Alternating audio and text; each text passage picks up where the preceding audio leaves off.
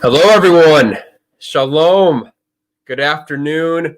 Good morning from where I am broadcasting bright and early live from the United States to the more than 2,500 of you representing over 50 countries for the Sports Tech Nation Summit 2020 powered by Coliseum. I am smiling. I hope you are all smiling from home, even though we cannot all be together in person. For those of you who joined the VIP events yesterday, the kickoff, it was incredible. I hope you enjoyed yourself. We had so many wonderful panelists and speakers, but that was truly just the appetizer. Today is the main day, the main course, and a true global celebration for the power of sports and innovation. And we know 2020 could use something to celebrate and be proud of.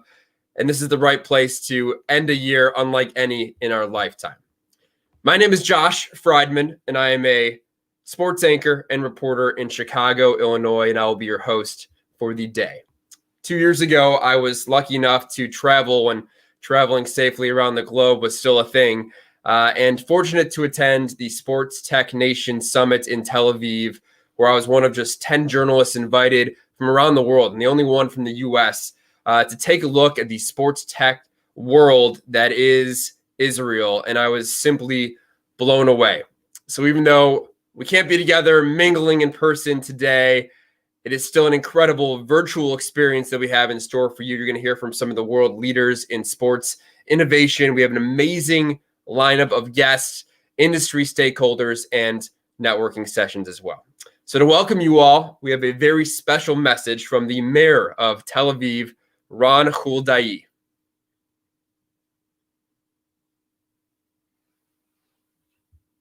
I'm happy for the opportunity to congratulate all of you participants at the Sports Tech Nation 2020 event. I'd like to thank Oren Simanian, my good friend, who is the best person to combine innovation, technology, and sports all together in this notion of creating a new world and new possibilities and opportunities for the world that we all are so passionate about.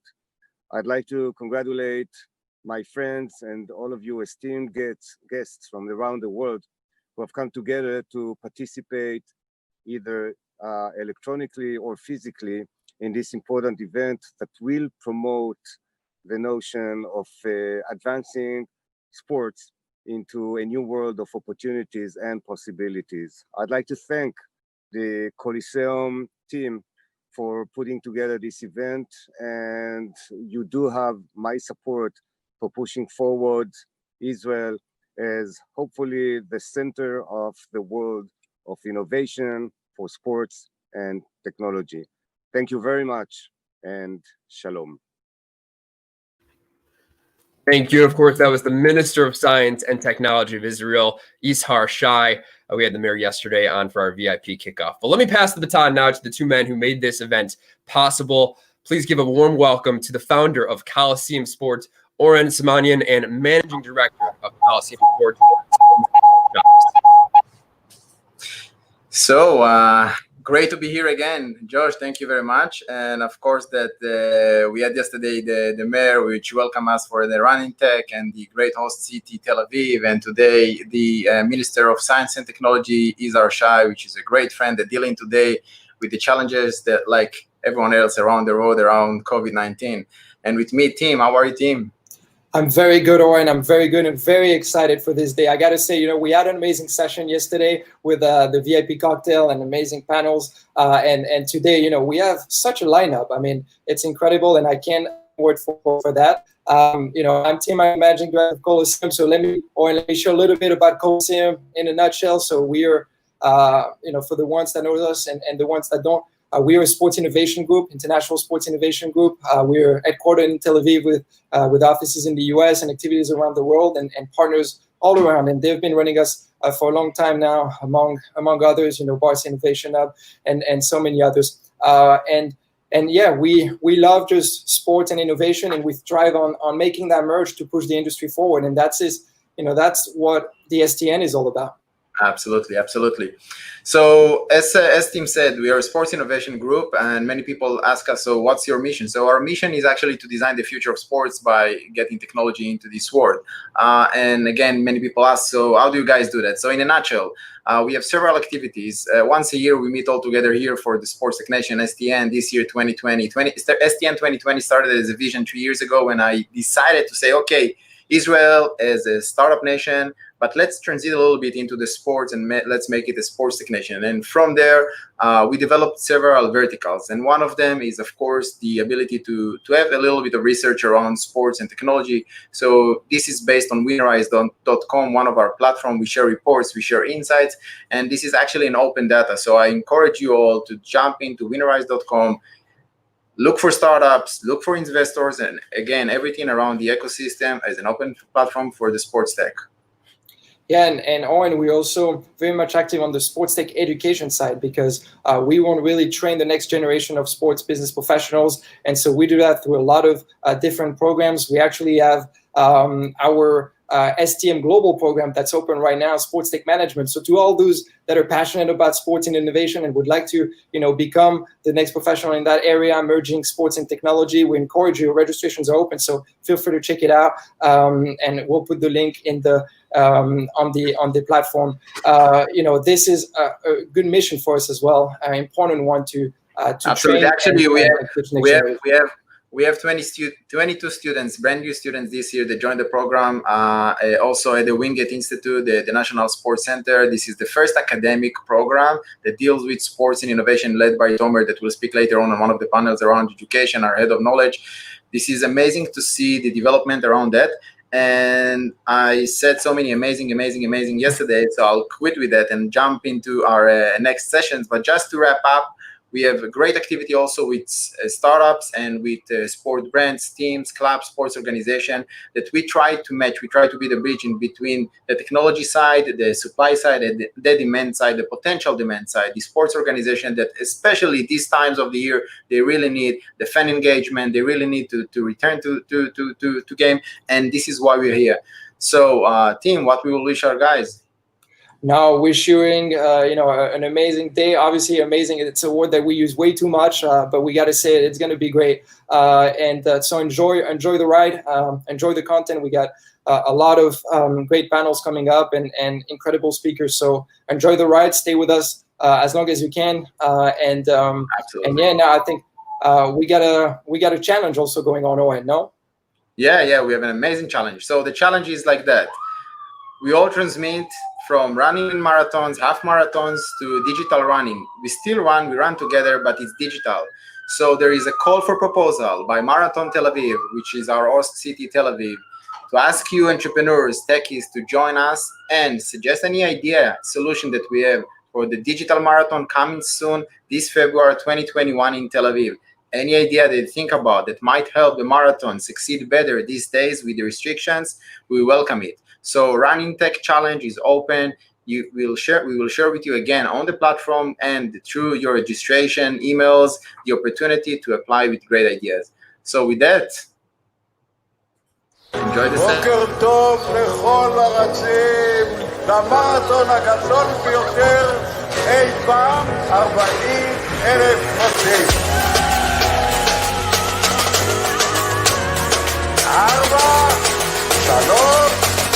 4, 3,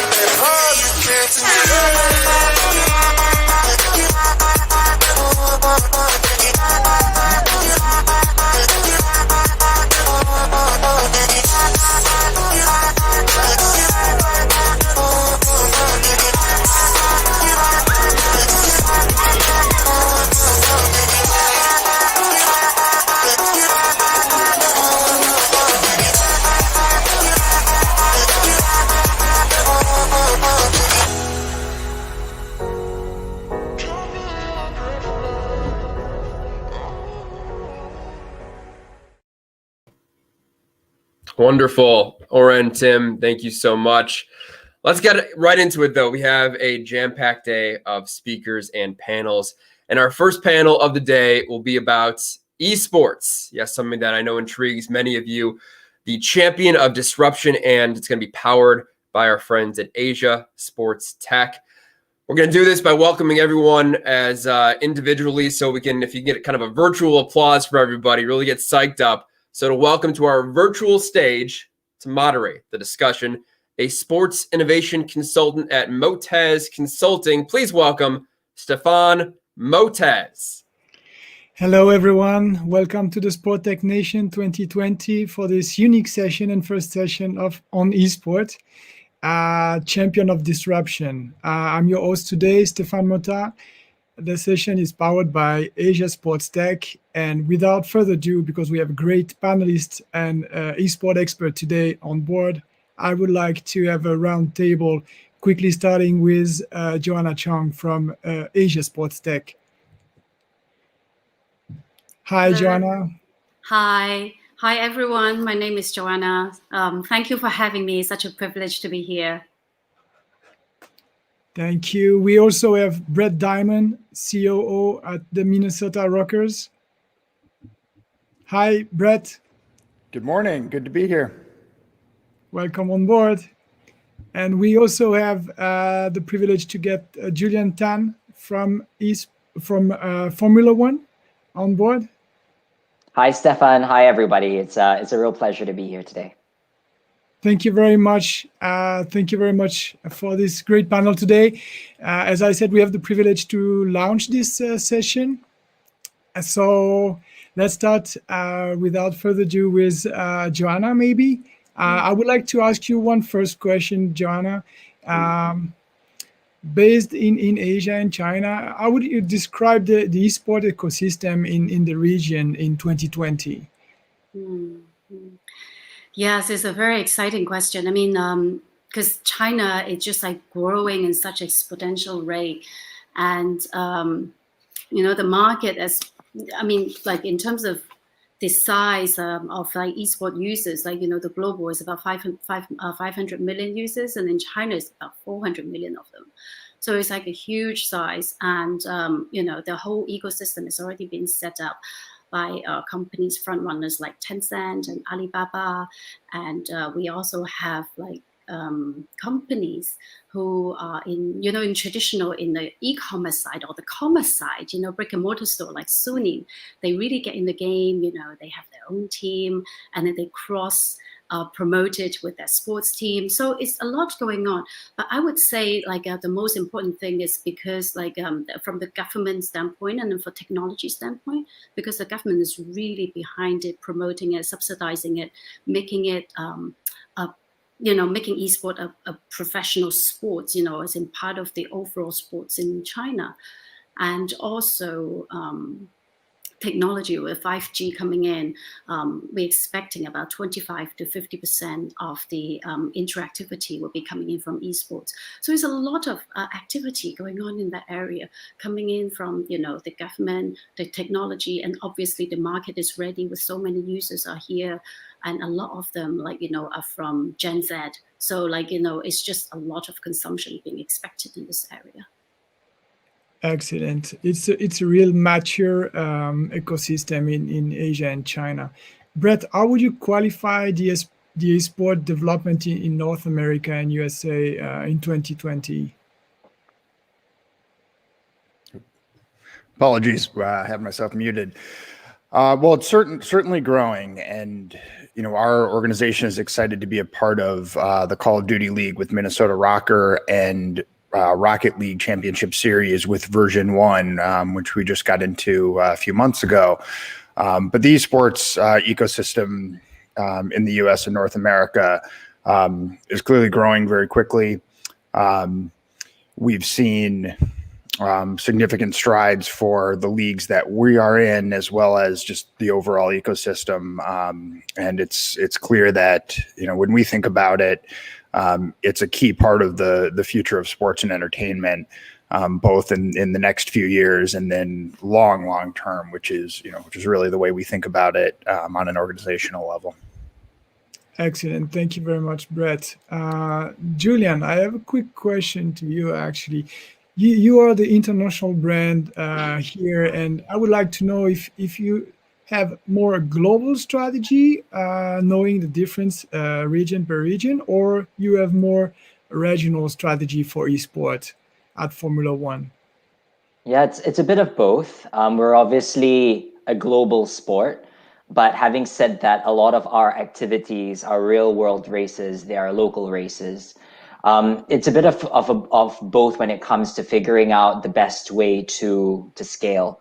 As it relates to esports specifically, we've got a global championship in the F1 esports series that has been running this is our fourth edition so far, our fourth year so far, and it's growing at an incredible rate, to be honest, in terms of participation and viewership.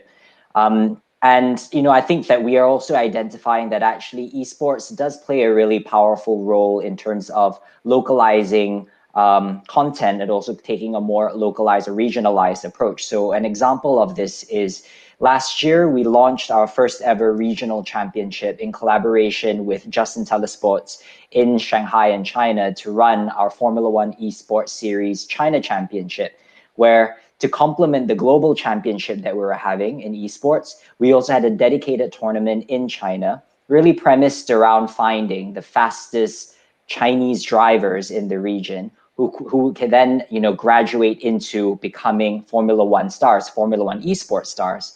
So for us, I think the role that esports plays, obviously there is an entertainment role, there is a wider engagement role, but actually what we found as a brand where our main product is the real life racing, we found great success in seeing how esports can actually transcend that chasm between real and virtual worlds in order to help us serve our wider company needs, whether that is in terms of reaching out to a younger audience or building our pipeline of new fans into the sport, or indeed just giving more touch points for our fans globally, but also on a regional level to engage with Formula One in a more immersive and experiential way because of the way our esports is set up.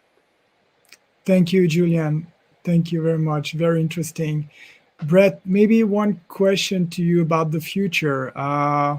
What's to be expected in the future? Let's say 3 to 5 years in your region in terms of development and so on, and the current and the future trend. How do you see that? Yeah, well, particularly when we look at that 3 to 5 year period, for us, we're an organization that is about 18 months old, and what we're seeing with so the league that we're in with Activision Blizzard Call of Duty League is a regional local based format, right? So we are the Minnesota Rocker. We are based in Minnesota. Both Call of Duty League and Overwatch League have taken that approach, which is different than what other esports leagues have taken. And so for us, particularly with the Rocker brand, we are focused on building a localized fan base. So, appealing to fans in Minnesota and the broader region. And we certainly have aspirations to establish a national fan base and an international fan base. But what we're seeing in terms of audience size, I would say we're generally competing with, you would probably put our league in probably the sixth or seventh biggest sport in the United States. And what you want to see is that grow over time, right? And the way I sort of think about it and the way we think about it is similar to one of the projects that I was involved. I worked for the National Football League, American football, previously, and was involved in some of our international games in London at Wembley Stadium. And the guys back then doing the big picture strategy thinking talked a lot about, at the time, I probably won't get these numbers right, but American football was probably the 14th or 15th biggest sport in the UK at that point. And the goal was to continually level that up over time to the point where you are a top 5 sport. And that's how we would view our progression over time for esports, both in our market locally as well as in the country and internationally as a whole. And I think we're seeing progress towards that, even week to week or month to month, the way our fan base is growing and the way fans are responding to the product. Thank you, Brett. That's excellent that you can already compare your experience in sport and esport as an expert. I would like to ask the similar question to Joanna. Actually, what's to be expected in the next 3 to 5 years in your region? Because you are based in a actually already pretty mature region when it comes to esport. How do you see that evolving? Yeah. Well, definitely see a lot more growth and activity going on with, like, as I mentioned, with like a 5G technology pushing out. So it's between console, PC, and mobile, there's going to be a lot more like esports activities and games and users and viewers going on. And also with live streaming numbers, because like in China, just like, the media space is been growing incredibly, with everyone really spending so much time on it. And all the platforms are trying to fight eyeball time, from the viewers. And in terms of like, not just the length of time, but the quality of it as well. So like, you can see lately, you can see a lot of virtual icons are being used, like, to assimilate, real life event. That has already been started to use several years ago in League of Legends World Champions. Then you can see they have virtual icons coming on in the live show with real world musicians on the same stage. So that kind of new content creation, and not just making it esports, but esports is like sports in the past. It's like moving, like, from the esports or sports itself towards entertainment. So it's really merging with entertainment. We see a lot of like crossover between entertainment celebrities and esports. People like are playing together, because like a lot of these games, like they have the community is really tight, and the esports players come out and talk to their fans a lot.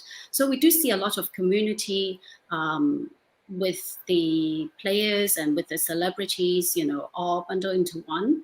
And then also from the media perspective, they are going to have a lot more creativity. And then the length of the programming is just like incredible. It's so long, and they have like a lot of possibility to customize it as well.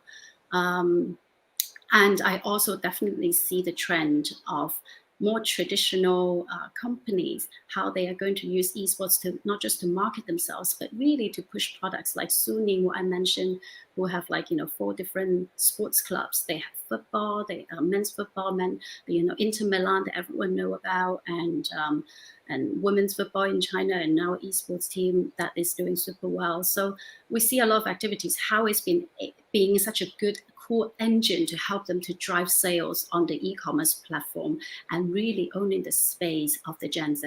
So definitely see a lot more activities going on into all of those spaces. Excellent. Thank you, Joanna. We also understand that there is many bridges to come when it's related to esports, sport, celebrities, entertainment, media. I would like to ask a question to Julian. Any bridges that you plan to continue to develop, for instance, between the traditional racing and the sim racing, the simulated sport? Yeah, I mean, definitely. I think that is where, particularly Formula One esports sits just really very uniquely positioned between that intersection of esports and real life sport. I think a great example of the efforts that we're making in this space is really what happened over lockdown, when at the peak of COVID-19 earlier this year, when pretty much all of live sport had to go dark because of COVID-19. And we as a sport also had to go dark. So our real life races were either canceled or were postponed. And we moved very quickly to develop what we called the virtual Grand Prix, where we replaced our real life Grand Prix with virtual versions on our official Formula One video game, and had our Formula One drivers participate. And the positioning of that product obviously was a little bit different from what I would call the traditional esports product, where you're having, esports professionals playing the video game. In our case, these were real life Formula One drivers playing the video game. But the beauty of where we sit as sort of in that intersection between the real world and the virtual world basically meant that our real life Formula One drivers picked up the game very, very easily, because the fact that in our esports, you actually compete with a wheel and a pedal and a simulator. It's a gaming setup, but it's a wheel and a pedal and a simulator. And it's very different from, say, if you were to play other games where you're maybe using a keypad, a keyboard, or a controller. It's a very different experience. For us, it's a very immersive one, and it enables us to blur those lines, right, between the virtual racing and the real world racing. So we were able to have our real life Formula One drivers, past and present, new talent come in, pick up the video game, perform extremely well on the video game, pick it up really, really quickly, and put on a great spectacle for fans. So we were able to continue to race. We continued racing at a time that we couldn't get our cars on track. And we were able to continue to deliver racing entertainment to our fans, and also continue to, deliver value to our sponsors, deliver live sports content to our broadcast partners. And I think for me that is really it's really the tip of the iceberg, right, in terms of how we think about using esports and video gaming, particularly for a sport like ours, where we're not a really accessible sport in the same way as, say, basketball or football is, where you can, pick up the equipment and play with your friends, in a local court or local park. You can't just jump into an F1 car. So we have those fundamental barriers to participation, barriers to engagement, but gaming and esports really helps us break down those barriers.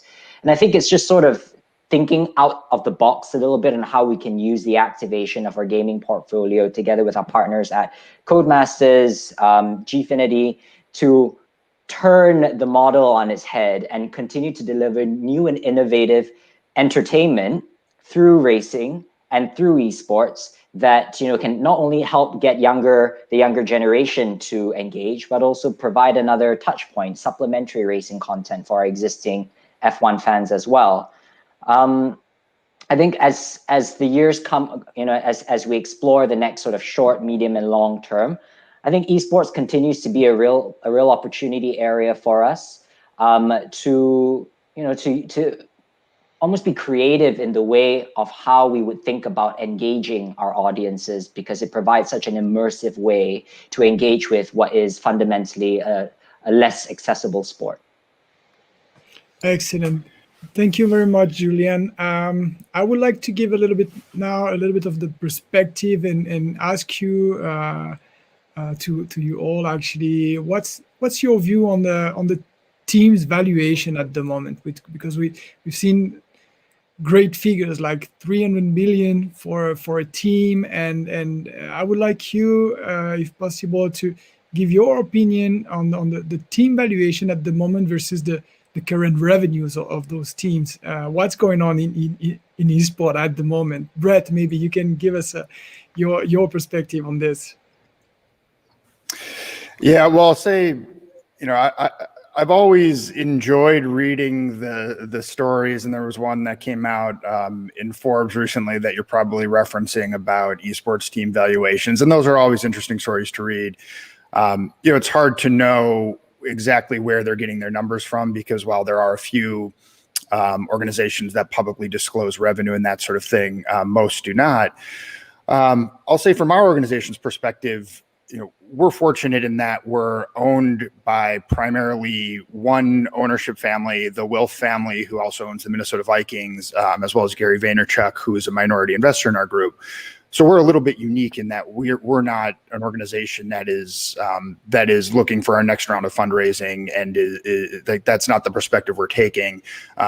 So we're not significantly impacted by short-term valuations, right? The way our ownership group looks at this is truly through a long-term lens. And you asked the 3 to 5 year question a few minutes ago, but for us, this is a 10-year, 20-year plus perspective that we look at it through. And the National Football League, American football, just celebrated their 100th season last year. So we look at it through a similar lens of where will the esports ecosystem be very far down the road. To your specific question, because I don't want to sound like I'm dodging it, it's a little bit hard to tell exactly where those numbers come from, and I certainly, without looking at another organization's numbers, don't want to try to peel back the layers hypothetically.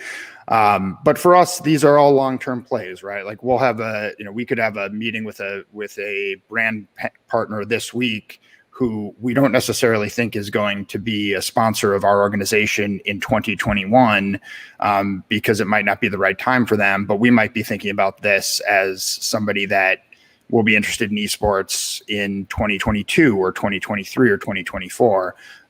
Just my personal opinion, when we look at that 5-year time frame from a sponsorship perspective, 5 years from now, I believe every brand with a significant marketing budget will be considering esports and gaming broadly as part of their marketing mix. Doesn't mean everybody's going to spend in those categories, right? Just like not every brand spends on traditional sports, but generally, if you have a big budget to spend, you're considering a traditional sports partnership currently, at least to take a look at it. And that's where the esports ecosystem will be a few years from now. So, there are some, to get back to your point, there are some organizations that, that are looking for their next round of fundraising or are thinking about what's our valuation, next month. We're in a unique position where, where we're less concerned with the month to month valuations, but more looking at, how do we continue to build our brands and our trajectory and our fan base long term. Thank you very much. I would like to ask the same question to Joanna, who's used to work with different teams, actually. So you may have a slightly different perspective on this one, and also how those esports teams plan to monetize further in the future. Thank you. Yeah, so we do work with quite a few like esports team in the region and also outside of Asia, to help them with their market entry, to help them with their strategy in the region and fundraising. But I do, because like the market is moving so fast, I think it really depends on the owner's perspective and the vision of what they want to be and who they want to be and why they're doing esports. Are they just jumping on the bandwagon because it's a cool thing to do? Because just like, how movie was, like everyone wanted to invest a piece in movie making business a few years ago? Or is it something that like they have a strategic approach? And to be honest, some of these companies, when they first started, they didn't really think that long. I know I was using Suning like as an example before, but just like, really like them 2-3 years ago, they were not really thinking about like how big they will grow. It's just like a, part of a business they acquire. They think like, okay, this is really interesting. They want to move into it.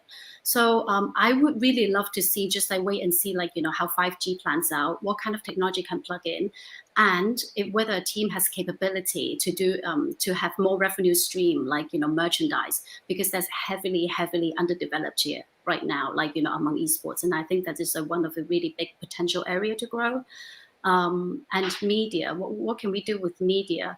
And have we exploited, all commercial possibilities, like the female, the female category that has traditionally been quite shy away from a lot of like sports sponsorship comparatively, but then they have been taking a more active role in esports. Like MAC has been doing a lot of sponsorship in the esports world and doing a lot of makeup, and then that is really resonating with a lot of early adopters or female adopters. I think those are fascinating trends, and without having a long history of where those came from, I think it is like, in terms of valuation, it really needs to put everything in the mix. And like what Brent said, like, how many years of a vision that they have? Is it short term or long term? Because every person and every investor is different.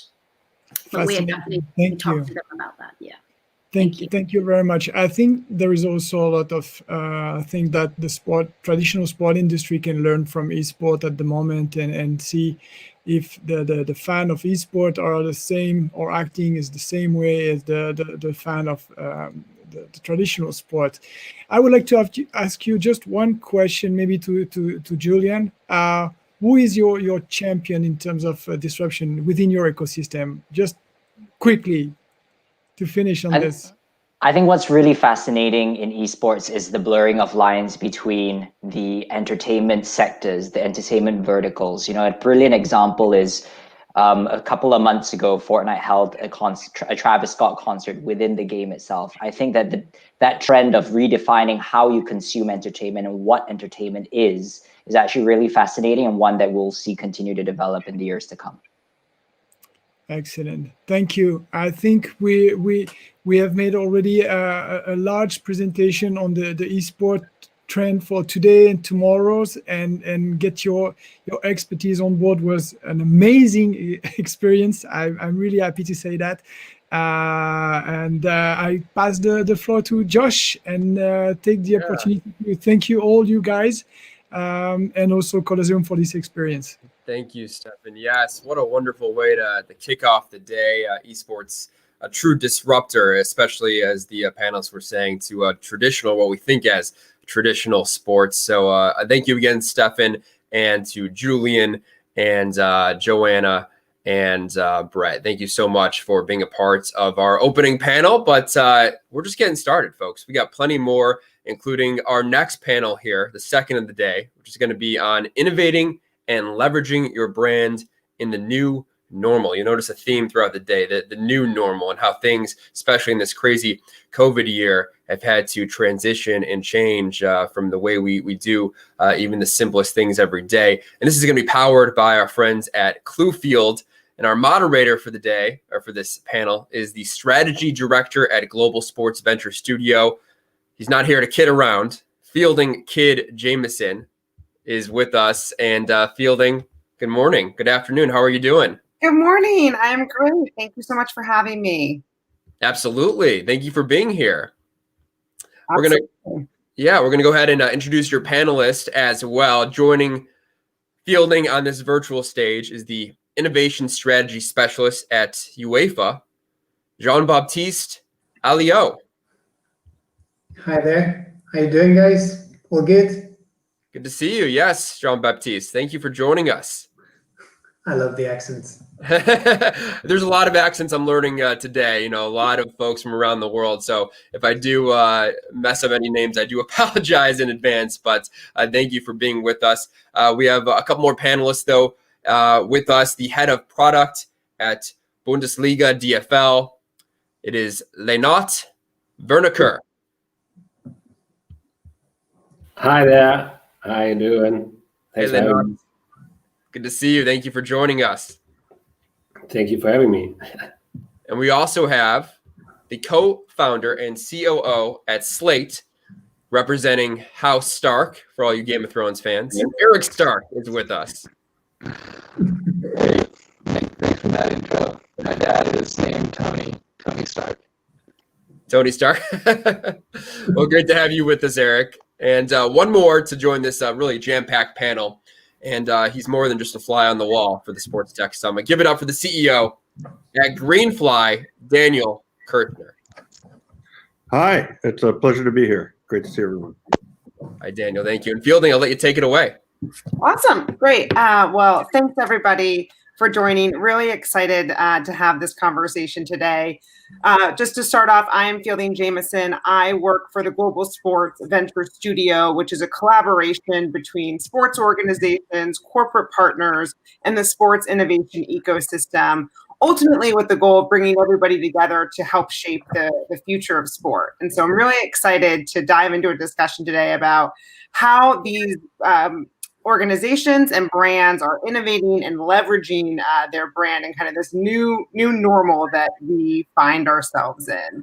And I can't believe the year is almost over, but as we look back at 2020, I think we can all agree this has certainly been a year of disruption. And I think when, we work in innovation, and so we actually think that disruption can have an upside, right? It can actually push companies to make changes, finally implement a new product or service or technology that can actually become that agent of growth for companies. And I know that I think that's what we're going to talk a little bit about here today, is how you all are actually working together, some of you, in terms of how to actually, engage now with your fans in this kind of new normal. But before we dive in, I'm going to actually have our panelists quickly introduce themselves. We're pressed for time, guys, so just keep it brief. I promise I'll get to all the important stuff that you guys are doing.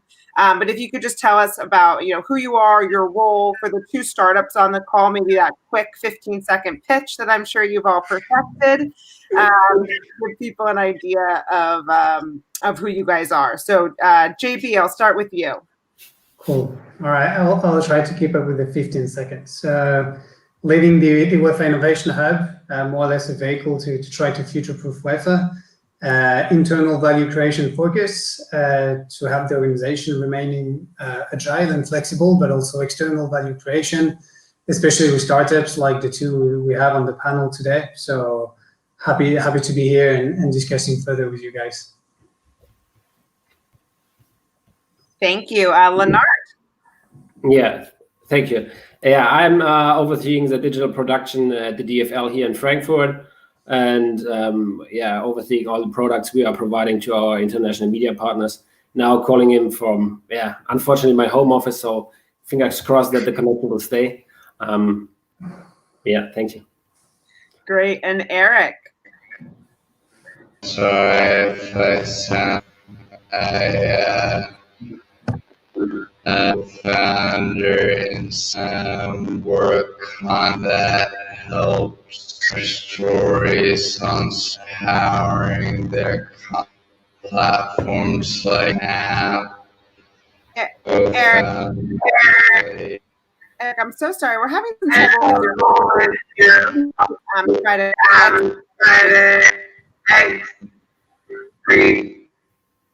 Great. Sorry about that, everybody. Daniel, let's go to you.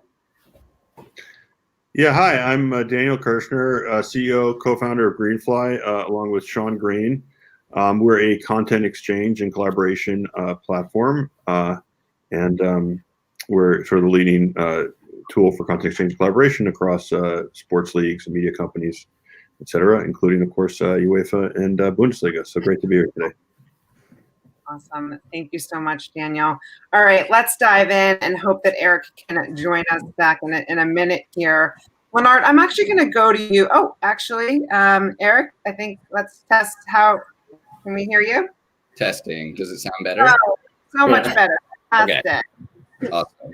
Just a good old refresh, and that fixes the issue. So I'll quickly do my intro. Co-founder and COO of Slate. We help brands tell better brand stories on social media by empowering their content creation. And I used to work at the NFL before co-founding Slate, so backgrounds in sports and digital and social. Fantastic. All right. Well, thanks everybody for being here. Lennart, I'm actually going to go to you with this first question. Many industries have suffered during this pandemic. It's been especially difficult, I think, for sports. And I think that not just because we all work in it, but because sports touches so many people. It has the athletes, the organization, the fans, the sponsors, the media, all of these different people who've been affected in this, one sector. Play was suspended. Fans weren't allowed in stadiums for a long time. But, Bundesliga was the first league to restart back in May. And so I wanted to ask you, how did you guys manage this situation at the DFL? How were you kind of able to bring play back? And what was the most difficult thing to deal with when you did that? Yeah, thank you for the question. I think it makes sense of giving a little bit more background to this question. So back in March, when the coronavirus spread all around Europe, we had a special situation here in Germany that the corona pandemic didn't hit us so hard in the first place. Second, we had a robust health system, and which capacities were equipped to give or deliver a strong first response. And third, definitely, we are grateful how our federal government navigate through this crisis. So, and if one of these states or pillars weren't there, so we couldn't had to have thought about the actual restart of the game. But coming from this situation, we started to plan the restart with all facets. And as our CEO stated, often we didn't want a special role for sports or football in total, but because the most important part was definitely public health. But as DFL and as our main business, we had to map out how we can, as a league, can ensure the viability to our business. So after approaching the federal government and get their sign off with our hygiene concept, we had to take it then to the local authorities, which had the final say in this process. And in this kind of two-step process where we, as a league, discussed with the federal government, and we then had to take it to the local authorities with the clubs, with our medical task force, and to discuss it and very close collaborate with all authorities and the clubs. And asking for the most difficult issue in all these phases, I think, as like from initiation over implementation and monitoring all these hygiene concepts and all this stuff. So the most difficult thing was that we hadn't kind of benchmarked for all the situations. So everything we were testing was new for all of us, and definitely then the unpredictability. So the situation changed from day to day, though. That was definitely the most difficult issue during this time. Sure, just the unknown has been, I think, very difficult for everybody. Daniel, I want to go to you. You know, how has COVID-19 changed the way that you are working with sports organizations? You know, a lot of your platform is really around capturing content almost on the fly, if you will, or during these games, and bringing that into the organization. So how did you guys, pivot or shift how you worked with the sports organizations? Yeah, I mean, I think, what everybody always says is everybody always talks about the acceleration of existing trends, and that was certainly true here. I mean, we are a remote collaboration platform and, cloud-based. And so during this period of disruption, the reliance upon it has been just that much more acute. It's very difficult for people to work together in the same space. They need to be able to exchange content.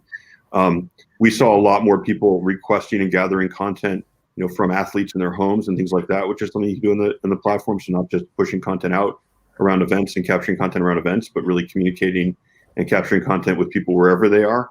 So we saw an incredible reliance upon that during the period of disruption. And then as gameplay resumed, and we talked about Bundesliga really leading the way there.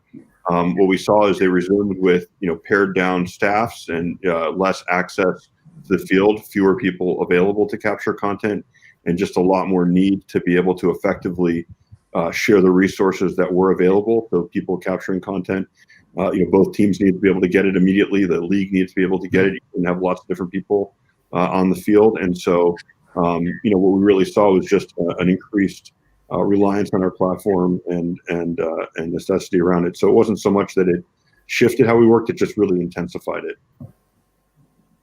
That makes sense. And speaking of kind of intense and intensified, JB, obviously UEFA had its own set of challenges during this time, trying to kind of wrap up that 2019 to 2020 season, and then already now starting into the 2020 to 2021. I know you made a lot of changes in place, and the Final Eight in Lisbon and all, and to kind of get that 2019 to 2020 season wrapped. I'm actually just curious, in terms of the changes that you guys put in place to get that completed in a safe environment for everybody, what's carrying over into this next season, into the kind of, as you look to 2020 and 2021, what are some of the things that you put in place that you guys are going to kind of continue? Yeah, so I think on our side, I mean, we were very much happy to have Bundesliga actually being a leader back in March, April. We were in close touch with them as well. At this time, for us, the necessity at the time was to free up the calendar for all the leagues to actually finish, because it was about assessing the impact of the crisis, and the financial impact was heavy, actually. So for us, it was a bit postponing, putting together our competitions, and the thing is the return to play initiative. So actually, we had to start from a white page. So having health and safety measures at the core of what we do. Definitely, the format is different. I don't think you will see a main change right now for 2021 or 21-22, actually. But Clearly, we've had a massive impact on our operations. That's clearly one of the impact of COVID in terms of how we can deliver the matches. And just like Daniel was saying, is like we have less staff. It's how you do it remotely. And so today, in a time where everybody is asking for more and more content, where you are fighting for fans' attention and actually consumer attention and experience new experiences, I think it was a bit of a challenge now to keep delivering the matches and making sure we have enough content when there was no matches, and now that there are matches, that you can actually have all the content available and actually distribute it to the different partners. So clearly it was a challenging time, but I think understanding the impact, being able as an ecosystem, I would say, to answer to it and to put together new operation guideline, the return to play initiatives. I think that was the massive challenge, and like you said, I think fielding for us at UEFA, we feel a bit stretched, to be honest, because we have the club competitions, like you mentioned, but we have also the international calendars. So since this summer, it's back to back with the Nations League, the European qualifiers. So that's a main thing for us to keep delivering the matches. Absolutely. I think, especially at the end of the year, we're all probably feeling a little bit stretched here. So I just want to kind of switch a little bit. We talked a little bit about how, COVID was affecting your organizations and some of the things you put in place there in terms of just actually getting kind of play back. But let's talk about, JB, to your point about this idea of like how much digital content that people are consuming at home. I read a stat earlier this year from the Wall Street Journal that people are actually consuming upwards of 16 hours a day digital media, and that's up 4 hours from the previous year. And so that does include some multitasking, but still kind of a crazy stat, right? People are really leaning into these digital platforms. So Eric, I want to talk to you. I know you guys are working with UEFA on some of this. How are you working with your brands to help kind of strengthen their digital presence in this time where there is a lot of content being thrown at them? Being thrown at fans, but it's honestly crucial for these organizations to keep those touch points. And one of the main ways they're doing that is through social media. So I'd love to just hear your thoughts on how you're helping empower brands do that. Yeah.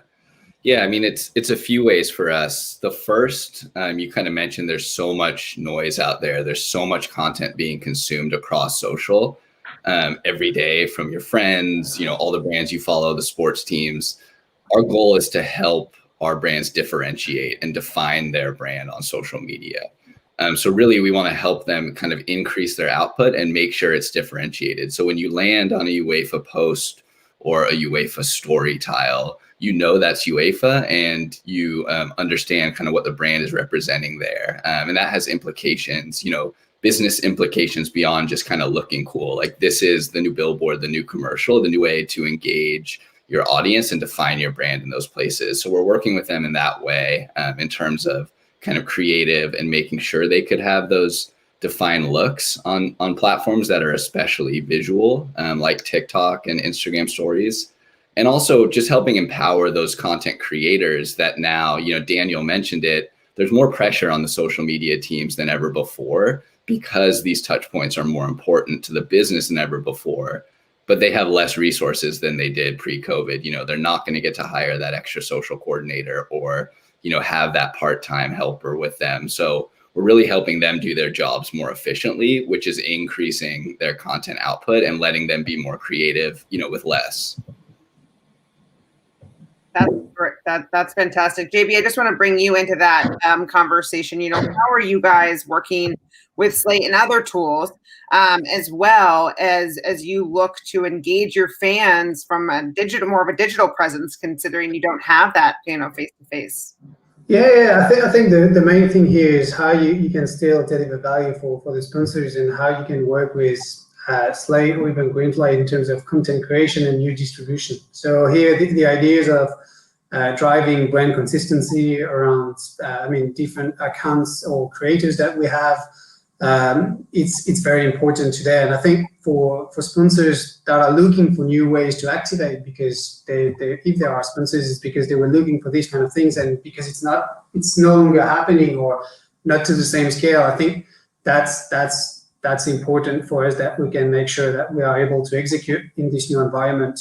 And actually, Slate is a great tool for that. And just like Eric was saying, I think for most of the organization, I think it's like having another person in the staff, because we have so many restrictions on sites that to make sure we can capture and collect and then distribute to everyone.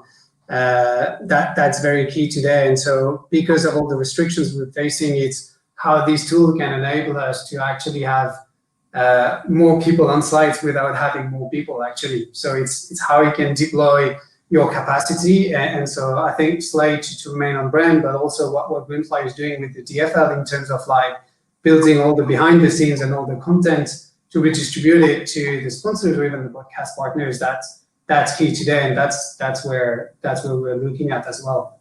Yeah, absolutely, Leonard. I want to go to you about that relationship with Greenfly. How has that really empowered your organization to engage with your fans and to not only engage with your fans, but also, to JB's point, to also fulfill sponsorships and any other kind of digital activations that have become crucial during this time?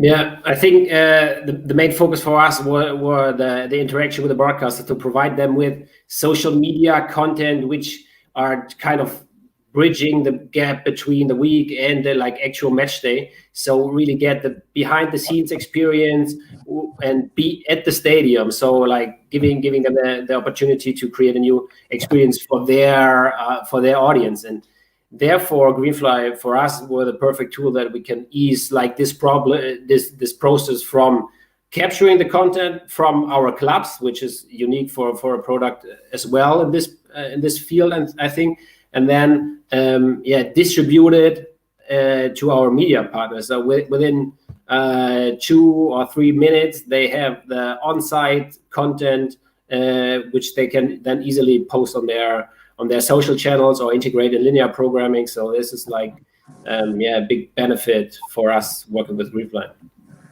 Sure, absolutely. It's definitely, that becomes critical, that delivery mechanism.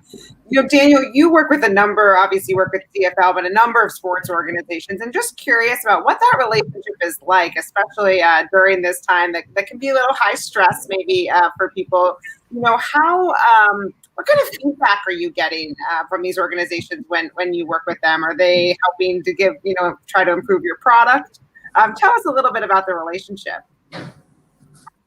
One thing just to say, which has just been so amazing, is it's obviously been a very high stress period, but I mean, just you wouldn't know it talking to people. People are so collaborative, so engaged, so creative during this period. So it's not, it's really been pretty remarkable to see the kind of resilience considering the pressures that people are under.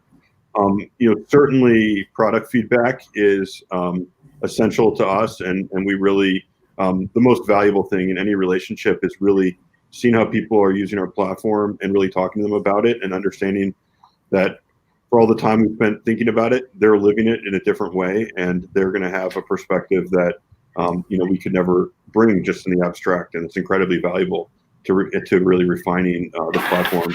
And I think of our development as really a kind of collaboration with our partners.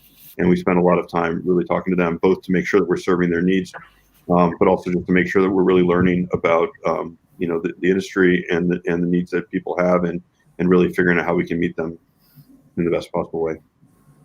Fantastic. That's great to hear. We have only about, I think, 5 or 6 minutes left here, and there's one question that I want to make sure I actually have all of you answer.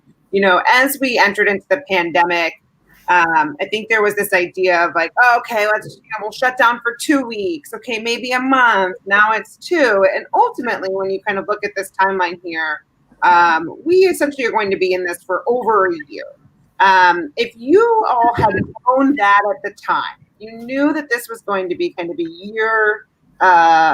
year's worth of disruption, for lack of a better term here, what would you have done differently in your organization? Or potentially your organization, or even kind of your partnerships with organizations. And so, Eric, I am going to go to you to start. Yeah, it's a good question, and one we've thought a lot about recently. I think some of the things we've done recently that have worked really well that could have gotten a kickstart earlier on if we had a crystal ball. And JB mentioned it a bit, but really the value we're bringing to sports organizations in terms of how Slate could execute on sponsored content, we've seen really increase since, the NBA bubble and these kind of returns where you don't have fans in the stadium and the sponsorship on social becomes more important than ever. I think we would have leaned into that earlier, both with kind of examples of how it could be done and also product features. The other piece of it is our product roadmap is evolving to not just service live events, to help teams and leagues and brands create content on social media day to day. And I think, we would have leaned into that part earlier as well, in terms of how we are kind of beyond just the game day. But I guess really just an acceleration of the stuff that we've seen working kind of as we've settled into this new normal. Yeah. Absolutely. JB, how about you? What's something you would have done differently?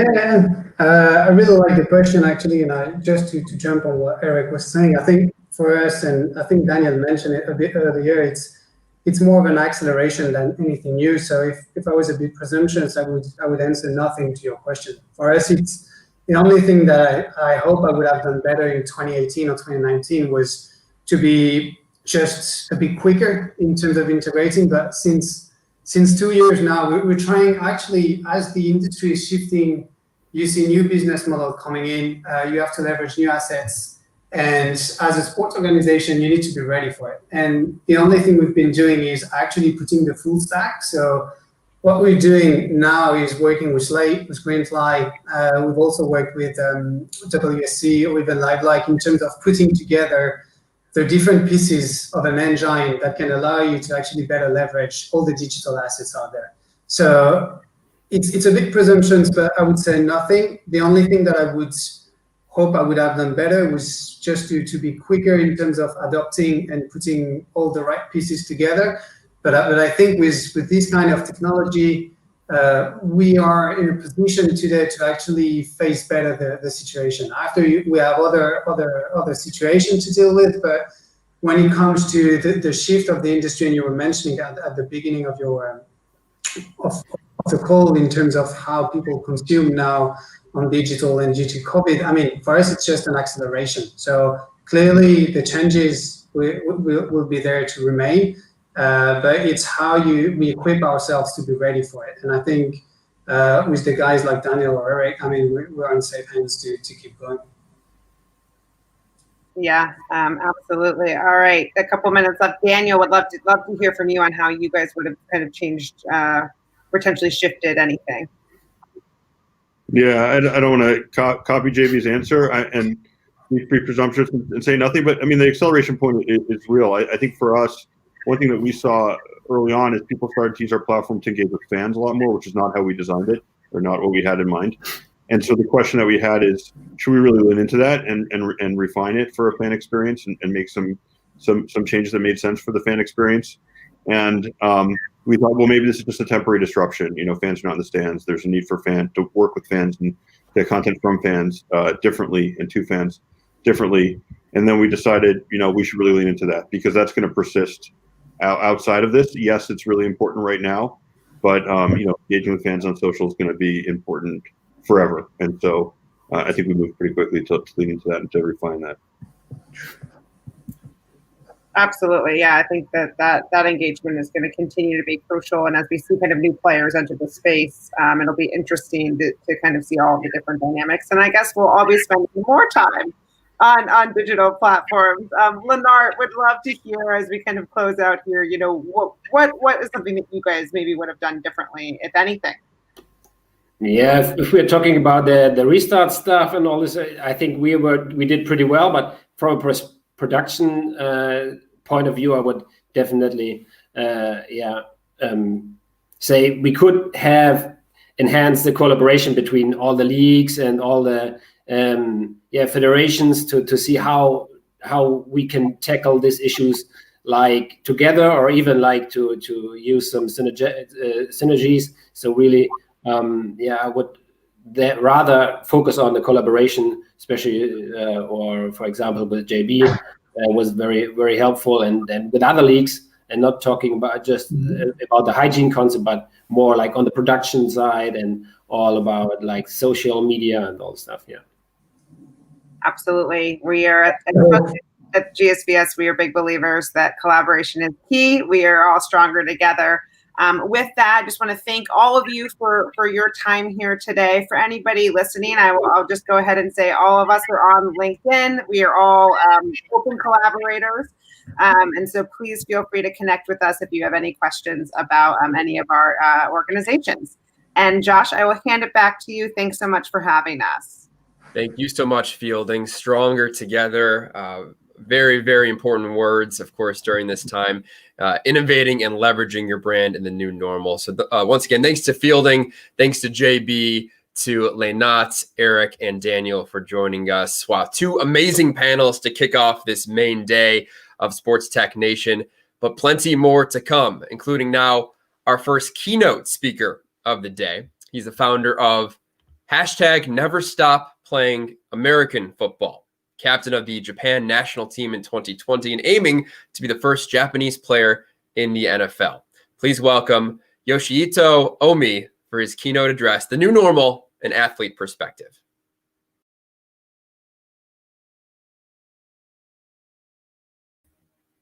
Yoshihito, if you want to unmute yourself.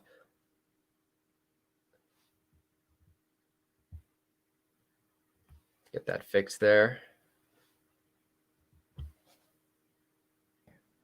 There we go. Can you hear us?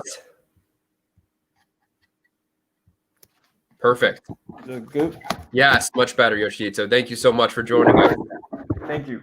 So my name is Yoshihito Omi, and I play American football in Japan. And today I want to talk to you about a problem facing our sports in Japan.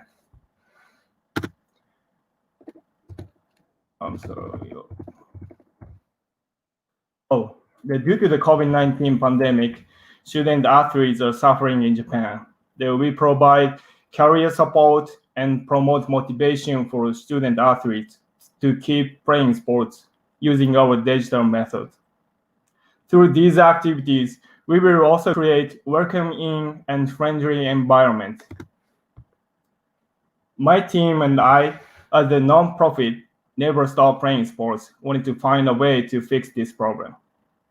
Our team has been growing quickly and now includes professional athletes from sports like football, rugby, volleyball, judo, basketball, and beyond. And our first action, Never Stop Playing XX movement, is a project that initially began as we were in a dilemma with the current COVID-19 pandemic. The movement enables student athletes to showcase their performance using social media with the hashtag #NeverStopPlayingXX. This movement has spread rapidly while getting involved among student athletes in various sports.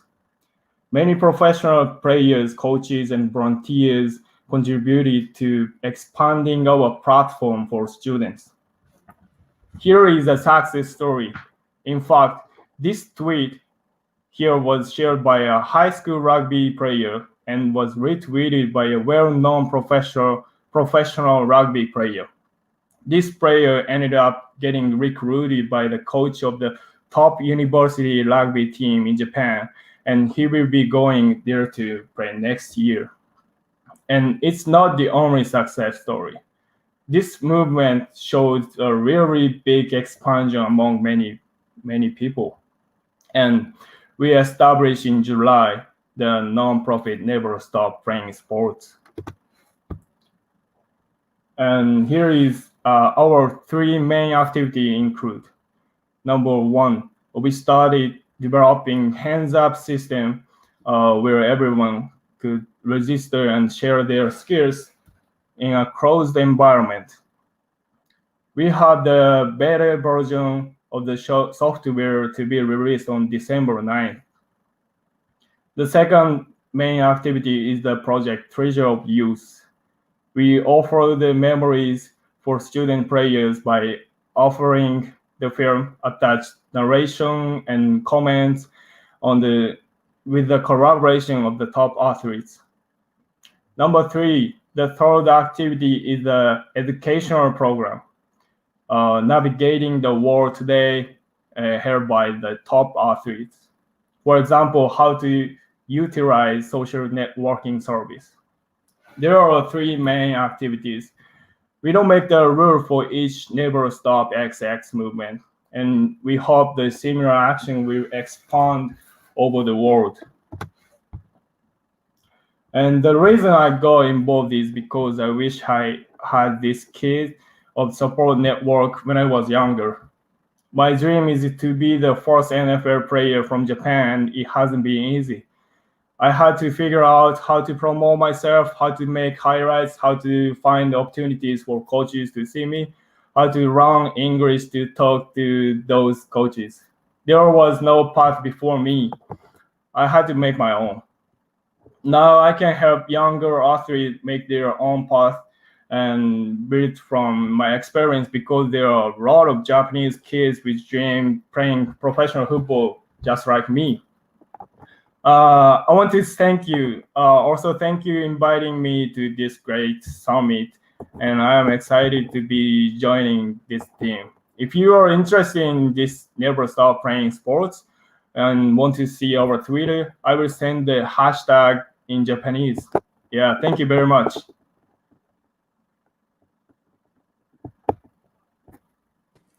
All right. Thank you very much, Yoshihito. Very, very well said. And, you know, the Chicago Bears, my team in the NFL, they're looking for some more playmakers on offense. So we can always use a wide receiver. So good luck in your dream, making it to the NFL. And again, thank you for the keynote address, the new normal and athlete perspective.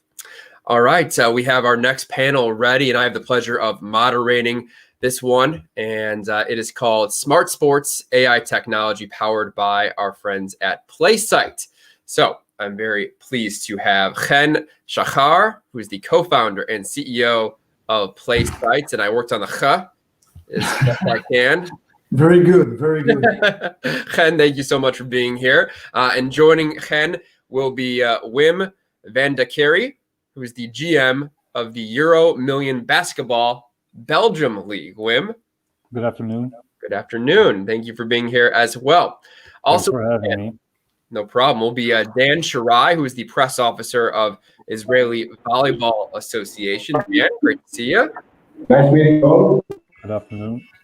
And also joining us will be Dror Breger, who is the Director of Sales and Business Development at PlaySight. Dror, good to see you. Good afternoon. Good afternoon, Josh. It's even harder to say Dror than Chen. So doing my best, you know. Just the Midwestern Jewish accents here from. And explain them. It's not a drawer. It's not a drawer. It's freedom. Freedom, right? You told me that yesterday. Exactly the meaning of your name. Love it. Let's talk a little bit about PlaySight here before we get started. PlaySight has emerged as a leader in the sports tech marketplace over the past 6 years with cutting-edge AI and connected camera technology, really democratizing elite tools and professional broadcasting capabilities by bringing them to all levels of sports all over the globe. PlaySight's Smart Court technology is powering 36 sports over 20 countries. Some of its customers, 16 NBA teams, Premier League clubs, MLB, NHL, the Belgium top pro basketball league, and some of the company's top investors, sports legends like Novak Djokovic, Greg Norman, Billie Jean King, Chrissy Everett, and Pete Sampras. So we're going to meet some of the pioneers and visionary leaders and learn why they decided to use technology to take their organization into the future and how tech is being used. So Chen, I'll start with you here. Just share with us a little bit more about how tech is influencing the sports market. Thank you, Josh.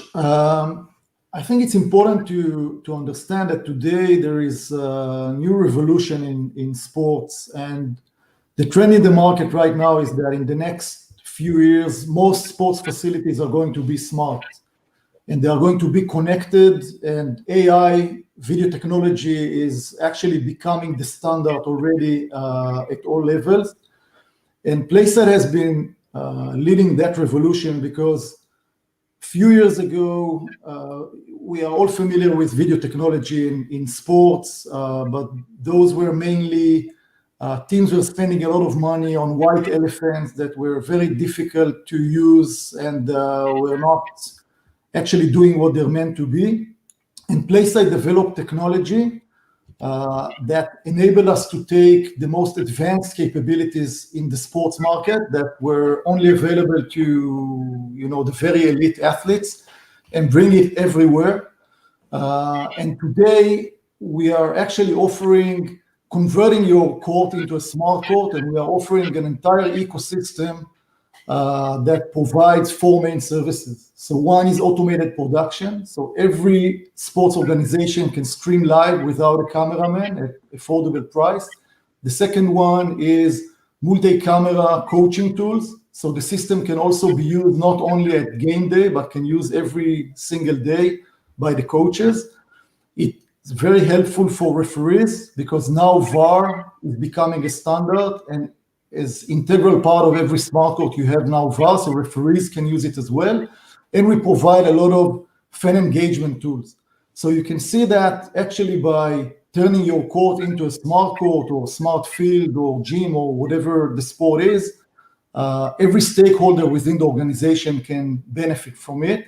And if we can show the videos that we prepared now, we can see we are very proud to work with the Belgian Basketball League and with the Israeli Volleyball League, and we can see some examples of how the technology is being used. Weggegaan naar Ginter, we hadden dat absoluut niet geraakt, maar goed, zijn agent heeft daarvoor gezorgd, een beetje tegen onze zin in. En Sam Rambrecht natuurlijk, die...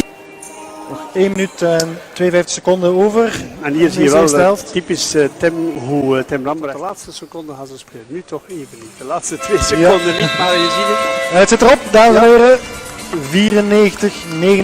94-79 in het voordeel van Oostende. Goed.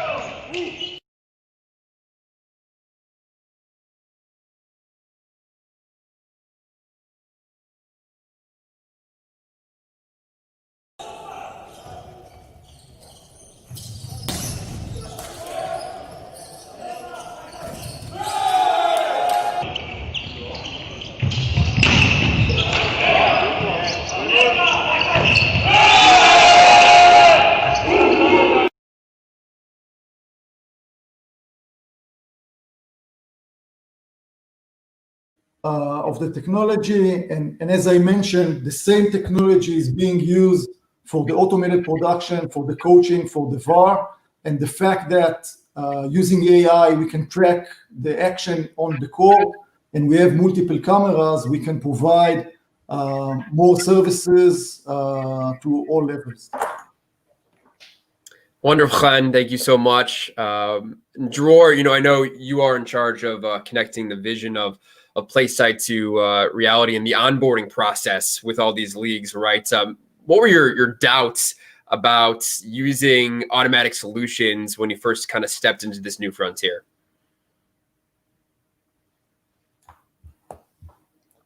Thank you, Josh. There are a lot of doubts. For us as PlaySide, this was our dream. There were no doubts. We knew 5, 6, 7 years ago that this is the future and this is what will happen. But the problem was to convince everybody that they need it. So we were talking about it, and I heard yesterday panels, and they all spoke about creating revenue, creating the KPIs and the ROIs for those leagues. In order to create revenue, you need to do something. And if you don't have rights of TV because you are not a TV broadcast league or whatever, you need to create it. And with our broadcast and with our tools on them, with the advertising, with the banners, with scoreboard, with getting live streaming to the betting or to whatever, you can create revenue as a league, and this was the onboarding for the league to help them achieve KPIs and to help them understand the return of investment.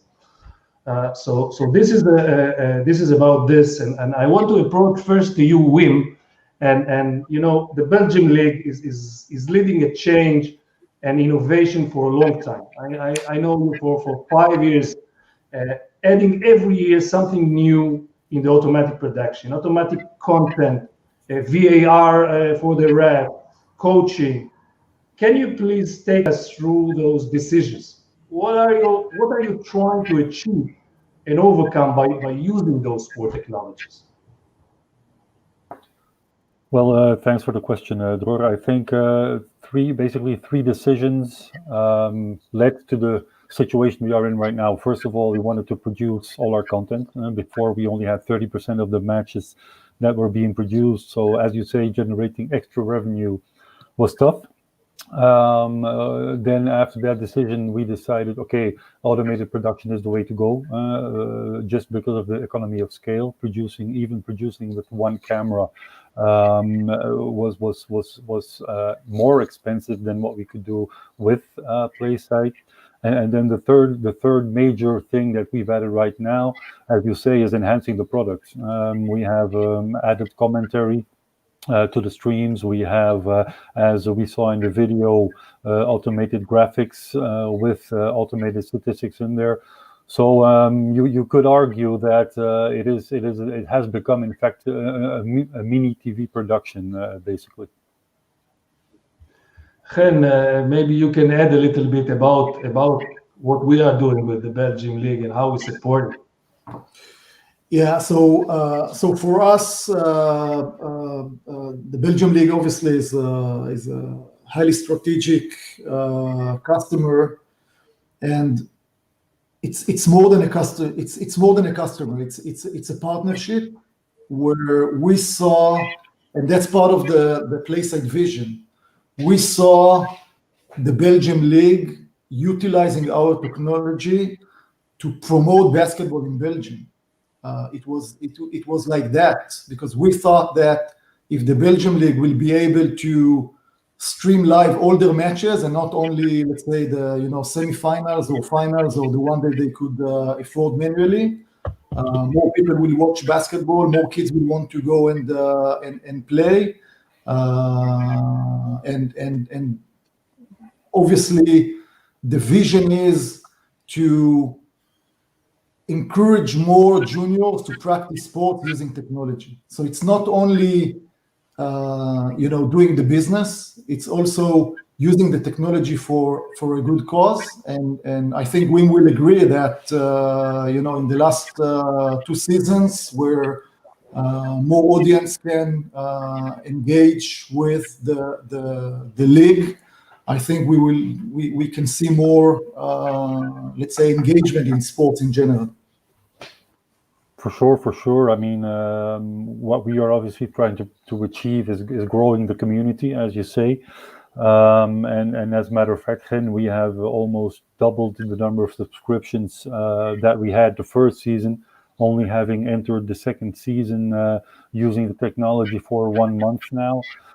So we can see and we feel that it is definitely appreciated by our fans. So the next step for us would obviously be to reach them, first grow the community and then actively reach them so we can remain relevant on all sides commercially, but as you say, also sports-wise, getting kids to play basketball.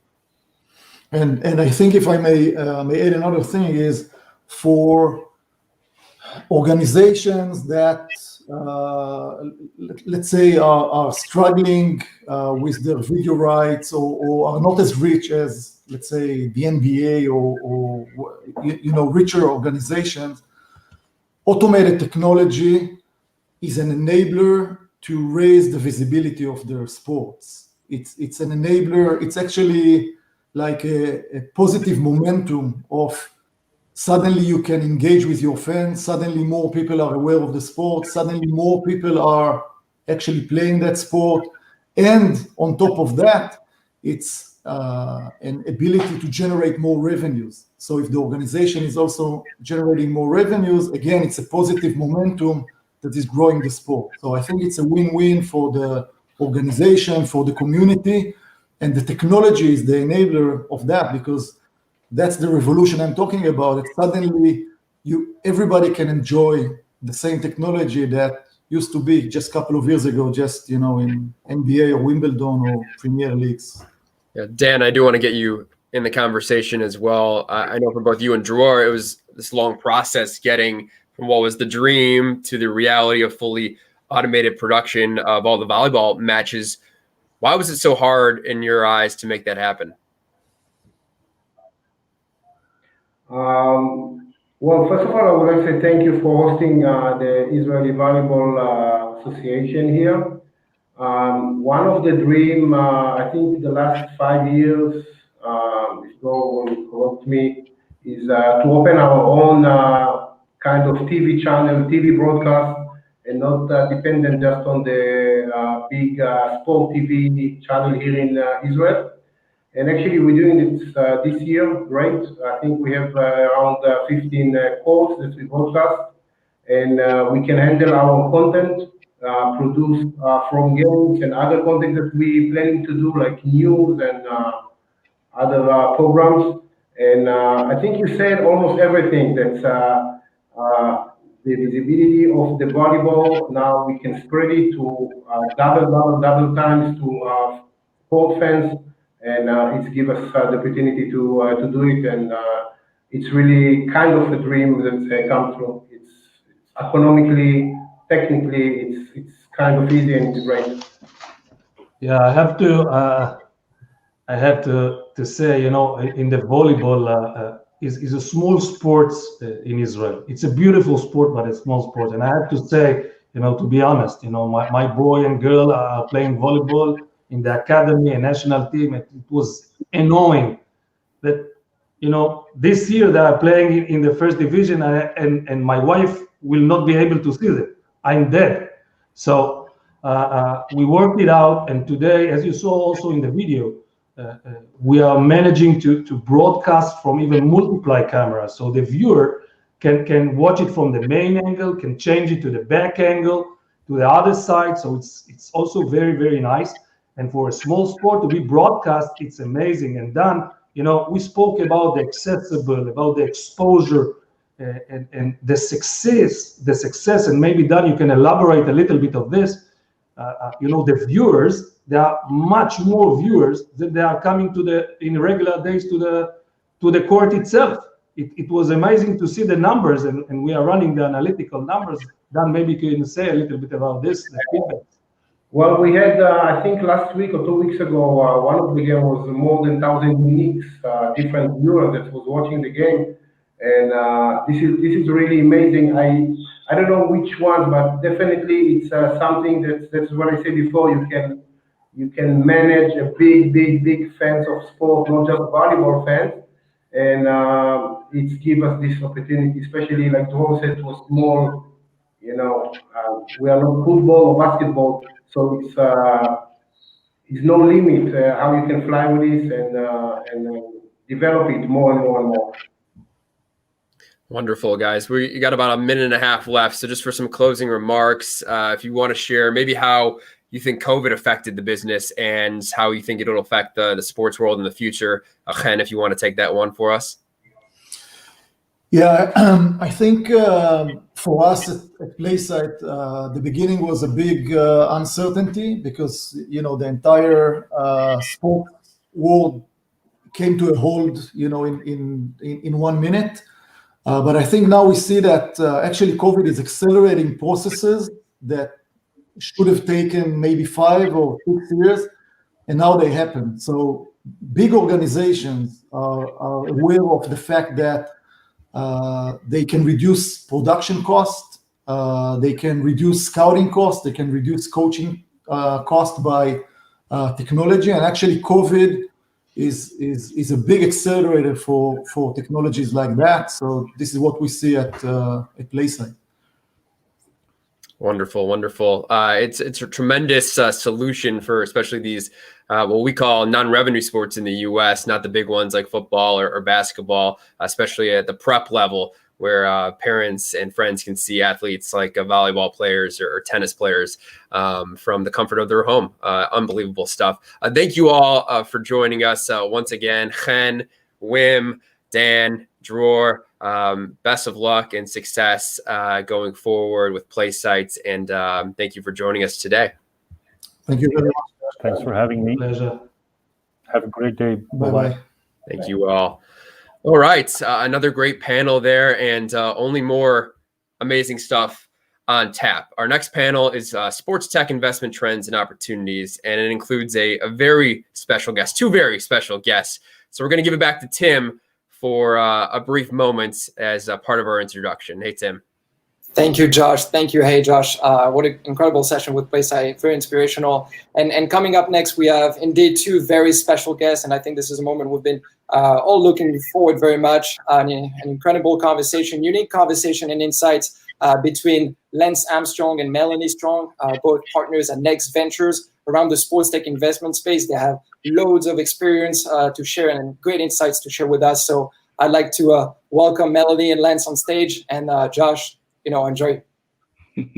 Thanks, Tim. Thank you so much. Our next panel is powered by Next Ventures, and it's one you probably had circled on your itinerary. Look, this next man needs no introduction. I'll give him a brief one anyway. A globally known cyclist and endurance athlete, Lance Armstrong remains passionate about the benefits of an active lifestyle. Through his decades of competitive racing, Lance has developed extensive worldwide contacts in sports, fitness, and health markets, regularly being invited to review early-stage companies, including DocuSign and Uber. Please welcome partner at Next Ventures, Lance Armstrong. Hey, good morning. How you guys doing? Good morning. We're doing well, Lance. Thank you so much. And joining Lance, as Tim had mentioned, is the managing partner at Next Ventures, Melanie Strong. And Mel spent over 17 years at Nike leading international marketing teams across running, women's soccer, football, and training. She worked on all of Nike's digital sports and tracking products, advising their new business incubator, Valiant Labs, and was most recently vice president and GM for their skateboarding business. Very cool. And she also sits on the board of Pocket Outdoor Media and an advisor of the photography app VSCO. Please once again give a warm welcome to Melanie Strong. Hi, everyone. Good morning. Good evening, I think, for a lot of you. It's great to be here. Yeah, we got all the time zones covered, morning, evening, afternoon. So it's great to have you both. And just to get the ball rolling here, share with us a little bit about Next Ventures and kind of the sports tech investment space that you all work in. Mel, you want me to take it? Yeah, go for it. I always, just so everybody knows, I most of the time defer to Mel on most things. She's, don't be mistaken here. She's the badass on this team. Look, we are obviously super bullish on this space. It's health and wellness has been a passion of ours, the entire team, for basically our entire lives. But we're now seeing really three things happen. One, we're seeing a younger generation coming through, call it 15 to 20-year-olds that care more about their health and wellness than any other generation before them. Two, this overlay or burden or situation with COVID and how that has forced almost everybody to reassess their health and wellness and longevity and reconsider and hit reset, which is actually a great thing for society. And then three, and finally, innovation. I think this is, I've been doing this a long time. Innovation has sometimes overpromised and underdelivered, and I think we're now at a point in time when we're making real progress and can affect real change. Right? This idea of hacking things, whether it's performance or recovery or clarity or sleep, we're finally there. And so this is where we play, and this is. It's a great time, and if you roll up all three of those things, there's a lot of opportunity there. Yeah, and I'd add, Josh, I think the thing that we all saw, the whole Next Ventures team, sort of in our previous careers, was that there is a lot of innovation in this space, but it's not accessible to everyone. So, if you're a high performer, if you're an elite athlete, certainly you have access to the best product, technology, coaching, services, or if you can afford to pay for those products and technologies, then you have access. But for the larger population, it's just hard to reach, hard to pay for, hard to access or understand. And so part of our mission is taking those innovations that may have been reserved for those privileged few in the past and helping those businesses access anyone who wants to live a healthier life. So that's part of the mission that I think is really inspiring for all of us and was the reason why we created the fund.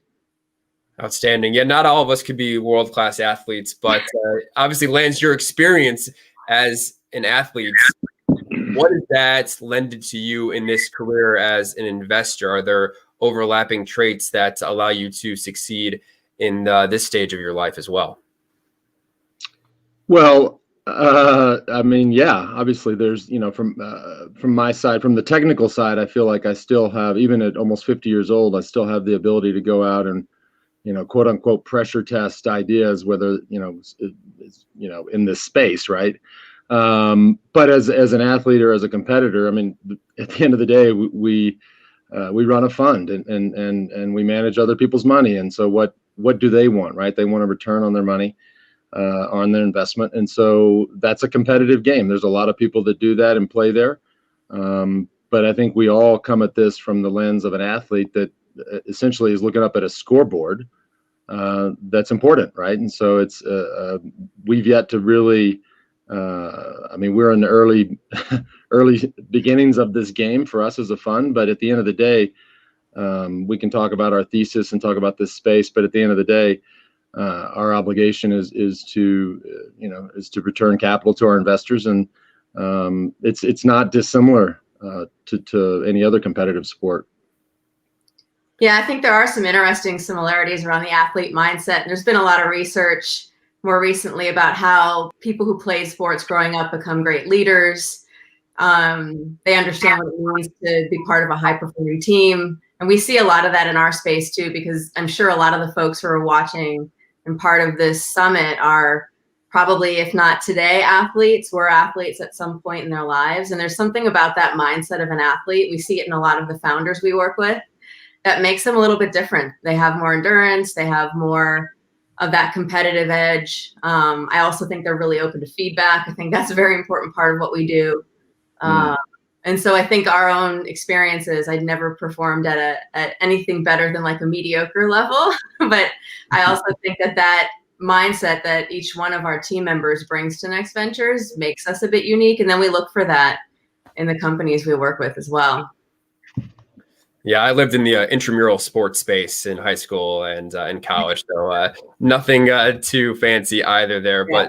But Mel, I wanted to follow up because I know you're very immersed in the space with women in sports technology in particular, and what you see as the emerging trends in that space, maybe also in the next 3 to 5 years when it comes to health, sports, wellness, in particular for women in sports.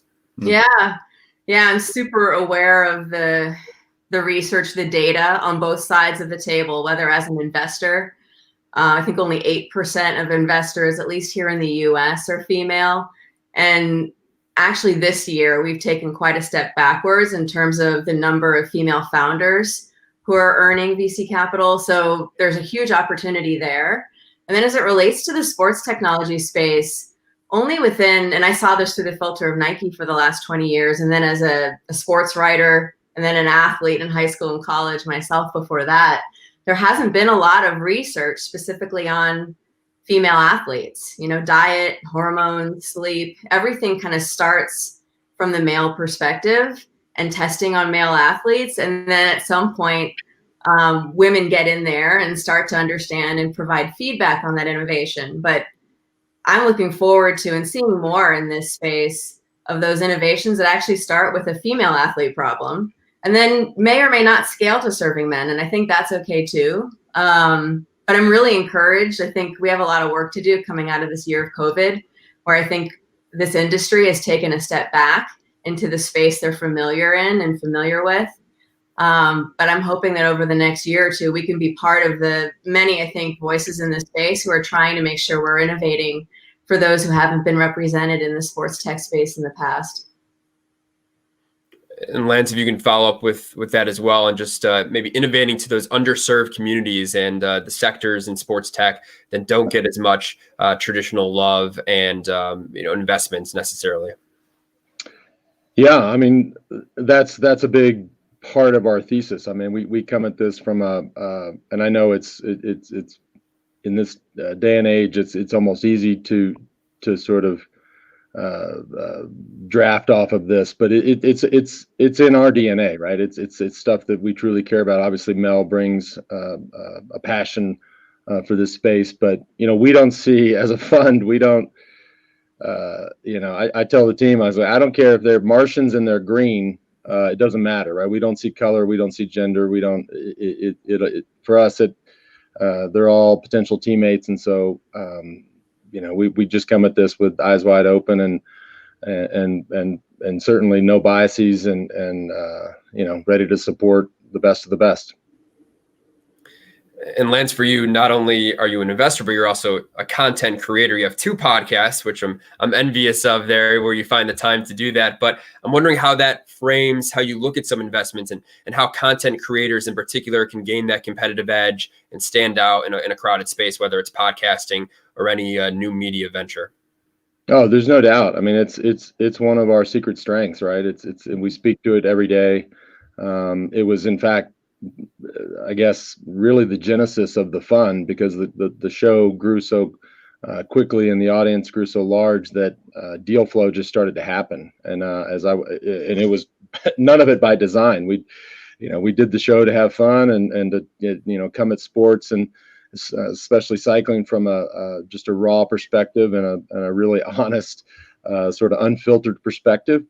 And people loved it, right? People started downloading the show and listening and watching and through all the channels, and right on the heels of that, the deal flow began. And so the thing we speak to is this idea of our flywheel, and it's real, but we're not unique like that. There's a lot of folks in this space that have big audiences, that get deal flow, that invest, that they then talk about their investments on the show. But it's been fun to do. And just to touch on one, I can't take any credit for the show. I just sit down and riff a little bit, and then there's a whole team and crew of people over there that produce the show and upload the show and sell the show and all the things. So I literally just sit there. So I wouldn't be too envious. It's not very hard. We just actually, and I'll just shameless plug, we did a show the other day for these guys.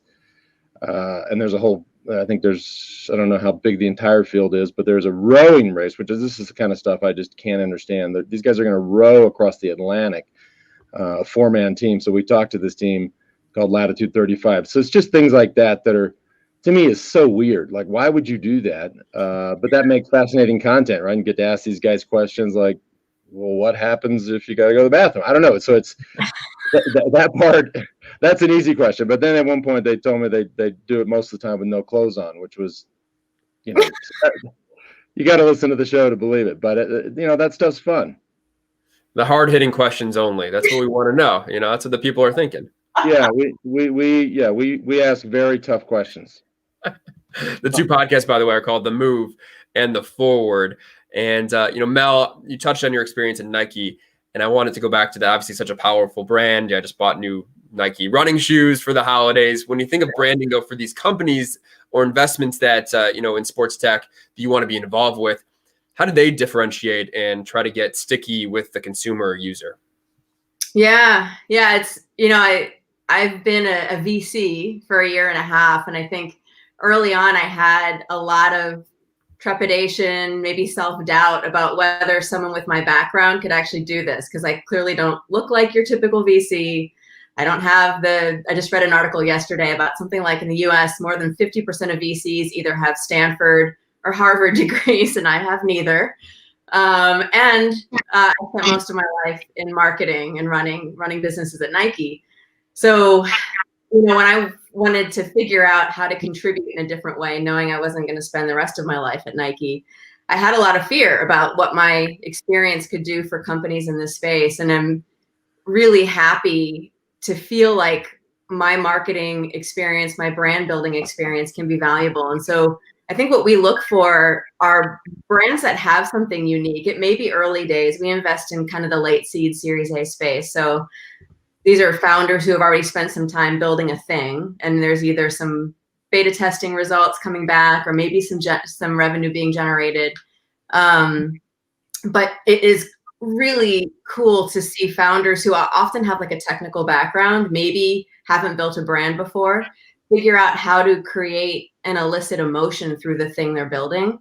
And that's part of what we love to do in terms of rolling up our sleeves with our portfolio companies is, what do you want to stand for that's bigger than the thing you're building? Because I think we all learned, I'm sure many of you who are listening experienced this yourselves during COVID. The brands that had spent the time building something enduring survived COVID. Even if you had to stop producing your product, even if you had to shift gears because of anything impacting your business related to COVID, those companies that had spent the time to build a brand, I think were able to survive this last year and thrive in some cases because they were listening to their consumer. And so I think I'm really grateful that I learned that at Nike, the value of spending time listening to who you serve and also being thoughtful about who you don't and what you're going to stand for and what you're not, and being really comfortable with the edges around that. And then listening nonstop to that consumer 24/7 and being humble about where you're meeting their needs and where you're not, and shifting gears pretty quickly to be able to improve. So it's been a lot of fun for me as a marketer in this space, understanding that, yes, I can add value here and that I can help for the next generation of Nikes grow. That's such a good point, Mel, being nimble, but also knowing what you stand for, knowing what you believe, what the brand stands for too. And, speaking of COVID, and Lance, I'll plug the podcast again because I was listening to the one with Matthew McConaughey that you just produced. And I had heard that you gave up alcohol for multiple months during COVID, and just a way that I think people change their habits or create better habits during this time. And I think more broadly, what I want to kind of ask is, what innovations or problem solving have you both seen during this COVID pandemic, during this crazy year in the sports tech space, maybe emerge that whether they were going to emerge eventually and accelerated, or things that kind of came out of the unfortunate circumstances that we've all lived through? Mm-hmm. I mean, I think, you brought up this hiatus from alcohol, which was an interesting and great. I mean, it was sort of contrarian because as COVID started to rage, data showed you that people start drinking more and more.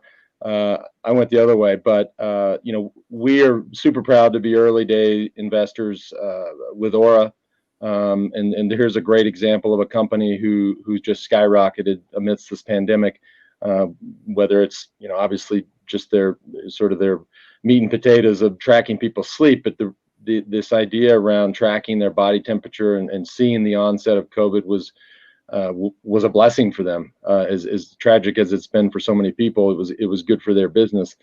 And then as you start to play with your habits and your lifestyle, whether it is all the things, and again, to go back to this idea of hacking certain things, whether it's alcohol or light exposure or your diet or the bed that you sleep in, Aura has been a fun one for us to play with, and we're super honored to be an early investor there and watch their continued growth.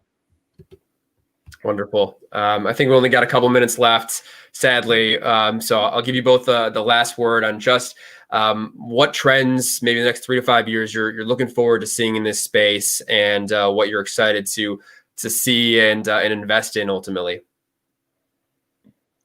Yeah, I think on my end, there is something about the shared experience, the global experience of living through a pandemic that I think makes this space really special. And we all believed in this space prior to COVID, obviously, but the value of your overall health and wellness has certainly been in the spotlight since COVID started. And one of the, I guess, unexpected outcomes for me, knowing that in the past in the elite athlete space, it wasn't always okay to talk about mental health as an aspect of overall performance. And because we have all gone a little crazy in the last, 8-10 months, I'm really hopeful that there will be more dialogue around mental health and wellness, talking about depression, talking about self-doubt. Every athlete I've ever worked with has had those experiences, and yet I don't think that we have created a place where it's okay to talk about it and then innovated in that space. So I would say that's one area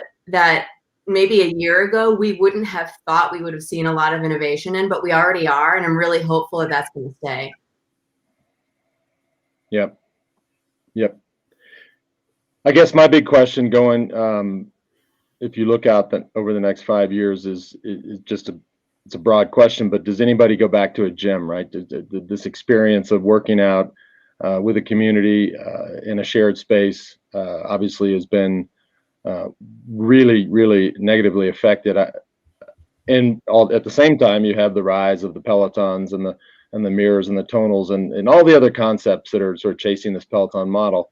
I'm super curious to see, and I guess I have a view on it, which I don't necessarily need to share, but I'm curious if people ultimately go back to that space, right? Or if we've all now decided that, you know what, this is fine. I'll just do this at home and look at this screen, and that's enough for me, right? And so I don't know the answer. I actually like going outside and being around other people and being in that setting, but I just don't know that we'll go back there.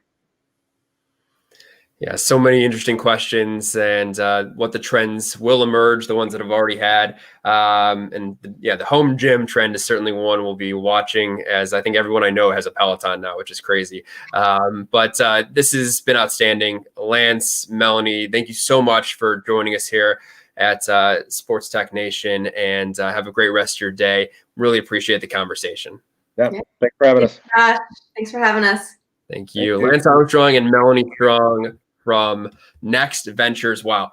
Absolutely incredible perspectives from both of them. I don't know if anybody noticed, but my power actually went out exactly at 9 o'clock when they start 9 o'clock Central Time when they started talking, and we had the backup generator, so no problem. But I think it was just such an electric conversation there that probably had to do with it. But outstanding stuff. But we're not even close to being done. As you know, we have more great panels, including our next one here on unlocking human performance with technology. So again, a lot of these trends that we're seeing, this is powered by Les Tramplines, and the moderator will be the Executive Director of Wellness Solutions at Paris & Co. Please welcome Charles Fremont. Hi, Josh. Thank you so much for giving me the opportunity to speak this afternoon, and a great pleasure to be here with you. So I have a great privilege of having a fireside chat, with Kristen Holmes. She's the Vice President Performance at Whoop. Hi, Kristen. Hi there. How are you doing? I'm well. How are you? I'm very good. So just before we get into the topic, just to point out a little bit of our activities here at Le Tremplin. Le Tremplin, we're a sports innovation platform located in Paris, in France. We are a not-for-profit organization that works with sports institutions, with sports organizations, as well as startup, and trying to create a virtuous circle with those actors around the themes of innovation. So it's a great privilege to be having the chance to talk to you this afternoon. And wellness and the relation between health and sports has been one of our main topics in the past few months, especially with the pandemic that we're facing. So thank you so much for taking this time to talk about human performance and its link with technology. So just before we start talking about Whoop and the solution, can you just introduce yourself, Kristen, and tell us a little bit what are the experiences that has led you to your current role at Whoop? Yeah, I've always been very interested in human performance generally, as a coach and an athlete and a teacher. I've always been really inspired by, understanding the factors that really influence our ability to attend, and the factors that influence our motivation and effective effort, and really being able to wrestle those, what feel like very abstract things to the ground. And, I realized very quickly that, while we can understand these factors that influence our performance, we can really accelerate our wisdom if we're able to track things in an objective fashion. And that's where I really get into technology as a way to foster human performance, and, really looking at the markers that are giving us an indication on how we're adapting to external stress. And I really think at the foundational level, how we're adapting or not adapting to all the influences in our life is really at its core, a good indicator of whether or not we're really thriving as a human being. Yeah, definitely. And we're definitely going to look a little bit more in details into what you just mentioned. But before getting into this, can you describe to us what Whoop is for the people who don't really know? It's definitely a company that we've heard a lot of in the past few months. And please share a little bit of what the company's vision is. Yeah. Whoop is a 24/7 physiological monitoring device. So it's basically just wrist worn, and it's there's no watch face. So we're not, powering down to answer text messages and send emails and answer phone calls. It's literally just collecting 24/7 at a really granular level heart rate data. And then we transform that heart rate data and give you insights around how your body is adapting across 3 different pillars. So one is recovery, our main pillar. So how your body is, adapting to external stressors. Okay, we measure that through a few different markers. So we look at resting heart rate and heart rate variability during your slow wave sleep. And we take a calculation measurement, and that gives us an indication of what your capacity tomorrow will be. So you get it in the morning when you wake up, this recovery score, and it tells you basically your readiness level on a scale of 0 to 100. We measure your sleep. So we look at your staging, we stage your sleep. We tell you how much time you're spending in these deeper stages of sleep. We track your consistency. So how consistently you're going to bed and waking up, and how much time you're spending awake, how much sleep debt you have. And we coach you on how much sleep you need to get based on the stress and load during the day. And then our third pillar is strain, which is a measure of your cardiovascular load. And we also coach you on how much strain your body is primed for. So we give you real-time feedback on, how much more you have in the tank, depending on what your physiological intent is. So if I want to get fitter, I want to, push the envelope a little bit. If I want to just maintain, and, be really primed and ready tomorrow and not have to take, dial down my volume and intensity, Whoop will help give me those insights to make those decisions. So sleep, strain, and recovery are our 3 pillars. We take it from, the wrist, we abstract all of that really granular heart rate data and give you these insights. Very good. And I really noted that it's not a watch, so you don't get bombarded by text messages entering all the time. And it's also it's also really into the lifestyle movement because it looks really good on your wrist, and so it can be worn a little bit as a piece of jewelry in a way. Yeah, there's all sorts of fun, different bands and combinations and metals, and so it's not ugly by any means.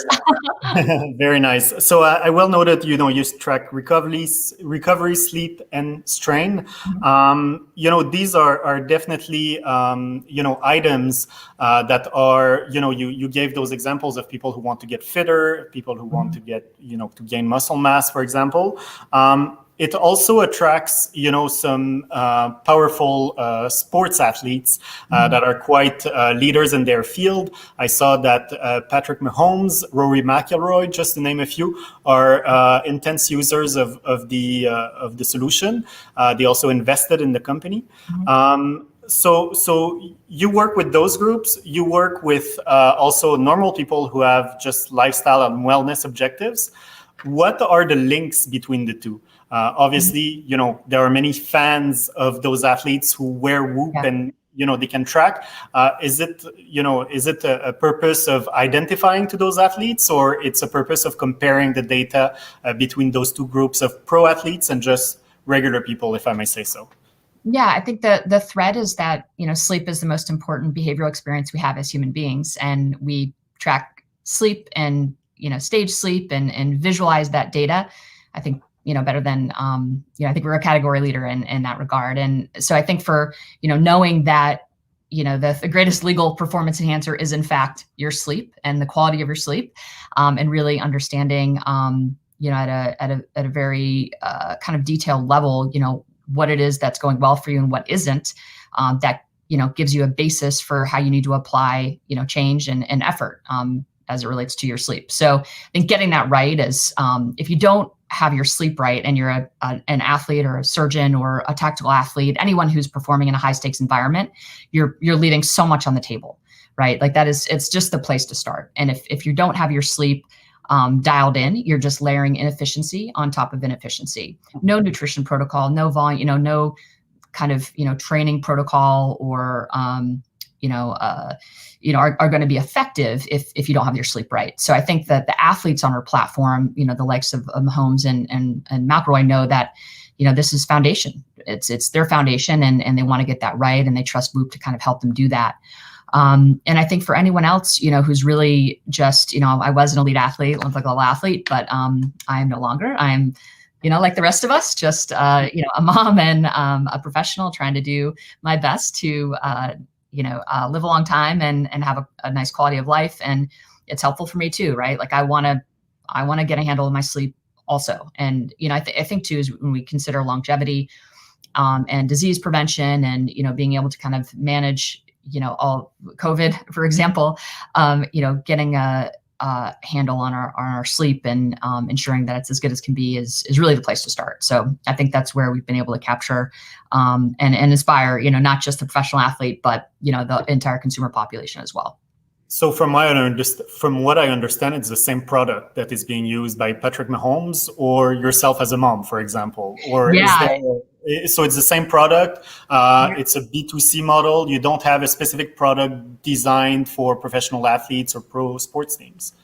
No, we've really been able to, and I think that just goes to the, kind of quality of our product team. And, they're just incredible from a design perspective. And that I think it has been able to appeal to a large mass. That said, we do tend to, I think folks who are kind of on the, high achiever and maybe former athletes tend to gravitate to the product. But I think, I was listening to Lance and Mel talk prior to my session, and Lance Armstrong and Mel Strong from Ventures. And, they brought up some just the fact that COVID has really, it's just basically, everything non-essential has kind of been pushed away. Right. And I think the thing that's most essential that's emerged is our health and wellness. So I think everyone is starting to think more clearly about, okay, well, I need to get a handle on this. I've been letting, my health, be a second priority for too long. And I think COVID has really, pushed, this concept that health and wellness is really important in the forefront of everyone's consciousness. So,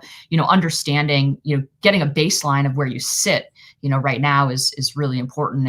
And the technologies that exist out there can really help, help us understand that more clearly and give us a, just a foundation to really understand where I need to make improvements and changes and, how to get myself on the right track. Definitely. And you just mentioned COVID, which is definitely a topic that has changed the entire sports culture and has, as you just mentioned, put so much emphasis on the importance of wellness.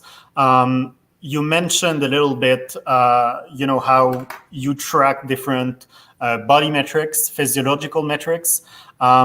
Your sales have increased quite a lot in the past few months because of COVID. Have you noticed any trends in terms of the data that you're tracking that is related to the symptoms of the pandemic, or that could help to identify those symptoms from earlier on? Yeah, we had a paper just come out actually it's a COVID detection algorithm has made it through peer review and is published.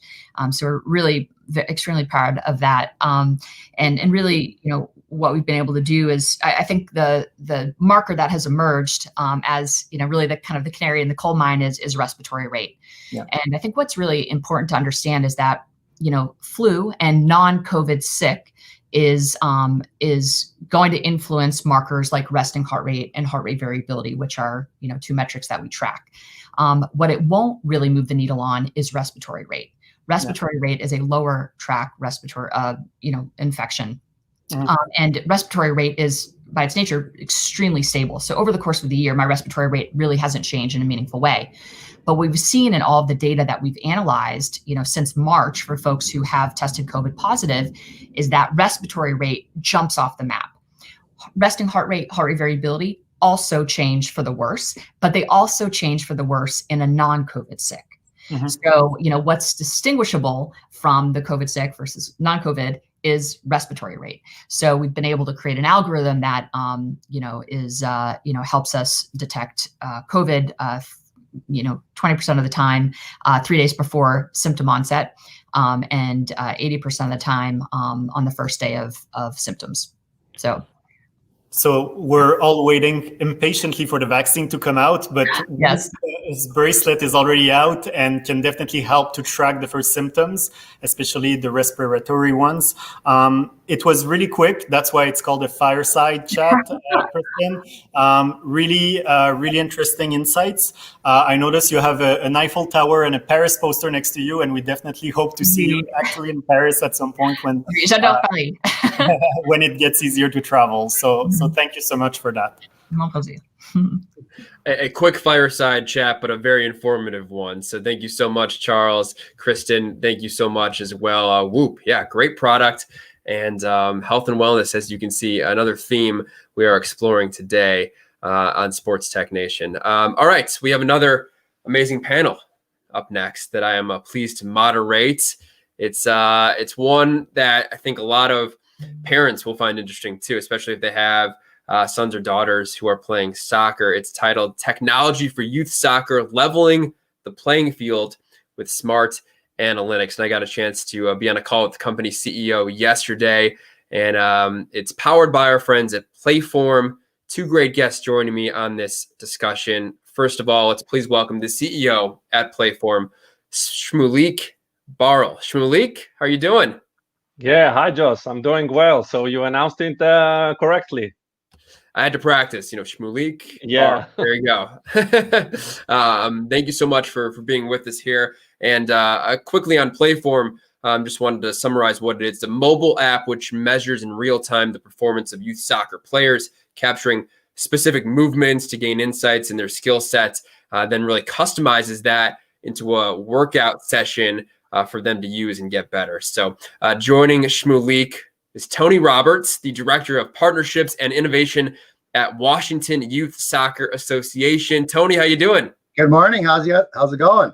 Doing well. It must be pretty early on the West Coast then, right? It is a little early. We had a late night last night with the Seattle Sounders winning, going to the MLS finals. So, yeah, great to be here. Exciting finish in that one. Yes, unbelievable there for Major League Soccer fans. Well, the State Soccer Association that you're a part of at Washington State recently partnered with Playform to bring software to 90,000 youth players, which is amazing. So Shmulik, I just want to have you kick things off and start the conversation on more about Playform and this partnership with the Washington Youth Soccer Association. Yeah, great. Thanks again, Josh, and hi, everyone. I'm very excited to be here, and hi, Tony, my good partner from Washington. So I'll walk you through a short deck of what we are doing in Playform to empower youth soccer players with the latest technology. So in the world of data, where everything is data, and data becomes a competitive advantage for every individual or organization who would like to maximize its potential and become the best in what he does. Looking on the sports data and analytics market actually reveals a poor fact that only 2% of the athletes in the world have access to their playing data and analytics. Not only that, but these 2% are mostly the players that are already top-tier players from top clubs and have the funding and means to purchase these high-cost hardware-based devices. It leaves 98% of the market with no access to analytics about their playing skills. And this is what we are doing in Playform. So we remove the barriers, and we want to bring player analytics to each and every one youth players out there in the world. So after 2 years of hard work and a successful completion of the most comprehensive research that was done so far with the University of Chicago about being able to predict youth soccer players' potential based on their current skills, we have recently launched our flagship product. This is our first app going out. It's a cross-platform application, works both on Android and on iOS. And actually, it's a mobile-based real-time measurement and development platform for youth soccer players, which allow them to measure themselves with no external equipment required, only by using their smartphone. So we are bringing the elite level technology and putting it in the players' fingertips. We have a growing list of drills and measurements which we measure on the smartphone using the smartphone camera, and dozens of insights that are being pulled out of these drills and presented to the player with various playing skill. Can be from precision kick to speed to dribbling capabilities to power kick to agility in many cases and many scenarios. And on top of that, we have a set of assessments that the player can do in the app itself to get an overall evaluation of his performance as a soccer player. The technology is based on a computer vision deep technology that resides on the mobile app itself. Everything is being done on the mobile device itself, which actually detect the ball and the athlete movements over long distance, long ranges, very gentle movements. And on top of that, we have our deep learning engine, which actually takes all this data out of the video processing, the output of the computer vision engine, and fetch out all this data and analytics to the player. In terms of how it's being done, it's very easy. So the technology is very deep, but we're keeping the user experience very simple. So all the user had to do is just to pick up the phone, to play a skill that he would like to measure out of the set of the drills and the assessments that are out there in the application and growing continuously. And guided by the application, he positions the phone in the right position that allows the app to capture the relevant elements in the video. And then he starts to record the drill. Once completed, very soon after, he gets the results on his smartphone, showing him exactly how he was doing compared for his best results so far, compared for his team players, for the average community numbers and others. And he can share these results, of course, on the social networks with his friends, with his parents, with his coach, and other. Of course, he can track the progress of his performance over time by remeasuring himself in the application. So we have the player assessment in the application. Based on that and the output of this assessment, the system automatically builds a personalized workout strategy for the player. So we have a big list of drills that the player can be offered, but it's mainly built on his specific skills, his specific data, and we are fine-tuning the workout for him. And from time to time, we ask him to remeasure himself to see how he was doing, and then to fine-tune and adjust the workouts again. On the more fun experience, then we are supporting worldwide, team-level, individual challenges, both challenges and competition that the players, the youth players, can practice not only through the standard workout session, but also through fun experience, which allows them to practice more and get more and more practice time. This is the market we are operating in. So there are almost 900 million youth athletes in the market. It's a huge, huge market out there. And as I've said, only a small portion of it is served with any kind of analytic solution. We have recently launched our first application for youth soccer players in the US, where there are over 24 million youth soccer players. And actually, Washington Youth State is one of our first partnerships announced in the US, but we are very soon going to announce many others exciting announcements, both with other associations and with the MLS teams and other big organizations in the US, and we are very excited about it. Thank you. Wonderful, Shmulik. Thank you so much for the presentation. Tony, let me bring you into the conversation. As Shmulik was saying, your organization in Washington, really the first one in the US that Playform partnered with. How did that partnership come about? What led you to find this solution? Was it something you were actively looking to try to transform the way that your youth soccer players were training and getting better? Yeah, actually, it was a perfect storm because, due to COVID, our coaches were only allowed to train their players 6 players at a time. So there was this very much of a disconnect that they were having with their players. And when we introduced the platform, the Playform platform, it was very successful just for the fact that this gives them the coaches another opportunity to track their players, their ability and what they're doing that week, and just kind of keeping them in touch with them. And the nice thing was the activation was great because there was no hardware. Like Shmulik said, there's no hardware needed. It was just having a smartphone. Simple enough, yeah. And Shmulik, when you hear about those early results and the positive feedback, what does that mean to Playform and the potential growth where you can see this going? Yeah, so it's actually, again, as I said, very, very excited for us. So we are getting a great traction and fantastic actually feedback from both the players, the streets players, where we are contacting directly, and both from the associations and the teams, as I've said. So we're really looking forward to further expand our set of drills, our set of capabilities, get the feedback from the players. And we're already being asked to offer Playform for other sports verticals. So we didn't plan to do it so quickly, but maybe we'll have to further push our capabilities to be able to offer Playform to other sports vertical, which actually want to see it as well. Can you share with us any of the verticals that you're thinking?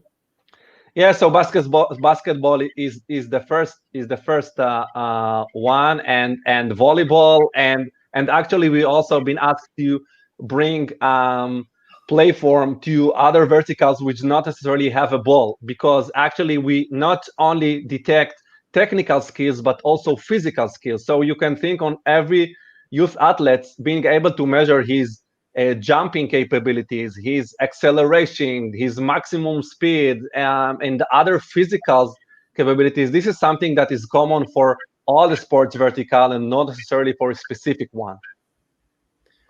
And Tony, what I love about this idea and this app is that it really democratizes the data and the analytics, but also the user base, because it's only, I think, $8 a month from what Shmulik was saying. So kind of levels the playing field. You don't need to have the best access to coaches or clubs. It can be for anyone who is a soccer player. And how have you kind of seen that transform the playing field for maybe the kids and the youth players in Washington that weren't able to easily access those higher end features when it comes to their training and progression in a sport?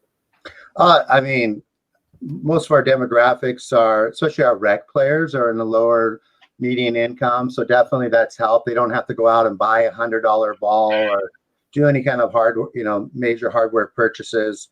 And just the fact that they can do interactive with their friends and stuff with the gaming and decide the tournaments that they can all set up. And we're actually going to be starting to put on some tournaments ourselves statewide as well. So we'll get some Playform champions, so to speak, in the state of Washington.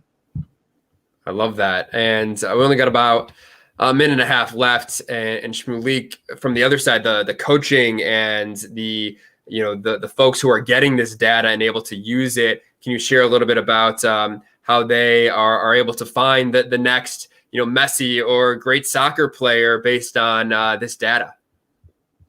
Yeah, sure. So first of all, for the coaches themselves, they have their own dashboard when they can see their players. So actually, the coach can log in as a coach into the app, and during the on-field session training, he can measure his players one by one very easily, and only through his own smartphone, and then log in into his dashboard and see all the data of his players for the last couple of months, how his team is doing relative to other teams alike, where he should focus with his midfielders or goalkeepers or others. So he gained a lot of insights about his team performance, and he can also engage them through competition, as Tony said, competitions and challenges that he can do on a team level.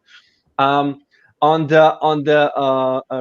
the scouting capabilities or identifying talents. So yeah, eventually Playform was founded with a vision to allow everyone to get a fair chance to succeed.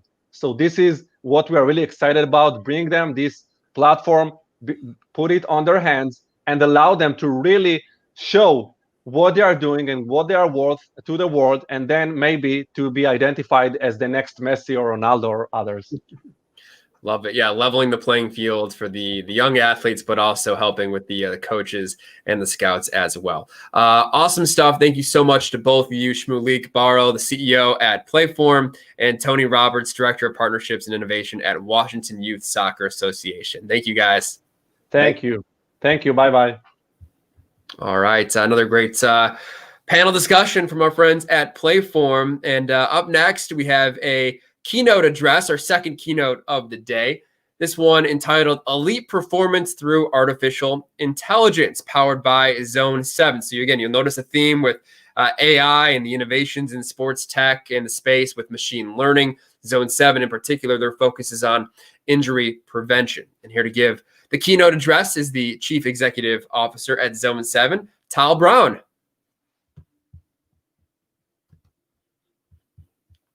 Hey, Tal, are you with us? I think you're still muted there.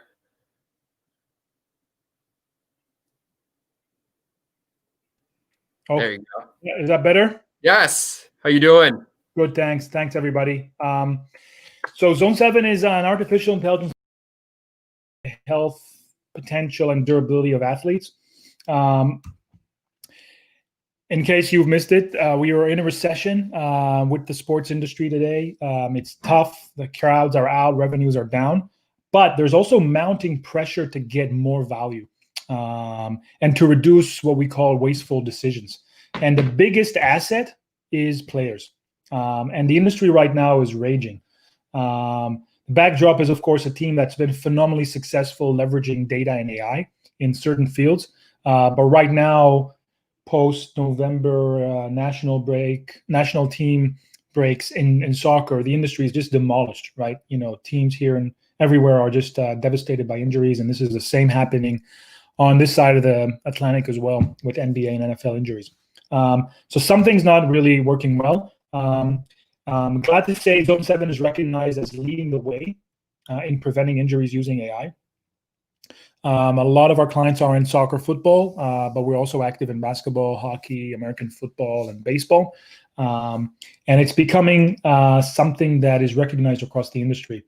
And mostly it's because our clients are doing well. And the most prominent client I'd like to discuss is basically a team from Spain, used to be second division, came up to first division 3 years ago. And since then, they've had the lowest volume of injuries throughout the league. Which meant that for a team with, third lowest salary budget, they were able to get a lot more out of their players, more minutes, and they actually have the most goals scored by subs in the Spanish league. So this is one case study where we're showing that over time, using Zone 7 can help reduce injuries dramatically, which means more availability of your top athletes. It also led to positive results. We can't take credit for wins, but it's a little bit easier to win if your best players are there every single week. So these guys finished top 8, top 5, top 8, qualified to Europe, and reached the quarterfinals of the Europa League last year. That alone contributes about 10 million euros of revenue from the UEFA. So this is quite a positive outcome for one of our clients. All this AI stuff is basically just fancy words for really sophisticated code that runs in the cloud. What we have done is we've taken a different approach to solving this problem. And this approach is attributed to our background in Israeli tech in 8200. It's people who have built AI tools across our careers. So essentially, it's not about your data. It's about patterns that we can find in everybody else's data. So what we do is we ingest all available data from all our clients, which means we have access to a very large pool of data. That pool of data is stored very securely and safely. But it allows us to look for patterns across something like 10,000 different injury incidents, patterns that have led other athletes to injury. And it allows us to alert you when your players are hitting those patterns and help you, most importantly, navigate, make adjustments, make changes to your day-to-day routine that will lead your players away from injury and into an area of peak performance. So very high level, that's how it works. There's no sensors that Zone 7 adds. We rely on existing tools that collect data. And we're not really an AMS tool. We don't look at charts. We don't provide pivot tables. We don't provide a way for you to put in your formula, because we provide with the clear adjustments and recommendations that can be followed. Specifically for football or soccer, we have probably the largest data set in the industry. We've analyzed over 150 million hours of training and game data, and we have over 7,000 injury incidents. And more importantly, the data leading to those incidents. So it's not just knowing what happened on a certain date in terms of an injury, but it's also the actual movement data, performance data, medical data on the days and months leading to that injury. And that is what we have been able to use effectively. And we have coverage now with clients in all the major leagues in soccer in the world. As an AI company, we take pride in the ability to provide accurate alerts, which basically means we are able to provide alerts for 75% of injuries in a typical soccer season. And this has been validated by multiple case studies across the entire soccer global market. So what you're seeing here is basically the last couple of pilots we did and the leagues in which these clients compete and the detection rates. So we're able to hit about 75% detection rate, an alert for 75% of injuries within a few days ahead, consistently across all our clients. And the same is happening now in baseball and American football as well.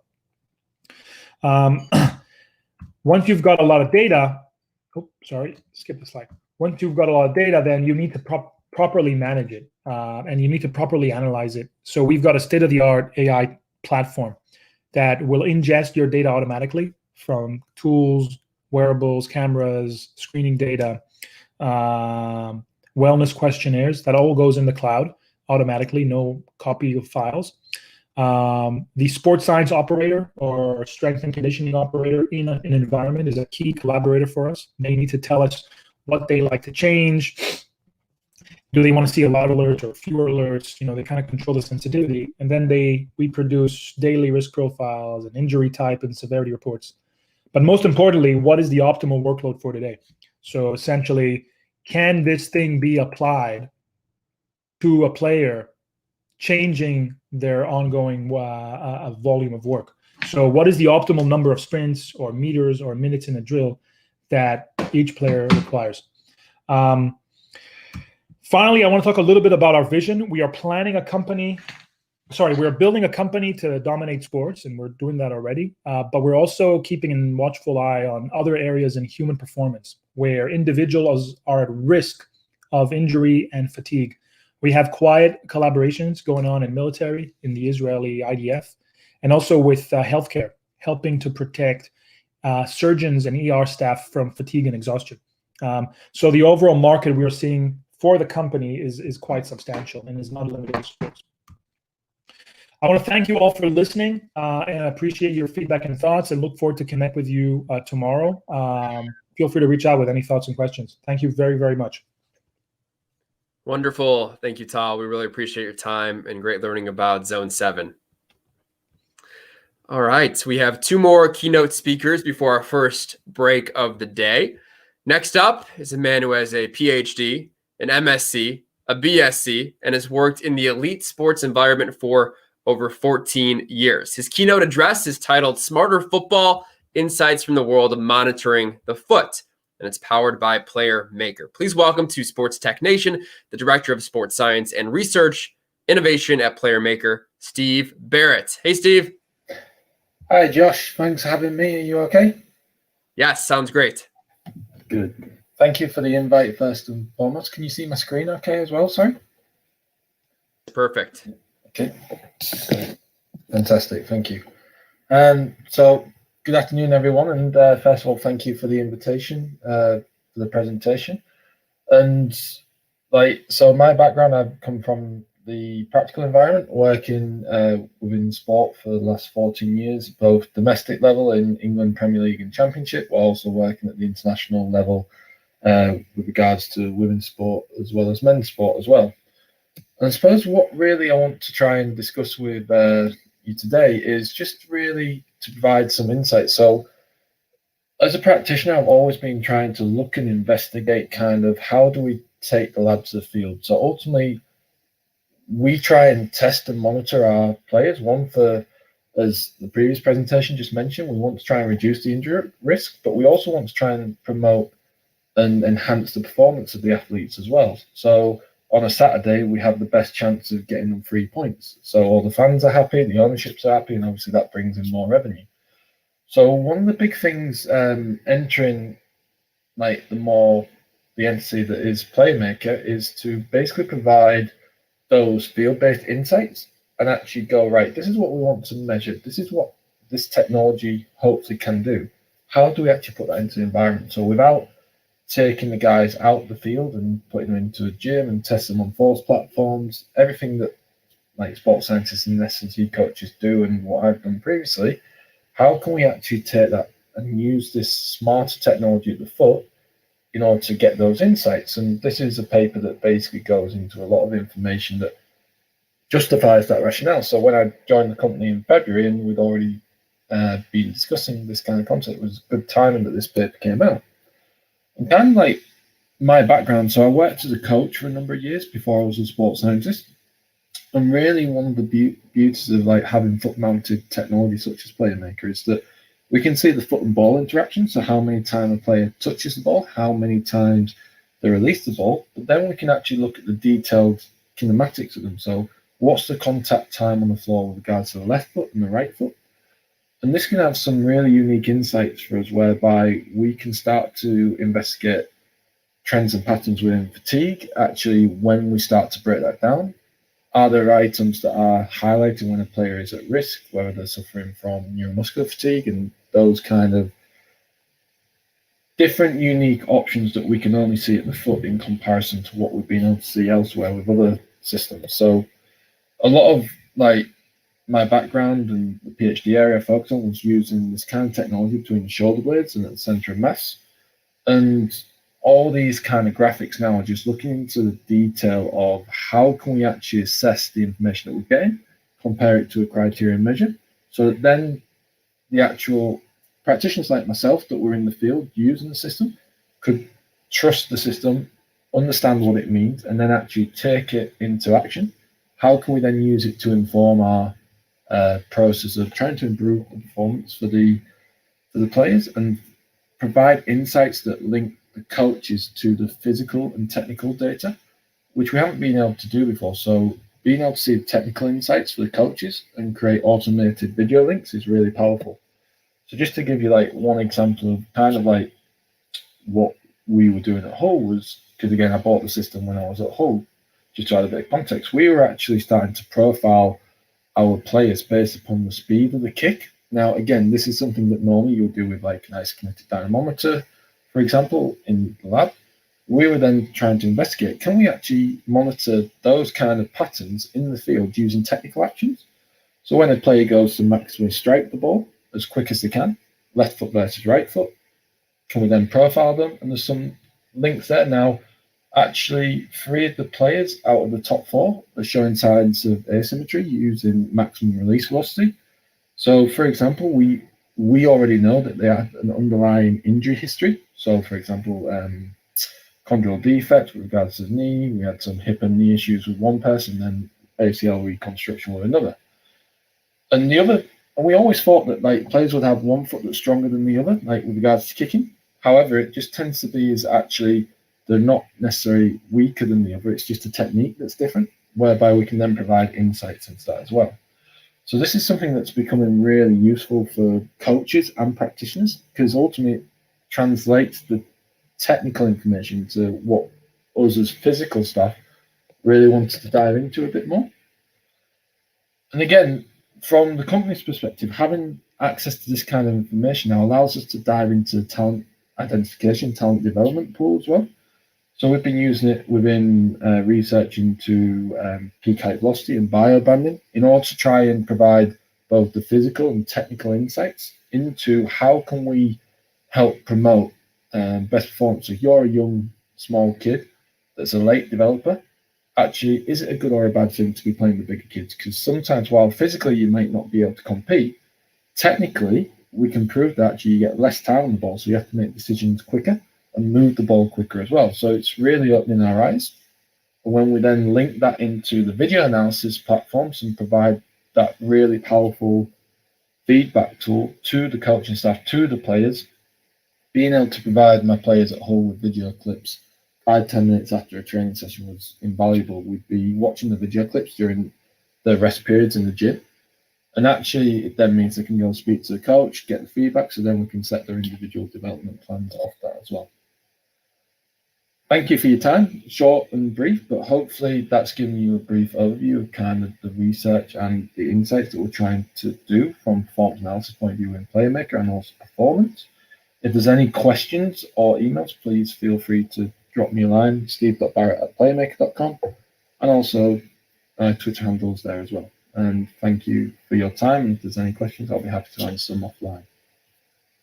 Perfectly timed. Thank you, Steve. Fascinating presentation. Really appreciate you joining us here at Sports Tech Nation. All right. We have one more keynote address before our first break of the day. This is going to be powered by the Wingate Institute, and it's called The Future of Training Centers, Innovation and Sustainability. So here to open the gates of discussion, the Chief Executive Officer at Wingate Institute is Shai Avrahami. Shai, how are you doing? Hi, thank you. How are you? I'm doing well. Thank you. Just a second. Okay. I would like to share with you a presentation. Can you please load it? Absolutely. I think if you go ahead and share your screen, Shai. Okay.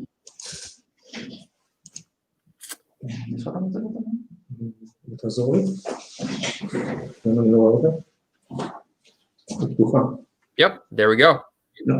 Okay. Okay. What is it? Okay. So, טוב, איך זה מתקדמי? בשקט?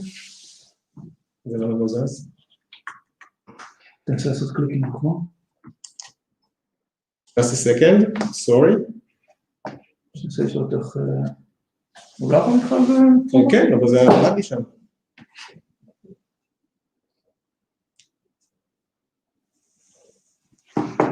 We have a technical problem here. It's not advancing. Just a second.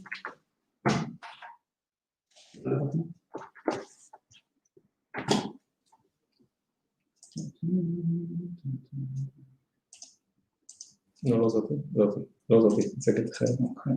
problem, Shai. Yeah, take your time here. Obviously, even though we're a Sports Tech Nation Summit, tech problems still happen all the time, especially doing this virtually. So we understand. Want to make sure you get in the information you want to share here and have the platform. So I'll take the opportunity while it's loading to share a little bit. That's the good time that I have the breaks and to tell a little bit of stories from the Startup Nation. So Shai is the CEO of the Wingate Institute. With the Wingate Institute, actually, we have an amazing program running this year. We started the first academic program that is aimed to build for a BA management student in sports, the Sports Tech, the first actually Sports Tech academic program. So we have 22 students. Some of them are actually online with us. So this is very exciting. And we have 5 modules that we go with them and teach a little bit about the side of fan engagement, smart stadium, and of course, Tal Brown that spoke about with Zone 7 about injury prevention and recovery. Those are the areas that we try to cover as part of the degree. I think that this is an amazing partnership to actually show and share some of the activities run with the Wingate Institute. The Wingate Institute is a national center, so the ability to host there the partnership with the great students there that are taking part in the activity is something that is unique. And I of course, invite all to take part in these kind of activities in the future. And meanwhile, I'm trying to tell stories and sing, but it doesn't work for me. But Shai, maybe we'll start the discussion while the presentation is loading. So I see we have a problem, so I'll talk without the presentations this time. And I will share with you about the Wingate preposition and where we are located in the area of the world sport centers. So we are among, I believe, some of the leading sports centers, elite sports centers in the world, together with centers like Papendal or INSEP or the CAR in Spain. We are focused on the centers. We are focused on the athletes, the teams, and their trainers. We provide the facilities. We provide accommodation, nutrition. We provide medical services. What else, which is unique to Wingate here in Israel, that we also have a big school for coach training and certification. We have a unit for research and innovation, and we have the youth academy for young sport athletes that have a potential to be an elite athletes when they are grown-ups. We also have here the Athena, the Center for Promotion of Women in Sport in Israel, and the elite sport department, who deals with the athletes that are going to the Olympic Games. We have a very close relationship with the athletes that's training over here. Actually, most of the Israeli Olympic athletes train in Wingate. For example, we have an experiment that we held with our chief physiologist, Dr. Rotem Kislev, who works with the sailing team, which is a very successful team in the Olympic Games. We had an experience of how to control and monitor the body temperature of the athletes, which is very important for them. As much as you can keep their body temperature low, their performance is getting better.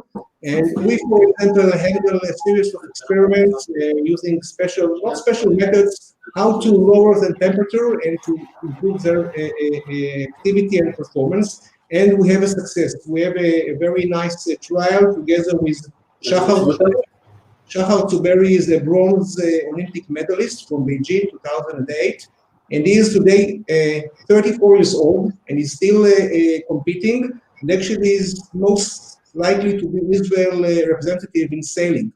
And he shared this experience, and we have a success, or he had a success, I would say. He won the silver medal in European Championship a week ago. So this is kind of an example of trials and experiments that we did with the athletes that are trained over here. We are a government institute, and in the last 2 years and in the near future, we expect to have roughly an investments of the government in the size of $75 million in refurbishing, building new facilities here in Wingate. And we expect in a few short years from today to be one of the leading centers in the world, cutting-edge facilities with all the equipment around the athletes. And this is one of the benefits to become a government institute. Actually, being a government institute puts us in a position we have a very good relationship, on one hand with the government institutions, of course, with the Ministry of Culture and Sport in Israel, which also for the sport. We have a good relationship with the Israel Innovation Authority, with the Israel Defense Forces, the medical service over there, but we also work closely together with, thank you. We work closely, can you take it first, the next one? Yeah, we work also closely together with the Olympic Committee in Israel, the Olympic Paralympic Committee in Israel. We work together with academic institutions, but we also work with the private sector. We work with startup, and we work also with venture capitals. Let's go on. In the next slide, you will see some of the examples of companies that has been working with us until today. Two of the companies have been participating today, Bayside and Zone 7, for example. Well, you talked about it. Shai, before we jump into that, it's important to say that the companies that we are focusing on at Wingate Institute are more of the side of companies on the athlete development, of course. But yet, as Shai mentioned, Wingate is going into a massive reconstruction and building facilities related to sports. So from that side, from that point of view, of course, companies like Playsite, as we see here, are relevant, that are relevant more to the side of smart facilities. And I think that we see here 6 companies, which are great: SleepRate, Physimax, Zone 7, Goeja, Intelligent, and Playsite, but there are many other and many more to come, and this is something to tap into. And I think that, Shai, it's important to emphasize that Wingate is open to receive more and more companies from that side. Yeah, correct. Yeah, thank you, Owen. Okay, let's go on.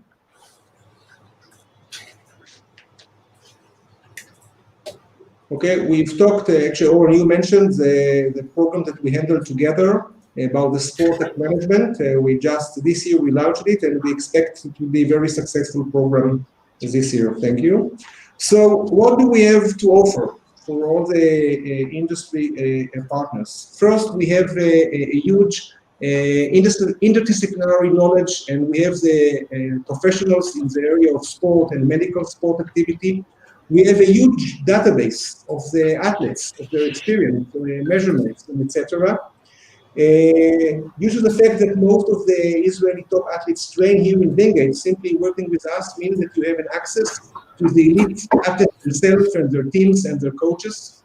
Due to our position as a part of the government in a way, we can serve as the gateway to Israeli sport tech market.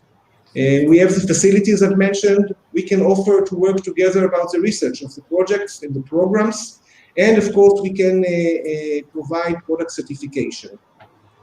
Let's go on. Let's go on.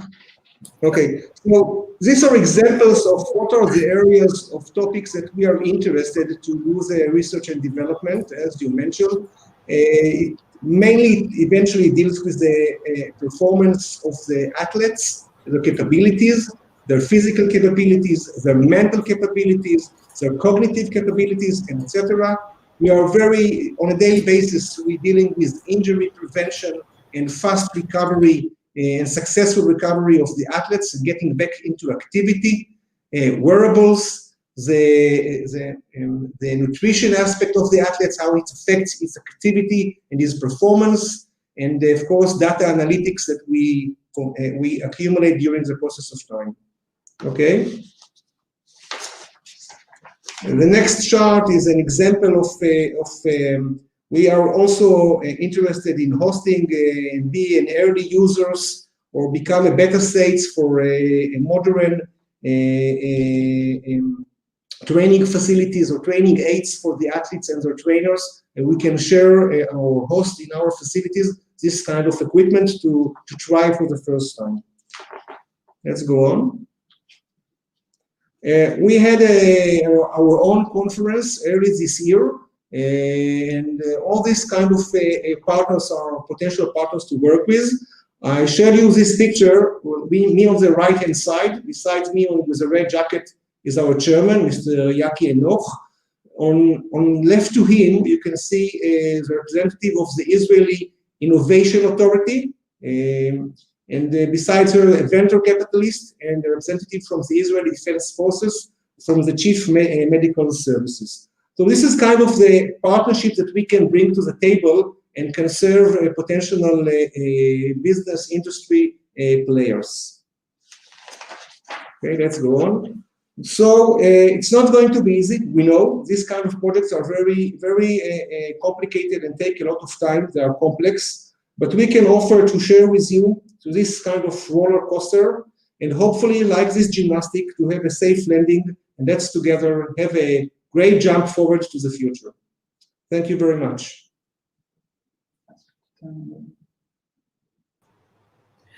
Okay, Shai, thank you very much. Finally, we did it. We have the presentation. Things are moving. It was a great session hearing a little bit about how Wingate is taking the place leadership in the development of these sports and the athletes here in Israel. And I think that from a very personal side, the call for proposal is actually to startup companies, technologies, and other university research centers from all over the world to come and join and partner with Wingate. It's important to say that Wingate is located in the kind of more or less the center of Israel, which is easy to go and easy to build a partnership. In addition to that, it's important also to emphasize that the startups that are applying to Wingate have access not only to the facilities, Shai, but also to the athletes over there. So just to tap into that, how many athletes are taking an active part in the Wingate Institutes? Roughly on a daily basis, we have about 400 athletes that are training here. We have the academy, the youth athletes, but we are also the grown-up athletes. So roughly on a daily basis, around 400. And in terms of different verticals around sports, so which type of sports we're talking about? Well, we are talking about the Olympic, of course, areas. We have, of course, the judo, swimming, water polo. We have the gymnastic. We have rugby as well. We have volleyball. We have the younger teams of basketball and football, women basketball, women volleyball, and etc. Roughly like 13 to 14 areas of sports. Amazing. So the call to action for you entrepreneurs, come partner with us, other partners from institution centers that are more research oriented and sports centers around the world. We work with the Wingate Institute for almost 2 years. Great partner of us, and I recommend you all. Thank you, Shai, for this session, and we will be in touch, of course. Thank you. Bye-bye. Bye-bye. All right, Shai, Oren, thank you so much. Great to hear from both of you. All right, we got an incredible number of panelists and speakers still to come, but we're going to take a quick 60-second timeout here and return on this main day of Sports Tech Nation. So go stretch your legs for a minute, and we'll be back very soon.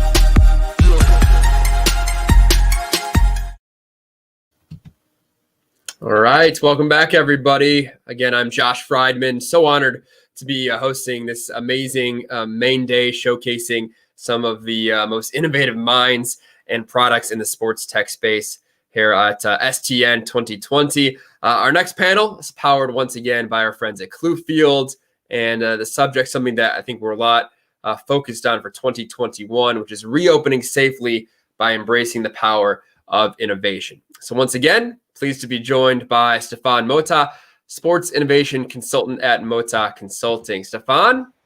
Hi, how are you? I'm good. Good to have you back. It's a long day. Oh, we're just getting started. I'm sure. You got the same hair. I like it. I was going to comment on that earlier. So we get very, very nice facial hair to bring to the audience today. At least yours looks better maintained than mine, I will say. Okay. It's all good. So thank you for having us.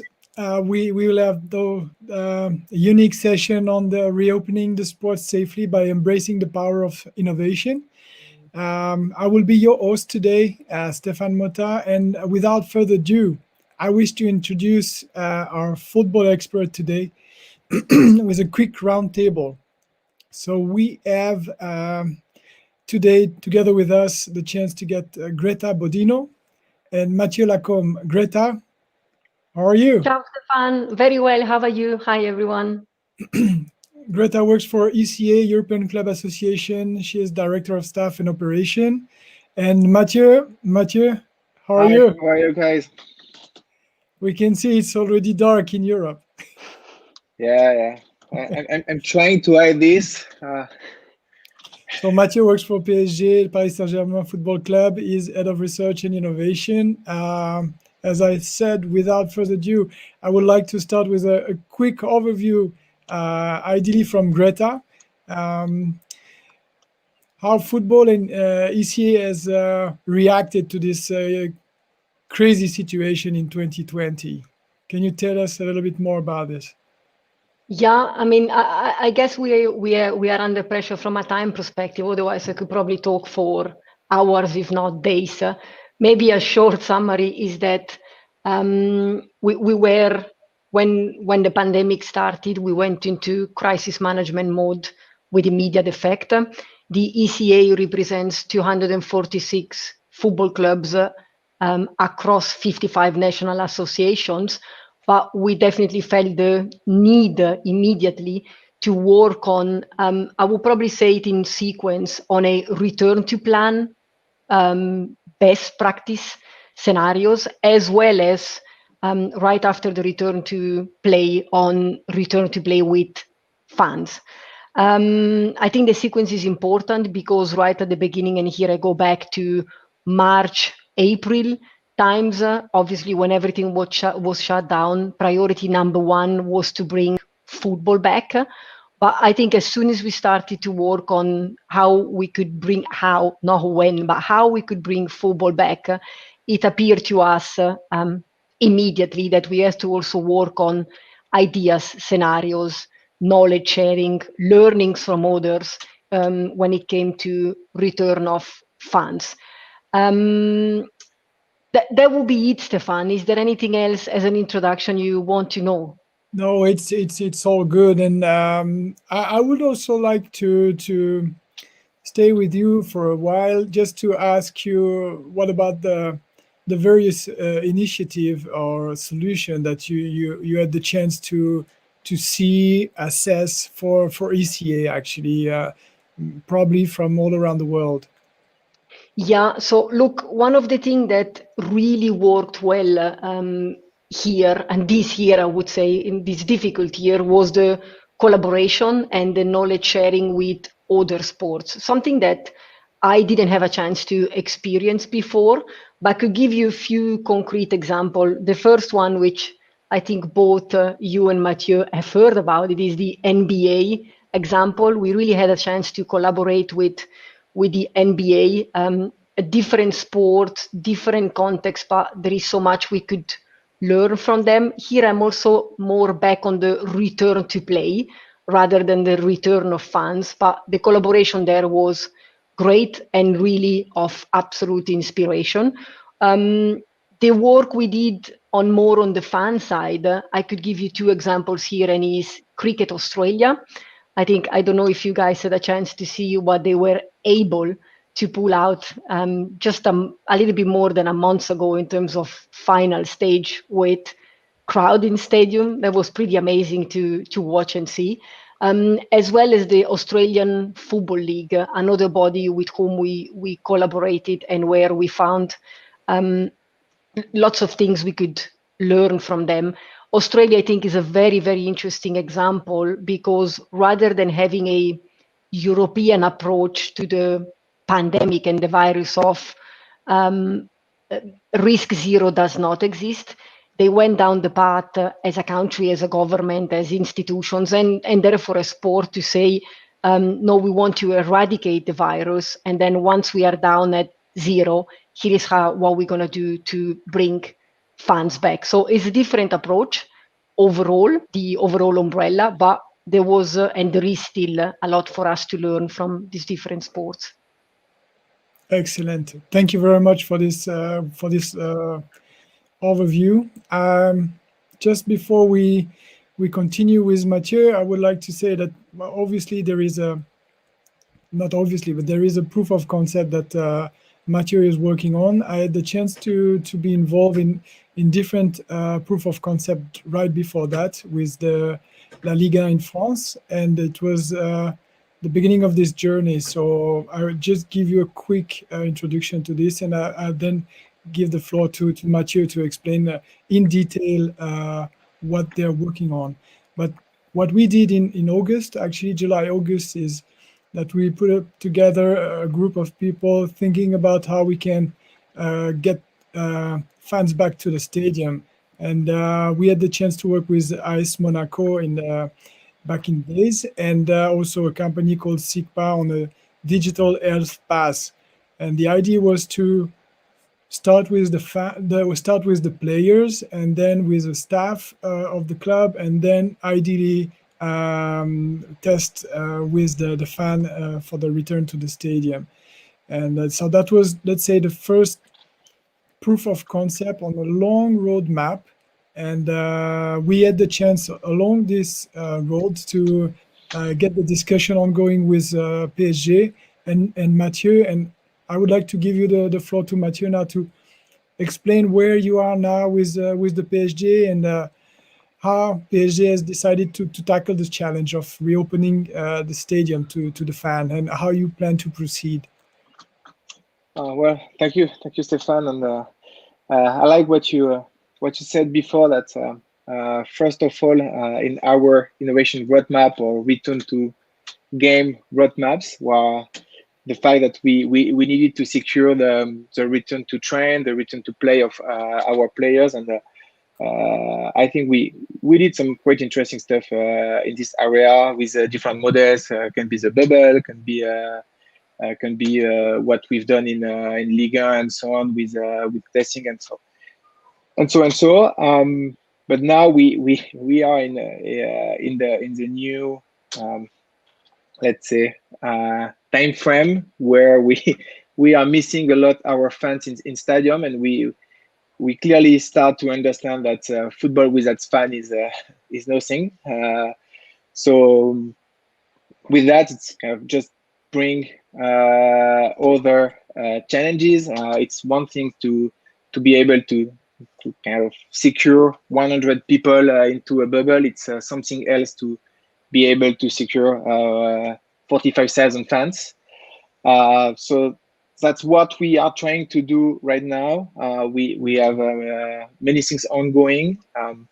On one thing, and I won't dive into that, but we are trying to create a full low touch experience for our fans, fully sanitized, because we want first our fans to feel safe to be back to our venue so they can enjoy football. On the other hand, what we are trying to do is, and that the path we start together, Stefan, we are starting to test a way to get all the fan tested in stadium, and so to provide a kind of a health passport and a COVID-free passport at scale, if I can say. And it's been a long journey.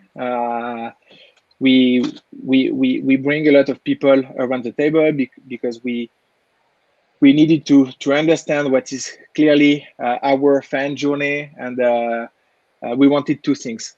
One, we wanted a solution that is not a burden for a fan. If we want them to enjoy the games, our solution need to be, let's say, seamless in their fan journey. And two, we wanted something that is secured, and the passport that is secured as well. We planned a first test months before. The idea was quite simple. You buy a ticket on a PSG website. We send you to one of our lab. You get tested, then you get your secret passport, and then you can be back to the stadium. The problem is that, but at the time the lab were full, and so we end up having 4 hours queue in the lab, get the results in days, not hours, and so it was clearly a main burden for our fans to go there. So clearly, we start thinking that the problem was not about the security of the passports. We have some tools around that, and you mentioned SIGPA, and there is other, but the main thing was how can we scale testing, and can we put testing away from labs and closer to the stadium. So we are now in discussion with another company. I don't know if I can say the name. They are SGS, so they are one of the leader in terms of securization and on-site testing. So right now, the new way we envision that is that, again, you buy a ticket or you pre-order a ticket on the PAG website. On the other side, you are able to download an app. So that will be your AS Passport in the end. And through the app, you have multiple solutions. One is obviously to go and be tested in a pharmacy. Is that the word in English? Yeah. So in pharmacy, so we have multiple sites in Paris. The second option for us is to be able to create some on-site testing. Can be closer to the stadium, could be on a dedicated strategic point in Paris, or I don't know if we play against Monaco in Monaco. So the people can be tested, and then we have the results back into the app, and again the fans have to show the app at the entry, and so we are just checking tickets, ID, COVID passport.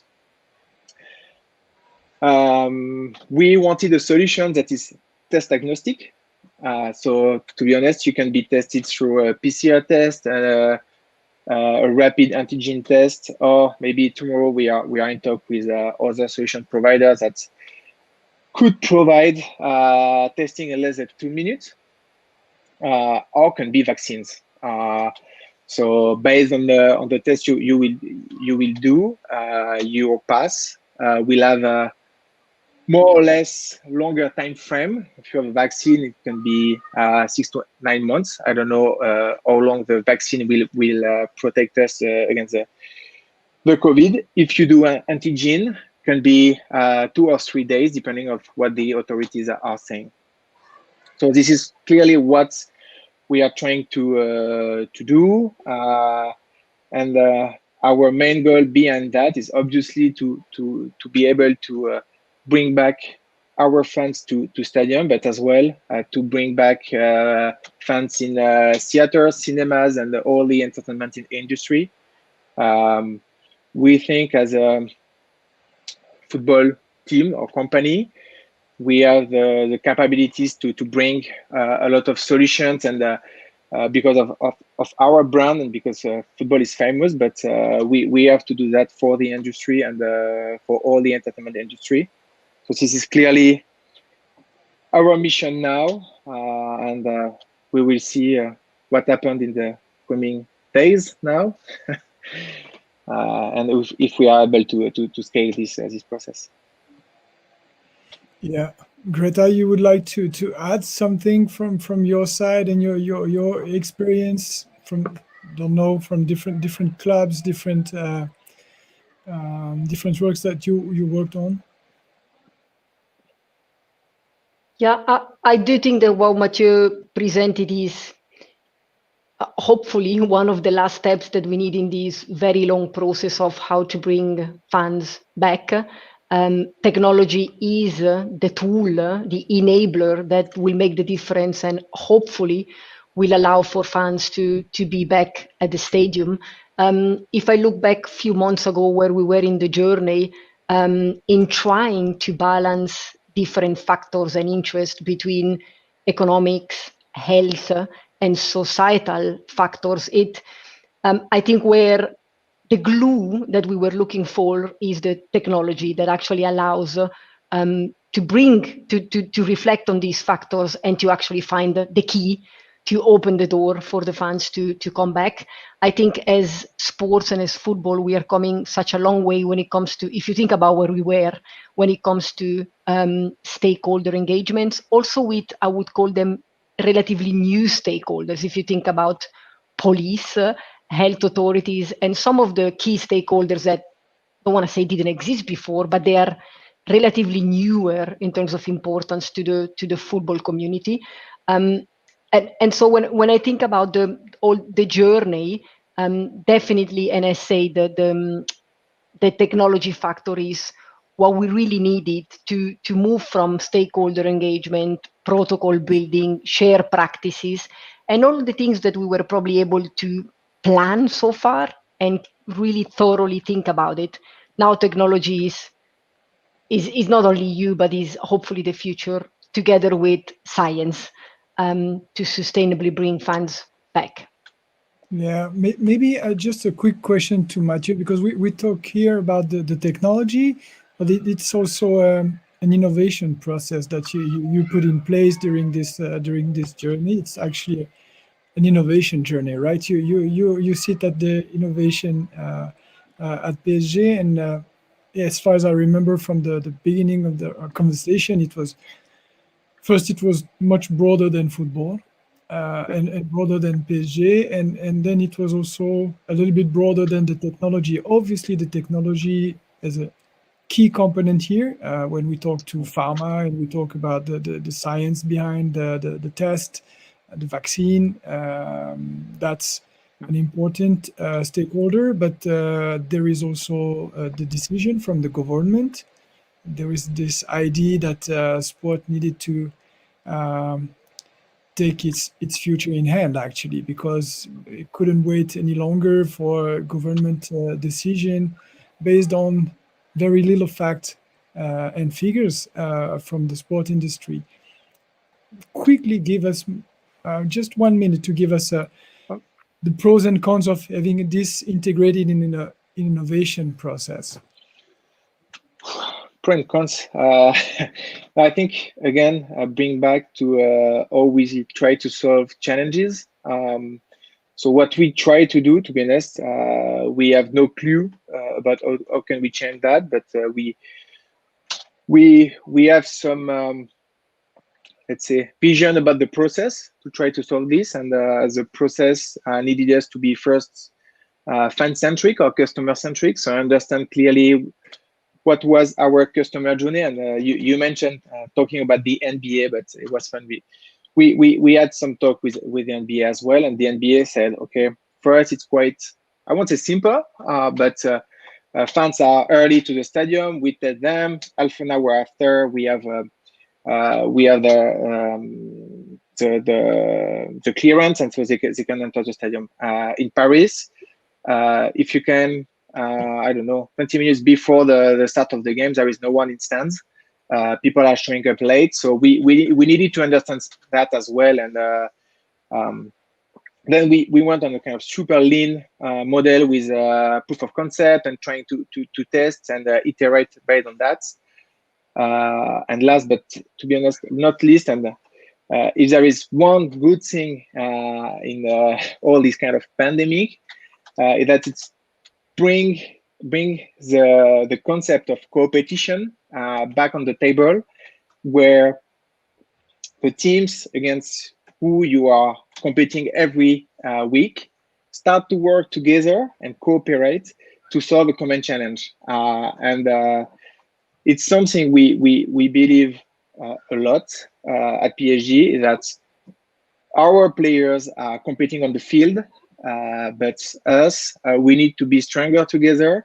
And so for that, we need to find challenges where we can combine our mutual knowledge and our expertise to bring solution on the table.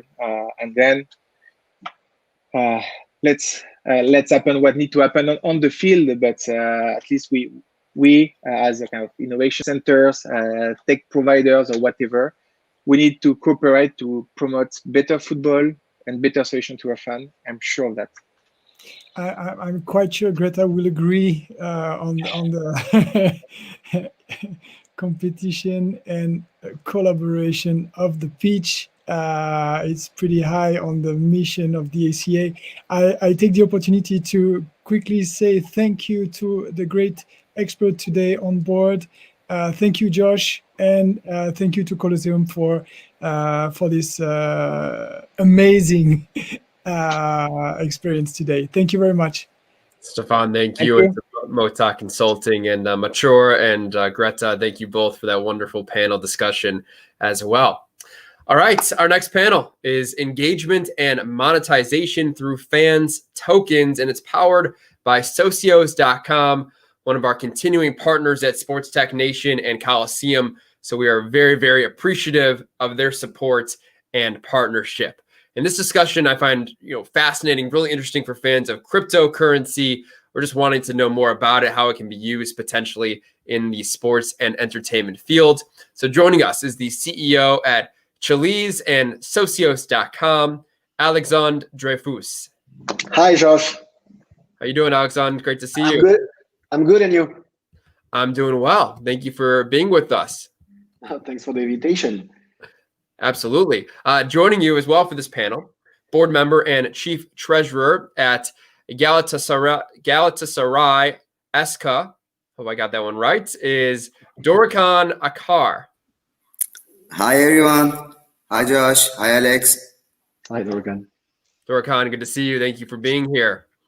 And one more member of this panel is the chief digital officer at the Professional Fighters League. Please welcome Dan Goshroy. Hey, everybody. How are you? Hi, Dan. Hi, Dan.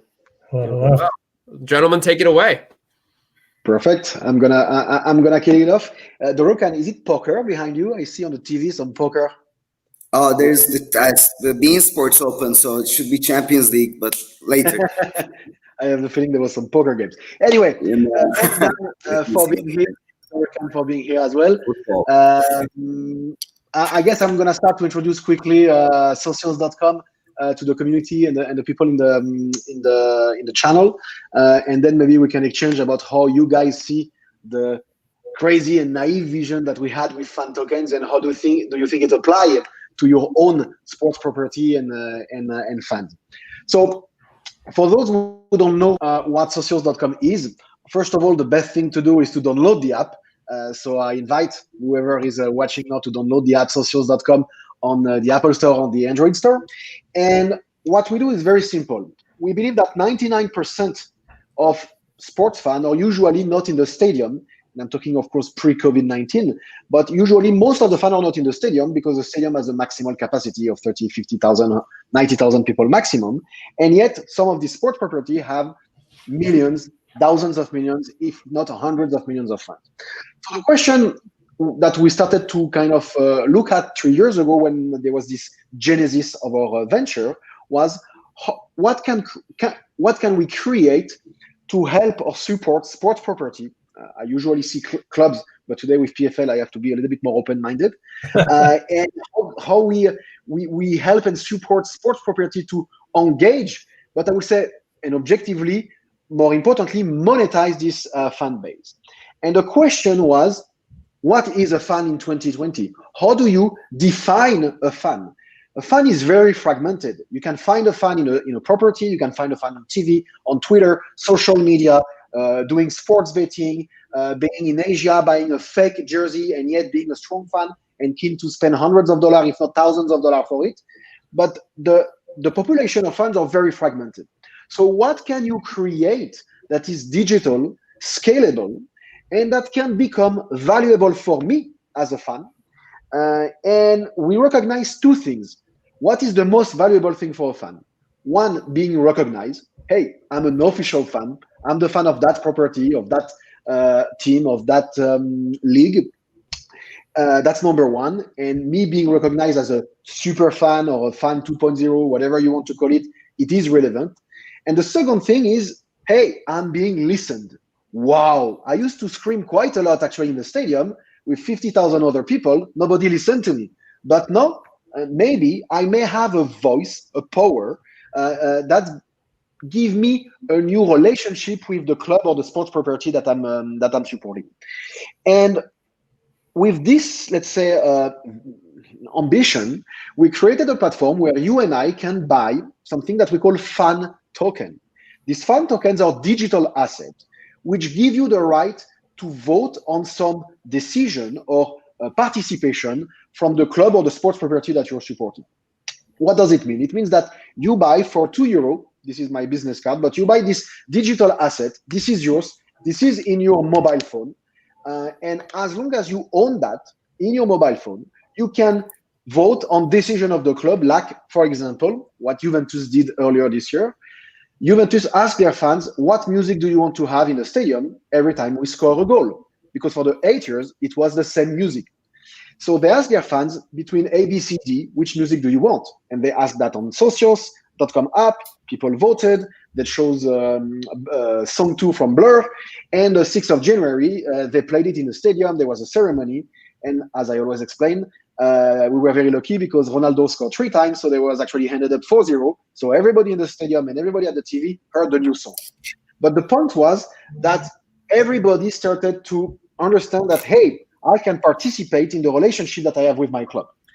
And we started to do that with 15, 17 clubs now, including, of course, Galatasaray and non-sports team, more league with PFL, for example, that will be launched next year. And we were really trying to build this engagement, not anymore through content. We are not a content provider. We believe that that's the league or the sports team that's supposed to create that relationship between content and the club, but we are creating something completely unique, completely new. It's a niche in a way, but it's a new vertical. Clubs are selling broadcast rights, licensing, sponsoring, merchandising, and now they have this new vertical that is these fan tokens that they can sell all over the world. And so we started with that almost a year ago now, a little bit more than a year ago. We launched the app. We successfully launched a few properties. It was painful, of course, because like any startup that you're launching, we had a few fails. The product is not at all at the level of what we want even today, what it will be in a few months. But for example, Barcelona, we sold $1.3 million of Barcelona token. Officially, we said 2 hours, but it was in less than 20 minutes because the server crashed. We had teams where we sold like 500K in 5 minutes. So a very broad scope of teams who have been onboarded, generating a very unique revenue. And on top of that, just to finish on my part with this, is we have a trading component that you as a fan, right now I'm a fan of Galatasaray, and I better say yes when Dorokan is here, but maybe I don't like the Galatasaray anymore, so I'm gonna sell that token. So on Socios app, you have a secondary market, the same way you will have a secondary market for ticketings or for sneakers or for a signed jersey. Anything that is in the sports industry is about scarcity. And therefore, we did the same with the fan tokens. There is a limited amount of fan tokens, and we create a secondary market where all of these fans can trade these tokens and the price going up and down based on the fan demand, which then translate into a new content, which is almost like a fan sentiment, index of fan sentiment going up and down based on the token. And right now we have, I don't know, almost like $1 million a day traded by fans and traders out of the 11 fan tokens that we issued. And that creates a complete new narrative and also a new revenue stream for the teams that we are working with. I'm gonna pass the floor to Dorokan, who launched its token and was our first Turkish partner with Socios. Yeah, well, it was a great, of course, your products are fantastic intro. I mean, from the club perspective, when we met Alex, I think it was almost a year and a half ago when they had, we were, I think, the second club to join or the third club to join. And we were in the same logic. So, we are the largest sports club in Turkey. We have 14 sportive branches in total, and we have 32 million social media followers. But at the end of the day, the stadium's capacity is 52,000. And to engage with Galatasaray globally, we needed something, digital. And we were actually thinking on different plans when we saw the Socios value proposition. And it did make a lot of sense to us because basically it's a community coin where you as a fan answer binding questions, and we as a club have to comply with the answers of those questions. And as Alex mentioned, the more creative we get as clubs on this, the more engagement and interest that's happening. So, the last survey we did was on basketball. We are giving one of the basketball players. So we asked the fans to choose who do you want to see to take over our Instagram account for a day. And they chose an athlete, and that athlete is going to manage the whole 9-point-something million Instagram account for that day. So people are really becoming more and more interested, and obviously there is the monetization component to it, because once we issue these tokens, primary or secondary offerings, the majority of the chunk of that revenue goes to the club. So there's clearly that, which enables a complete new asset class, because we signed an agreement with a capped supply together with Socios, but we still have a large portion of that supply that we can market. So that component is quite important. Of course, beyond that, so beyond the engagement and being heard, there are many things we can jointly do, and we are passing the ball to each other between Socios and other partners, because there's the whole token burn component. So if I bought these tokens, what can I do except for answering binding questions? Can I get money cannot buy experiences? Can I get discounts on certain merchant networks, etc., etc.? So the fans are also teaching us a little bit, or asking us a bit more on how they want to evolve the value proposition. But overall, so far, we are super happy as Galatasaray. And the people always ask us, okay, but couldn't you have done it yourself? Because basically you're just saying I'm launching a community token and it's Galatasaray's IP, which is true. But then there are two differentiating factors. One is the globalization of the IP, because once we actually come into a platform similar to Socios, then I'm sitting together with a Chilean club, Juventus, Barcelona, Roma, Paris Saint-Germain, etc., even the Fighter League, and we can actually do significant cross-marketing, which is also important for our sponsors, because if, let's say, they didn't understand the concept completely yet, or fully yet, but there's this big potential. I mean, Burger King is my sponsor, Nike is my sponsor as Galatasaray. So if they want to do something in, I don't know, Tokyo, they can easily put the fan tokens in front of those shops and, give away free tokens. So there's the whole IP globalization aspect, which is quite important for us. And the second thing is, of course, learning from each other and, joining forces to generate further power. So that's really good. Lastly, Alex mentioned trading. I don't know if we were the first globally, but at least now we are officially listed on one of the largest crypto exchanges as well. So one of the largest crypto exchanges in Turkey and top 20 worldwide creates a category called fan token. So actually there is a daily trading going on this, so similar to, you'd open it and you see BT, Bitcoin, blah, blah, blah, Ripple, this, that, Ethereum, and then you see fan tokens. So if this also becomes global, there's a huge category, and people might even connect it with the weekly sportive results, and so forth. So there is a further potential to engage the fan into the concept. But of course, this is completely new. I mean, once we started, our initial launch was 300,000 tokens. We sold it like this. Now we listed it, and we don't tell the numbers now, but we are doing very good with those numbers as well. So as Galatasaray, we are very happy with what's going on, and we are in football, esports, and basketball. So we have 3 sportive branches, which is constituting this fan token. But in general, you could also do like one club or even a single player, because there could also be athlete tokenization in line with this. But currently we don't do athletes. We are basically Galatasaray's IP, and we are in here. Thanks, Dorokan. And just before I pass the floor to Dan, we could talk about that a lot because actually Dorokan and I, we meet very often in Turkey. Turkey is actually our biggest market in terms of socials. So we just opened like a big office last week. One thing I wanted to add, what's interesting with Galatasaray as well, is the way that they really embrace the novelty, meaning that today on their jersey, their jersey, their basketball, esports, and the socks on the football, but they're promoting their own token. So they're promoting this dollar GAL, which matters because it's not like they're promoting a sponsor. They could say, "Hey, Alex, pay me some money. I'm gonna promote socials."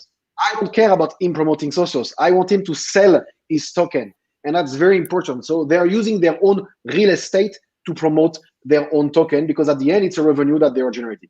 Let's go to Dan. Who is joining socials.com with PFL, and I let you introduce who is PFL and maybe how do you envision or how it's gonna be successful, hopefully. Sure. Thanks. Glad to be here, guys.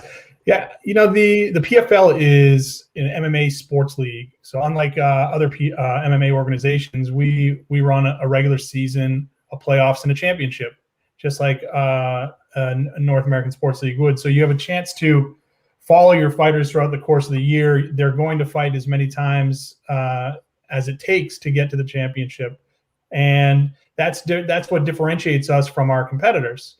And we're a young league, we're a fast-growing league, and an innovative league.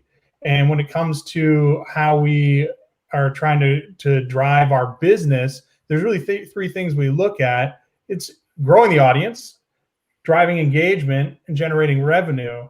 And so as we look at partnerships and determine who's the right fit for the PFL, that's where Socios made a lot of sense for us. We're trying to grow our audience and, not only on the digital side of things, but also drive our audience to tune in for our live events, tune in for our original programming. We have PFL Studios, which is an original productions arm, and we produce content for ESPN, short form across digital platforms. We've launched an OTT app. And so we have a whole content ecosystem in addition to our live events. And so we're trying to grow audience for us to connect with directly, because we understand the power of the direct-to-consumer relationship. You guys both had referenced that earlier. And knowing who our super fans are is incredibly important to us. So those that are willing to take the step to join us on our owned platforms, but then also to take a step to spend some money on tokens is a very appealing fan, because that fan is going to spend, and that fan is going to be following us throughout the course of the year, and they're literally invested in the the PFL as a brand and a business. So as we look to grow audience, we look to the Socios ecosystem, and we want to tap into them. But we also want to bring our most diehard and dedicated fans over from those other platforms that are highly engaged and get them to participate and really have a stake in the game. That goes into the driving engagement piece of it. What better place to drive engagement than if you have ownership and you're vested in the platform, and maybe you have an opportunity to influence what fighter gets a bonus. Maybe you have an opportunity to influence the fight card itself. These are all things. I mean, we know what we're going to do, but we're launching in the spring, so I'll keep that. Take my money if you do that. But these are the ideas that we have, and that is really engaging to a fan, to have an influence on the product, to have an influence on how the fighters and the events take place is something we find that the fans will really dig into. So what a great opportunity to engage our fans. And obviously, as our third point, generate revenue. Well, we're generating revenue directly from the token sales, but we're also generating revenue if we're driving people to tune in, if we're driving people to buy merch, if we're driving people to consume across our third-party platforms and grow that audience. So Socios.com and the token offering, very appealing to us. We're really excited about the spring offering, and we think that as a young and innovative, fast-growing league, there really isn't anything like this. There's no one doing this in our our world of sport. And so we want to be the first to do it the right way and learn and grow and get a whole new batch of fans and encourage our current fans to go and experience this new platform. That's very cool to hear. In a non-shocking news, it is obvious that a league or a newly league like PFL can be more creative than Barcelona and Juventus, and they will accept the fact that I said that. I hope, no, it's too late. But then you can, what we've seen.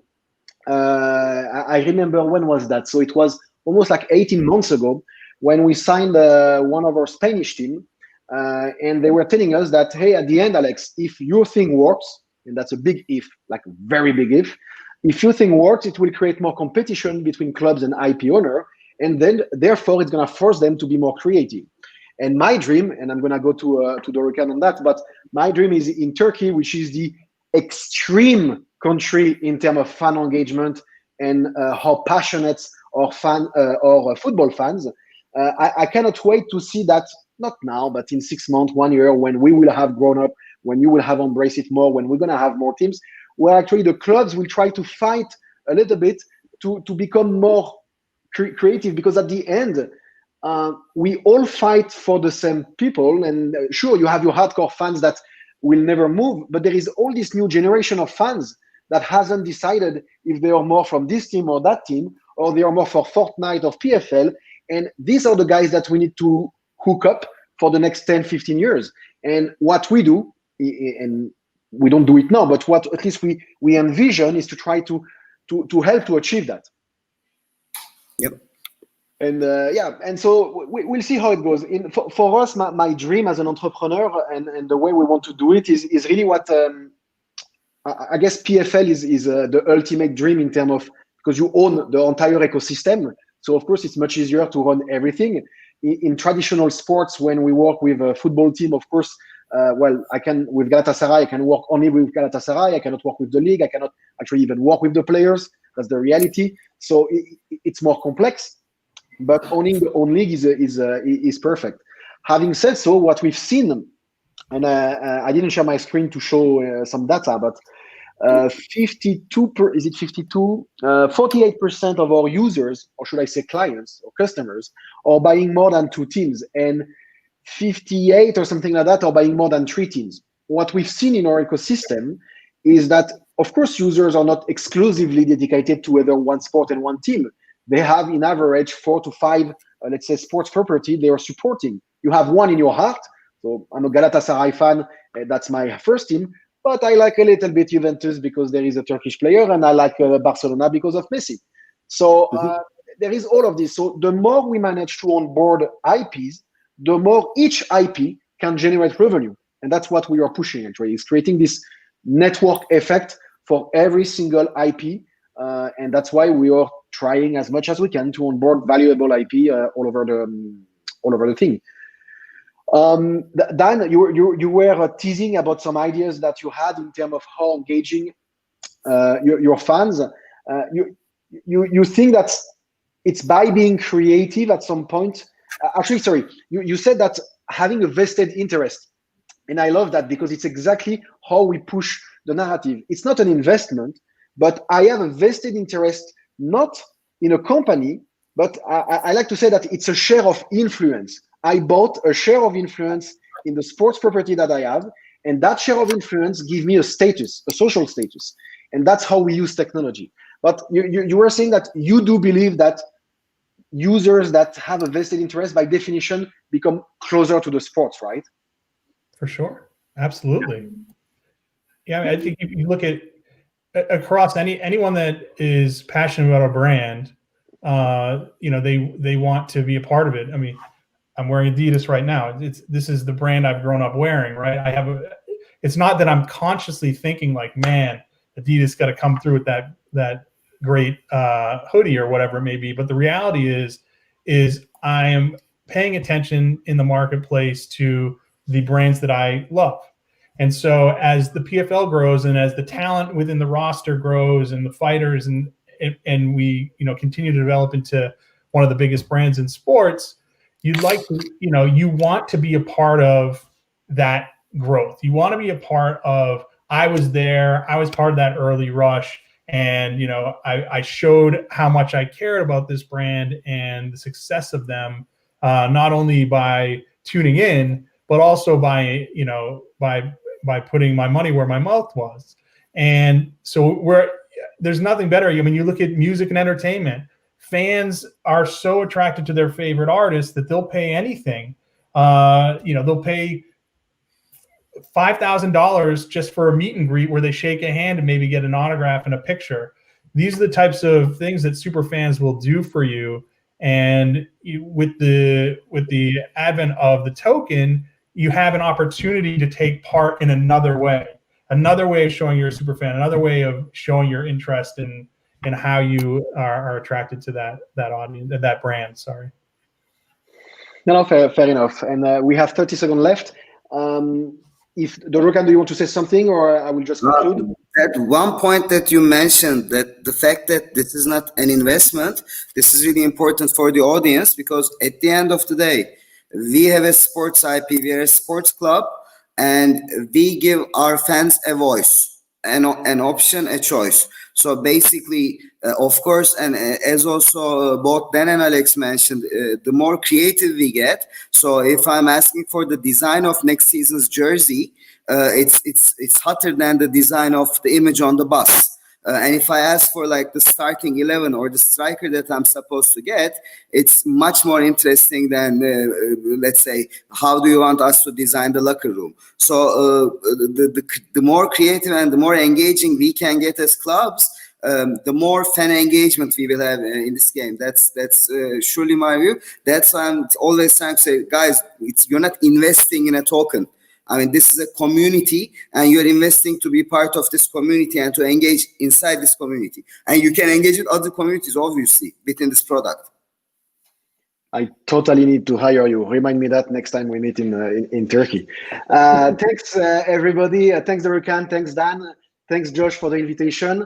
If you have any question about Socios, please download the app. I'm selling a little bit my product here. And most importantly, if you're in the sports industry and want to understand more what we do, because I know it's complicated, I know it's a leap of faith, especially we talk about crypto and token, what the hell is this? Please contact me either on LinkedIn, Twitter, whatever you want. I am available, we are available, and we want to grow that with you. So thanks again for your time. Thank you, Alex, and for Socios and everything you guys do as well in partnership with Coliseum and Dorokan. And Dan, thank you so much for, again, a fascinating conversation. We continue here on Sports Tech Nation with these wonderful panel discussions, all these different topics in relation to sports and technology. And up next, a keynote that I'm going to be personally very invested in because I've used this product before, LiveU. It's a pioneer and leader in IP-based live video services and broadcast solutions for global broadcasters, news agencies, and sports organizations. And for the address, Next Gen Live Sports Broadcast Solutions, we are very pleased to welcome the Vice President of Marketing at LiveU, Ronen Artman. Hi there. Thank you for having me. Pleasure. I hope you see my presentation. So let's dive in for the time that I have. So for those of you who are not familiar with LiveU, and thanks for the introduction, we are the world leading broadcast technology for sports world, as well as news, delivering creative and dynamic 4K HEVC. We have more than 3,000 end customers, more than 20,000, and we deliver the video and the broadcast for the leaders of the world. You see on the bottom, the NFL, FIFA, NBA, all the Red Bull events, Fox Sports, and many more others.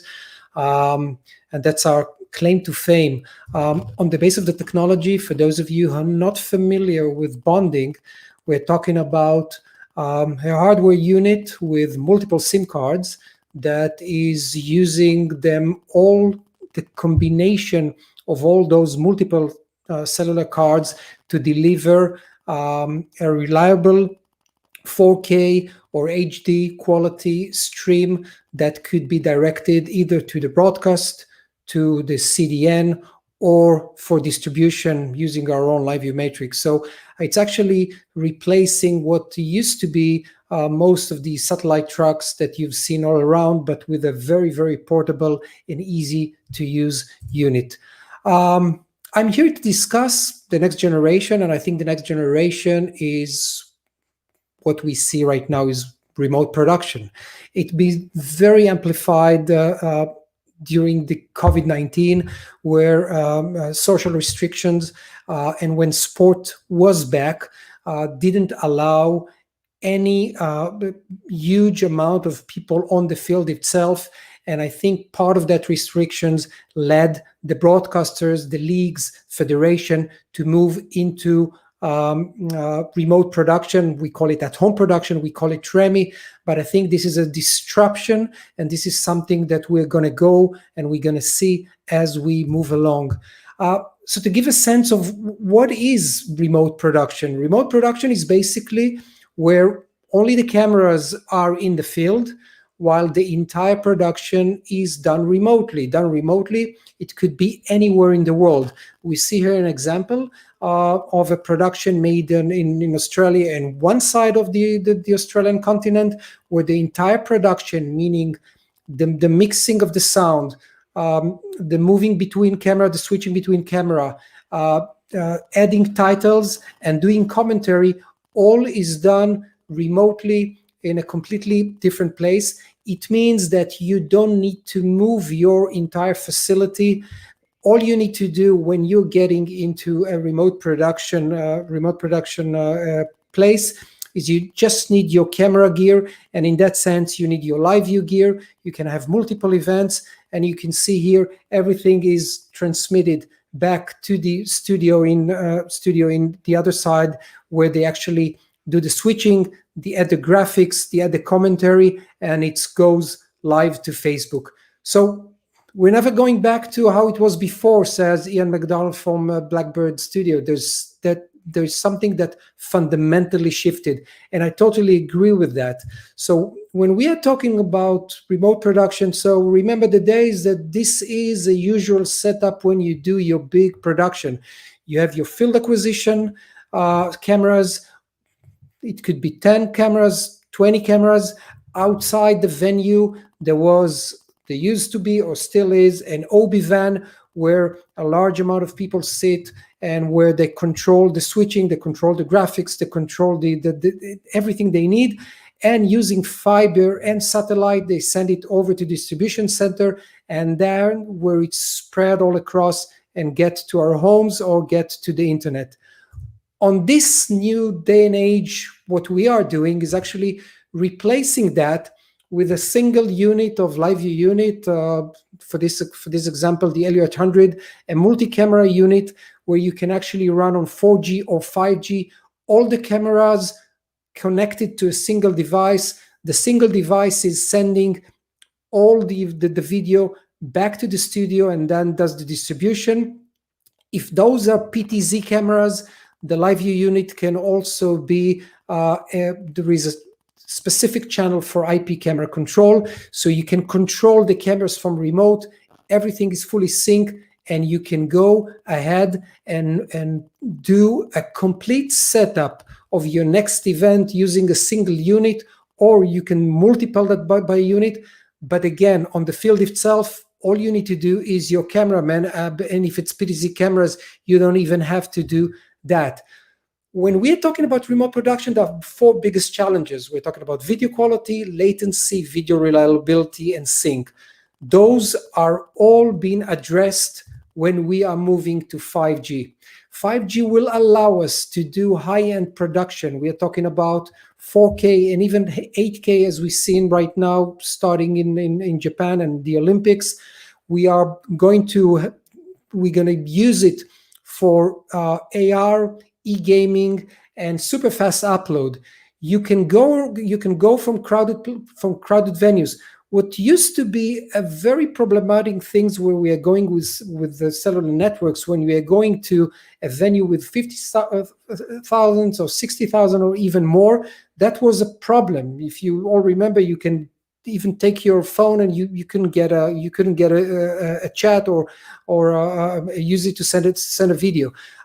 But when we're talking about guaranteed bandwidth using network slicing, there are going to be a guaranteed bandwidth saved for those venues that you'll be able to use them just for your transmission. And obviously, we'll talk about in a second about reducing production costs, and that's something fundamentally that remote production brings. So if you're looking at the cellular evolution, when we're going back to 2010, where 3G started, and then we're moving along, going all the way up to 5G. So right now, if you're looking right now on the 4G advanced, we are already, in terms of cellular infrastructure, matching satellite performance in delay, quality, in reliability. When we are moving up the ladder in 5G, that we are going to surpass even the satellite performance in both delay, quality, and reliability, which will give us the ability to actually replace those satellite transmissions by doing everything on top of 5G. So if we're looking at reducing satellite tracked, and we talked about it, 5G connectivity, this is massive operational cost saving. And if you read the news and if you look at where all those remote production going, you definitely think that one of the key elements is cost saving. Back in 2018, at the end of the beginning of 2019, Fox teamed up with AT&T to do a case study replacing for the US Open, for the Golf US Open, the entire infrastructure of OB vans and satellite and fiber, using everything on bonded cellular. And they came up with this amazing number that it saved between 60 and 80% of the transmission cost. So if you think about it, you take to the field only a very small team of just a producer and cameraman, and you can actually utilize the beauty of the 5G and cellular bonding to deliver a flawless video and audio quality all the way back to the studio, and again, could be in the US, could be in Italy, could be even in Israel. It doesn't matter, as long as the cameras are in full sync and the units are in full sync, you'll get everything that you need back to the studio. So Fox taking about 60 to 80%. So this is only just on the transmission cost. Let's look at another interesting case study, which is the NBA Summer League. So the NBA Summer League, we teamed up with AT&T and with the NBA League, and actually to provide a full coverage of the game using our own app that is running 5G infrastructure from AT&T, and actually covering the entire game. But more than that, thinking about covering the game, but giving cameras or giving apps, cellular apps, to people who are on the stands and add them as part of the broadcast. Think about the creativity that this can bring into the level of sport, what fan engagement is going to bring. Everybody's striving for more content, and and we all know content is king. So just think about the alternative, that you have an NBA game and you don't just see what the cameras that the broadcaster are putting, but you can give tens of cameras in front of fans. Hopefully they will be back soon on the stands, and with them you can actually create an immersive interaction or immersive broadcast that is much more than what you see right now, and you can actually follow the players. You can single out a single player and just follow him. So it gives you a lot of opportunities, and I think that's the beauty that 5G, the beauty that cellular bonding brings into the mix of sports production. So I really want to end up with I think one of the highlights that cellular bonding and the portability and 5G brings. It really opens up creativity options for director pursuing their ideas. I'm always amazed to see how producers and directors taking our units and take it for the next level and use it in ways that I never thought it could be happening. Mounting it on top of motorcycles and bicycles and helicopters above and even diving, seeing a lot of the footage. Once you get that portability aspect, once you can do with 5G wonders of broadcast, once remote operation doesn't limit you in terms of cost, you can create a lot of things. And I think that the sports world is going to fundamentally change once 5G comes across, and once remote production it will take center stage in everything that we'll see. And we will start to see, I believe, a lot of sports coverage from sports that never been aired before, because right now the barriers of entry using bonding technology and 5G will be amazing, and I'm sure that we'll see that as we move along. Thank you very much. Yes, thank you so much, Ronan. Great stuff. Love it. Yeah, I remember the first time I used the LiveU Sports Backpack when I was, filming games, and you could report live. Just the technology all at your fingertips, and what's going to happen in the future with 5G. We're obviously very much looking forward to. So, thank you so much, Ronan. We do. Thank you very much. Address. All right. Thank you very much. Our next panel, also one that speaks to my heart, so to speak, the new social experience for leagues and broadcasters. It's powered by La Source, a consulting agency in the sport industry that connects high potential startups with leading sports organizations. So let's go straight to the source. Samuel Westberg is the CEO at La Source, and he joins us right now. Hi, Samuel. Hi, Josh. Very nice being here, and glad for your introduction. Look forward to our panel.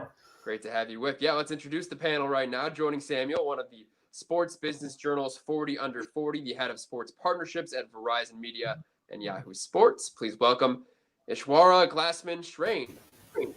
Thanks for having me. Hi, Ishwara. Great to have you with us. Please also give us a warm welcome to the co-founder and CEO at Live Like, I should say, Mihir Walivakar. Hello. Thanks for having me. Hi, Mihir. Great to have you as well. Next on our panel is a 15-year broadcasting veteran and now host of the sports digital content at Canal Plus, Sebastian Odu.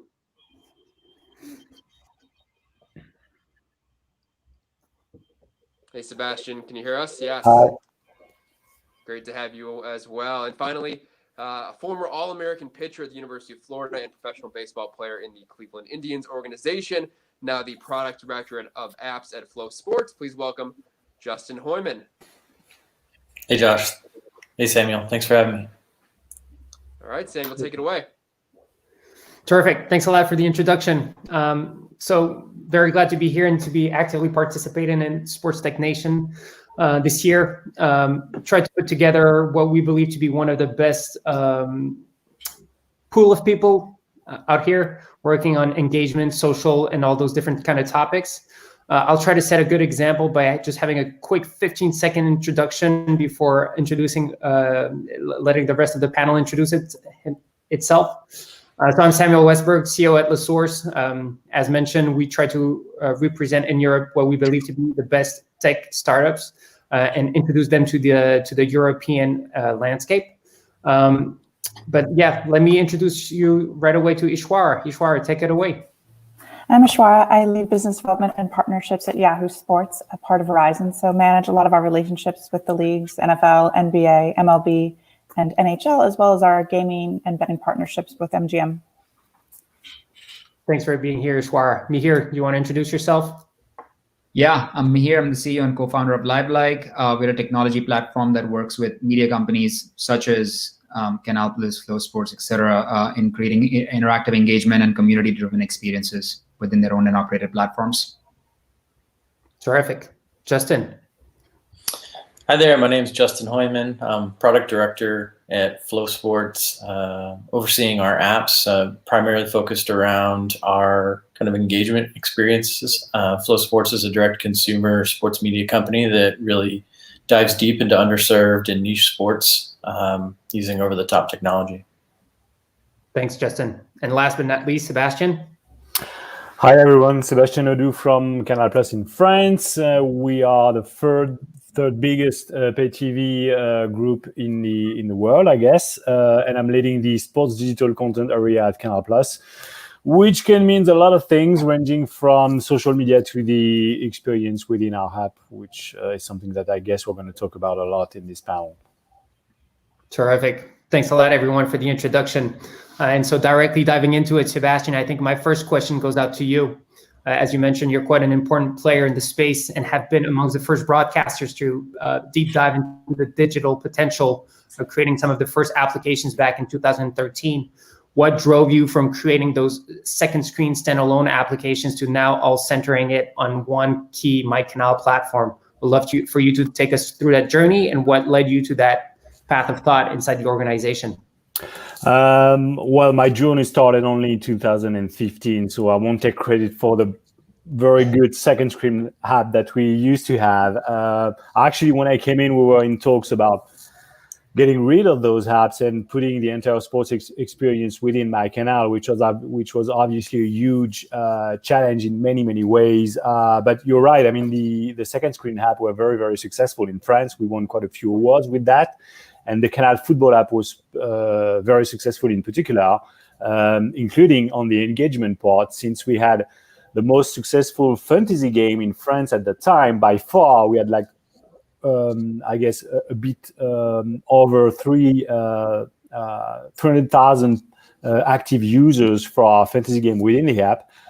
Plus, we had the ability to grade the games of football and rugby, which was something very important historically for our subscribers. And when we decided to get rid of those apps and bring the entire experience within MyCanal, obviously for like a year and a half, we didn't have any engagement tool within our app.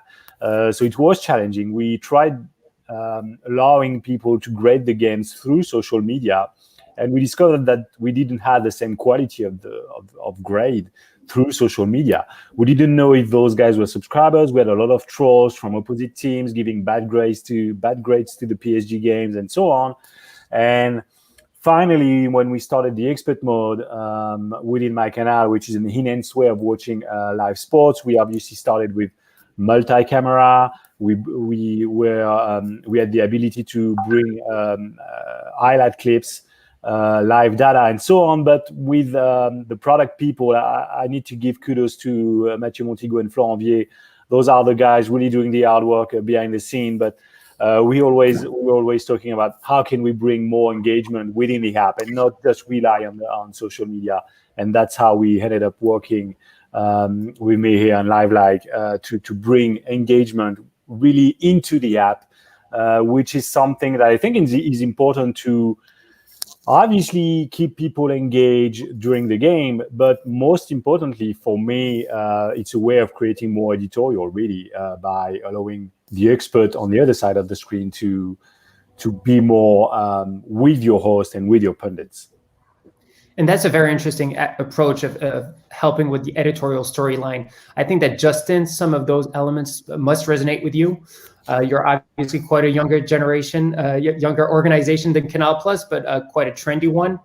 How do you see engagement being a bit newer to the market, although having been there for quite a while now? Understanding that on your platform, you mostly have niche sports coverage with very specific audiences that are expecting a very different experience from one another. Yeah, it's a really interesting and fun problem to try to solve. One thing I think that's important to note about the types of sports that we have is quite often we have very dispersed audiences throughout the globe. And so by nature of the fact that we have niche sports and you can't just go to the next big city to find your professional team, this is a challenge where it's really important to us. And, we have found a place in the market where we have used over-the-top technology to connect these fans around their passion, where otherwise they wouldn't have been able to before. And, we started sitting down and physically sitting down with fans in their homes and watching how they consume their sport. And it became very clear that, step one, is get the game on the biggest screen that you have.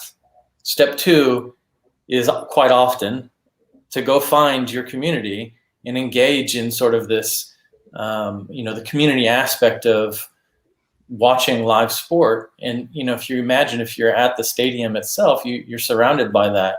But when you're sitting at home by yourself, there's that yearning for the connection and some of the alternate storylines and the ways to engage with that event that are absent. And so it's been a really fun and interesting problem for us because, in sports, when you have marching band or maybe jiu-jitsu or dirt track racing, who have been largely underserved, frankly, having a service like ours is amazing. But for us to kind of take that to the next level and create this extra dimension where we're uniting and igniting these communities together and also incorporating them into the live event itself, we think that there's some real opportunity for engagement there. Yeah, very interesting. And I think we'll get back to it about that sentiment community that you're trying to build, and that's a global direction that you're taking at Flow Sports, and also a very strong personal conviction. Ishwara, so just to set up, you're head of partnerships at Verizon Media, so working with all the biggest leagues out there. How fundamental is social engagement becoming in their approach? And do you have good examples of projects that you put in place in those strong collaborations? Yeah, exactly. I think it's a lot of what we've all been talking about. We know that people are home more and still watching sports, but doing it in a way that they want to be social, and we're trying to figure out how. So it led us to sort of expediting some things we were working on otherwise. So one of the things that you saw us launch with the NFL season was Watch Together. So we have the right to stream in the United States every local and national NFL game. It's all the way through the Super Bowl, but now you can watch it with your friends. So you can stream the game and watch with 3 of your friends. So it makes it more social while you're still at home. We also launched a feature in the bubble with the NBA last season where you could watch some of their games in VR on an Oculus headset, trying to find a way to make it social and, bring in 5G and make it fun to do things at home. That's interesting. So you took the approach of visual rather than texting for your platform, for your experiences at Verizon. I know there are a lot of different things, and it doesn't mean it's going to be the only thing we do forever, but yes, that's what we started with. Terrific. And Mihir, maybe the least known organization here in the panel, but I can happily say we when I talk about LiveLike, and we're trying to find a solution for broadcasters and organizations, right, for them to engage with their fans. And what led you to start working on this product almost 3 years ago now, after having premises of the organization in VR? Yeah, so look, from our perspective, the fair amount of success that we had with virtual reality proved one thing, which was that people didn't want to have standalone social experiences. They wanted to have something that was integrated into their own apps in a way. The number one request for us whenever we were working with partners in virtual reality was if we had an SDK. And that's actually where we started deciding, what do we want to provide in an SDK? It's one thing to have an integrated solution. I didn't realize there was going to be yard work going on right during the panel. I apologize. And so, so like for us, we had to decide, are we going to retrofit a virtual reality SDK into a mobile application, or should we be looking at something that is much more native to a mobile viewing experience? In VR, we were doing a lot of social experiences that were voice driven. And interactivity using controllers. On mobile, it's much more tactile, it's much more text. So we really started the process from scratch in a way. And the advantage that we did have, though, was that we were working with partners around the world already who would also be our customers for the new product. So we collated a ton of feedback from partners before we actually even began designing and developing the process, the product. So that journey, 3-year journey, is now culminated. We're working with the likes of Canal and Flow Sports. Ishwara and I have been working on this. I'm sure 2021 will be the year where we will work with Verizon and Yahoo. It's going to happen. I know it in my heart of heart. They will realize the folly in their ways of trying to build it all in-house.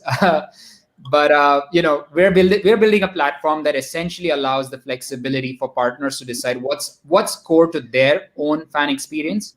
And we let them build that rather than taking a singular product experience to them, which is almost like take it or leave it. Yeah, that's very interesting. And just in general, and that's more of an open question to all of you out here, is how important is that social and engaging component compared to the rest of the novelties that are being brought to the ecosystem? For a long while, broadcasters were only looking at new camera positions to kind of innovate how they were approaching their global coverage of the sports they owned. How important is that social component in the future of your organizations?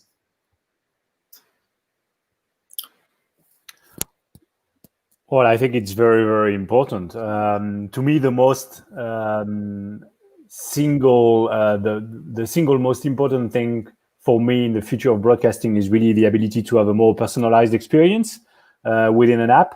And that goes through engagement. So that's very, very important. That's the one thing I believe in. And the other thing, as I said, is that it's really, Mir was saying that he's basically listening to us to build the product. And we need to listen to our subscribers to make a living.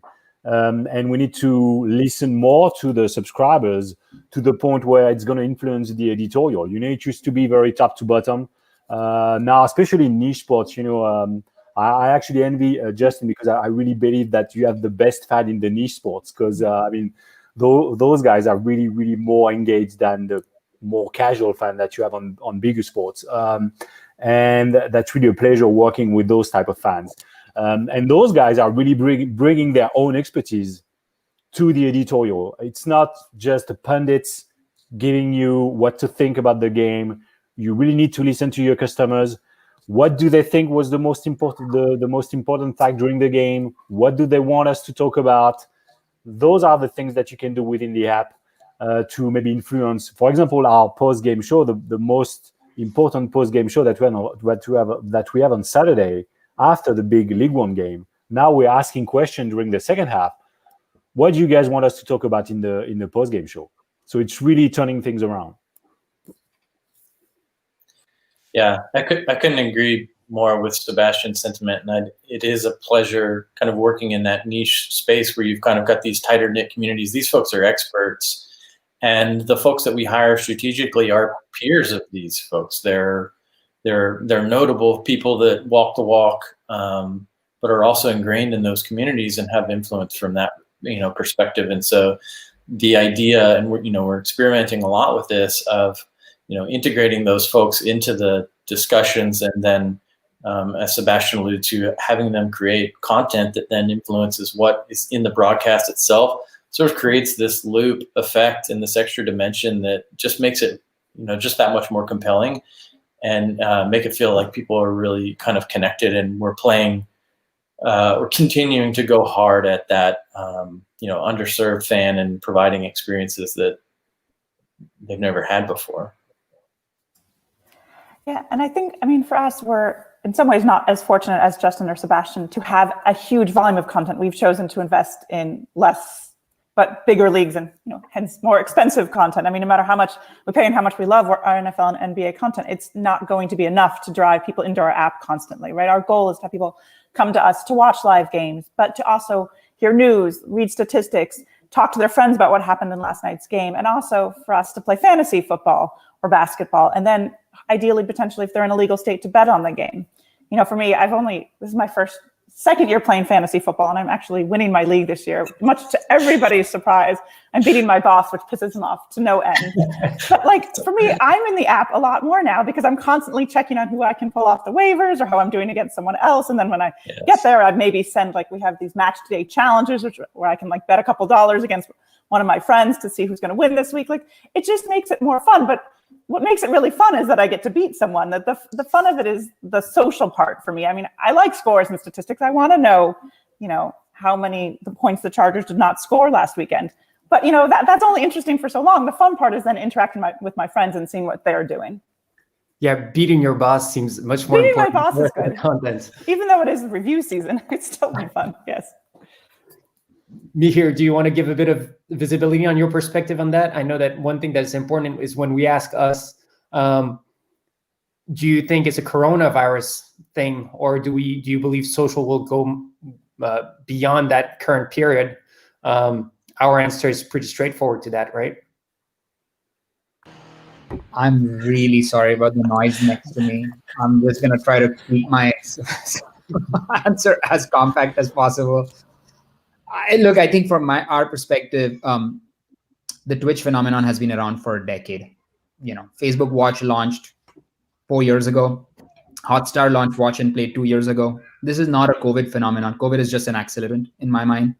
A big part of why these kind of experiences have not been around so far is because the technology actually didn't exist. It was mainly you either do like white label second screen experiences, or you have enough resources internally to build this experience in-house. And candidly, there's not that many companies in the world. Maybe I can count them in one hand that have the resources and the wherewithal to actually go about building these kind of experiences. Most media companies are not tech companies, which is where we saw a need in the market, right? Like for us, in 2020, especially now, because people are starting to, with the pause in programming or the fact that everyone's on Zoom all day long and they see the value, like they see a consumption in user habits or user behaviors across the spectrum and not just with the Gen Zs and millennials, that they're taking it more seriously. We are seeing so much interest with partners wanting to provide these kind of experiences. And now that we have a platform that's proven, that has engagement case studies and metrics with partners like Canal Flow, et cetera, Sky, NBA, that it's a FOMO. This industry is driven by FOMO. One, it's driven by, do you have any success stories? I don't want to be the first one to try this out. And how easy is it going to be for me to do it? We're trying to solve all those questions in one go. And we're seeing a fair amount of success with that. So now it's about building on the momentum from there, because if everyone starts pushing out these engagement, community-driven experiences, it's a flywheel that starts churning. You are managing to keep it rather short today. It's impressive. Israr, taking a bit of another angle, and you working closely, obviously, with organizations also. How important are social initiatives on their side, and how do they perceive those interactive experiences, and how do you bring them along from your Verizon standpoint? Yeah, well, to Mihir's point, we actually do like to think of ourselves as both a media and technology company. So it's something we're trying to build both. But to your point, like when we work with the NFL, Verizon works with them in so many different ways, right? Like we do stream live games. We produced a really cool super stadium type of product where you could watch, multiple angles of the same game. Like I was down at Super Bowl last year, back when we actually used to leave our basements and go do fun things. And, we had the engineer sitting next to me who sounds more like Mihir, because when Mihir starts talking like SDKs, it kind of goes right over my head. But we had this cool product where you could actually watch the play take place from multiple camera angles while sitting in the stadium. And I mean, it's really cool. It shows the power of social, the power of 5G. It was something, a year before at Super Bowl, you could barely even get a Facebook post up or something like that. So a lot of this is predicated on actually just having basic technology. But then when you have that, you can do cool things like that. Like we're going to work this year to see what we can do with the NHL around puck and player tracking. They have all this really cool data on how the players are moving around the ice. But how do you use it? Do you use it for fantasy? Do you use it just as an overlay? Do you do it something with betting on? Are people interested in betting on who has the fastest slap shot on last night's game? These are all fun things we're still at the beginning of figuring out, I think. Interesting. Justin, I saw you nodding your head. Oh, yeah. I mean, man, everything everyone's saying is like, it's really fascinating. From the one standpoint, Mihir was talking about, how difficult it would be to spin up this sort of thing. When you're in our place, if we didn't exist, then perhaps there would be nobody gathering the data for our sport or writing the stories or producing the live events. So the thought of then building something like this on top of it is steep. It's hard to justify when it's just hypotheses that we'd like to experiment with. And this is something that had nothing to do with the pandemic in our world, because from our standpoint, when you have these dispersed communities, we needed something like this regardless of whether people were able to go to the events or not, because quite frankly, a lot of our events are just people streaming from around the globe. And that's how we band together the audience for those events.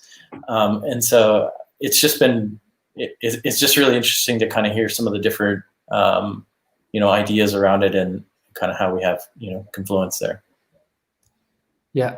And as broadcasters, and that's for you, Justin and Sebastian, are you actually trying to work more and more closely with those organizations to gather data, or are you working in very siloed approaches when it comes to those kind of engaging topics? We have GDPR, so it's a bit more complicated for us. It sure makes a few conversations more complicated.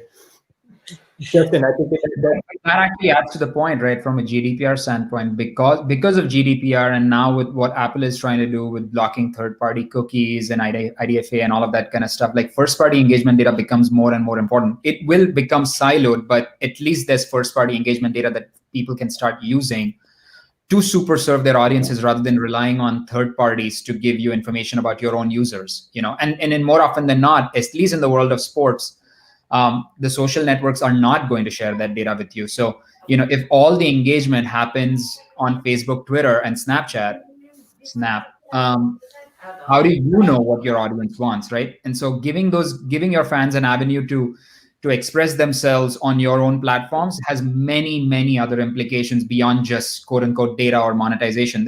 It affects editorial. With Canal, I guess, the opinion that the audience is sharing on their own channels or on their own apps is actually being used to drive editorial content on linear. Like, there is a really nice feedback loop that comes from that kind of engagement, which is extremely important. For us, one of the things that has really helped us to the points that they just raised is having logged in users. Like, in order to play fantasy football, you have to be logged in, which is great for us. We tested something last NFL season where we obviously know who's on your fantasy football team, so we would send you a notification if someone on your team is in the red zone that you could tune in to watch. It actually drove a lot of viewership, and it was really fun. But it was only powered by the fact that it's our user data. We know these users. We know who's on their teams. We know who their favorite teams are. But it also enables you then to push other types of experiences to them, such as betting or commerce. Yeah, we're in a similar position, just being a subscription service. Ishwara's point is a great one, where we kind of have this requirement around being able to use our product. So by the time we get you in there and we've got the hardest of hardcore niche audience, expert users, highly engaged, we have a wealth of information about how to super serve those customers. Yeah, I think we can all agree on the fact that whichever angle you're looking at it from, social is important. And whether you believe in, building a community on your platform, or using social for editorial, or just using social to engage and have fun, or to drive towards betting, I think that there is a social experience for a different social experience for different types of public that consume your platforms and that you actually know better than anybody else. Here to that point, I don't know if you want to give one final little push on how the product is being built to fit those different kind of use cases.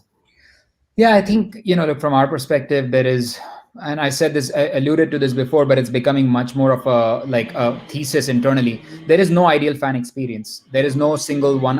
Even between Justin and Sebastian, the two events, the two guys, what they're doing is completely different from each other. But within each organization, how they treat different content verticals is also completely different from each other. So with Justin, what they do for wrestling and dirt racing is completely different. In Canal's case, what they do for boxing and golf and soccer and Formula One is completely different. So, our goal is to provide these partners a toolkit and let them sort of create their own, recipe from it in a way, right? We want to give them the ingredients, and what they make out of that is completely up to them. And obviously we have a flywheel that comes from best practices from around the world. We see something working for Flow. We say, you know what, this is really cool. We should bring that into our product roadmap and make it available to all of our partners, whether it's from an editorial standpoint, whether it's from a front-end UI UX standpoint, or, in some cases, people just want APIs and they don't want to use SDKs at all. How do we make it easy for them to be better at their jobs? That's really our goal right now. And getting an opportunity to work with dozens of partners around the world only helps with that, in that process. Perfect. We have 1 minute and 15 seconds before being kicked out and leaving the place for somebody else in the panel. Just to wrap it up, maybe in 15 seconds, Ishwara, what does the future of social and broadcasting and the way that fits in your work with leagues? What does it look like from your perspective? I'm hoping that it will be one app where you can do a lot of different things. And I'm also hoping that next season you can perhaps draft your fantasy teams while video conferencing with your friends. Nice. Oh, Justin, it feels like you don't have as good of an answer. No, I got as good of an answer. I really love that idea because I've drafted in fantasy leagues, and as we get older, the folks in my league seem to keep spreading out further, and so you can't just go to the pub anymore to do your draft like you used to, which is like the ultimate experience. So I loved that idea. For us, I think as we look at it, it's very. I feel like Sebastian honestly is kind of spearheading where I envision where I'd like to see it go, where I'd like to see Flow Sports take this, is sort of creating this virtuous loop in the product where you have these experiences that are very personalized to your sport and to your user, drive an engagement, and then have that generate some extra dimension in the event itself such that it feels like fans are connected to that event. As we really think about the psychology of what it is being at a live event does for the fan, and as you think about being there, the potential for getting that autograph or have an opportunity to give a high five, getting the front row seat at the stadium, what are those digital equivalents that we can create that also enhance the experience for everyone else using their user-generated content? Josh, one more minute for Sebastian and me here to wrap it up. Yeah, we'll wrap it up real quick with those guys. I think we're going to go towards more and more quality engagement, but more tailor-made engagement. Every fan in different sports will act differently, and every subscribers will probably act differently one from the other. So, as Mihir said, you need to have a very big toolkit to address everyone, which I think will be the main key. Mihir? And we'll be supporting that. Well, thanks a lot, guys. It was a real pleasure having you. It was fun preparing it. It was fun exchanging here. Josh, back to you. Wonderful. Thank you, Samuel. And I can't wait for that fantasy football live stream while I draft. I'm a big fantasy football player, so I know my league mates will like that idea from Ishwara. And Mihir, Sebastian, Justin, thank you all as well for that wonderful panel. All right, moving on. Our next panel is the next level of sports content production and consumption powered by Pixellot. I got to actually tour the Pixellot headquarters during my trip to Israel in 2018, part of our Sports Tech Nation week there, and they do amazing work, so love having them on board and leading this discussion. Please welcome the founder of Sports Loft, Charlie Greenwood. Hey, Charlie.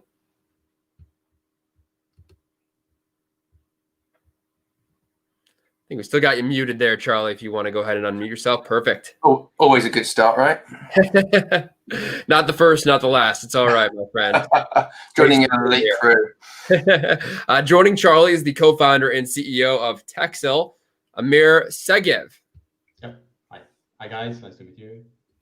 Hi, Amir. Nice to meet you as well. And we're also pleased to be joined by the Senior Business Development Consultant for Pixellot, Milan Tanzir. Hi. Nice to be here. Thank you, Milan. Yes, take it away, fellas. Okay, great. Fantastic. Well, first off, probably should do a few introductions as well. And Milan, do you want to go first, as you've got the best array of soccer kits behind you? Although I'm not sure about the Newcastle one. Is that a Newcastle one at the top? Yeah, that is the classic Newcastle. The Kevin Keeper days. So, do you want to give us a quick introduction about you? Yeah, just one word about this. It's, my wife doesn't let me keep any of this stuff at home, so I have it all in my office. So yeah, that's the reason you see it all. I am, as Josh said, I'm a senior business development consultant for Pixellot. I also, for about 6 years now, I've been the media and TV director at the Israeli Premier Football League. I am also a GP and investor in Mindspring Capital. And I think probably I got started in this whole industry about 30 years ago with the thing I did longest, which was I was the founding CEO of the sports channel in Israel, Sport 5. Brilliant. Ahmed, do you want to jump in next? Sure, yes. So Amir Segev, I'm the CEO and the co-founder of Texel. And Now, after working so many years in the media domain, when it comes to video processing, OTT ecosystem, user experiences, I saw a real need when it comes to disruption, especially when it comes to the traditional way of media consumption. I believe that each of us has his own narrative when it comes to every story, especially when it comes to sport. At Excel, we leverage audience engagement into revenue, and we're using a very advanced, sophisticated cloud rendering in order to allow deep personalization at scale for any device. Brilliant. Amir, thank you very much. And just to introduce myself as well, my name is Charlie Greenwood. I founded and run an organization called SportsLoft, where we work with the companies that we think are going to very much be influential in shaping the future of the sports and media industry. So we launched with 4 companies about a year ago, almost exactly a year ago, and we now work with 10 for a mixture of companies from Israel, from the UK, Australia, and the US as well. And in fact, at the conference so far, there's already been 3 of the companies that we work with, Zone 7, Greenfly, and Slate have been talking as well. So it's which is always nice to hear. So first off then, guys, first question. Can't really start anything in 2020 without mentioning this thing called COVID. So with that, on the back of COVID, we've seen huge adoption of remote production technologies this year. In your opinion, how much of this is here to stay? How much is it going to be integrated into the long term, and how much do you think is going to go when hopefully, you know, vaccines start to kick in? Amir, do you want to go first on that one? Yes, thanks. So you know, it's interesting. I was hearing the previous form before us, and I think it's all about acceleration. It's here to stay. It's accelerated so many things. Okay, and you know, one of the things I'm seeing is overall trend for personalization, and you know, we can probably label the previous generation as kind of personalization 1.0. It was mainly around UX, a bit of content recommendation, kind of manual selection. And if we think about the future, what is happening these days, it's personalization 2.0. It's a deep content personalization. It's real-time engagement, social collaboration, and it's kind of harvesting the influence of power, which is here to stay as well. And why? Yes, COVID is one example, but mainly catalyst and accelerating those things, because we've got kind of a very, I would say, aggressive lessons when it comes to remote communication. Our parents, our kids, right? It goes beyond, because I think in general we are expecting more due to the production level, which is being lifted over and over, and due to the streaming war between different kinds of giants. And you know, between us today, you don't have any kind of real options for in-venue experiences. How you can engage with other people. So, Milan, for you, what do you think's here to stay? Well, you know, war has always been the greatest catalyst for new technologies, and you know, technological breakthroughs come fast and hard in war, and COVID's a war. So, you know, while the pandemic might not have brought like new tech to our sports space, I agree with Amir that it's created breakout opportunities for remote and automated solutions that I guess they've used the pandemic to prove the value that they have, and they'll continue to do so in the future, because especially because the pandemic will need to recover from the economic damage, and these technologies can really help them do that. I guess you could probably say the pandemic has kind of been their stage, and I think there are a couple of verticals around them. One of them is obviously one that's close to my heart, AI automatic production. I think Pixellot, by the way, recognized this early in the pandemic, and they built and implemented a successful strategy, because you know, much of the automatic production market is sports that aren't produced, and the only way for fans to watch their team is at the venue. So in a closed door situation, you know, automatic production is the lifeline between the club and the supporters. I think a good example of this is the Pixellot deal with the SPFL in Scotland. That's exactly the reason that that's succeeding. I think another area is remote commentary. Spalk, for example. In fact, Spalk and Pixellot are partnering in the SPFL. I think Amir, I don't need to say a word about enhanced viewing experiences, you know, through customized interactive feeds. Amir is a world-renowned expert, and he has a world-renowned technology. I know Texel, it's fantastic, and they you know, that's definitely one of the verticals. And I would say, you know, anything to do with monetization. data capture, for example, has really grown. At Mindstream, by the way, we've invested in a company called PumpJack Data Works in this space, because in the end, sports is a media business, and this is today's sports main asset, and it's only going to grow. And to harness and leverage this asset, you really need to know your fans. And sports organizations, I've said it for years, don't know their fans. Sports is probably the most disrupted industry that survived the disruption. And I think a lot of these technologies, which we're talking about, really allow sports to do what I call to disrupt the disruption. And just one example, half the world's population likes football, and a quarter of the world's population, over 2 billion people, are fans. But less than 1% of those 2 billion, that 160, 170 million or so, engage with FIFA's digital touchpoints. FIFA has less than 20 million only data on fans, only less than 20 million. They're launching FIFA Plus, which I think will begin to change that trend. But sports outside the US, let's say, don't know anything about their fans, don't control their content, aren't involved, as we say, the grass to glass production chain, and are really far behind in the user experience. So quite a few things there. And you mentioned 2 more sports loft companies there as well, in Spolk and PumpJack, who are doing some really cool stuff. So good name plugging without the prompt. I'm helping you out here, Charlie. You're doing well. So one thing that at the moment, we're all sat at home, right? We're getting deluged with the amount of content that's coming out, and I want to touch on the idea of the personalization piece. Like, how do we make it more personal? Is it about being tailored to me? Is it about trying to predict needs? How do you look at the personalization piece on this? And Amir, let's start with you. Right. So, in a way, many of us are doing personalization already, but in a very manual way. I can give you an example. Okay, I might open my TV sets, and in parallel, I will open my mobile. I switch my attention between the broadcast feed and probably Twitter. From time to time, I WhatsApp you guys, right, and pick up the phone and even kind of share the joy, right? Nice. It's quite clunky. It doesn't scale, right, and it doesn't suit for most of the population, right? We managed to identify kind of 3 dimensions which tends to overlap. Okay, so the first one is social engagement. Why? Because at the end of the day, this is a social act. At the end of the day, we would like to chill together, to interact.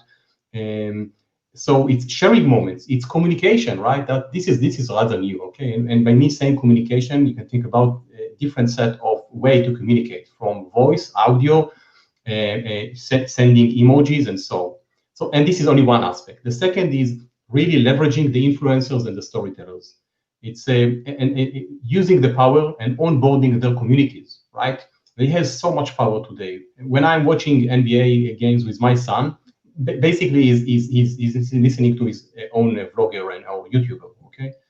And last is allowing end user the freedom to come with their own flavor, their own narrative. And again, it's not replacing the lean backward with lean forward approach. No, it's giving you a bit more freedom. And now do kind of a cherry picking, right? Choose your own flavor, and this is up to you or up to the OTT content providers to come with the right combination. That's cool. And Milo? I think in different ways, both Texel and Premiere and Pixel, provide like the ultimate personalization experience. Amir just outlined, like the enhanced experience for tier 1 content, which Texel does really, really well. And Pixel kind of does it at the other end, because in the end, who's your favorite athlete? You're going to say Ronaldo, Messi, LeBron, Tiger Woods, Lewis Hamilton, whatever. But, I think people's favorite athlete is their son, their daughter, their brother, their sister. And that's like democratization in sports, because in the end, sports is really, it's all about emotion. Without the emotion, you have nothing. One of the big problems in COVID, that without the crowds, it just it's not fun to watch. I think nothing can be more emotional than being able to watch your son, daughter, brother, sister, whatever, because I think we're talking about a whole new era with streaming, and, broadcast in the end is about a feed, but streaming is about an experience. And if you don't have that experience, whether it's the enhanced experience with multi-feeds and data and the things that Pixel, for example, does really, really well, or whether it's about watching your son or daughter, that's emotion. And that's why I think streaming has to always keep in mind that it's an experience. That was cool. Now, one of the things obviously we've got to look at is obviously the monetization of this for in any situation like this. But when we start to talk about personalization, does that start to change the monetization model in your view? I mean, we've had the ad-based model. If you go back to like the 2000s of Yahoo, you then get the subscription models coming through the New York Times, and now the way that Netflix does subscription. Almost, if we can get to hyper-personalization, does that start to drive us back to an ad-based model potentially as well around that?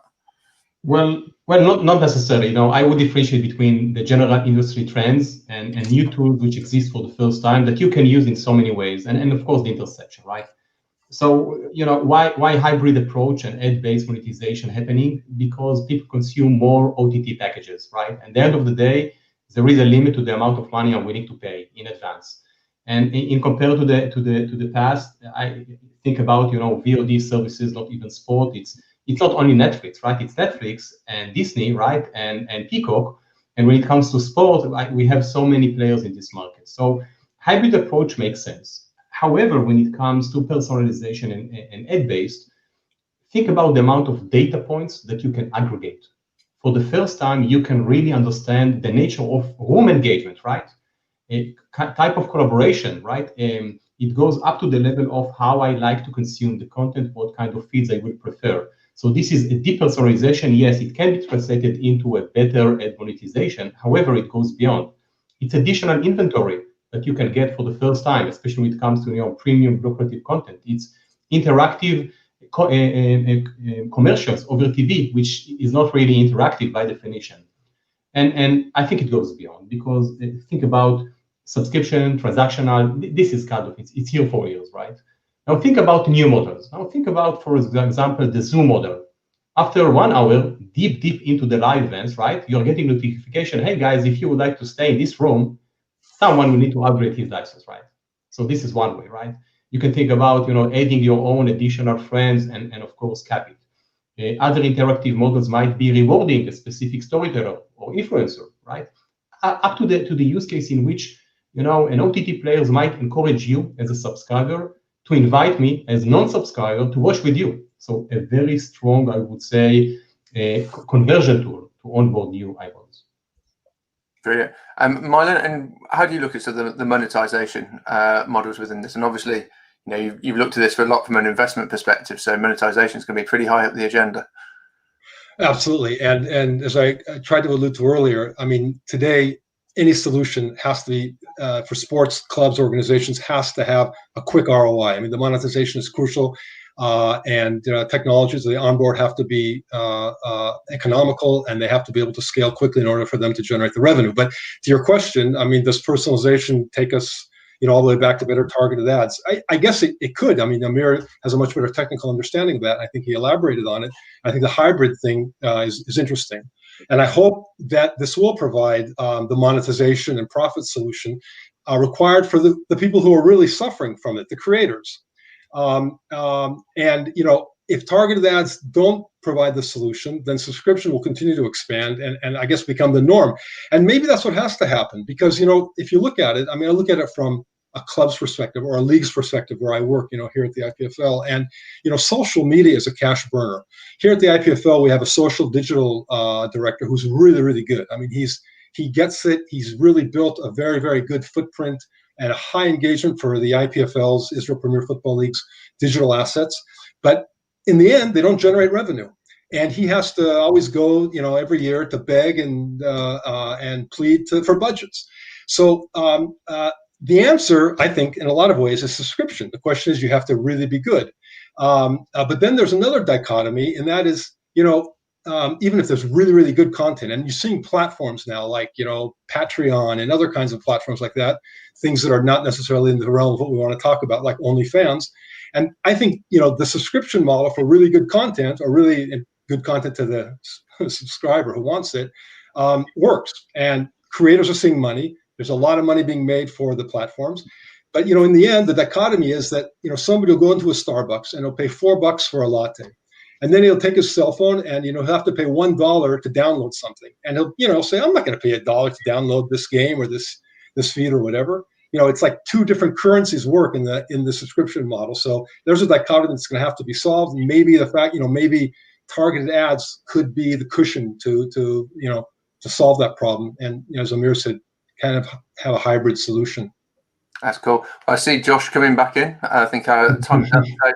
So, Milan, Amir, thank you very much for some amazing insights there into some of the most forward-thinking pieces around the content side of it. So, Josh, back to you. Thanks a lot. Thanks, Bye-bye. guys. Charlie, Milan, Amir, and of course, thank you to Pixelot as well. All right, we've hit the afternoon here in Chicago, so hopefully everybody's going strong. I know it's 8 o'clock-ish over in Israel, so we have another exciting panel on deck. This one's called Engaging with Fans, Content, Personalization, and Monetization, powered by Minute Media. 4 great panelists for this discussion. Let's welcome in the co-founder at Converge Media and current teacher of media communications at the Los Angeles Film School. Please welcome Christy Cannon. Hi. Hi, Christy. Good to see you. By the way, my brother went to film school in Los Angeles. He's still looking for a job, so maybe we can get him in touch afterwards with you. Okay. Sounds good. Thanks. Thank you for having me. I'm excited to talk about fan engagement with this great panel. Absolutely. Thank you, Christy. And joining us from Minute Media, the head of global football, Andres Cardenas. Hi there, everybody. Glad to be here. Hello. Hi, Andres. Thank you for being here as well. We also have with us the Vice President, Head of Fan Engagement and TDC, Europe, Middle East at the NBA, George Ivazugu. Hopefully I got that right, George, for you. Hi. Yeah, you've done a stellar job, Josh. So good to be here, and thanks for the invite. Absolutely. Great to have you. And to complete our panel is a digital health account manager at Facebook. Please welcome Guy Alkali. Hi, everyone. Happy to be here. Hello. Thank you, Guy. All right. Sounds great. Christy, you want to get the ball rolling for us? All right. Thank you so much, Josh. Welcome, all of you. This is awesome. I can't wait to get started talking to you guys about these exciting topics around fan engagement. I thought maybe we could, we only have 25 minutes, but I'd love to do a little bit of an intro if that's okay with you guys. Let's start with Andres. Yeah, so Andres Cardenas, half Brazilian, half American, based in London, despite the Brooklyn Bridge right in the background. Global head of football. What does that mean? Basically, I'm responsible for a football vertical within Minute Media, which owns about 5 content brands: the Players Tribune, 90 Min, which is our football-driven one, Double Tap, within other brands, and I also oversee the international market, so everything outside of the U.S. Great. Great. So we also have George, Vice Hello. President and Head of Fan Engagement in D2C. So hi everyone. Hi Christy. I'm George Ivazoglou. I'm Greek, which should explain my weird surname and even weird accent. So I've joined the NBA back in June, so a few months ago, to lead fan engagement and direct-to-consumer for Europe and the Middle East, which in a nutshell means responsibility for all things that come down to the way our fans interact with the brand, but also how we monetize our products and content directly via our fans. Awesome. All right. And then from Facebook, Guy. Hi, Christy. So my name is Guy Alkali. I'm in Israel right now. I'm working for Facebook as a digital health account manager. Basically, we're working with startup companies from the digital health vertical, helping them to grow their businesses through the correct and right use of our platforms. Keeping it short. That's awesome. That's really interesting. So let's get started with some questions. Let's start with Guy for this first one. This first one is about social media. I think it's a good place to start when we're talking about fan engagement. Obviously, new emergent things coming around in the industry, but social media has been a main focus for teams and leagues when it comes to building fan engagement campaigns. How are new opportunities like gamification, AR technology, how are they here to create more meaningful content experiences that go beyond social media? Right. So I think that social media and tech in general are going towards a more meaningful experience and actually new ways of communication when looking at it. AR and gamifications are great examples, 2 great examples. And the notion when thinking of the large picture here is that communication is going to change and develop, and the way we think about it is that it's going to be more personalized and a more immersive experience. Also, we know that today in the US alone, actually, in a survey that we conducted, we have 63% of internet users saying that they have already interacted or tried an AR experience, which is really cool. And then if I'm bringing it to our times now, then the need to get these new technologies or forms of communications has really accelerated because of social distancing. And I think it'll be fascinating to see how it will affect our communities in the future. And just to add on that, I mean, a great example of that from Facebook's perspective is Oculus, or Venues app, where you can actually already interact and watch a match and speak to the people in a virtual lobby. We can see that Facebook is investing a lot of time and efforts and resources into these new forms of communication. And this is because we believe this is where the future lies. So that's what I think. And on that, yeah.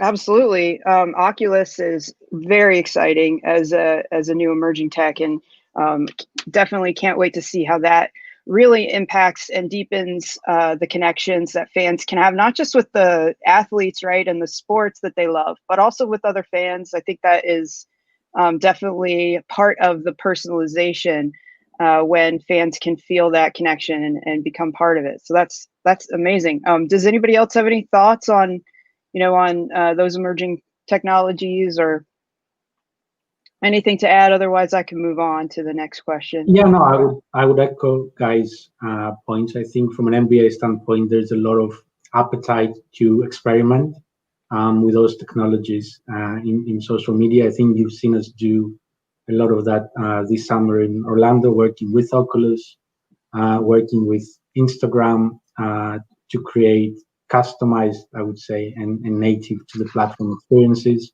Another example was with Snapchat and introducing sort of a VR lens via which fans would try caps and jerseys from the fans. So I think there is a lot of appetite, and VR offers a new field to experiment for sure.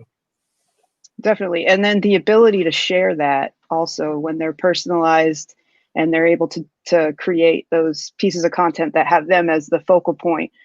We just know that, fans love to be able to share that amongst their own communities. So that's awesome. Thank you so much. Let's move to the second topic. I was going to start with Andres for this one. From your unique perspective, what areas of technology and platforms are you most excited to expand on in 2021 for your fan engagement efforts?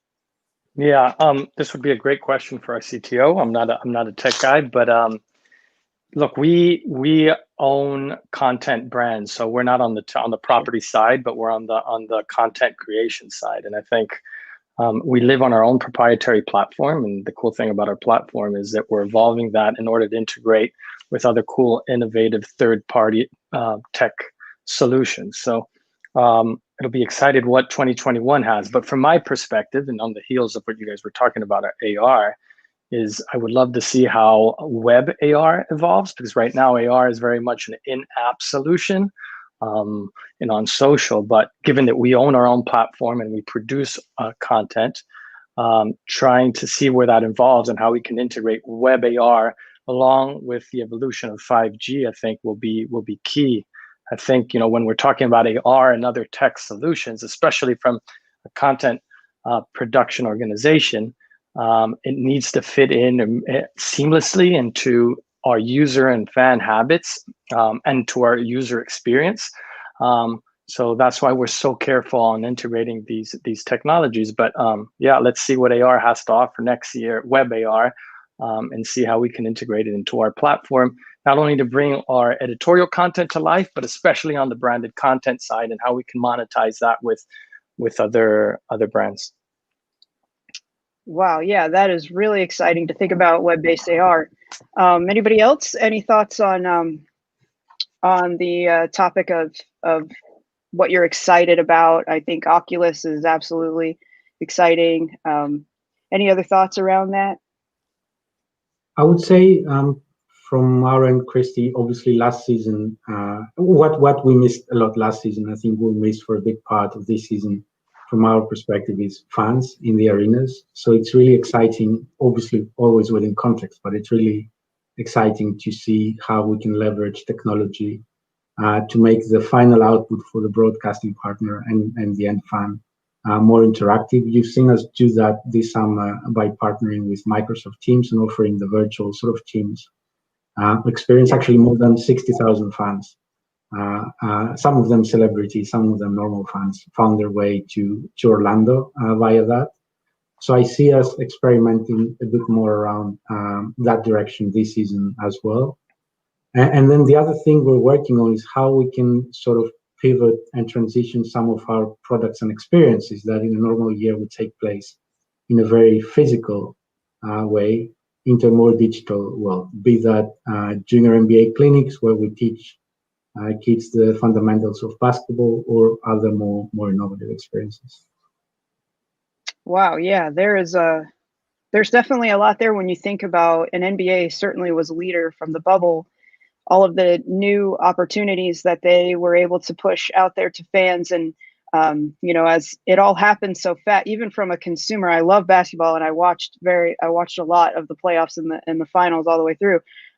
Even as a consumer, it was a lot to take in, and it was very exciting. But also, thinking forward about what things should be expanded upon and what will stay after the fact, right? After fans are back into the venues and we're maybe back to what we're more used to.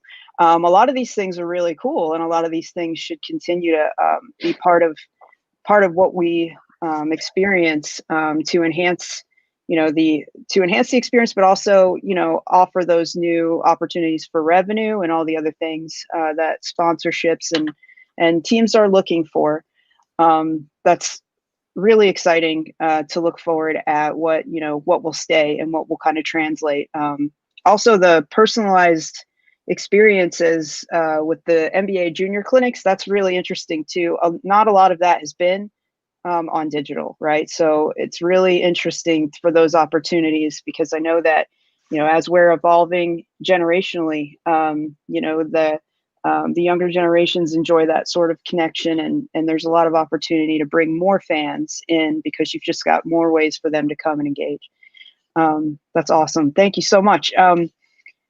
For topic 3, I'll just put that out to whoever, decides they want to answer this one.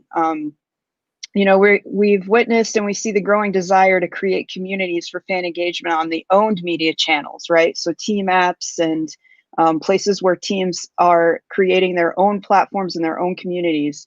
What are some ways that teams and league social media platforms can be utilized to build those communities, and how are they able to kind of coexist? And this actually, perhaps this is a good one for Guy to answer first, coming from the social media side.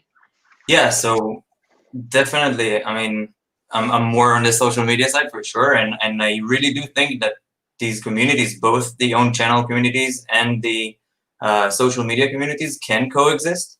I don't think it's one or the other, in my opinion. And even like when thinking about it a bit more, I think it will probably be a difficult task to move these communities from one to another.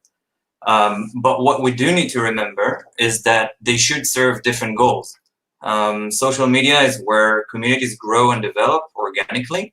And it's where, and you mentioned it before also, fans interact both with leagues and teams, but they also interact with one another. And this is a great asset for teams and leagues to like stop for a second and think about it a bit more. They need to actually cultivate these communities, because it's a great opportunity to learn about the fans, what interests them, what they're looking for. And it's going to happen regardless, basically, because it's organic. So they might as well take all the data that they can and try to understand what fans are looking for to really then leverage it in their own channels. So I definitely think there's room for these two communities to coexist and to even enjoy the benefit of one another. Yeah. Yeah, I would agree with Guy. In our case, I don't not sure if coexistence is the right word, but they live on both owned and the social platform. So two of our main brands, one fan-sided of US Sports and 90 Min, which is our football website, they were built upon the concept of community, football communities, sports communities, team or specific sport interest communities. And the one of the access doors to it is social, is Facebook and other social platforms in which we owned the URL. That traffic or the user, the consumer comes back to our platform, but the entry point is social. And what we found that building these communities, you have a highly engaged fan, because they can relate to each other. Like Guy was saying, they're not speaking to the team, they're speaking among each other. And by directing it back to our platform, then we have access to their data that helps us then customize the content that we produce for them. And some of these fan team communities are bigger than actual football club websites or league websites or and platforms and apps. So I think for a content creator, I think they can live on both. When it comes to leagues or teams, I mean, I'll let George answer. I know it's a little trickier. Definitely.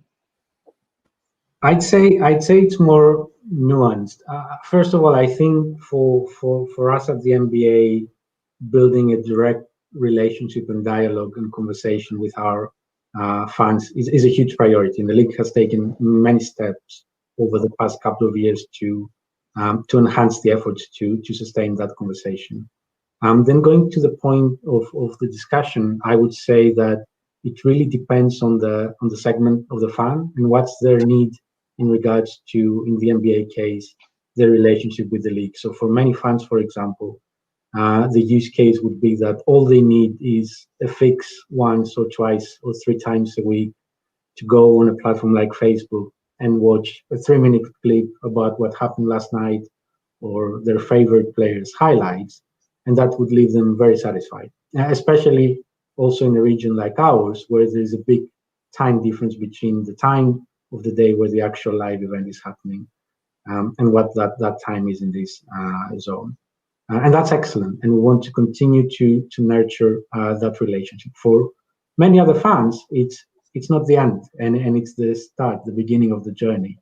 That go on Facebook, and we will inform them with assets around different products or services or types of content we have, and then maybe they inquire about them and they get to land on a different type of experience. So in that situation, the platform will work as a funnel. So I think it's really tailored to the need of each consumer segment. That's really interesting, especially as you look at opportunities to push someone along that funnel, right? Like beginning with their first interest or their first level of engagement, and finding ways as we go to push them along to where they're engaging more frequently and in more meaningful ways as that continues. All right.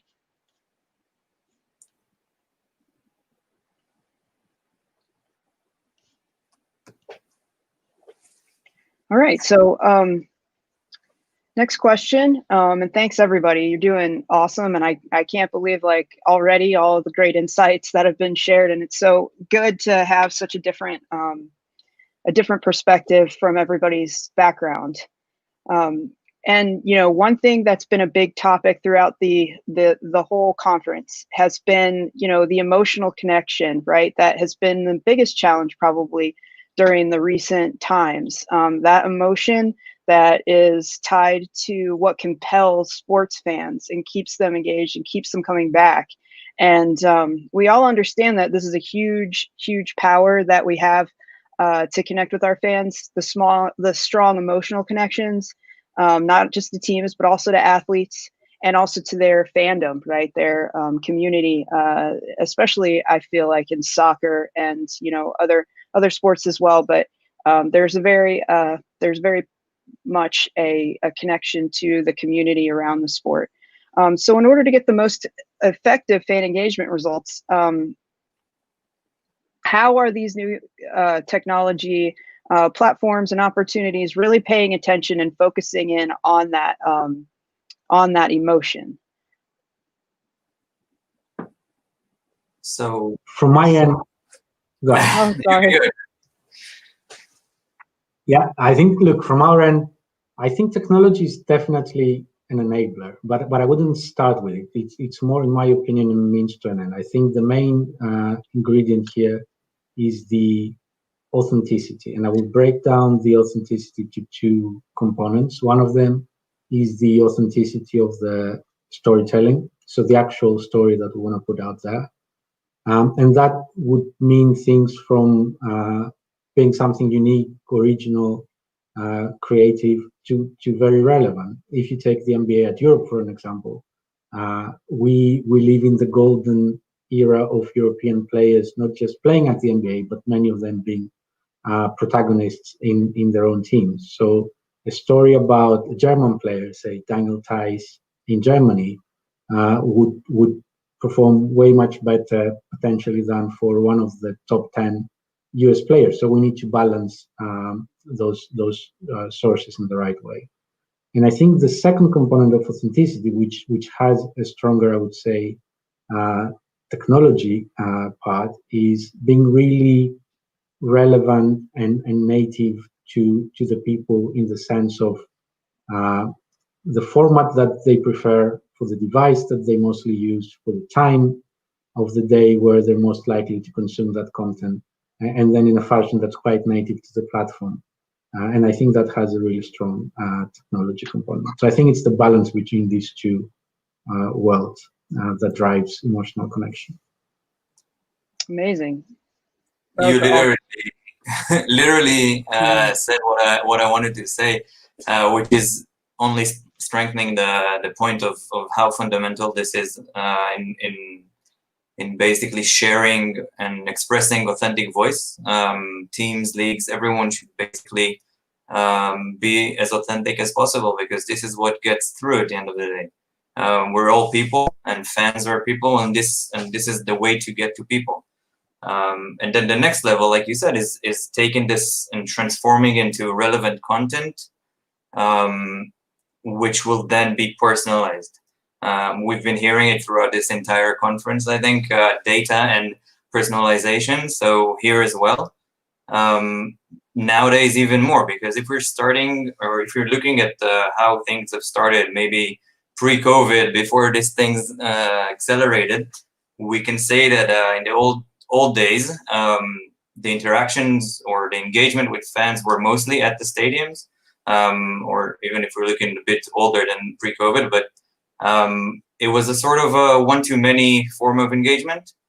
And now, with the acceleration of technology and with the accelerated need, and having the technology to bridge that gap of lacking emotional interactions, we can create meaningful and personalized experiences. And then we're doing it already in one-to-few type of engagement, but the next level, like you said, is making it more personalized on one-to-one forms of engagement by the teams and leagues, to actually speak with an individual fan, tailoring a specific content or answering a specific request or need by one of the many different tools that we have. So I totally agree with you. Yeah, I would. That's awesome. I agree 100% with what George said. I think I don't mean being against technology, but I would think when one thing is entertainment and the other thing is an emotional connection, and I can speak about the athlete side, and I think when we're talking about that, it's about the storytelling, authenticity of it. And I would even go so far to say that I think technology should be unnoticeable on that part. Should not be the protagonist, and I think that's when the connection made. And call me old school, but I still believe in the power of the written word, simple power of the written word on the voice of the athlete, and that's what we do at the Players Tribune. Or also the old face to camera, first person storytelling in a relatable way that can connect with the fans. So on this one, I would say put technology to the side a little bit. I love that answer, and I love what the Players Tribune does to tell the story of the different athletes. And I think that obviously that's a huge place for emotional connection. Anytime that a fan can relate to an athlete and be inspired by them and be motivated and just compelled to learn more about that experience. I've seen there's just been tremendous focus on the stories of athletes through that channel, and I agree. A lot of that engagement and a lot of that content is tremendously valuable, even though technology, seems to be a big topic lately. We can't forget about that. It's very important. And it's great stuff that I think that fans are going to continue to desire and want to see new ways for that content to come to life. And so thank you all. This has been a great experience. I think you guys fantastically brilliant answers to just about everything we talked about, and I got a ton out of hearing from all of you, so thank you very much, and thank you all for inviting me to participate. Thank you very much, guys. Thank you, appreciate it. To see you. Wonderful. Thank you so much, Christy, for moderating that incredible conversation. To Andres, Guy, and George, thank you as well for participating. All right, we have 2 more keynote speakers before our next break, so let's get right to it. Coming up next, leading a discussion on data-driven fan interactions powered by Pico is the company's CEO, Asaf Vevo. Hey, Josh, how are you? Hey, Asaf, how are you doing? Good to see you. I'm good. That's Nevo, by the way, but yeah. Nevo. You were close. It's close enough. I wrote down Vivo. See, that's sometimes you type too fast and you put a V And word. very close to V. It's all good. Asaf, I'll let you take it away. Yeah, thank you, Josh. So hi, everybody. It's great to be here. My name is Asaf, and I am one of the co-founders and the CEO of Pico. I'm very happy I had the opportunity to speak now right after this great session, because I really think the whole engagement and content is a big thing in sports. But I actually want to start with a statement that I really believe in, is that in the sports world, engagement is not necessarily the real problem. And that's a lot because of the sports fans being very active and very engaged by nature. One of the biggest problems sports is facing is that they're spending so much money on engaging with fans, but at the end of the day, they don't really know who they're engaging with. And allow me to explain this for a second. When we look at sports teams, we basically look at 2 types of fans. The first one is what we call the identified fans. These are fans who bought tickets or merchandise. Maybe they signed up to a newsletter or members club, but the idea is that they made some sort of transaction with the club, and there is a record exists about them in the team's CRM or ERP platforms. The second type of fan is what we call the digital fans. These fans exist only on the digital space, and teams have many, many different channels that they're managing engagement with these fans. The problem is that they don't know who these people are, because digital engagement doesn't create any records in the team's systems. And when you don't know who you are engaging with in the digital space, you can't really leverage the high engagement rates you're seeing in order to reach your business objectives. It's all stay just being regular engagement. So if we look at real numbers, let's take Chelsea FC as an example. We know that approximately they have around 12 million people in their CRMs and ERP platforms, but there are 90 million people following them across all their digital platforms. It's a huge gap. And when you're seeing posts that they're posting, from a content and engagement standpoint, you would say, hey, this is amazing, more than 500,000 people engaging with this. But we're actually coming in and asking, okay, this is great, but are there any CRM entries? Did you actually end up selling something, maybe tickets, maybe merchandise? And the answer is always no. And this is, by the way, not a sports-only problem. Every industry and market that is highly dependent on the high engagement rates, but getting data only from transaction, is suffering from the same problem. And there's also a big conflict here. And that's because fans would do anything for the team, for the player, for the brand, for the musicians they love. They would spend time learning who they are. They know everything about them. But at the end of the day, from the team's perspective, 90% of fans are unidentified. And that's for the team they actually love. And this is why we think there's a huge industry wake-up call here. At Pico, we help sports teams and entertainment brands to change the way they're thinking about digital engagement. We help them identify fans across all of their digital channels. Then we help them continually and progressively add data about them And we use this data in order to create lifetime value, which come in form of reaching back to fans based on their unique characteristics and preferences. The way we work is that we are connecting to the most engaged content by the teams, connecting fun experiences, activations to this content. This could be trivia, polls, memory games, image-based games, all these things that fans really love to play and engage one-on-one with. Now, during these activations, we're asking fans to share with us valuable information. It starts with email address, it goes to who is your favorite player, how many times you've been to games, what's your preferred merchandise, and so on. Then we take this data and we integrate it directly into the team's CRM and ERP platforms to make it accessible for the entire organization to reach back to these fans based on their unique data points with the offers and content that actually matters for them. Now, Pico is heavily working in the sports and entertainment space. We have 57 teams working in our platforms, managing more than 2 million fans in our platform and databases. And our customers are coming from 10 different leagues from Europe, United States, from North America, from Asia, from North America, from South Africa, and South America. All of them are professional tier 1 teams from the NFL, the NBA, the NHL, from the Bundesliga, from the Premier League, all teams who have huge engagement. Now, I want to take you through a very short journey of showing you some numbers, some real case studies of how customers of ours actually used our power of identifying fans and getting to know them better in order to reach better business objectives. Now, let's start our short journey in Germany, in the Bundesliga, with Borussia Dortmund. The number one objective when we started to work with Dortmund was to help them identify digital fans. We did a quick test run when we first starting to work together with only one post with a trivia around Erling Haaland's sensation. And with only one Facebook post, we were able to identify almost 30,000 fans. And each of these fans receive a call to action to get to the content and offers that are relevant for them. And we got 20% of them actually clicking through the content. This is so high compared to anything else that they're doing that Simon, their head of digital, actually said that we're helping them build personal relationship with each and any fan. Now let's continue our trip to Canada, to the Canadian Football League and the Winnipeg Blue Bombers. With them, the main goal was to help them sell merchandise. We created activation which asked fans to vote for the best or their most likely t-shirt and the preferred design. Then we pushed back to all of these fans the opportunity to buy the design they actually liked. And we had 36% of fans clicking through this offer, 30% of them actually converting, and we sold 50 t-shirts in only a few minutes. Same thing here. The Winnipeg Blue Bombers actually think that we're helping them creating a more personalized experience based on the data we provide.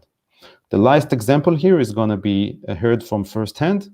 I want to take you down to South America and show you a quick case study with the Nashville Predators and how we help them engage directly with their fans. Here we go.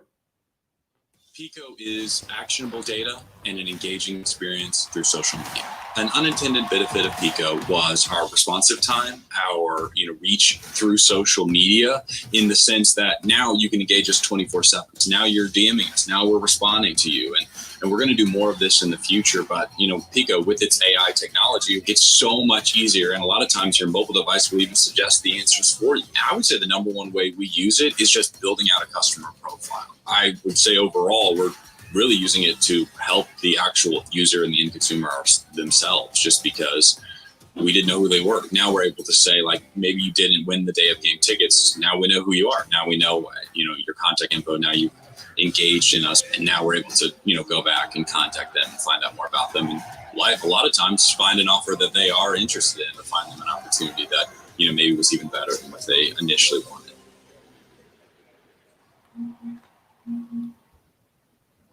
Well, let's see if I can move it on. Yes. Good.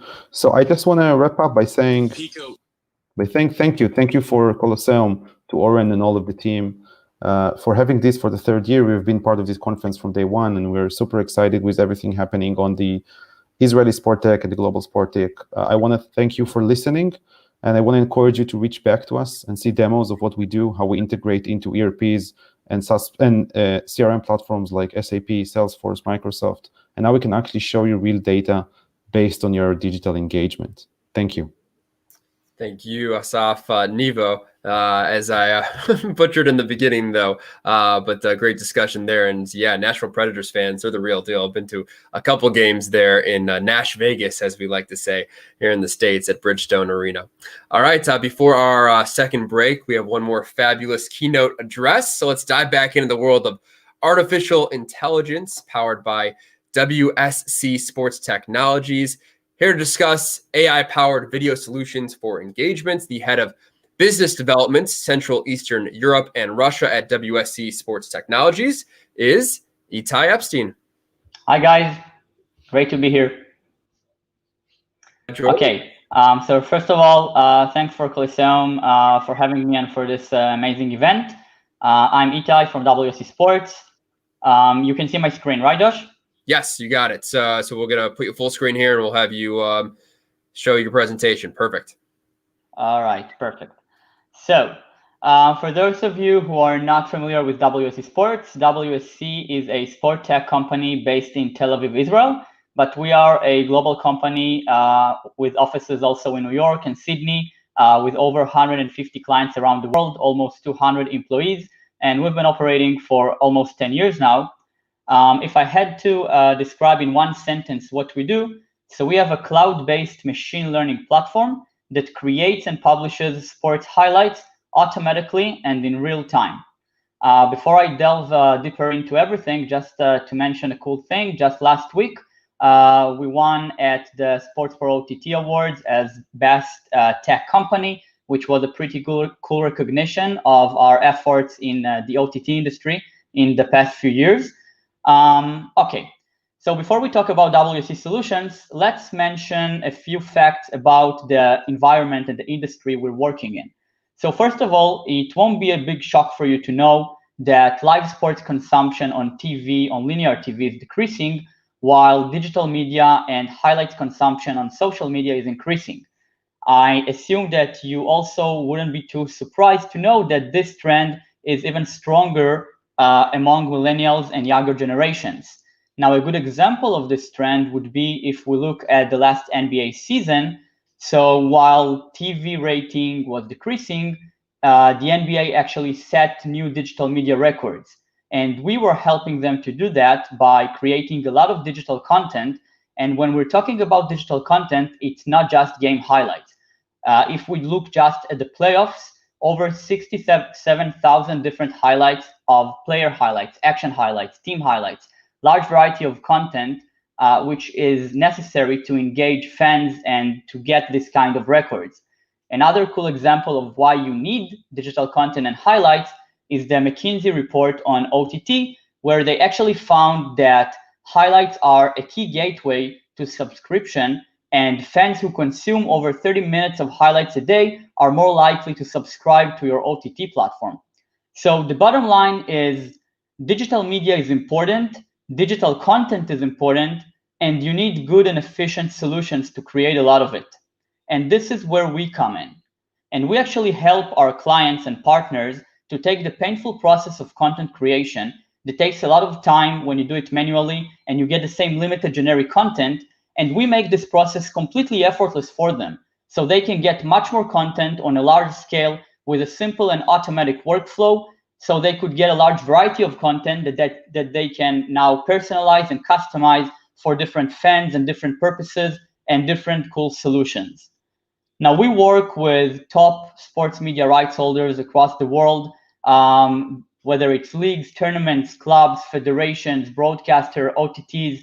We work with the largest ones, and we help them to not just to automate their highlights production, but also to increase their fan engagement and to create new monetization opportunities and basically to get much more value out of their media rights. By the way, we support 17 kinds of sports, including 2 esports. It's CSGO and NBA 2K, and we're developing more and more sports all the time. So just to wrap up this introduction about WSC Sports, let's talk very quickly about how it works. So basically, we get the live streams from the client. By the way, it doesn't have to be the live stream. It can also be archived. We're doing very cool archive projects, but let's focus on live just for this example. So we're getting the live stream. Then the system analyzes the live broadcast in real time with sophisticated AI capabilities, identifies each and every play and event as it happens in the game. So basically, for example, football. So every goal, assist, shot on target, free kick, yellow card, red card, VAR, everything is analyzed and detected. And for each event, the system creates a short video clip with the perfect start and end point, also with all the metadata attached to the video file, like who was the player, what was the clock time, what was the action, and much more metadata. And on top of that, the system also gives an automated rating between 1 to 5 stars, so you would know how great each play was. So imagine that you're watching a game live, and while you're watching it, the system generates for you completely automatically a live feed of all the plays that happen in the game, completely indexed. So you can build on top of this index any kind of highlight that you want. It can be a game highlight, player highlight, team action highlight, top 5, top 10. It can be in real time or right after the game or on a daily, weekly, monthly basis. And then you can publish and distribute your content to any destination that you want completely automatically with all the graphics that you want for sponsorship, promoting your own brand, etc. So it can go to your social media, mobile app, website, CMS, wherever you want it. So we build on top of these automated solutions cool value propositions for rights holders and for our clients. And I tried to break it down to the 3 main ones. So we will help you to increase your reach and engagement, to maximize your monetization opportunities, and to create differentiating and innovative live video experiences. So when we talk about increase your reach and engagement, so let's talk about several things. First of all, we're automating your highlights production workflows. Then we're developing advanced solutions to increase the exposure, like our integration with Google OneBox. Then we also enable you to integrate all your content with advanced graphics, so your content will be more appealing and more engaging. Then we help you also to create automatically a rich VOD library. So you will have a lot of content, which was very, very useful for clients during the COVID lockdown when there was no live sports. So you were able to create a lot of content and keep fans engaged. And then we also enable you to localize and personalize your content for different fans in different geographical areas with different preferences completely automatically. So every fan can get his own completely automated content package for his needs. Then in terms of monetization, so we have a lot of solutions. These are just some of them. For example, we have very cool solutions for betting. You can maximize your traffic and real-time tunings by using real-time highlights and push them to mobile apps and also to syndications on different websites. And then also we have very efficient solutions to maximize your sponsorship packages and to basically to offer your sponsors a lot more value, and by that increase the value that you get from them. And the last thing is to create differentiating and innovative video experiences. So I think the main one is what you see on the left side. Actually, we enable you to enrich your OTT experience. Imagine you're watching the game, for example, football, you're tuning into the live stream on the 60-minute, and then you have an automated menu that we help to create that gives you a breakdown of all the interesting plays that happen in the game with real-time highlights, so you can scroll down, watch everything you missed. If there was a penalty, you can click it and watch it again and then tune back to the live stream. And we can also help you to create cool direct-to-consumer offerings like the Facebook bot that we built for the NBA, second screen solutions, and also personalized content for Fantasy League and other purposes as well. Perfect. So to sum up, we can help you to get much more value out of your content. And by more, we mean more content published to more platforms, more localization and personalization of content, more fan engagement, more and unique monetization opportunities, unique types of content, whether it's graphics, archive, rich VOD, etc., and more time to think. And by more time to think, what we mean is that our main goal is not to replace all your manual video editors. What we're saying is that we can save them a lot of time by doing all the manual dirty work for them, so they can be real storytellers like they want to be, and focus on things that we can do, like backstage stories, documentaries, and we can do all the rest for them, much better, much faster, in a larger scale. Wonderful. Thank you very much for having me. Thank you. Everything at your fingertips. I love it. WSC Sports. Check them out there. All right, folks, we're 2/3 of the way through. Hopefully you're staying engaged with our incredible speakers. We got plenty more great panels to come, including the finals of our Sports Tech Demo Day. So you don't want to miss that. So we're going to take a short 60-second break and come back with much more on STN 2020.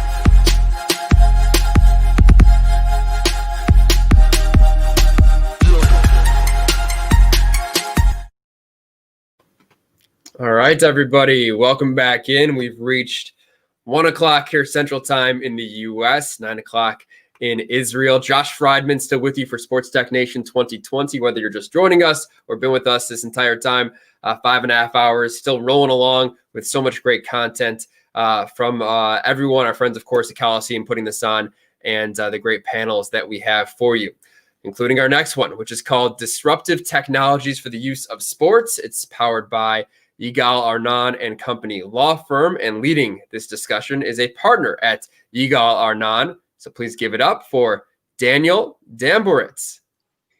Hi, how are you? Hey, Daniel, good. I'm sure you've gotten a few damn Daniel jokes in the past. Yeah. Trendy or not, but as the kids would say. So great to have you here with us. And we're going to introduce your panel now as well. Joining Daniel is the Vice President of Sales and Strategy at Equal Web, Amos Lavi. Yeah, hi Josh, hi Daniel, hi everyone. Nice to meet you guys. Hey, Amos, great to see you as well. Next on our virtual stage is the Senior Director of Business Development and Strategic Accounts Manager, EMEA in Asia at ODX. Please meet Amit Shachem. Yeah, hi everyone. Hello, Josh. Hi Daniel. I am Amos. Hi. Hi, Amit. Thank you for joining us. And last but not least, to add to this wonderful panel, is the CEO at Video Cities, Eyal Arad. Hi, everybody. Great to be here. And it's Video Sites, by the way. And great to be here. Awesome. Video Sites. All right. Thank you so much, Eyal. And Daniel, take it away. Hi. Okay, so I would like to take a moment and kind of like reach out to the world of behind the scenes of the sports. We all know and see the fantastic world, I would say the optics of technology when we're watching sports. Whether it's watching an NBA game and getting to see the new style of videos where you can see plays from all around the arena, whether it's even just watching on the TV and watching the 24 clock standing there suddenly at the top of the key around the foul line. If you're soccer or football for European fans, you're using VR and you're following the goalpost that way. Many other sports, American football, and it's been there for years now, watching the first down line, kind of like running across the line. Obviously, baseball, you can see the speed of the pitch, and what else. But there's a lot more to technology in sports. And I think we have a fantastic group here today, which is going to kind of like walk you through some of the, I would say, side that sports has and the connection that it has with technology. As a lawyer, a tech lawyer, we used to think that we're untouchable, us lawyers, and our work will be performed for years without any worry. And slowly but surely, legal tech companies started sprouting and realizing that there's behind the scenes of law in terms of improving our work, making it better. And we have a fantastic panel today, which I think are going to show you a bit of what they do and how sports teams, how sports clubs, how the world of sports behind the scenes in terms of making it more available, making it more accessible, being more secure. And I would say even in terms of monetizing their own capabilities by the world of this whole world being online.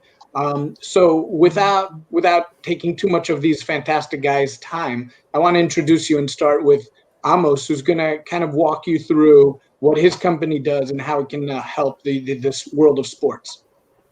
Yeah, thank you, Daniel. Thank you. I'll be touching more in the aspect of accessibility and in sports. So I think that sport organizations and clubs have made a very big leap regarding social responsibilities and about being more open and available for people with disabilities.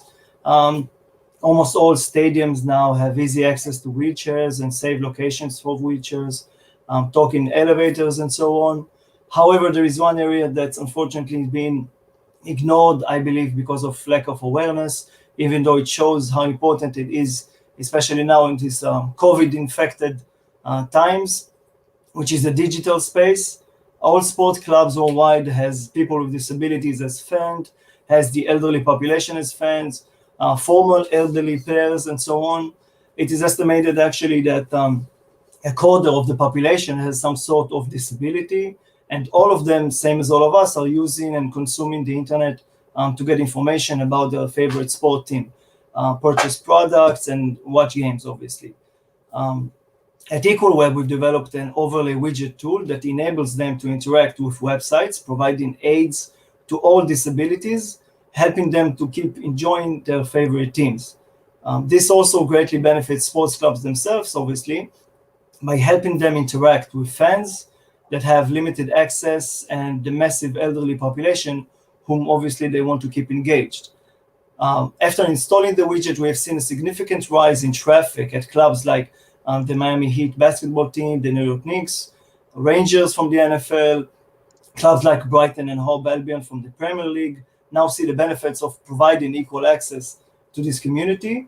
And hopefully we'll see that in more clubs in the future, so all fans can enjoy their favorite teams. Our AI automatic widget detects and remediates accessibility errors on the site, combining custom manual adjustments to perfectly fit the tool's features to the site itself and achieve full compliance under the WCAG, which are the worldwide accessibility regulations. Our widget has over 25 different features to address all accessibility issues. Just to name a few: screen reader adjustments for the blind, keyboard and smart navigation, blinks blocking for people who have epilepsy that can't have anything blinking on their website. I think it was addressed here in the panel before. Text reader, voice commands, and many more. The integration of our solution is incredibly easy. It's a simple implementation of JavaScript code, and obviously we'll do the rest. The end result is always to bring more fans in, keep the elderly fans active, because now they have much more ways to engage and interact with the website itself. And I think it's important also to remember that other than the social responsibility that it is, no diversity group is excluded from disability, and unfortunately, it's the only minority group you can join. Thank you. Thank you so much, Amos. So with that, I want to kind of take you to another aspect of what sports is all about in today's world, behind the scenes. Amit, we would love if you could share your experience and your background with everyone. Hi, so today I'm going to speak about cybersecurity. And the most popular thing to do in these days in Israel and all over the world is ransom malware that attacking. Last week it was attacked by Manchester United club, the football club in England, and they had to pay more than 15 million pounds for the attackers, according the ransom malware that penetrate to their data. So if we're thinking about a sports club, we find that the asset and the important asset in the digital world today is the data. So what is a club can do? Most of the clubs or the sport organization are doing nothing about cybersecurity, and you can find that all over the world ransom attack and social engineering cyber attacks are being threats all over the sports club. So Oryx as a cyber attack security solution, giving a full solution for a sports club to preventing the malware and social engineering cyber attack and cyber threats for sports organization. How we can do it? Because we find that most of the clubs or organization are giving an option to their fans in the digital arena to upload and download files and content from their website. So by getting those options, you can penetrate some malware and malicious into your data. So Oryx is giving a full confidence and full solution for that and preventing those attacks. Daniel? Yeah, thank you so much, Amit. Last but not least, I want to take you to the world of the online. Okay, Eyal is going to explain to us how sports clubs can actually monetize off this world. Eyal, please. Thank you, Daniel, and it's great being here. And thank you, Colosseum. So I'm Eyal Arad. I'm the co-founder and CEO of VideoSites. And VideoSites is it's a video tracking and analytics company. And at the core of all of our services, there is a unique video AI-based search engine that is a video by video search. It's kind of a Shazam for video. I won't go into the details because we don't have so much time, but it's important to understand that it finds all copies of your video all across the social platforms immediately, live or VOD, even if this content is being manipulated, even if it's a short clip, long clip, and whatever, we find it immediately and at any scale. And with this, we're building two types of services. One is for content protection, and meaning we track every legal copy that is being uploaded to the social networks, even streamed live on Facebook Live and YouTube and others, and immediately detect it and take it down before people get to watch it illegally. And by the way, with this, we won Best in Anti-Piracy Award, the Silver Award with the Sports Pro last week. So we're very proud of it. We serve big leagues, other large studios in Hollywood and others. Now, the other side of copies, we call it the positive side of copies. This is where fans re-upload your short forms, your promotional content. And here is where disruption really happens, because your media value and your social engagement are actually much greater than what you are currently measuring and assessing across your own channels on social and across your affiliate channels. Your fans re-upload your content and basically boost your metrics dramatically and your media value dramatically, much more than you ever knew. And video sites with our unique technology is practically aggregating all fan re-uploads of highlights, of ads, of promos and trailers, and bringing you a full metrics view of all of your fan engagement. We analyze the logos within all of those highlights, including, of course, your own affiliates, but also your fan re-uploads, to provide you complete analytics of the media value that you have. I'll try to share screen because I want to share an example that we did just recently with Turner Sports, and then you'll be able to see. This is on several NBA games, and you can see that everything. By the way, everything you see in yellow is what we call organic boost. These are fan re-uploads and media companies that are non-affiliates and are boosting your content. You can see this is the Western Conference, 5 NBA games. You can see we tracked almost more than 27,000 uploads created by most of them, 90% of them created by fans. You can see in terms of views, they are creating a dramatic increase of your views. And when we talk about media value, you can also see that when you analyze the logos within it, that the brands of the different sponsors of your content are gaining so much more from the value coming from the media value coming from the fan engagement and re-uploads. So this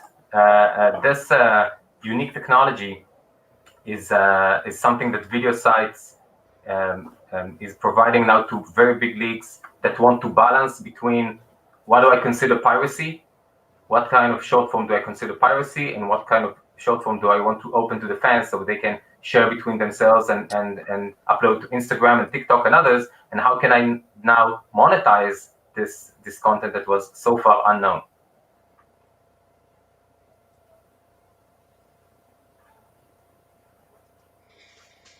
Yeah, thank you really so much. Listening to the three of you, and with that, maybe we'll just kind of like begin to wrap up as our time is running out. I kind of remind myself my pre-lawyer days as just a genuine sports fan, and really just being able. Well, when I started, I couldn't enjoy all the stuff that we mentioned at the beginning of the panel, but as the years developed and the technology came in, from the eyes of the person sitting in his living room watching sports, or even in the arena on the basketball court, that's all he sees. But as my career developed and I saw more and more tech companies, engaged in the world of sports and the content and the upside they can give companies, it really widens and broadens your world on how teams, how sports clubs, how everyone in the industry can really, not only improve their monetization, but really improve everything around the sports world. Going, whether it's Amos, who can suddenly engage older people, the elderly who weren't able to engage in times like today, monetizing, like Eyal said, and just protecting the clubs. Amit's example of Manchester is amazing. So our time's up. And with that, I just really want to encourage everyone to continue to seek these guys and the club and companies of their sort who bring so much more added value to the world of sports. Excellent. Thank you, Daniel. Thank you, gentlemen. Really appreciate the conversation. Daniel, thank you for moderating. And Amos, Amit, Eyal, thank you so much for being here as well and giving us your perspectives. Thank you very much. Thanks, Josh. Thanks. Bye-bye. All right. Next is a really exciting session. It's our Sports Tech Demo Day Finals, powered by Winterize. Coliseum, as some of you know, had more than 150 startups apply throughout the year, 5 qualifier events with 24 judges and industry leaders to invest in these startups, leading to the best of the best. So here once again is Coliseum's Managing Director, Tim Deschamps. Tech-led innovation in sports, and we are back with the Sports Tech Demo Days. Welcome to everyone to the Sports Tech Demo Day Finals. We got an incredible lineup of judges and amazing startups. Just to give you a little bit of background, those startups have won the previous editions of the Sports Tech Demo Days that we've been hosting all throughout the year. So these are the best ones, and you're going to be listening to them, and we're going to announce the winner. Our judges are here today to select one company that will be winning the Sports Tech Demo Day Finals. Welcome, everyone. My name is Tim. I'm the Managing Director of Colosseum. All right, so just to give you a little bit of tips around the format of this session. So we got 7 startups on the line with us, 4 investors. The session is going to last 45 minutes. It's going to be 3 minutes pitch per startup, and then they're just going to pitch in a row. At the end of the pitches, we're going to ask our judges to take 3 minutes each to ask Q&A to the startups and the companies they wish to address with specific points. And so this Q&A session will last 12 minutes. And then at the end, we'll do a roundtable of the judges that will take 2 minutes to announce their topic of the day. Based on their mentions, we'll be able to select the winner of the Sports Tech Demo Day Finals. And I'd like, obviously, to welcome our judges and to introduce them. We got a great lineup today, and I'm so grateful to them for their time, for their leadership in driving the sports industry forward. Michael Porman, and Michael is the Managing Director of Strum Ventures, and it's a pleasure to have him with us. He's been with us throughout the whole time this year, and I can't thank him enough. Jasmine Robinson, Principal at Causeway Media Partners. Jasmine has been doing an incredible job investing in super smart and successful companies. So thank you so much, Jasmine, for taking the time and guiding our startups today. Daniel Muniz Silva. Daniel is Investors YNNN Ventures, great entrepreneur, sports tech guru, angel investor. Daniel, great pleasure to have you with us today. And Renata Marino. Renata is an angel investor, executive for 20 plus years of experience in the sports and tech industry. Thank you, Renata, for taking the time and joining us to evaluate our startups today. Welcome. And we got the most important part, maybe the startups, the company, the ones you're looking forward to hearing from. Konstantin from iBrainTech, Tamir from Grip, Natalie from Urban XP, Doug from Zenkai, Tomaso from Goalie, Juan from Finalize, and Peter from Upster. Welcome all. You've made it so far to the finals, and congratulations on your journey with your own companies. And I can't wait to hear more today and for you to convince our judges. So without further ado, I'll just welcome our first pitch of the day, Konstantin from iBrainTech. Konstantin, the stage is yours. You got 3 minutes. Go convince your judges. What makes these athletes so much better than others? Leo Messi and I are the same height, both athletic men. So why is he the football star and I'm a neuroscientist? My answer is his brain. Success in sports is 90% mental and only 10% physical. However, athletes spend 90% of their time on physical training. Modern research shows that the key to pushing the boundaries and unlocking human potential doesn't come from the legs, but rather from the brain. This is where iBrainTech comes in. I'm Konstantin, co-founder of iBrain Technologies, and we have developed a unique brain training platform for athletes. We have created a video game that athletes play with their minds only. Our AI-powered technology translates movements imagined in the brain into virtual actions of an avatar on the screen. Let's see how it works. Step 1, the player chooses the scenario that he wants to work on. Step 2, he puts on a brain sensory cap and the technology decodes his brain patterns. Step 3, the player starts training. By imagining specific movements, athletes train their abilities to react more efficiently and accurately to different situations on the field.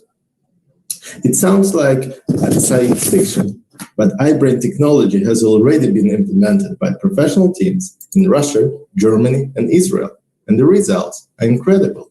A pilot in FC Zenit Academy Club demonstrated an increase of accuracy of free kicks by more than 30% within 6 weeks. iBrain provides value in 3 ways. It improves athletes' physical performance. It enables them to train remotely when recovering from an injury. It provides coaches with unique neuro insights to help them better manage their players. Our strategy is to target professional soccer clubs and academies, and then expand to semi-pro and eventually to the recreational market. While we currently focus on football, the technology is scalable and applicable to almost every sport. iBrain is a true alliance of business and science. Our unique team consists of neuroscientists, AI developers, serial entrepreneurs, and professional athletes. We're currently raising 1.5 at 4.5 pre-money valuation. With up to 400K remaining to close the round, we're looking for strategic partners to join us in our mission to bring brain training to sport. Together, we will change the game with neuroscience. Thank you. Thanks so much, Konstantin. Thank you so much. One of the most disruptive technologies we've heard lately, for sure. So thank you for pitching. And without further ado, I'd like to continue our round of amazing technologies and solutions. And welcome to the stage, Tamir from Grip. So hello, everybody. My name is Tamir Klachinsky. I'm the founder and CEO of Grip. We are creating a new, innovative, and engaging digital customer journey for the racing industry. Slide should switch. Yeah. Understanding data is a key element to progress and succeed in motorsport, but that's true not only for the drivers. By making data available for all the users, something that the industry has failed in doing so far, we opened the door for new way of consuming content in a more interactive and engaging way. In Grip, we are developing the most advanced data collection, analysis, and visualization software in the racing industry. Our racing media platform, in short, is called RAMP, cracks the code for the unrealized value of the racing ecosystem, unlocking data solutions to move the industry forward, like advanced statistics, live prediction analysis, insights, mixed reality racing, and more. RAMP is a B2B SaaS platform selling directly to racing series and OEMs, but living in the center of the motorsport ecosystem. For racing series, RAMP increases fan engagement, the media exposure and media value, and opens new revenue streams, while for OEMs, RAMP enables the creation of communities, open new upsell opportunities, and increases overall customer satisfaction. RAMP consists of three major products. The first is Race Live, which is an immersive multi-screen viewing experience with real-time insights and interaction. The second is Race Relive, which is a video synced with data to simplify and multiply the content production process. Nothing similar exists in motorsport or in any other sport. And Race Virtual, merging the real and virtual world activities to expand the racing brand to new audiences. Our traction today, so officially we launched the platform in 2019 and got distribution contracts from ESPN and ESR, sponsorship from Fiverr, partnership with LiveView. Together with LiveView, we won the 2019 IBC Best of Show Award for live viewing and data insights in motorsport. Now we have signed contract with the Spanish Formula 4 Championship for the 2021 racing series. And in the pipeline, there are contracts with additional 10 leading series, together with 2 POCs with the biggest sports car OEMs. One of them, we're happy to update that we received a term sheet for investing in the company.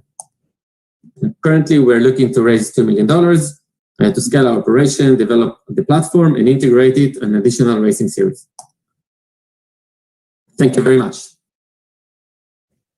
All right. Thank you so much, Tamir. Perfect timing. And it's true, we've seen a lot of innovations on the car side of racing, but not too much on the engagement side. So exactly. I think is on to revolutionize this and change that narrative. Thank you so much, Tamir and Grip. You're welcome. And I'd like to welcome our next entrepreneur, Nathalie Paquet from Urban XP.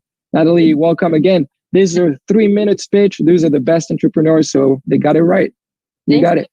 When I was young, I did a lot of exercising. I was playing. I grew up, and it's the character of my movies and my video games who play sports. I'm Nathalie Paquet. I'm the founder and CEO of Urban XP. I have always worked in the creative industry. I've initiated the first urban game in France. And Matthias Gimeneno is my teammate. He has developed a wide variety innovative map, mobile app in Variety Innovative Map. We are supported by 3 advisors, and fitness and mobile gaming are large and fast-growing markets, and gaming and fitness users overlaps. At Urban XP, we offer a mobile and intuitive experience. At home, you download the app, you launch your browser on your computer, no additional hardware. We take you on an adventure. Storytelling and gamifying ensure immersion, involvement. It's a powerful way to help people push their limits within a group. Our users are 16 to 45 years old, fitness consumers. We have a SaaS approach in order to increase sharply its availability to mass audience. Our SaaS platform is made with the objective of creating equity value by developing a strong intellectual property in internalizing our 2 technical assets. The first one, the game manager software. We are developing gameplay templates that can be reused across games. The movement tracking technology. We develop a high-performing AI directly relevant to our needs. Storytelling and gamifying are the core of our strategy to acquire and retain. For example, we create online multiplayer challenge in virtual arena. Building on our current achievement, we quickly realized the 2 games and the platform is gradually enriched with an agile software architecture designed. We are ourselves in a market with large and recent companies. They have proved the use. We fit with a proposal without hardware, an attractive cost, and rich and varied games.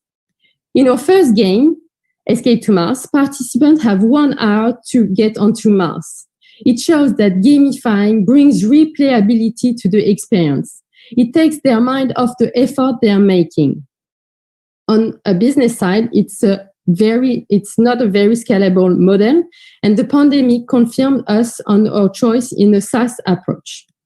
We are raising funds to support growth in 2 stages before the break-even. The first funding for the product market fit, and the second funding to support our growth. To reach our objective, we need 700,000 euros to develop the platform, the app, 2 games, and financing the marketing launch. We want to push the industry of sports and gaming forwards. Together, let's become the leader in sportainment. And right now, move to play and download our app, XP Store. Thank you. Thank you so much, Natalie. What a great pitch. And actually, I love the sportainment part. I think this is really bridging the virtual and the physical world. So well done. And thank you. Stay with us, obviously. And we'll be moving to our next great entrepreneur, the founder and CEO of Zenkai, which is revolutionizing apparel. So please, Doug, welcome to the stage.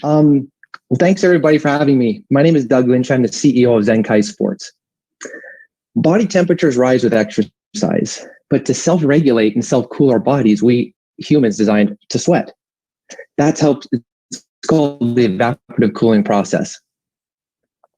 Today's synthetic apparel wicks sweat off the body, which actually goes against evolution and how our bodies were designed. 2 problems arise when that happens. First, the body's evaporative cooling process is disrupted. And second, odor-causing bacteria absorbed into the garment you're wearing. The challenge is how to develop high-quality athletic apparel that repels liquids, allows the body to help to stay thermoregulate naturally, ensures the apparel doesn't become unwearable due to smell, and it incorporates natural fabrics. The solution is Zenkai Sports, the future of performance wear. It's time for an athletic apparel company to work with evolution, not against it. This is all due to our partnership with Philium. We're powered by the Philium technology that's a new, eco-friendly, anti-odor technology that repels liquids and bacteria. This allows the sweat to stay on your body, keeping your clothes fresh without sacrificing softness or breathability. One of our case studies is a friend of mine, his name is Ryan. It's an NHL official. Ryan travels for work. He sometimes rests back-to-back to games all over the country, and he had to do laundry in his sink in between games to keep his stuff smelling nice for the game the next day. he's been so impressed with our product that we're actually now on the official buyers list for the NHL's next season for 2021, supplanting a major global brand in the process. But Zenkai is not just for professionals. It's for everybody. Everybody's active that sweats. Whether you're the weekend warrior that wants to work out 7 days in a row and not do laundry, whether it's a parent that's tired of washing all the clothes from all of your active family members, or whether it's an e-gamer sitting for 7 or 8 hours during a session, Zenkai is for everyone. The market opportunity is massive, and it's been growing rapidly in the last few years, with sales expected to reach $517 billion by the end of 2025. We are a direct-to-consumer e-commerce brand selling on all major platforms. We currently have contracts in place with national, global, and regional groups. What's next for our young company? We're launching our first ever women's apparel line, which we're super excited about. We have a new model blend coming for all of our compression pieces and training tops. Our executive team, we're a very experienced executive team with over hundreds of years combined in apparel design, manufacturing, distribution, as well as some of us being ex-professional athletes. We have a very robust advisory board that you can see has worked with some of the major brands globally in the world. And we're currently looking for $1 million USD on a convertible debenture. Thanks for your time. Thanks so much, Doug. Thanks so much. Perfect timing again. And I believe, you exemplify what it takes to be a former athlete and a successful entrepreneur. So thank you for that. You're leading and paving the way for others to come. So thanks, Doug. And we'll be welcoming Tommaso on the stage Tommaso from Goli, all the way from Milan. Tommaso, welcome. Good evening, everybody. My name is Tommy, co-founder of Goli, and we are the SaaS solution for digitization of sports. And I'm here today to show you why over 1,300 clubs are using our platform to step into the digital area.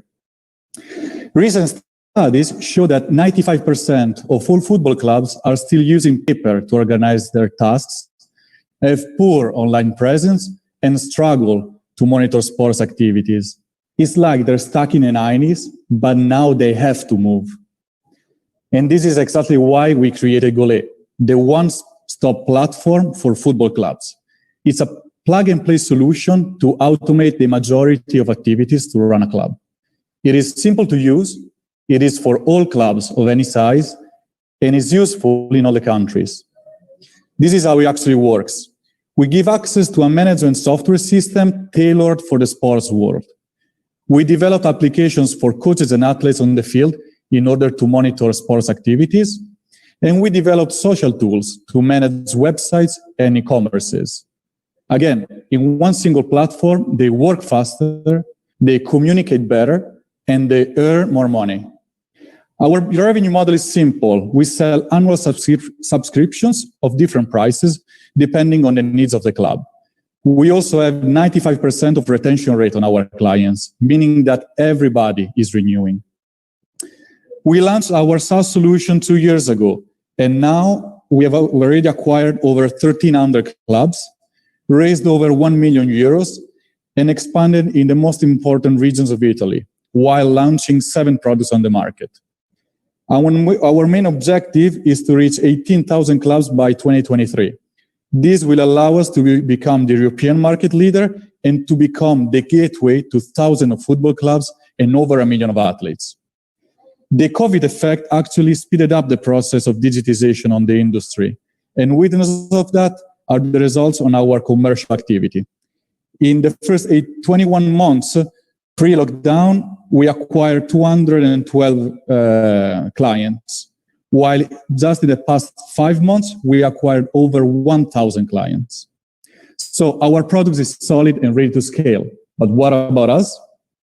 Out of the 18 people that compose our team, we have Leonardo, with 12 years of experience as CFO Fiorentina, Felice, president and expert in software sales, and finally me. I work in the USA, Spain, and Italy in different sectors, but mostly I've been a football player all my life. Sport as we know it is underdeveloped, and digitization is more important than ever. We are Goli, and we're ready to bring digital transformation to this world. Thank you. Thank you so much, Tommaso, and thank you so much for bringing goalie on the world stage. It's true, digitalization in sports is so key, and there's so much room for growth in the football world, and I think you illustrate that. So thank you so much, Tommaso, and without further ado, we'll be moving to Juan. We'll be presenting Fanalize, and I love the Sports League demo days. We'll hear about so many different verticals and amazing solutions. Juan. My name is Juan Nuan, CEO of Fanalize. So we're building the sports search engine and analysis platform to quickly get accurate sports data. Sports data and analytics is rapidly growing. Fantasy sports and sports betting have over 100 million Americans participating. We want a piece of the exploding sports betting market estimated at $215 billion by 2025. Everyone wants to win, but they just don't have the time and data to do the research needed. Americans lose about $120 billion a year in sports betting. We needed to speed this up. So we built Fanalize, a sports search engine and analysis platform to simplify the process by aggregating relevant data and using search to quickly analyze and compare players or teams. Unlike our competitors, we're integrating natural language processing to get to a specific data point faster by answering conversational queries. For example, show me game stats on the 49ers against the Chiefs.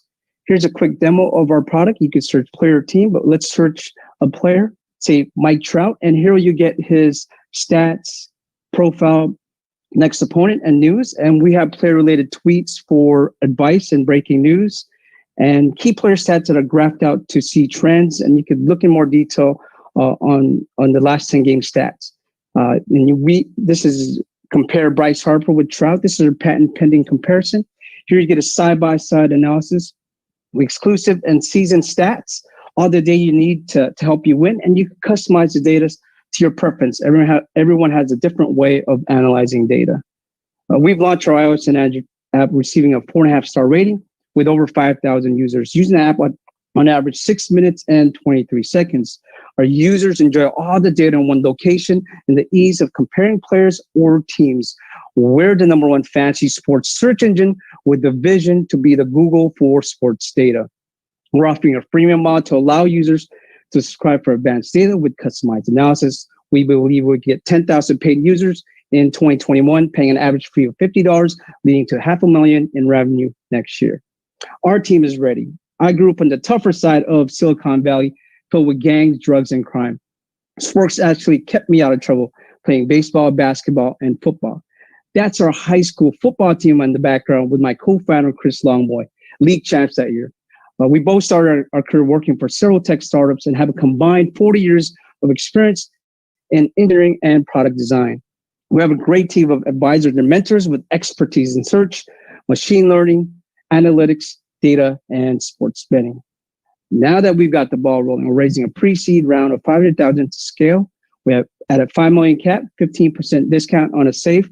We'll have the top 3 sports in the first quarter of 2021, and we'll add Olympics. Let's team up to check out each fan, analyze sports data. Thank you. Thank you so much, Juan. What a powerful pitch. And I believe we got a lot of sports tech fans out there in the audience. And I think check this out because that's game changing. Thank you so much, Juan. And we'll be welcoming our last entrepreneur of these finals, Peter from Upster, amazing solution, Upster. And we can't wait to hear more. Peter, the stage is yours. My name is Peter. I'm the CEO and founder of Hopster. The public space is full of harp solutions. Only 1% of these tables are being used. A ping pong table is simply not enough. You need bats. And what good is a basketball court if you don't have a ball? That's where Hopster comes in. Hopster provides the equipment to play 26 different sports, from bocce to CrossFit, available on site, right where you need it in boxes that we call hubs. It's simple to use, so just download the free app and then you can use it to access the hubs. It's as easy as unlocking a city bike or a scooter. You can even see if someone nearby wants to play and challenge them for a pickup game. By using game design mechanics, users are rewarded with symbolic gifts to inspire them to be active and inclusive.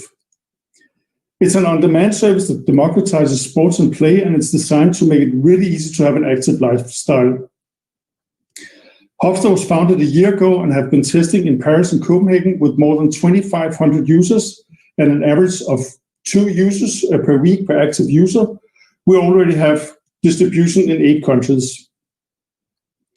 We moved to New York last summer and have secured some of the best locations in the city, like Domino Park, Governor's Island, and Cornell Tech. In Europe, we're collaborating with sports federations and Nike and Adidas to find new ways to bring play into city life.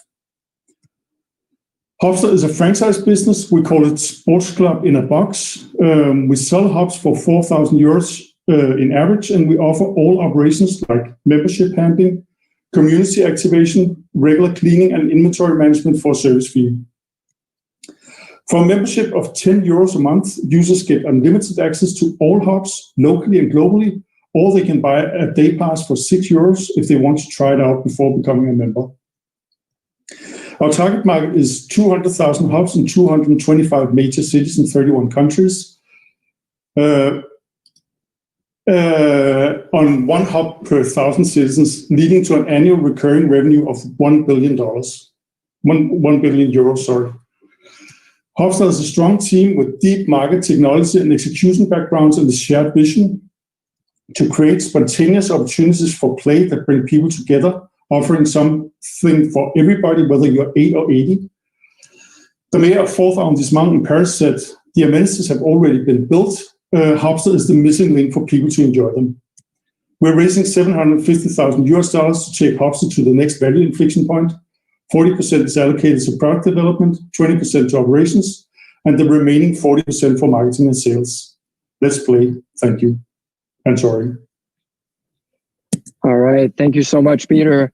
No need for apologies. What a great pitch. And Upster, I think, is making great moves to bring sports, again, to everyone worldwide. And I think this is very much in line with the mission of together moving the sports forward here at Sports Tech Nation Summit. So thank you, Peter. And now it's time to move to our judges. So I'll be happy to ask maybe Renata to take 3 minutes to address the entrepreneurs that are of her wish according to what she's heard today. Renata. Hi, thank you to everyone. What a great job. Impressive founders here. Having been a founder for many years, now on the venture side. Actually, I want to start with Hubster since you just left off. So I work with a lot of former athletes that invest, and a lot of the athletes, some NBA athletes come from inner cities where there's really not a lot of access to various sports. And quite honestly, I've done a lot of research on why certain players tend to gravitate to certain sports. And usually it has a lot to do with cost. So for example, NFL, I know we have Doug here who played hockey, but the equipment necessary to grow up as a little boy or a little girl playing hockey, there's a lot of equipment. So I love the model. It's very social impact. But I want to ask, who is buying these hubs? Is it the cities that you have to, what is the roadblock that you have to get past? And I know it's going to be different for every country, every city, every market. And then coupled with that, what is the cost to service these and returning the balls and returning the equipment? Can you talk a little bit about that? Yeah, sure. So first thing, we have a variety of clients from city councils to property developers, property owners, university campuses, F&B segment, restaurants, shopping malls, anybody who has ownership of public space or shared space. And actually, we have clients in all categories right now, so it's pretty diverse. That's phase 1. Phase 2 is to get city permission and then do a citywide deployment where Hofstra owns our own hubs. So that's the next step. When we have verified all our key metrics in a specific place in a specific city, then we try to go to phase 2 and get city permission. We have already some really interesting discussions with the city of San Francisco and city of Paris and city of Copenhagen and city of Lisbon. So 4 major cities, and we're doing really well because they can see it creates value. The other question, what was that? I forgot about it. I wanted to ask you about costs and servicing and returns, if the equipment's stolen, insurance. Sure. So our business model is that we take a 30% service fee for providing the digital service. So the whole digital platform. In each hub, there are sensors built in. We have 3 patents pending, so we can track whatever is going on. So when you download the app, make a profile, place a credit card, then whatever happens when the door is open is on your account. And then we keep track on all the inventory, and it's all automated, meaning that we will kind of like notify people if they forget about returning stuff. And if they don't return stuff, then we'll charge them. We haven't had any incidents yet, and it's quite surprising because we were told in Paris, just wait and see. They're crazy in Paris. So, but actually we experienced the opposite. It was a very, very positive experience. And I think by providing awesome stuff, then you get good responses. Great, thank you. All right, thank you, Renata, and thank you, Peter. I'd like to bring on Michael to address the entrepreneurs of your choice. Michael. Yeah, well, thanks again, and congrats to everyone. I feel like we're in like Final Jeopardy here, where we bring back everybody, and it's good to be reunited with so many great entrepreneurs. So congrats on the success, particularly this year. I just want to focus in on a few folks, starting with iBrain. I love what you're doing. I think there's definitely a kind of a mental aspect to performance. My biggest concern, and I'm just kind of curious if you've seen this, is as you're looking at elite athletes and leagues and teams and properties, I think there's some sensitivity with some of the data, right? When I used to work at the NBA, creating kind of these, call it performance statistics, could be utilized in things like free agency, right? Where teams can use mental cognition stats as a reason to pay somebody less or more. Is that something that you've run into as far as kind of adversity or some sort of a headwind? Amazing question. Thank you very much. We are training solution. So we are building the brain gym next door to the main gym. So all data owned by the club. So in that sense, it's fully GDPR compliant, and it's the way for the club to address opportunities rather than evaluate. So because it's a training solution, but I'm totally with you. Generally speaking, when iBrain is most of academies, then this mental brain KPIs might be used in addition to the general statistics to evaluate the talent early. Okay, thanks. No, that's certainly helpful. And then I want to transition over to Doug here at Zenkai. Obviously, just in recent days, there's news about Under Armour and Steph Curry kind of putting a face with the brand. Do you have any type of aspiration in that type of model, right? To really leverage talent at a name perspective to kind of give you a unique and differentiating identity? Absolutely. Obviously, when you get to the level of like a Steph Curry or that name, it's a massive investment where we're not quite, we can't write that check quite yet. But absolutely, and that's why we're partnership with the Canadian Olympic bobsleigh team, the Canadian Olympic cycling team, multiple NHL players, NFL players, retired professional athletes like myself that still work out 6 days a week. It's really getting that validation in the market now. And what's happening is now people are calling me that our friends have given this stuff to. And now NHL players and NBA players are calling me saying, hey, can I try your stuff out? So now we're getting that kind of grassroots movement going and the word of mouth. Now, when someone's worn it for 6 months or a year, have noticed how great our fabric and technology is. Now we can kind of leverage that. Well, by the way, we're doing a round, we're doing a raise. Do you want to be a part of this? And I've had multiple conversations with some high-level athletes that are kicking some tires. So that would be an amazing thing to get someone at that level to believe in our brand. Yeah, for sure. And if I have time, one more question here for Juan with Fanalize. I think one of the things that strikes me about your platform, I always look for kind of data points outside the industry and kind of peers, so to speak. And one, and I think it's quite a compliment to you, is an Israeli company like Kensho, right? To be able to have that predictive layer of analytics. Who do you look at when you look outside the industry as kind of Fanalize is the sports equivalent of X? Yeah, I mean, there's Fantasy Pros, there's Number Fire, Action Network is also doing some prediction modeling as well. So we look at those guys, but we're looking at different data sets to improve our algorithm. Right now, we have about 60% accuracy, but looking at other ways we could get data and to prove that. So, but we are, definitely looking at our competitors and see how they do it. Okay. Amazing.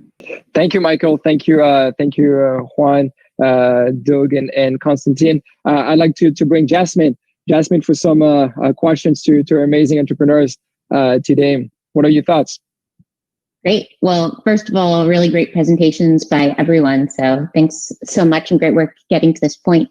Maybe starting with Natalie, would be great to understand kind of the way that the social experience plays into the product. Do you envision sort of multiple people playing in a single location together, or how do you connect folks virtually to create more of a social experience in the workout? The thing is that they all connect on their own screen with the app, and we are thinking to really like esports, to make a virtual arena where you have data visualization of all the information in real time of all the players. And after we have a leaderboard in the same times, and what we already have done is that we have tips that we can share on the network. When you have finished, you have tips. For example, on Escape to Mars, you have numbers of days you are on Mars, and you're going to have tips like you have 4 days, so the best thing is to dance because you don't have time, stuff like that, to bring people to share during the session and after, and to bring people to do it again. Fantastic. Really makes sense. Then maybe one more if I have the time, over for Tamir at Grip. I'm just curious how you think about it. It seems like there's lots of use cases for the product. I'm curious how you're thinking about focus right now, and sort of which use case, whether that's broadcast or betting or some of these others that you've talked about. Like, how do you think about focus in your sales strategy right now? Yeah, so thank you for the question. We are focusing right now on the fans, viewer side, creating a better viewing experience, more engaging. So it was in the presentation I presented the Race Live feature, and that's what we are focusing right now. Focusing on the linear transmission and also providing a second screen with much more engaging opportunities. Second step will be the Race Relive, which is the database of video and data, and third will be the connection of the virtual and real world. So there's a roadmap. We are not entering all doing it all at once. Yeah. Awesome. That's really helpful to understand. Thanks. You're welcome. All right. Thanks, Jasmine. Thank you so much. And thanks, Tamir and Natalie. And last but not least, Daniel, as an entrepreneur yourself, I'm sure you want to ask some of tricky questions to our amazing founders today. First of all, thank you so much. Amazing, you guys. I would like to tell you guys that I have 30 minutes now. Okay, so relax. We're going to have a bunch of questions. No, it's only 3. Well, I'm going to start with Thomas, goalie. Interesting base. I do know about football a lot. I want to ask you, it took you 18 months to get to 200 and some clients, and then during COVID, you did like 4x. Is this kind of growth sustainable? Are you charging those clients, or it's just free users that you did the onboarding? So what do you expect from this cohort of clients? Okay, thank you for the question. The process speeded up for 2 main reasons. One, as I told, is the COVID effect. Right now, we're doing webinars with 70 secretaries linked at the same moment. That was completely unthinkable to do it back in 2019. And the second reason is our partnership with the Italian Football Federation. We managed to develop some features that are helpful for the federation to communicate better with the local clubs and the other way around. And our priority is little by little to develop more and more features for the federation and to digitize them as well, and to replicate these also in international countries.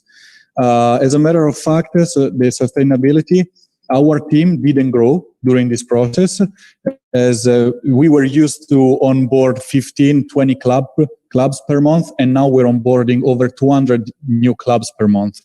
And the partnership with the federation is expanding throughout the whole Italian country. So, and the effort of our customer care team and business team is not changing. What's happening right now is that we have more or less 30% of our client base that is paying clients. Before coronavirus, it was a lot more. It was over 70%. Right now is only 30% because we need to wait until the sports activities reopens to push back on upgrades. But eventually we find some upgrade for every single club that we have. Perfect. Great. Thank you. Doug, let me ask you a question. If I understood correctly, Philium is the one holding the IP, not you. You're a brand. Is that correct? Yes. So the owner of Philium is a co-owner and the co-founder of Zenkai. So the owner is the second largest shareholder of Zenkai. Okay, so you do might have an exclusive agreement with them and that sort of stuff. Great. We currently have a global exclusive agreement currently. Yes. Perfect. By the way, you can do equity deal with a celebrity without spending money, right? You bring them for the ride. You know, we have seen 50 Cent, Kevin Durant, and LeBron James do that. So don't wait for the money. No, thank you for that. Thank you. Juan, where are you getting your data from? And what kind of relationship do you have with the data providers? Do you have extended time agreement with them? Yeah, so right now the licensed data is from Sportradar. We're actually in the accelerator program. I believe we have 6 more months. We're also crawling data from top sources. We're working on sentiment analysis from Twitter. We're looking at data from there as well. And we'll add a social piece. We'll allow users to give their advice and recommendations away. So those are several ways we'll be getting the data.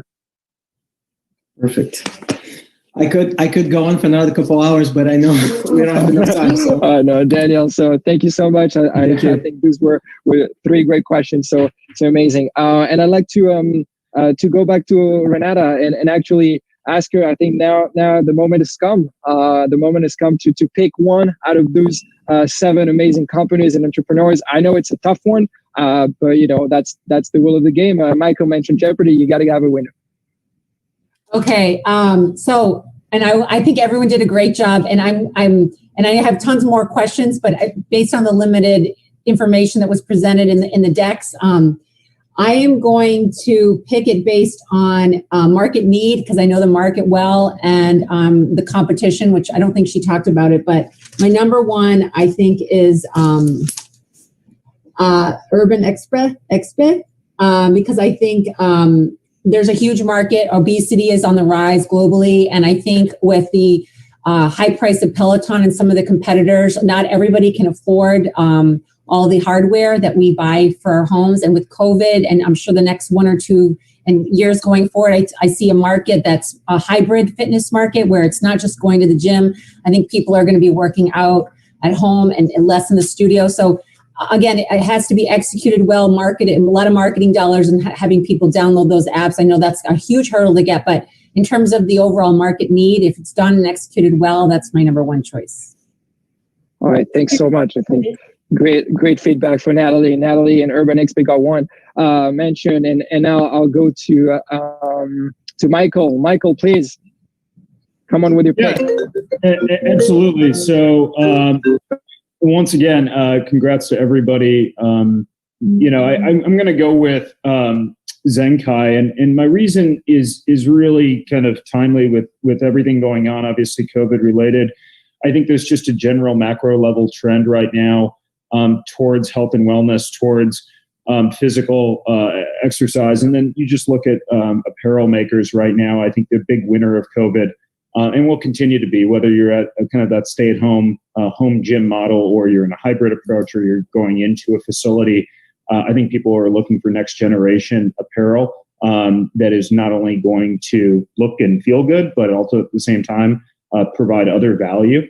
And I think the other thing that I'm really impressed by with Doug is his kind of vision to democratize the product, right? I mean, ultimately, it would be very easy for him to just take a look at elite athletes and say, hey, that's my market.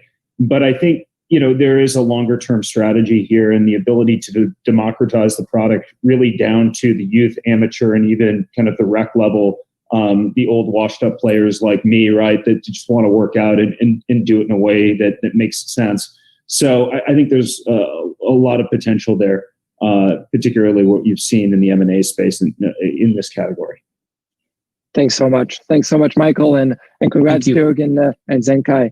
All right, moving on to Jasmine. Jasmine, it's a tough one, I know.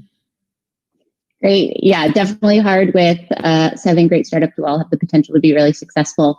I guess in thinking about which business to choose, I really think about who could get to sort of $100 million in revenue most rapidly. So really thinking about who has sort of the power to scale and the market size to scale rapidly. And so if I were able to choose 2 winners, I would go with Zenkai and Urban XBay. But if forced to just pick one, which I think we are, I will go with Urban XBay. I think there's the biggest market opportunity there. Certainly a lot of execution risk along the way, but I think there's a huge opportunity if it can be executed effectively. Thank you very much. Thank you. Amazing, Natalie. Congrats. Urban XBay is taking the lead here, and Daniel will be probably the decisive voice. Daniel. Well, as I said, great one. I think 7 companies. I took notes. I can see potential for every single one. If I have to pick one, I would pick Hubster. Mostly because I think people need to be playing sports and outdoor, and I do see this pain. You do have the facility, which is provided, most of the times by the public sector, but then you don't have the equipment, so there's a huge frustration there, huge friction to play. And so if you can get to those parks and you have the equipment there, I think people get to play more. And just talking, I think Natalie got 2 votes, so she's going to be the winner. I just think it's a super crowded space. It's going to be super challenging execution. I don't think you're going to do break even in 2 years because these are about growth. So I think you should change that slide, by the way. You're going to have to be able to accelerate and acquire users, and that's not going to bring break even anytime soon. So congratulations to everyone. It was my pleasure. But my vote goes to Hubster. All right, so Hubster go one more vote, and as you said, Daniel, we're able to announce the winner now, and we're very happy and delighted to announce that Urban XBay and Natalie wins the Pitch of the Year and the Sports Tech Demo Day Finals, and Urban XBay will win 3 months of constant and ongoing support from the entire Colosseum team, providing network guidance to make sure that Urban XBay Next reaches the next milestone in the journey. So we've heard it. Execution will be key there. So we'll be happy to support and to provide opportunities to accelerate that growth. So well done, Natalie. Well done, Urban XBay. Maybe we can get just a 15 seconds reaction from Natalie. Thank you so much. I'm really, really, really pleased. My English not really good, but very. All the startup was really great projects, and thank you for all what you said. It's true, maybe not the break even in 2 years, but we really think that marketing and all the storytelling can brings us can make you. Sorry, no, all good. The emotions. Thank you very much. And very much. Thank you so much, Natalie. And I think the emotions speak for themselves. And I want to say congratulations to all of you. I mean, you've been incredible this year. You're on amazing growth journeys, and I think you've heard it from all the judges. They're all very impressed by your journey so far and achievements. And I think all of you here have great roadmaps to deliver in the next few months and years, and I'm confident you're all going to get there. So congratulations to all of you. Thank you so much for joining us. Thank you for the judges for their time and commitment and leadership throughout those difficult times. I think we are definitely stronger together, keeping on moving the sports industry forward. So thank you very much, and back to you, Josh. Wonderful. Thank you, Tim, and congrats to Urban XPay and to Natalie and all the finalists as well. Extremely impressive stuff there. Let's bring in the founder of Coliseum once again, Moritz Mannion, for a brief update. What's going on before we continue with our panel? Wow, it's almost good night here in Tel Aviv, and I just wanted to take a little one for one of the companies, one of the startups just presented. So. Josh, you're awake. You're in the middle of the day, I guess, having lunch before pre. We are here after the pizza. So I just wanted to share, Fernanda, if you can share with us the Goli presentation. So after 4 years, the team Indiegogo doing a lot of crowdfunding projects, raised a lot of millions for different projects. I know how I would say challenging it is to build a serious campaign, especially crowdfunding equity campaign. And our friends from Goli just went live with their campaign, raised a nice amount of money. So I'm calling you guys to support them, to share, to promote their campaign, an amazing crowdfunding campaign. There is an Italian platform, Goli. They will share it on the chat. So I encourage you guys as a crowdfunding lover and of course sports tech lover. Goli is running now their own campaign, and we are here to support them. So this is from the sports tech community to Goli. Thank you very much, Josh. Wonderful, Oren. Thank you so much. All right, we're in the home stretch. This jam-packed, incredible main day of the Sports Tech Nation 2020 Summit. We have 3 more panels. Our next is called The Change Imperative, Paving the Way in Sports, powered by Coliseum. And to moderate, we want to welcome in the Assistant Professor of Sports Communication and Media at Rowan University in New Jersey. Please welcome Dr. Yannick Fluck. Hi, everybody. Thanks for having me. Great to be here. Thank you, Doc. Yes, great to see you. And joining Dr. Fluck will be in her 8th season with the San Francisco 49ers. Their Vice President of Human Resources. Please welcome Harpreet Bashran. Hi, everyone. So happy to be here. Thank you, Harpreet. Great to have you with us. And our third member of the panel is the President and Managing Director at Special Olympics Europe and Eurasia. Please welcome David Evangelista. Great to be here. Thanks, Josh, and a pleasure to meet you, Yannick and Harpreet. Likewise. All right, Yannick, take it away. Awesome. Sounds good. Well, first of all, welcome, everybody. We're really excited to be here. Welcome, Harpreet and David. We actually haven't connected in person to the extent that's possible. So it's great to see some faces to the emails.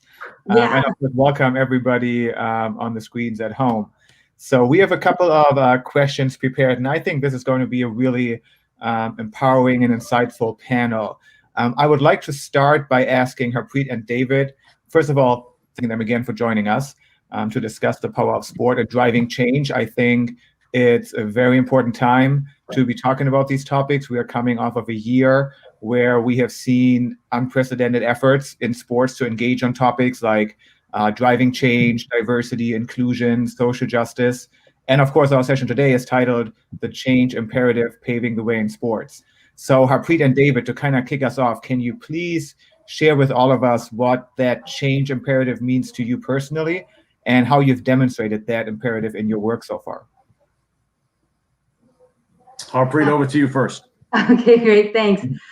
Thank you so much, Dr. Yannick. It's a pleasure to be here with everybody. And I'm honored to be able to speak on this topic that I am also very passionate about. You talk about the change imperative. There's so much happening, and you're spot on. So much has happened this year, and given everything that's happened and just reflecting on my own, being a first generation Sikh American woman, there's so much going on that the change really has to happen. If we don't do anything different and we just continue the way that we have been, I feel we lose hope. I know I personally lose hope. So I think there's been a national spotlight on this, on on the issues related to social justice that have been there before, but not like this. And I think if we don't do anything now, then I lose hope. So, what I'm trying to do is just something even as small as asking the question, why are we doing this? Are we trying to check a box, or are we really trying to do the right thing? And it's actually really interesting to see some of the responses I get back. Well, what do you mean, check a box? So trying not to just do things for the sake of doing them and having a real purpose behind them has been where I've been starting. And I'll kick it over to David. Thank you, Preet. I first off, let me echo your sentiments by thanking Dr. Yannick, of course, the Sport Tech Nation, for the very generous invitation. I'm thrilled to be here representing the largest social movement in the world dedicated to empowering athletes with intellectual disabilities worldwide. Special Olympics takes very seriously the platform of change. The over 250 million people with intellectual disabilities across the world have been asking for leaders, local, national, regional, and global leaders to change policies, change practice, change behaviors, change mindsets around the talents that this untapped population has had for millennia. What does the change imperative mean to us at Special Olympics? Well, for me and for many of us across the movement, be it here in Europe or Latin America or Africa or Asia Pacific or the Middle East and North Africa, North America, Caribbean, Special Olympics has a deep sense of urgency in our work, and that's part of what drives us to that change imperative. So much of the plight that faces the population of people with intellectual disability really hinders their promise.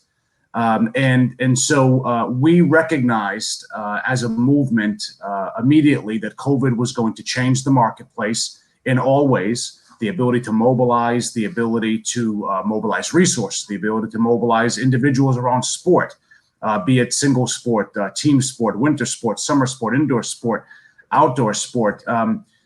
The change imperative means you have to adapt.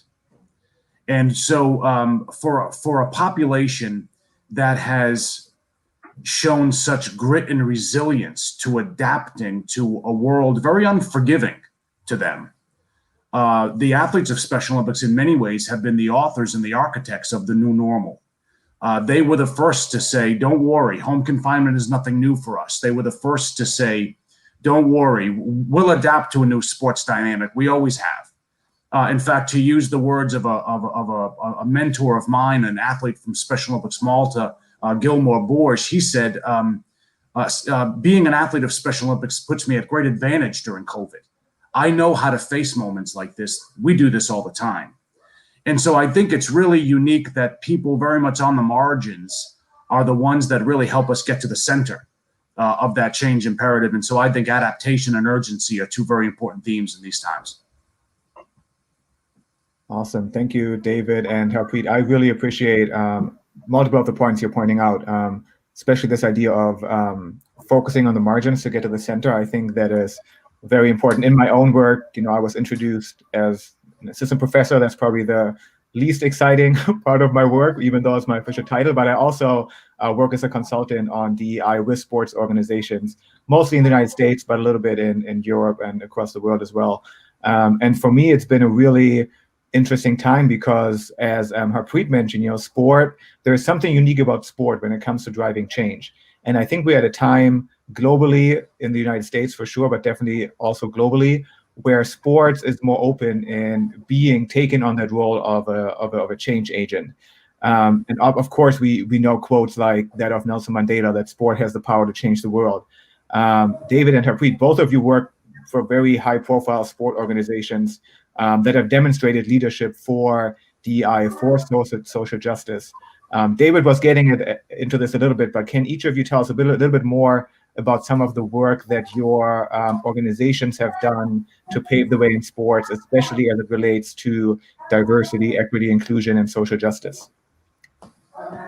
Harpreet, over to you. Okay, sounds great. Working in sports, this was my first time working in sports when I started with the 49ers, and I didn't really realize the magnitude of what this can do. I mean, where else can you get thousands of strangers into a stadium or arena and high five each other over a common goal? And it's a really beautiful thing to watch. And it took me some time to realize just how special that is and how we as an organization can actually leverage our brand and what we're doing to do good in our communities, which is nothing new to the organization, but it was just a newer concept for me. So some of the things that we've been doing and have recently started, we have some fellowship programs. We have one specifically that's meant for recent female graduates, and they rotate through underrepresented departments that are underrepresented by males. We also have some of our fan engagement programs. We created our first ever 49ers Pride group 2 years ago, which was really fun to see launch. We also have one, which is Women of the Niners, a fan group specifically created for women. Internally, we've been working on just interview processes and practices. I think many people have heard of the Rooney Rule, which is specifically used for coaching, but we've adopted that about 4 years ago throughout the entire organization. And we've 2 years ago started a diverse slate interviewing practice where we're not just interviewing diverse candidates, but our interview panel is also diverse, because there's no point having diverse applicants if all the people that are interviewing all look the same. So diversity of thought there. And more recently, specifically after the murder of George Floyd and the horrific events that came after that, we've been doing some regular town halls with our staff. Our organization, specifically our ownership group, pledged to support organizations working toward racial equality and social justice.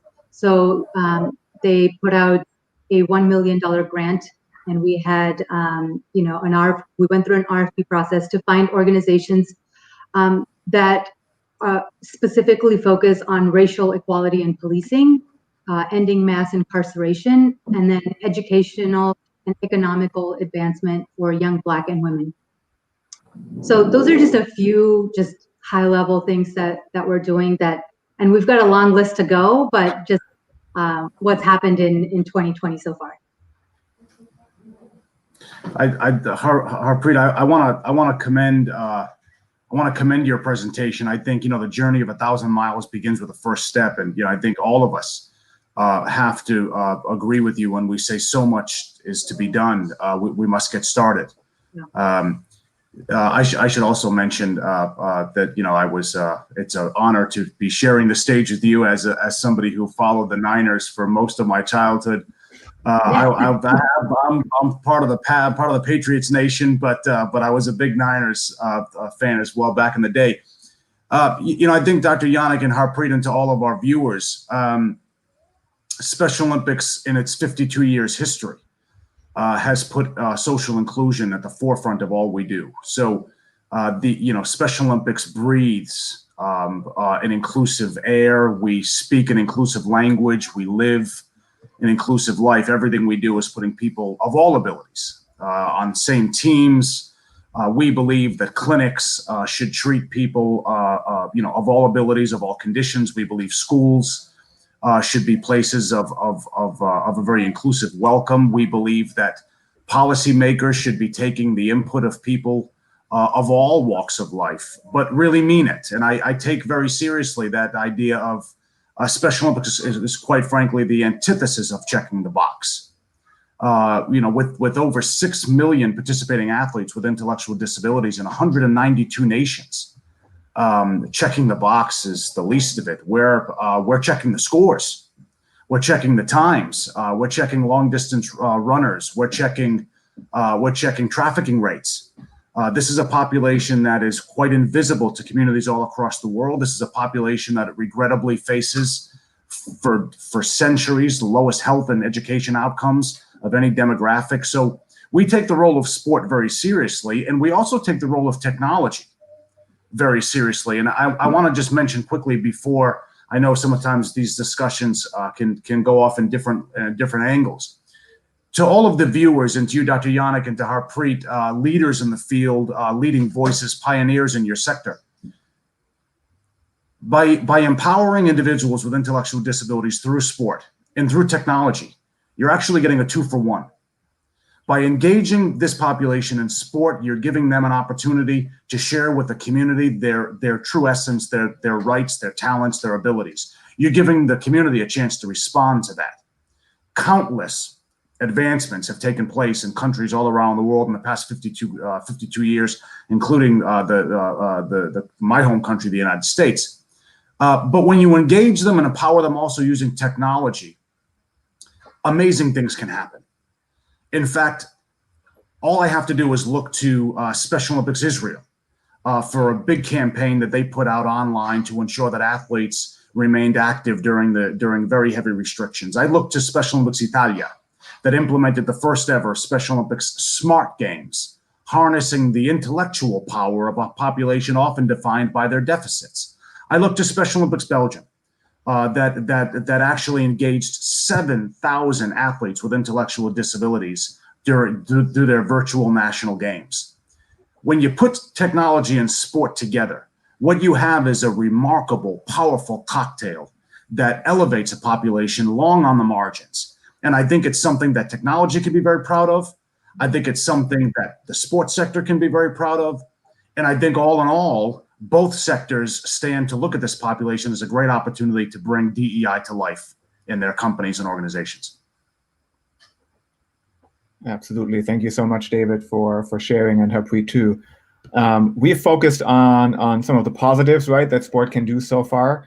I'm a very positive person, but I do want to talk about some of the challenges that we faced in our DEI work. So again, for me working with folks in sports, US-based mostly, I oftentimes run into roadblocks to DEI, especially when it comes to the lack of diversity in leadership ranks of staff, those decision makers.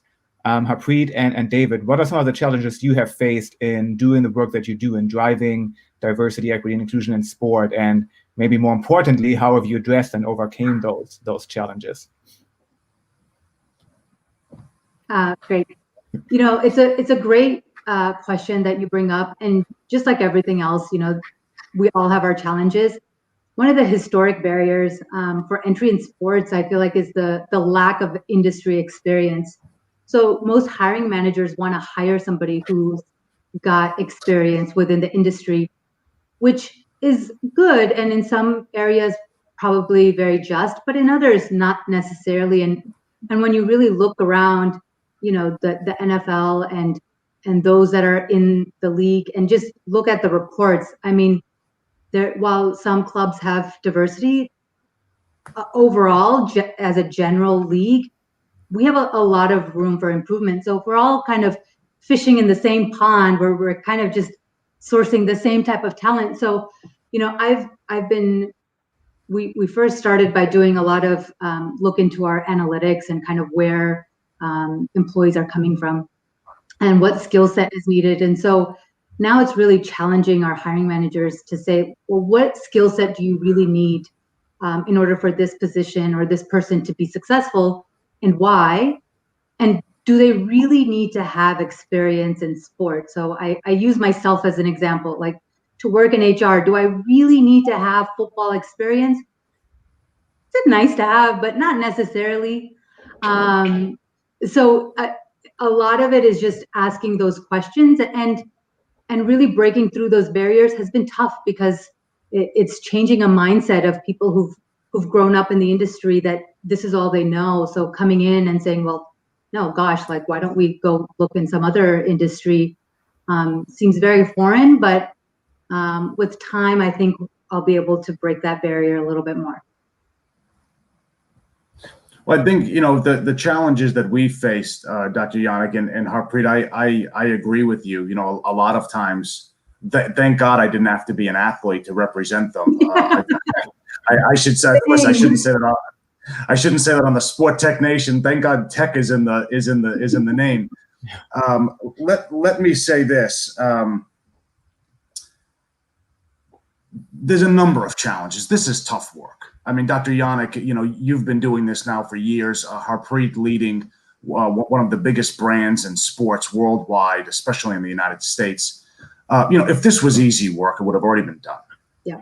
The challenges facing companies and organizations, really the global marketplace, of getting diversity, equity, and inclusion right, is something that is very much captured in the way that the first Millennium Development Goals of the United Nations ended. The last goal was partnership. You got to do it together. You need others to help you along, and others need you. I think some of the challenges that we have faced in Special Olympics is, the larger marketplace will shrug their shoulders and say, why? It's only 3% of the population. They don't vote, they don't consume, they don't count. So why? Well, when you lift up the rug, you recognize, 4% of the global population packs such untapped potential economically, socially, in the arts, intellectually, not to mention entire family units. And all of us know people who have family members of different abilities, and all of those families by and large celebrate. So we know that there's a big opportunity. I think the biggest challenge we have is not so much the what and the why. And Harpreet alluded to this earlier.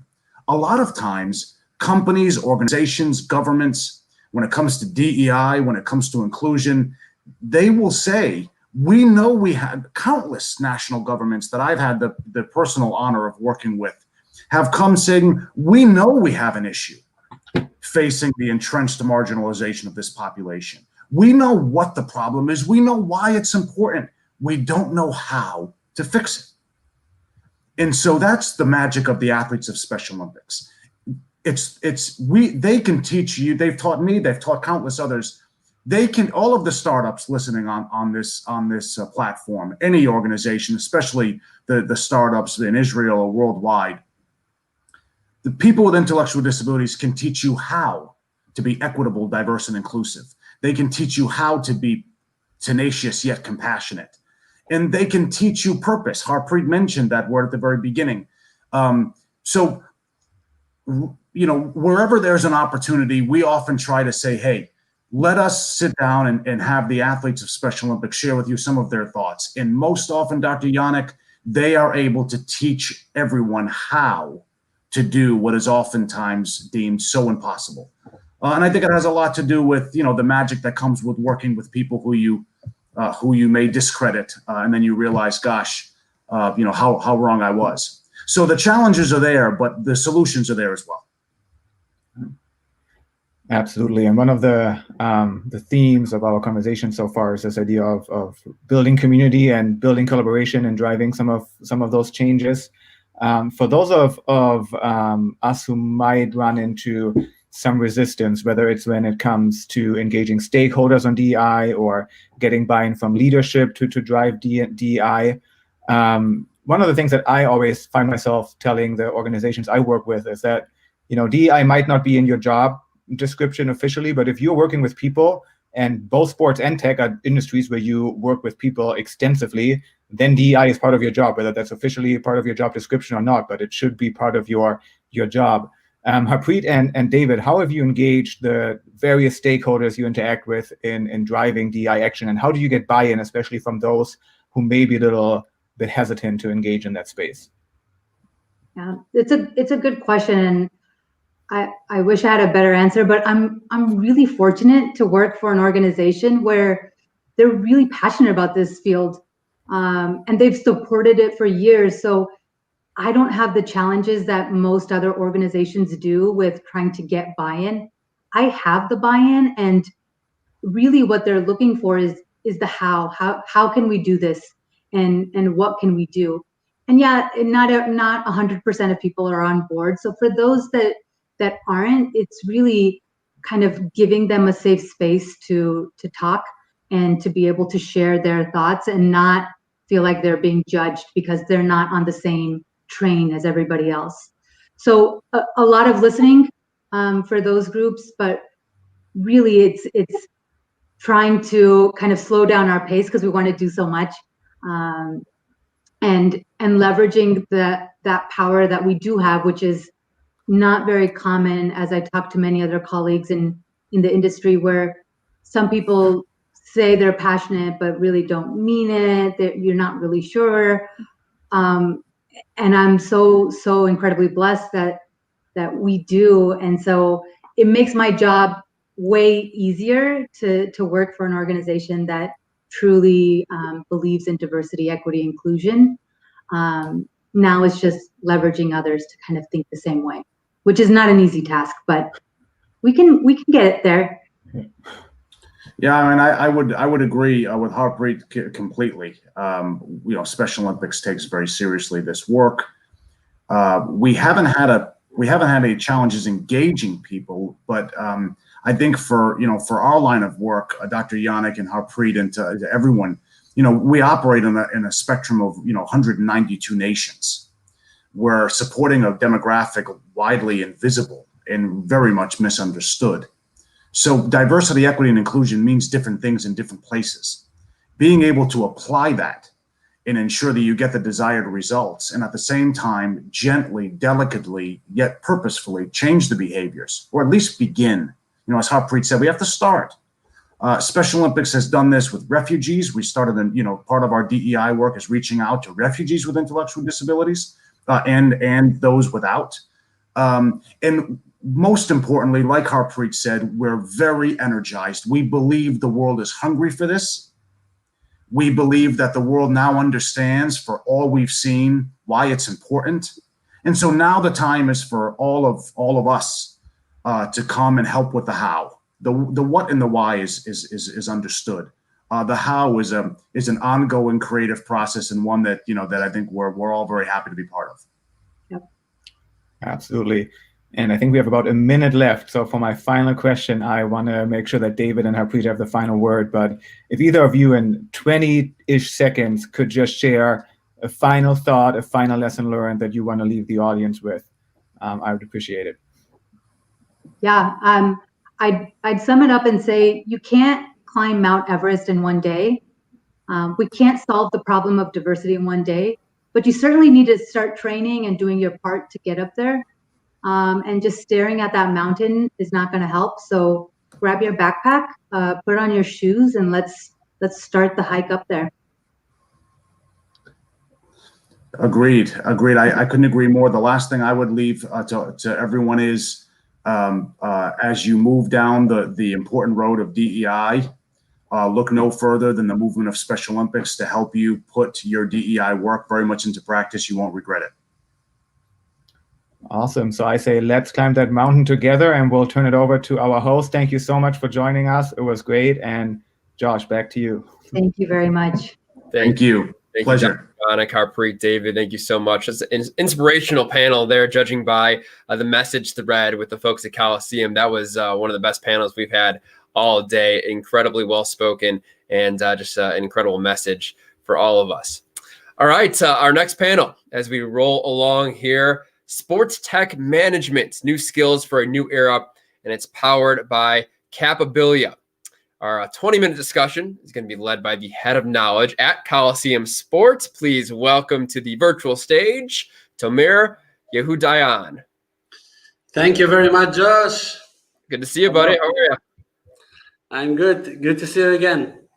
Awesome. You're looking fresh. I like the sport coats. Everything is doing well. We're going to have a couple guests here joining Tomer as an instructor of the sports business school at the Lundquist College of Business, I should say, at the University of Oregon. He teaches courses on sports business and society. Please welcome Dr. Yoav Dubinsky. Good afternoon, or good morning, or good evening, wherever you are. Thank you, Josh. Thank you, Tomer. Thank you, Owen. Thank you, Timothy. What a great 2 days it's been so far, and looking forward for this panel.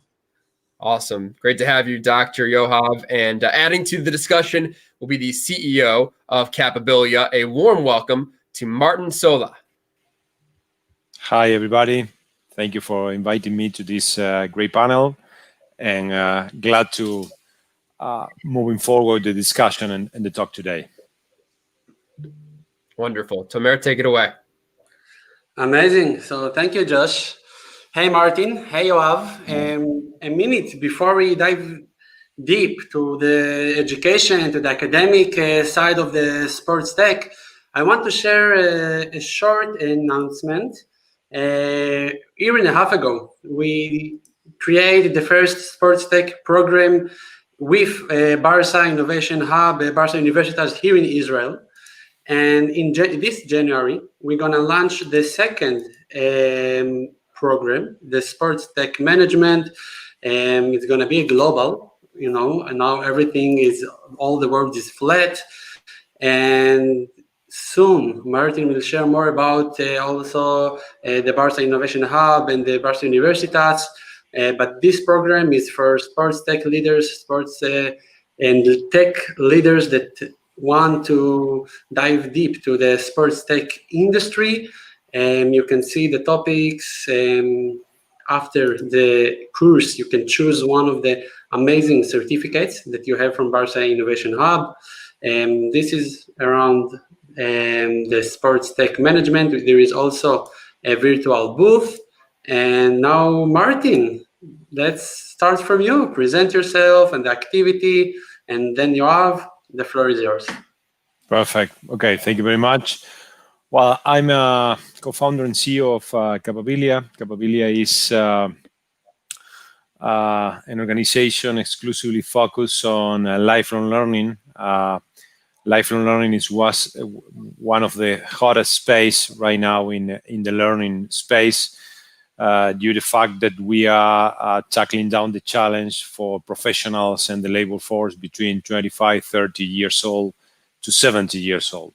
That's mean that we are in the midst of the paradigm change in which training and formation is not just a single event in life, but a recurring event in life. Our business model and our organization is focused on working on vertical communities, vertical by vertical. And we are glad to say that right now we are having students for more than 140 countries all over the world. And we are in the middle of an awesome learning process for ourselves and our company organization. It's pretty amazing to see how the world is learning and how we could reinforce that process. Great. So we will be back for this point soon. And now, Yoav. Hi, everyone. I'm Dr. Yoav Dubitsky from the University of Oregon, and I'm an instructor of sports business at the University of Oregon at the Longquest College of Business. I'm researching mostly sports, nation branding, and public diplomacy, country image in sports. And I got to sport technology through analyzing Israel. But I've been teaching in the last 6 years in the US, 3 in Tennessee where I did my PhD at the University of Tennessee, and 3 in Oregon so far. This is my 3rd year. I've been teaching courses about the intersection of sports and society, and in the Longquest College of Business, sports, business, and society. And the way that I see sports is a subset of society, of a human experience. I don't see sports as a microcosmos of society, but I see it as a subset. Where basically every sphere in life, in our human experience, intersects with sports, whether it's physics or chemistry or law or religion or communication or business and so forth, architecture or art and so forth. And whenever there are any kind of technological advancements in any facet of our life, they will manifest through sports as well. And because of some of the unique characteristics of sport, because of the live engagement, the community creation, the business aspects, in some areas of life, such as communication, such as in business, the manifestation of technology in sports will be, I see them as predominant and perhaps happening faster than in other spheres, of course, in performance as well. And in my world of the academy and the business school as a professor engaging with students, I see the intersection of sports and society through classroom technologies, through curriculum developments, extracurriculum activities, and any kind of intersection, of course, with the athletic department and collegiate sports that have a lot of intersection with sport, with students, with education, and with technology as well. Great. So Yoav, you are more in the academic side, and Martin, you are more and not academic, but maybe even the one that is more close to the industry. And as the head of knowledge of Coliseum Sport in the past few years, we have courses in Wingate Institute, Ben-Gurion University, ONO, the HIT, Technology Institute of Holon. And one of the main things that all the academic, all the learning experience in the past few months, in the past 8 months, is the moving from the offline to the online. And first of all, in my experience, I can see the difference in the first days that we have from institute was a little bit ahead and was a little bit ready, and some that was really shocked, but they had like the summer, they have the period between the semester to create and adapt all the materials and all the learning methodology for the online courses. So my question to you is, first of all, how you experience this shift from the physical to the digital, if you think it's positive, and what do you do in your courses to make the experience of the student still rich and full? Okay, from our perspective, we are 100 digital player in the industry, so we believe that in this technology, and we believe in this intermediation for the learning process. I guess that we are in the midst of huge technology change that is going to change the surface of the economy and the deepening of the economy forever, at least in 4 big areas. First of all, is going to eliminate some intermediation, is going to provide a great personalization, is going to push organization towards scale, and efficient scale, global scale, and is going to put a special accent on services, since every digital experience is still an experience. From our perspective, we see that is early. We are early in time, in the very beginning of this huge shift from offline to online. We are seeing several years of this transformation. By the way, this pandemic and this crisis with COVID-19 accelerate this trend. But those demands of more personalization, more access, more direct contact with the places in which the knowledge is generated beyond the physical distance, we're there forever, we're there for several years. This crisis this year, those changes just reveal themselves. I guess that we are just in the very beginning. Disrupt education and training is not like disrupt any other industry, like, I don't know, music or transportation or finance. Even those niche, the transformation took decades. So we are in the very beginning of this process in education.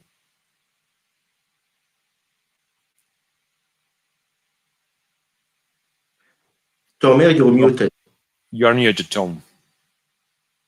I'm saying that I totally agree with you, and we experience the same thing. And 1 minute before we jump to Yoav, I think that now all this market, like kind of educate about and understand the new rules, the new norma, and when the future student gonna start to choose what they're gonna learn, where they're gonna learn it, they're gonna have in the mindset that probably it's gonna be online, or it's gonna be a hybrid model. And we, in the past year, had a very special course with Israel Players Football Association, and we took 20 players from the top league in Israel, and we did a process with them of how to move to the digital world, how to learn about sports management and sports tech.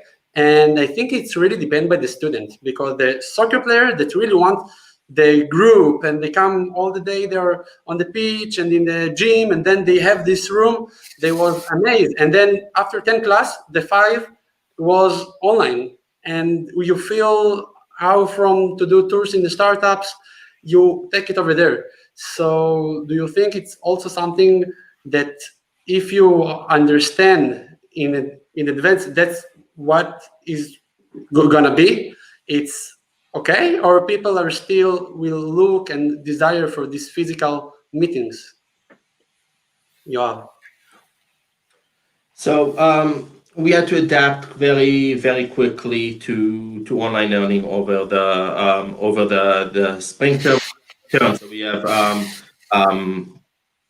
fall, winter, and spring. And during March, which is the break between the winter and spring term, we had to adapt very quickly to online learning. I think that our students were much more forgiving in the spring than they are now, because now they in the fall they expect us to be ready for online learning. Universities are traditionally not the fast-paced adapters, and I think that that COVID pushed us to adapt to online learning, whether we did it or not. If not, we won't survive. I think that I'm missing the physical experience. My students are missing the physical experience. That's for sure. I don't think that technology will completely make up for that. But I also think that there's not only one way of learning and only one way of what students are looking for, whether it's global learning, the students sitting in different places, or whether it's students want asynchronous classes where they have their own agenda and challenges and schedule over the day, and they want to learn on their own pace, or they're working, so they need to accommodate that as well. So I don't see as necessarily online learning replacing universities, but I see it as another component of education that enhances the learning experience, which is good. As a university, we had to adapt very quickly, and perhaps that pushed us to do something that we should have done years ago in terms of engaging our students. I think that we were somewhat worried at first how students will react to some of the extracurricular activities, some of the bringing guest lectures or doing site visits. And we well managed to do some collaborations and actually bring many people from industries that did not have to visit the campus in Eugene, Oregon.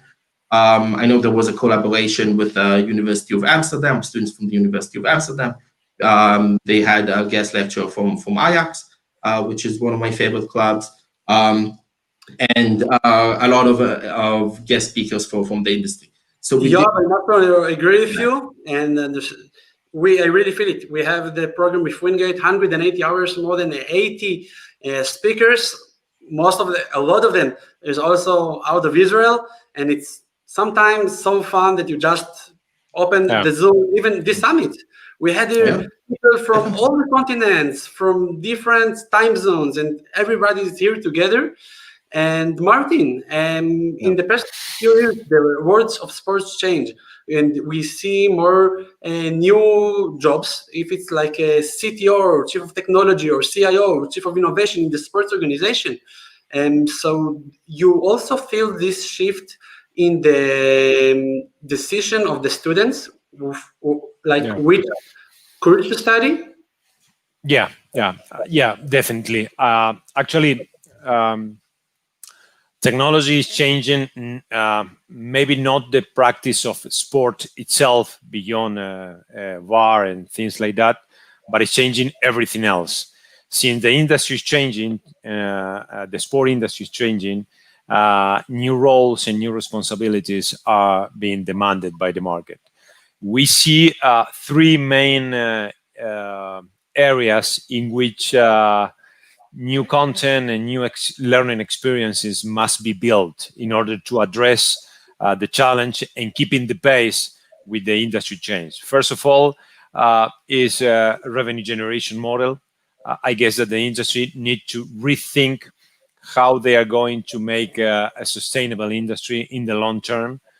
This crisis just accelerates some trends that have been there forever, show a big shift from sponsorship to co-creation, for example, or a big shift from a passive fund to an active fund. So sport organizations need to rethink how they are going to engage with new business model, and their new profiles and new tools are demanding. The second question is the role in sport in society. Dr. Yoav mentioned a minute ago how sport is changing society, and how society is changing sport with a great speed. We need new roles, we need new responsibilities, we need new figures inside the sport organization to address those challenges. And the last one is relationship with fans. The new digital environment demands and require new skills in place. Actually, all of these three challenges that I mentioned are not covered right now within the formal education system. I guess that we need to address that challenge at the right time with the right tools, because the change of the sport industry is going to peak, and then when the resources are not there, when the talent are not there, money, focus, and passion are going away from the sport industry. So the talent imperative in the sport industry is critical. Just to add what Yoav said a minute ago, of course, universities will lead the knowledge process creation in the years to come. I guess what we are seeing right now is science hitting mainstreams, data, new materials, new technologies, new ways to rethink the value, the creation value process in society. Is science hitting mainstream? Science will are taking place and will take place in universities. But then there is an opportunity cost in terms of times. When you have 20, it's supposed that you have to be in the university. When you are in your 40s, you can be there forever. You have a wife, you have 2 kids, you had a job, you have a lot of things going on in your life. So you need that the learning process adapt to that scenario. There is where I see the most dynamic space right now. Martin, you talk about the skills, you talk about the talent, you talk about the understanding in the innovation in technology, and I think it's super important. During the year, we have many activities and we see amazing solutions, but take the best entrepreneurs, take the best solution, take the best team, and bring this solution for a manager, executive that don't understand technology, don't speak the language, nothing worth it. And that's right. It's super important to educate to next generation to speak the sport language, to speak the innovation, the technology language together. Right. Yoav, one of the biggest challenges in every educational institute in the world is building the bridge between the academia, between the courses to the industry. So in 30 seconds, each one of you, please give me the best tips for the students and for the dreamers of how they can build their next career in the sports tech industry. So first of all, I think that we need to adapt in terms of our curriculum, having some more related courses such as related to esports, data science, sports analytics. Now with some of the changes that the NCAA and college sports is going with the name, image, likeness, that athletes are going to be able to capitalize on their name, image, likeness, there are going to be some I assume more impact on that. And then of course, specialization in what you're specializing when you're studying, and personal skills, time management, communication, leadership, innovation, entrepreneurship, and so forth. I'm agree. And Martin, in 5 words? 3 words, no 5. Tech, digital, and experiences. Those 3 words are going to define the years to come in the sport industry.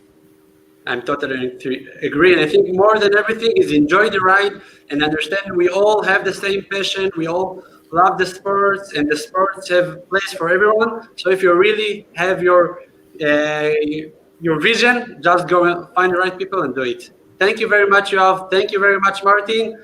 George. Thank you. All right. Wonderful, Tomer. Appreciate it. Dr. Yoav, Martin, thank you so much. And thank you to Capabilia as well. All right. Our next panel is powered by our friends at Deloitte once again, and it is titled Sponsorships in Sports, Innovation, and Creativity. This half-hour conversation will be led by Amit Harel, Partner Services to MNC's co-leader at Deloitte Catalyst Tel Aviv. Hello. Joining us, Amit. Yes, Amit Harel. Yeah, I'm not Spanish yet, working on it. So hi, Josh. Good evening, Tel Aviv. Good afternoon, the East Coast. Good around noon in the West Coast. So welcome, everyone. Really excited to be here. We're going to focus today on how to connect innovation to sponsorships, but also creativity. And with that, I would like to have our panelists join us.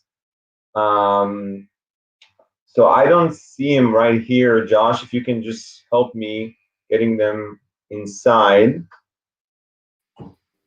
Yes, no problem. So here we go. We got everybody with us here. The head of global sponsorship at Coca-Cola, Ricardo Fort. Great to have you with us, Ricardo. And for the e-gamers and esports fans, this one's going to be great. It's the director of sponsorships at Twitch, Chad DeLuca. It's great to have Chad with us as well. And we also get some NHL exposure. Please welcome the vice president corporate partnerships with the Florida Panthers Hockey Club, Katerina Perez. Excellent. So hi, everyone. Welcome. So we have a packed agenda ahead of us. And I thought, as always, let's start from the beginning.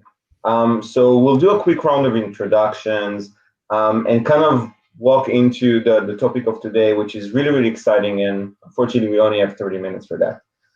So just for everyone, again, my name is Amit Harel. I'm a partner with Deloitte in Israel, leader of a platform that we've created called Deloitte Catalyst that connects our global clients in the most relevant ecosystem. Sits in Israel, the US, Germany, India, and a few other countries. One of the areas that we cover very closely is, of course, everything around sports technologies and innovation in general.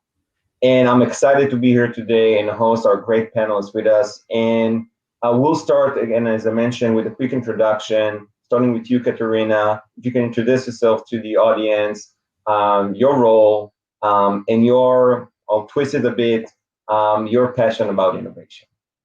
So Katerina, please.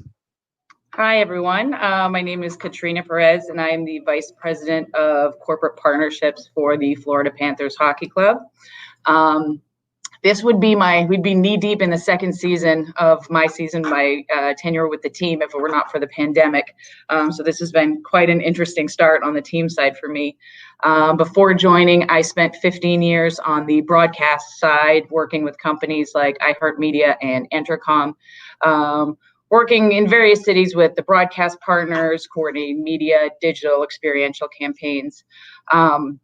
Here for the Panthers, I oversee the corporate partnerships department as well as the activation department. So in charge of driving revenue, new business, and renewal across all of our largest assets. That it's everything from the name on our building with BB&T Center to our all-inclusive luxury clubs to the in-ice logos and dashboards on the ice. With regard to innovation, it's my thought that if you're standing still, you're falling behind. So every single day we have to challenge ourselves to get out of our own perceived bubble of what we think. We're probably thinking we're being innovative when really if we challenge ourselves, we're probably not even being close. So if every day we're continually challenging ourselves like that, then we'll always be looking at what's next. Yeah, and maybe starting with the best innovation, which is bringing ice to Florida, which is always an interesting experience. Ricardo, you're next. Hi everyone, Ricardo Fort. I manage the global sports and entertainment partnerships for the Coca-Cola Company based here in Atlanta, in Georgia. And we deal mostly with this global events and helping all the countries around the world to promote sports and entertainment through the company brands. For me, the innovation manifests itself in many different things, the way we communicate, the way we design partnerships, and sometimes the way we create partnerships to sponsor events together. So from contracts to the execution of the events, there are opportunities for showing a different way of doing this in everything you do. And we will talk a little bit about some of the examples during the chat today. Pleased to be with you all. Thank you, Ricardo. And last but not least, Chad. Hi, Chad DeLuca, Director of Twitch Properties over here at Twitch. Our group is in charge of both first and third party properties at Twitch. So first party properties are Twitch Rivals, which is our entertainment-based competitive gaming. I guess is the best way to describe it. It's like WWE meets NBA All-Star Celebrity Game. We also have TwitchCon and some other first-party properties. And then we work with esports organizations like Team Liquid. We work with different events like PAX or EVO. And then we're also working with sports organizations like the NWHL, the National Women's Soccer League, and the NBA G League, as well as some others. So a mix of sports, entertainment, gaming, music. We have it all. And I'm excited to talk about this. I think from a technology and innovation standpoint, I think that we've been having a lot of brands come to us when it comes to that, and so we've been able to create some really cool things this year. In an unfortunate year, it's led to a lot of innovation. Probably pushed us to innovate 10x what we were planning on this year. Things that we're probably planning on having within the next few years were expedited. So just excited to share and talk with you all today. Amazing. And let's start with that. It's we can speak about the elephant in the room, but this time the elephant is basically in the size of a virus. So much has been said about the effects of the crisis on the world of sports. We in Deloitte, we do a lot of surveys among clubs and fans, and there's a real impact there on various domains. But when we speak about sponsorship, and this is a question for all, how did the crisis force you to change course when it comes to how you're managing sports sponsorship and how you think about them? And maybe Katharina, starting with you. Well, obviously, I think you could go to the immediate of having to change the fact that the straight logistics of either not having fans in a building, not playing. So there's some of those immediates of having to obviously move to digital, move to social. Those are some of the immediate ones. But sort of on my end of how we manage them internally and externally from a sort of a leadership point of view was really taking a step back with all of our departments across the board, and it being, how do we as a complete organization wrap our arms around our sponsors to make sure we're still delivering for them? So we would work with our business analytics, we would work with our broadcast team, our social team, our community involvement team. So while we may have not been able to execute for a partner on the ice or on TV while there was a pause, we were able to deliver for them in the community by, providing meals for first responders and partnering locally and delivering them for them that way. Like, for instance, one of the things we did is we were one of the first NHL teams to have a virtual run. We did our territory trot raising money for first responders, and we did that very early in the virus. So we were able to do that. For us, really, too, it's been wrapping our arms. We've had certain things we wanted to do, and then this sort of spearheaded us into doing them much faster. Things like cashless, like contactless purchasing. That's something that we were moving towards, and obviously this now is an immediate. I think on the benefit of that, though, it's able to take that technology and how do we integrate it to use the data better for our partners. And I think too, just the cadence and content of our communication with our fans and our partners, really kind of over communicating, even in an environment where we might not have necessarily had all the answers or the visibility to when we'd start playing or what the season would look like, but really involving our partners in what decisions and ideas can we put together to execute that make sense for you based on what you're trying to accomplish. Interesting. And I think I'll touch that a bit later with a follow-up question. But before that, Ricardo, going to you. The Coca-Cola Company always kind of the signal for innovation and sponsorship and sport in general.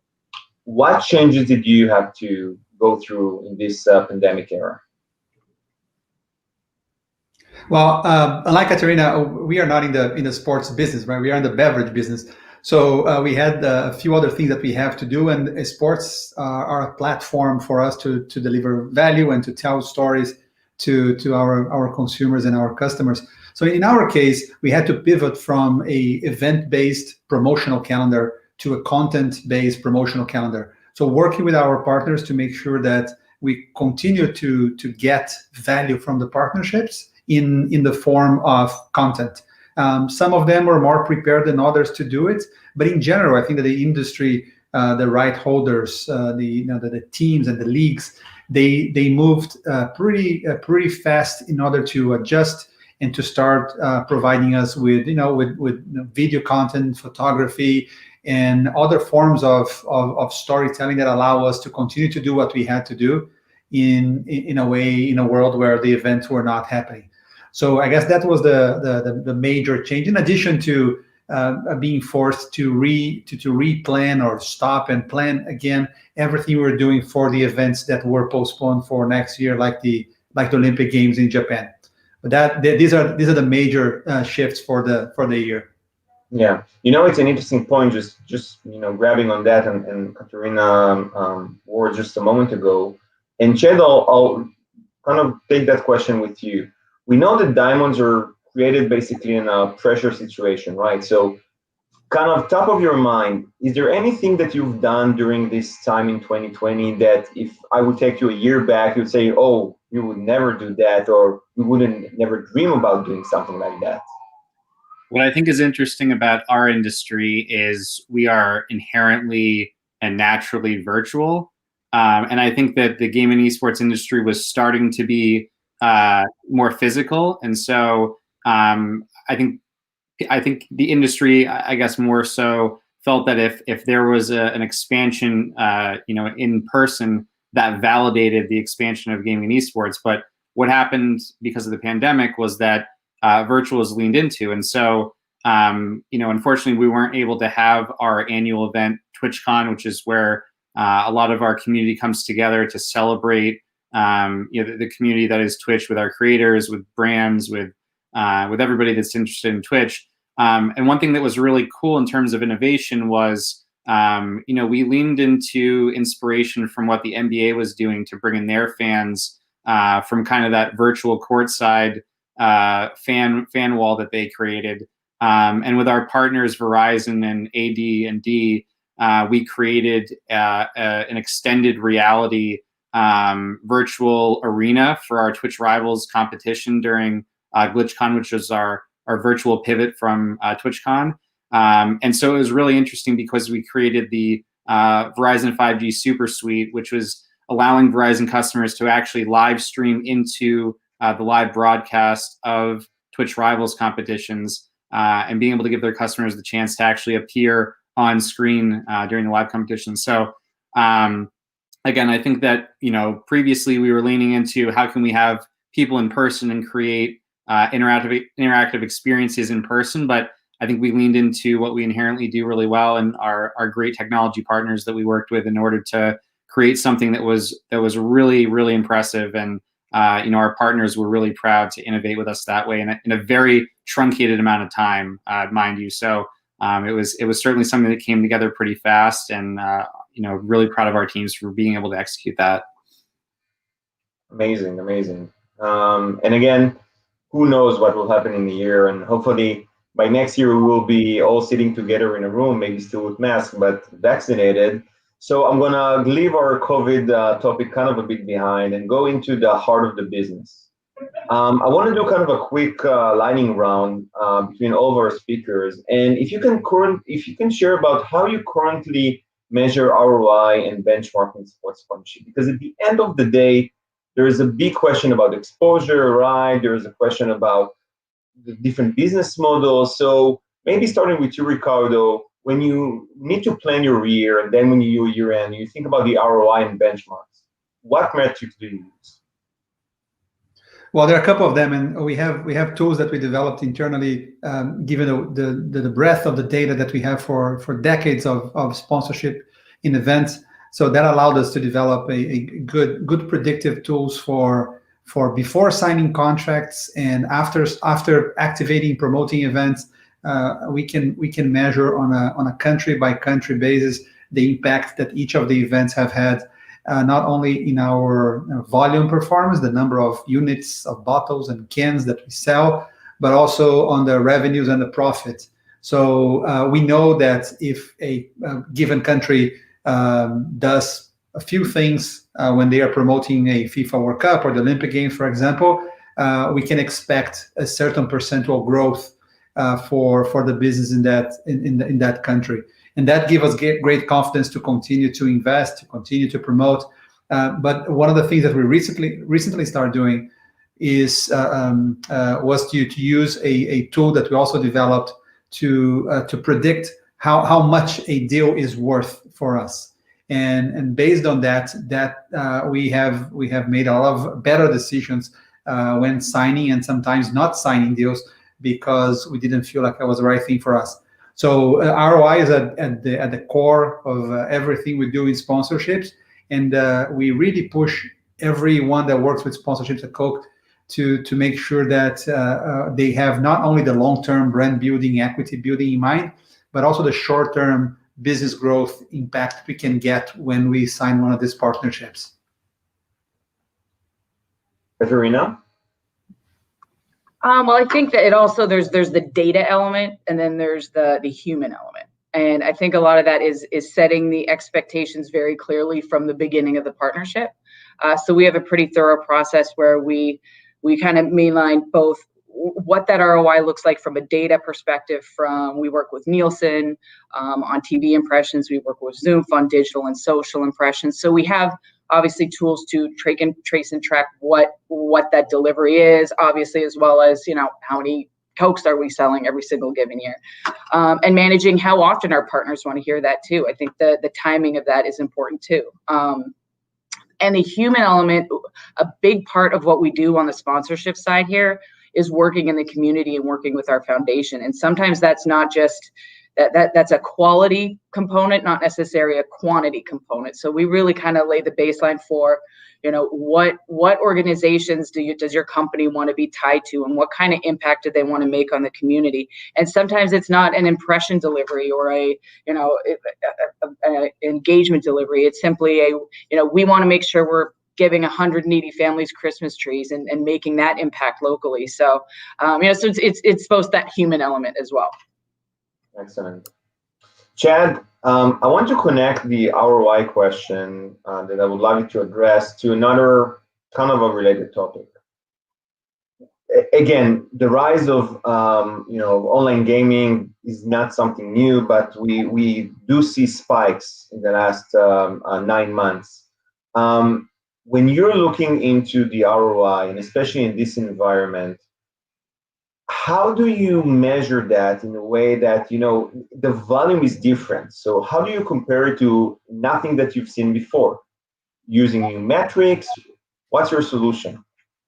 Yeah, I think for us, one of the simplest metrics that caused a lot of brands to start to reach out to us, whether they've been working with us already or whether they were kind of on the sidelines, was just hours watched, just the pure amount of content that people were consuming. And I think that was just kind of getting the conversation started. It shows the trends, it shows where things are going. But I think in terms of measuring the success of our partnerships with our partners, we lean into a couple different areas. We work with Kantar Millward Brown to do brand lift studies. So if you're looking at brand sentiment or brand lift, purchase consideration, metrics like that, we work with our partners like that. MVP Index has helped us with on-screen exposure and looking at, how much is that worth?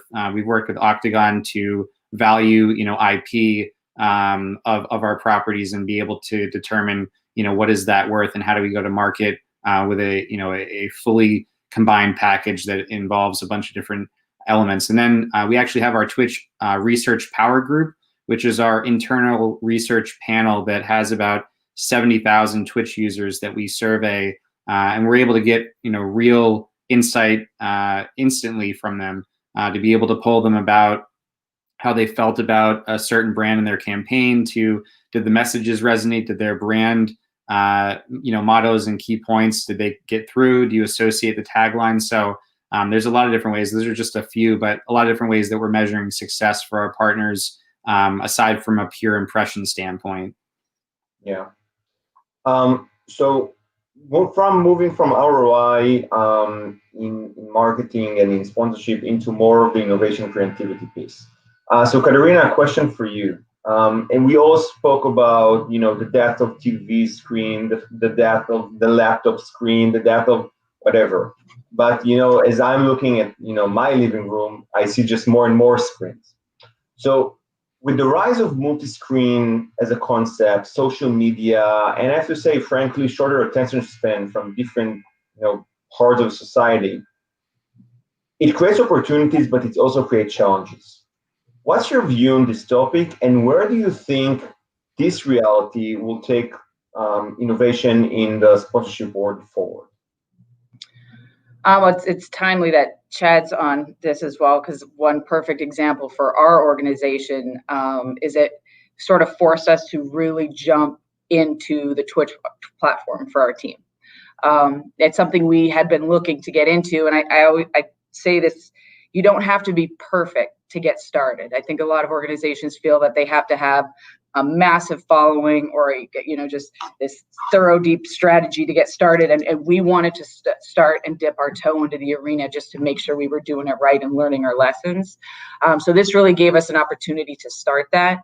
And in the opportunity that it's going to present for us, we're not like a New York or a Boston, for instance, where, just a few engagements can spark an entire conversation. We really wanted to create that community feel with our fans that could get people talking and could get them sort of creating that community space of two-way interaction. So for us, that we were able to look at, getting into next season, do we create a virtual watch party where people can communicate and interact? Do we create it now? It's now a new sponsorable element to what we do on Twitch. We have a partner, for instance, for our training camp, but our training camp that's now streamed on Twitch could potentially have a new one where that platform, the digital innovation, is important to them. Also partnering with our broadcast partners, that there could be an extension of our broadcast team, with two-way interaction on our Twitch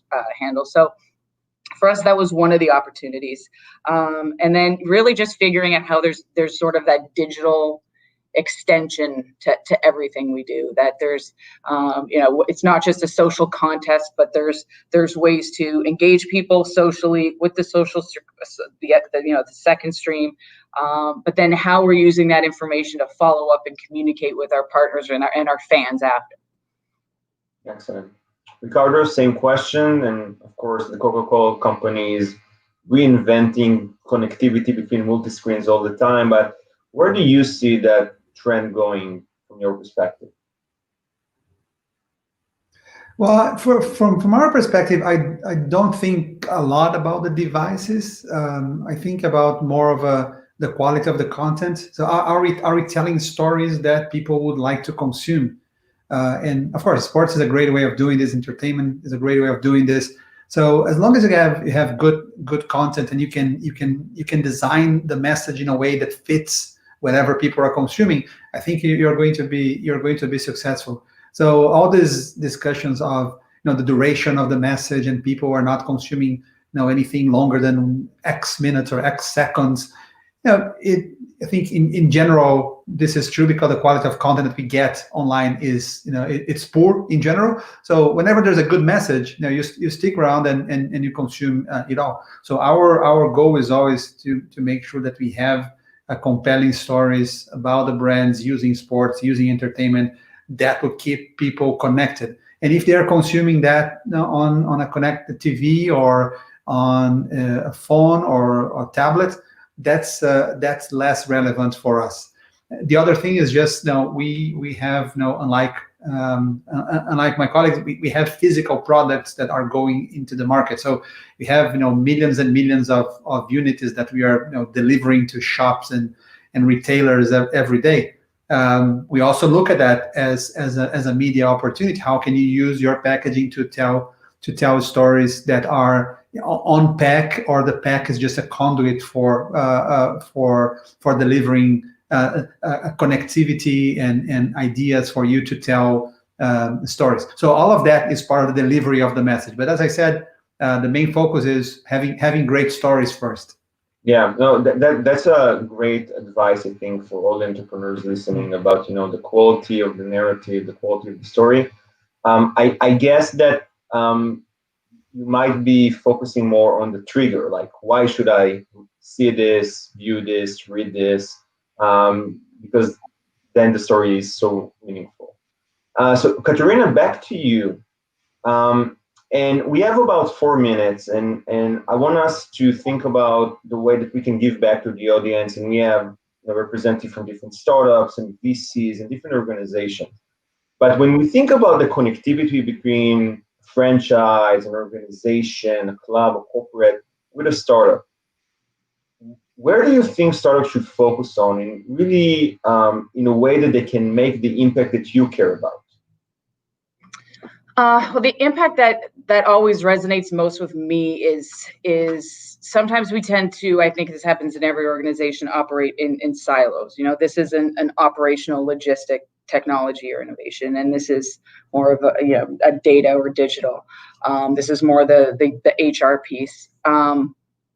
The things that we've engaged with recently on our team are the ones that have a tremendous amount of cross-department connectivity that can be used across the enterprise. So I'll reference again our new cashless contactless transaction partner. First of all, they've done an exceptional job starting to onboard us. I would say 100%. Your technology can be fantastic, but if it's not a very clear, concise, how is this being used, how case studies of how it's being used elsewhere, how is it being used in other markets, how is it doing everything from an operational logistic point of view to implementation and onboarding, but how are you using the data to ultimately also drive revenue? So again, we've made some decisions here on various different platforms that the ones that allowed us to bring a variety of departments on board to use the data and innovation are the ones that we've really kind of leaned into.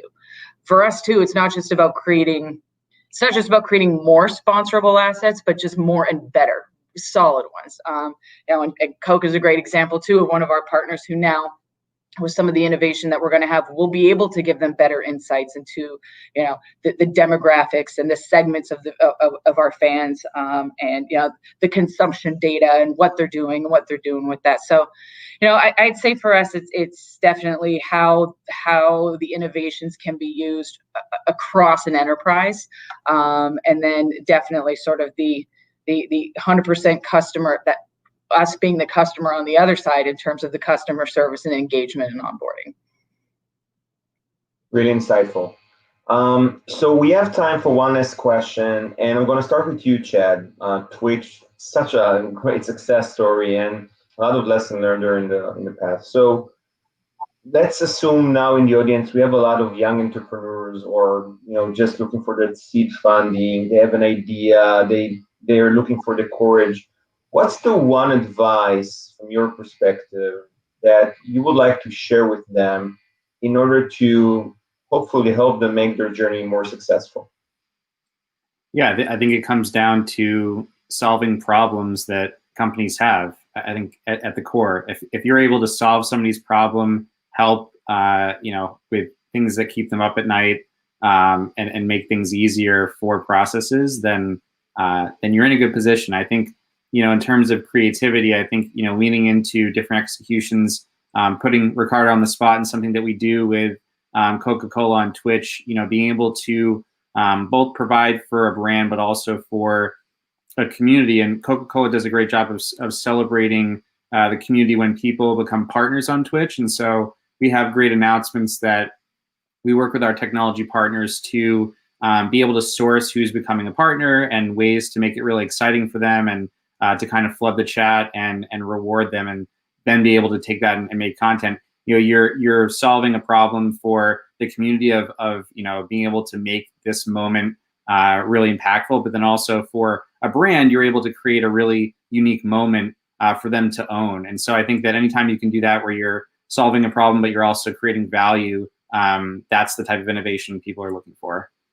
Excellent. Now passing it to you, Ricardo. If we can do it in 30 seconds, kind of the one advice you want to give startups who want to work with you. Well, first of all, thanks to Katrina and Chad for the partnerships. We really appreciate working with both of your organizations, and I think our brands are special because of the work that we do together as well. For me, is now building on what Chad said. It's understanding if the problem that you're solving is meaningful for my business. If it is, we have a great chance to work together. If it isn't, then maybe you should talk to somebody else. But we're always interested in working, partnering with startups, and finding solutions for problems that we have. So understanding our problems is critical for getting to a partnership with anyone. Excellent. And Katerina? Well, apparently there's some consistency because mine would be find something broke and fix it. So Same thing. Yeah, so I think focusing on challenges, articulating their business value, less about the technology, and understanding the organization you work with. And I think it's a great way to segue to Josh again, who is smiling at us. So I will close with thank you all for the time we spent together today. It was really insightful. I'm sure it was really meaningful for our audience. So I would like to thank Katerina Perez, Chad DeLuca, and Ricardo Fort for the time today. Back to you, Josh. Thank you. And thank you all again for a wonderful conversation on sponsorships in sports. All right, folks, we're in the home stretch here. Our final panel is another burgeoning trend, especially here in the U.S., with just a few years ago. Legalized sports gambling was allowed on a state-by-state basis here in Illinois. It is certainly exploding. I'm on pretty much all the apps when the games are on. It's created this huge market, especially worldwide.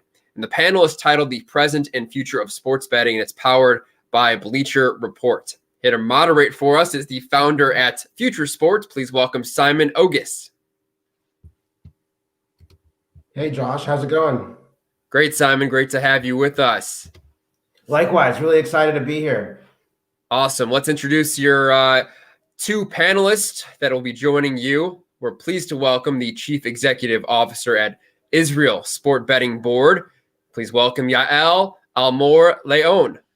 Hi, good evening. How are you? Good evening, Yael. Great to see you. I'm very happy to be here in this impressive conference. Happy to have you. And from Bleacher Reports, the #1 most engaged sports media brand in the world, it's our pleasure to have the Senior Vice President and General Manager of BR Betting, Joe Yanarella. Hey, Joe. Afternoon, everyone. Thank you very much for having me. Wonderful. Simon, take it away. Sounds good. Josh, as you said, this is a really evolving space, so I'm really excited to have a conversation with Yael and Joe. Joe, I'm going to start with you. You know, media, I'd say, one of the lasting kind of things I'd say from 2020 in the sports betting space is how media has really kind of become a forefront, mentioning it on broadcast, making it a part of, television packages, as well as media partnerships with Vegas and connecting with media brands like yourself at Bleacher Report. What do you think are the main drivers of this and all these media kind of gambling partnerships? What brought it to the forefront this year? Well, Simon, I think first and foremost, it's competition for eyeballs. It's a very competitive landscape. And in a year like this, it became even more compressed. So it creates more competition. And when you have someone who has an incentive, whether they have a wager placed on the game, they're more incentivized to engage and watch. And linear outlets and broadcasts are looking for more engaged viewers, while the partners on the other side are looking for brand visibility or loyalty. So getting to partner with major outlets like Bleacher Report and the Turner linear homes, it allows those to collaborate together as they try to create the next wave of consumers that are going to be more engaged in interacting with broadcast as opposed to simply consuming them. That's really interesting. And I realized when you were on the panel, I realized how much of a vacuum I'm kind of in here in the United States. And I didn't really know a lot about, sports gambling and how it operates in Israel. So can you tell us about your role as heading up the ISBB, the Israel Sport Betting Board, and give our listeners kind of a background of how Israel is handling sports betting and what the status is there? Okay, of course. For the last 2 years, I've been the CEO of the Toto, the Israeli Sport Betting Board. Toto is the company that is authorized by the state of Israel to offer sport betting to residents of Israel. I believe that the conference participants understand the great value of the technology, the development as a major entry in sport betting, because that's the whole issue, I believe, is of this conference.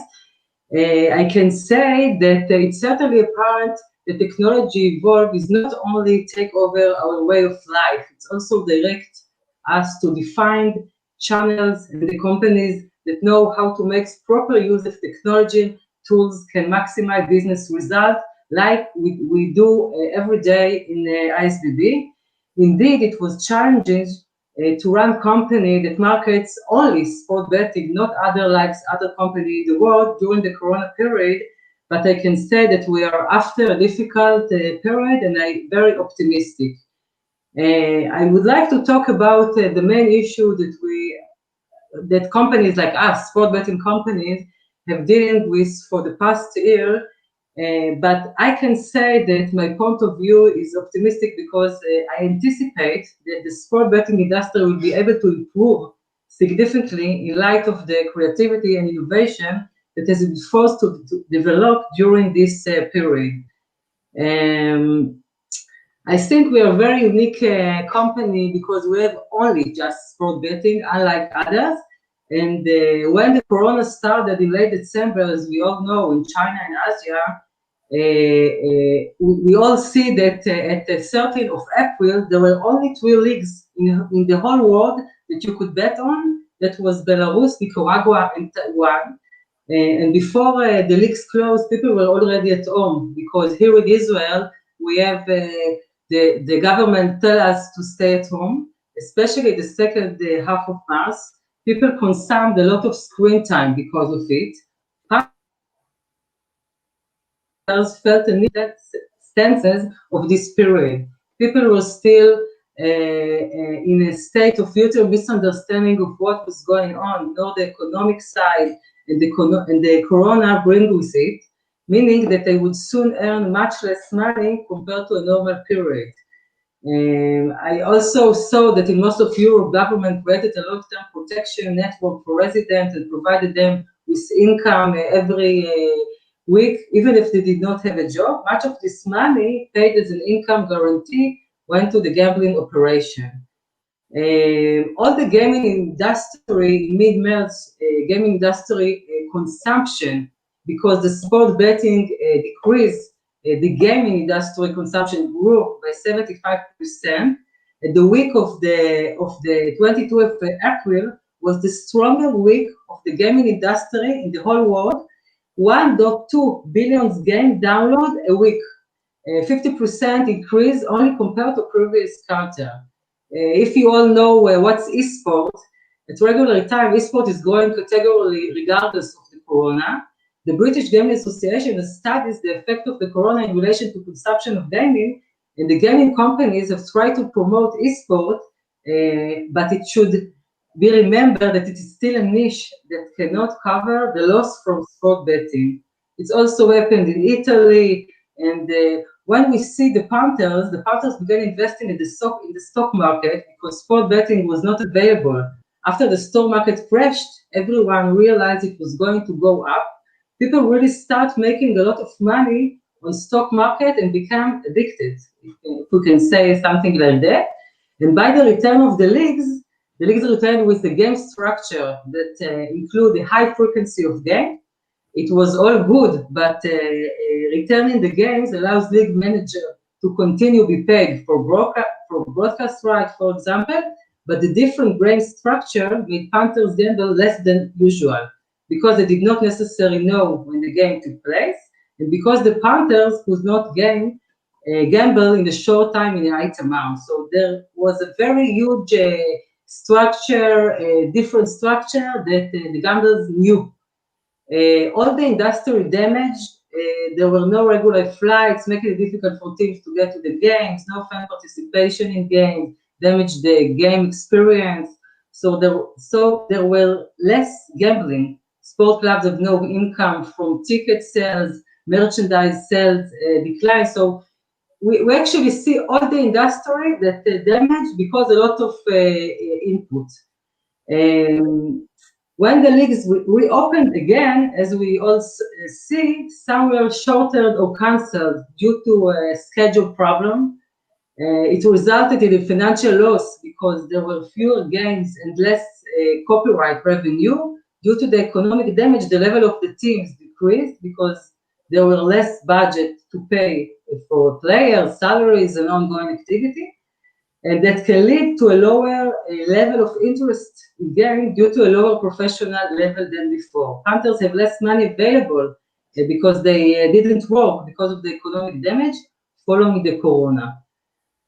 That's really interesting background. Appreciate it. Joe, to transition kind of into your role at Bleacher Report, you know, you're so multifaceted, involved with content partnerships, obviously, deals with FanDuel and DraftKings. Can you talk about the past 18 months of your new role leading up sports betting for Bleacher Report, and what some future initiatives are for what you guys are looking to do?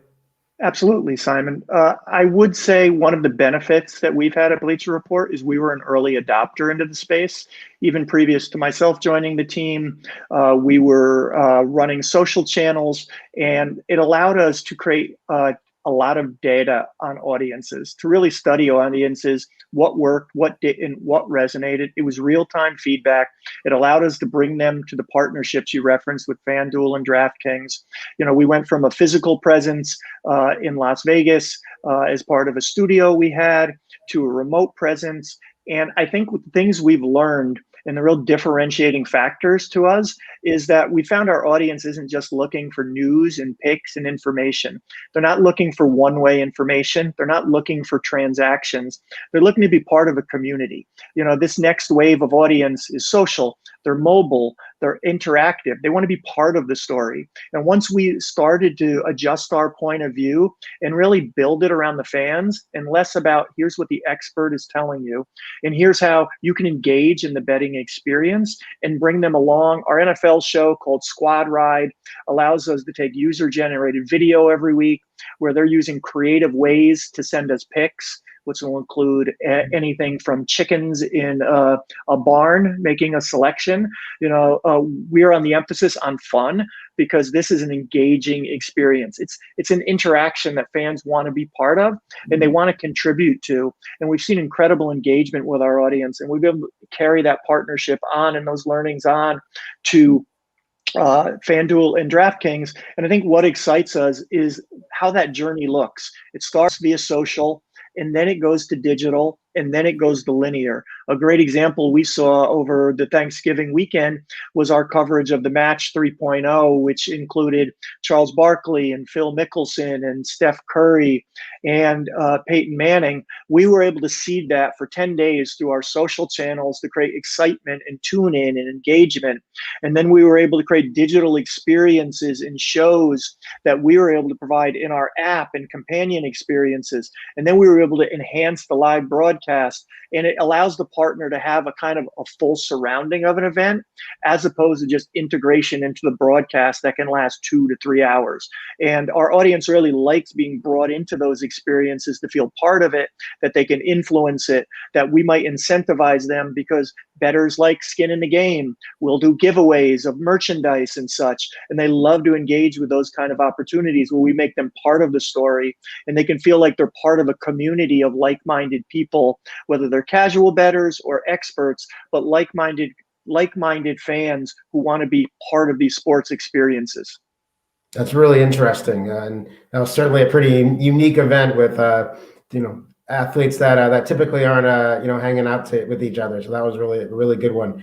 Yael, obviously COVID has completely changed the way that people bet. It was in person at sports books, but now certainly it was shifted to online. As we start to get back into somewhat of a normal society, do you think that things are going to be changed, permanently? Is there going to be less in-person betting? Will the content, through mobile betting go up even once life returns back to normal? How do you see it, and how do you see the structure of how people bet moving forward? Okay, so first of all, we saw a lot of innovation aspects at the time of the corona, of the hard time of the corona. During the corona, innovative activities were created all over. If you know the Grand National, the prestigious horse race that takes place in Liverpool, took place at that time virtually, similar to the real thing. A horse form, age, weight, and the ground preference, it's all considered. Mathematical algorithm eats up all the data from the horse history and screw out a race for punters to enjoy. So that's a very good example to see how you can do the real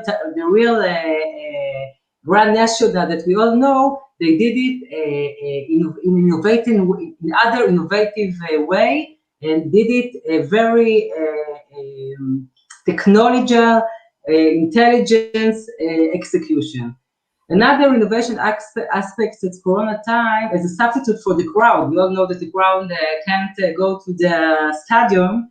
They created innovative solution also, placing cardboard figures instead of the audience, an app that helps home fans cheer their group, playing fan voices during the game, etc., etc. But the world of gambling in the future, regarding the development of the technology, will go into like for example, like in live betting. Also, you all know what is live betting. I believe it's you can bet still during the games. Also, it exists for a very long time. The betting process will be short. I believe that the betting process will be shorter and simpler. I see it already. Bet without using a screen, one-click bet, voice bet, smart TV, watch betting, use augmented reality that will provide information and enhance experience as if you are watching it in real life, and increase the use of AI and machine learning. You all know what it means. The robot will send the bet. It will be a challenge for both the gambler and the betting companies. The robot will recommend it to the punters what to gamble on and how. And I believe the technology will facilitate the betting process, provide information like that third-party companies will use an algorithm to help punters make a profit. It's going to be very interesting for all of us, also for the punters and for the company. And I believe it's a very. I'm very optimistic about the future of the sport gaming because I see it already happen because of the corona and despite the corona. And I'm going and believe that it will going to be more innovative, more technological issue embedded in it. Very interesting. So, Joe, this is one I'm really interested in. When I used to go to Vegas more than I do now, my dad always told me that Vegas casinos were not built off of the backs of winners. I'm really interested as you plot out this strategy. The best sports gamblers in the world win maybe 57% of the time. The stats just show that if your readers participate in sports betting, which I imagine the vast majority do, most of them are going to lose, and I gotta think that's challenging to keep people interested in being return visitors to your content when most of them will lose. So how are you combating this? And what you talked about your initiative in the last question of creative content. How are you combating this with keeping readers hooked when they might be in a losing streak? Well, I think, as we said, Simon, I think you nailed it, that we like to say, you're only going to be right 55 to 57% of the time. So your audience is going to dislike you 45% of the time if all you do is provide transactional information. It doesn't work. We found that very early on. It doesn't engage. People don't comment. But if you allow them an opinion and you bring them into a conversation, it changes the narrative very much. We might ask them, okay, here's a 4-team parlay. Which team which team blows up the parlay, and everyone wants to have an opinion. They have a belief about it. They still want to be part of the community, whether they're actively wagering on these events or not. Everyone has an opinion about their favorite sports team and how they'll perform and whether they'll cover and whether they'll win and who'll go over a prop for yards. So I think keeping that audience engaged from an emotional fandom level and keeping them part of the interactive experiences we're creating, we want them emotionally invested more than we want them financially invested, because that's the way to build a community. And then they can commiserate together when they lose or celebrate together when they win. It allows those real emotional triggers that really spurs brand loyalty much more so than just giving out a pick that makes them $25. Definitely. So we have about 40 seconds here. So maybe quick with both of you, I guess, what is one big thing that's going to be changing in the world of sports betting, in the future as we go forward? So quickly, I'm interested with each of you. I think it will be more personal, more innovative way to put the game on. And we all know a lot about our customer or punters, and they will know much better how to do the work for themselves. I would say mobile and 5G will explode the real-time market, and that'll expand to differentiate opportunities, including esports and new types of opportunities for betting. Well, thanks, everyone. This flew by. I can't even believe it's over already. Really interesting stuff from two pretty unique vantage points in the sports betting world. So I will toss it back over to Josh. Great, Simon. Thank you so much, Joe. Yael, thank you as well. And speaking of flying by, where did the last 8 hours go? Unbelievable day, this main day of Sports Tech Nation 2020 Summit coming to you virtually. Honestly, truly humbled to be here among so many incredible leaders in the sports tech industry. We do have a couple more surprises before we let you go. So I'm going to bring back in the main man, Oren Simonian, the founder of Coliseum Sport, to help us wrap things up here. Yeah, can you hear me? Yes. Great. So, Josh, I admire you. So it's been almost 10 hours. Amazing panel that followed the sponsorship, the betting, and we keep it going. The sports tech industry is growing, and then the panels are growing. The hours are becoming late here, but we like it. So I wanted to talk a little bit about the STM, the Sports Tech Management. We are sharing here at Colosseum. We invite executive people that would like to dig deep into the sports tech ecosystem to take with us the program at Colosseum. And for that, I will ask my friend Fernanda to share a little bit about what we are doing at the STM, the startups that we work with, and to invite you to apply and to be part of the next cohort of the STM, Sports Tech Management. Sports Tech Management. We welcome you to the future of sports. The sports world is changing rapidly. The last few years, we see how the technology revolution changed the way we consume, watch, and follow sports. The sports innovation movement brought a new line of opportunities and at the same time, new challenges for the sports industry leaders, coaches, and athletes. We welcome you to join our unique program at Colosseum Sports. The program will allow you to gain experience from fan engagement, smart facilities, AR/VR, athlete development, auto production, and so on. So if you would like to join sports organization that adopt technology, lead technology, this is the place for you to gain the competitive advantage and to position yourself. The skill sets tools you will gain will be at your service for any position you will lead. So if you're like us, passionate about sports, and you want to take an active position, join us for the Sports Tech program, Sports Tech Management, led by Colosseum Sport, the Sports Innovation Group.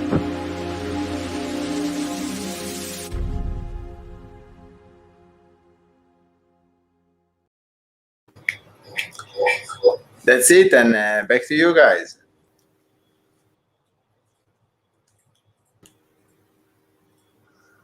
Wonderful. Thank you, Oren. Let's bring back in Tim Deschamps, the managing director at Coliseum. It's been a quite a day, Tim.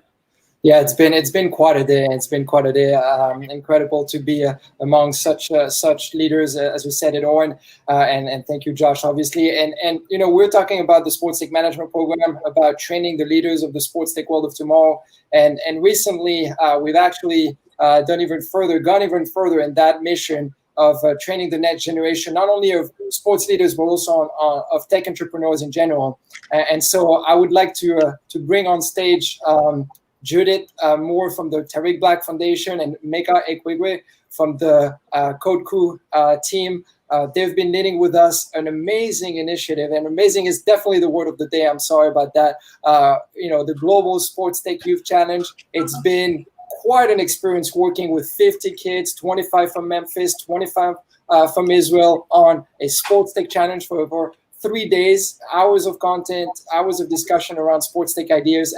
And thank you, Mecca and Judith, for joining us today on the workstage to share a little bit of the highlights. Thank you, and maybe Judith, to you first. What a great experience we've had in last week. It was an exciting experience for us. We've been planning this for over a year now, and to see it actually happen and to give kids the opportunity, because our goal with this entire event and things that we do globally is to create globally minded young people. We want to cultivate that next generation so they're ready to work together. So we had kids from Memphis working with kids from Israel to develop sports technology. And this was it was an exciting event. So I can't wait for you to show everyone some highlights from what happened, because I think we all grew from the experience. Absolutely. And Mecca, you've been leading the way. You've been nurturing those young entrepreneurs into the world of business model canvas, into the world of entrepreneurship and technology. You're a software developer yourself, and you're doing a tremendous job with all the communities in Memphis. So tell us, how was that experience? Well, it was an outstanding first-class experience. We're really excited and honored to partner with Coliseum Sport and the Tariq Black Foundation. We at Code Crew, where we teach kids and adults to write software, but especially kids trying to get them to pursue college, career, and entrepreneurship in computer science. So, but we all recognize that computer science exists to solve problems for real areas, including sports and sports tech. And so it was really thrilling to see them and come up with and surprise us with the businesses they came up with, the sports tech businesses they came up with, that we'll see some of which in the highlights. But the manner in which these kids in Memphis and in Israel came together to understand what a business model canvas was and put that to use, and then build prototypes to support their businesses, and then build a pitch deck and pitch their businesses. I just hope that when these kids are so wildly successful in their careers, that they remember to give me a job one day. Exactly. And I think without further ado, we're all excited to see what was that experience. I think it's a first in the world, to actually bring together such communities around the sports tech theme. And so we're excited to share some highlights, and I want to share, express my gratitude on behalf of the Coliseum team to Judith and Mecca for leading this initiative with us. We appreciate it very much, and are looking forward to returning this next year. Thank you all. You're welcome. Thank you for the partnership. Yeah. Okay.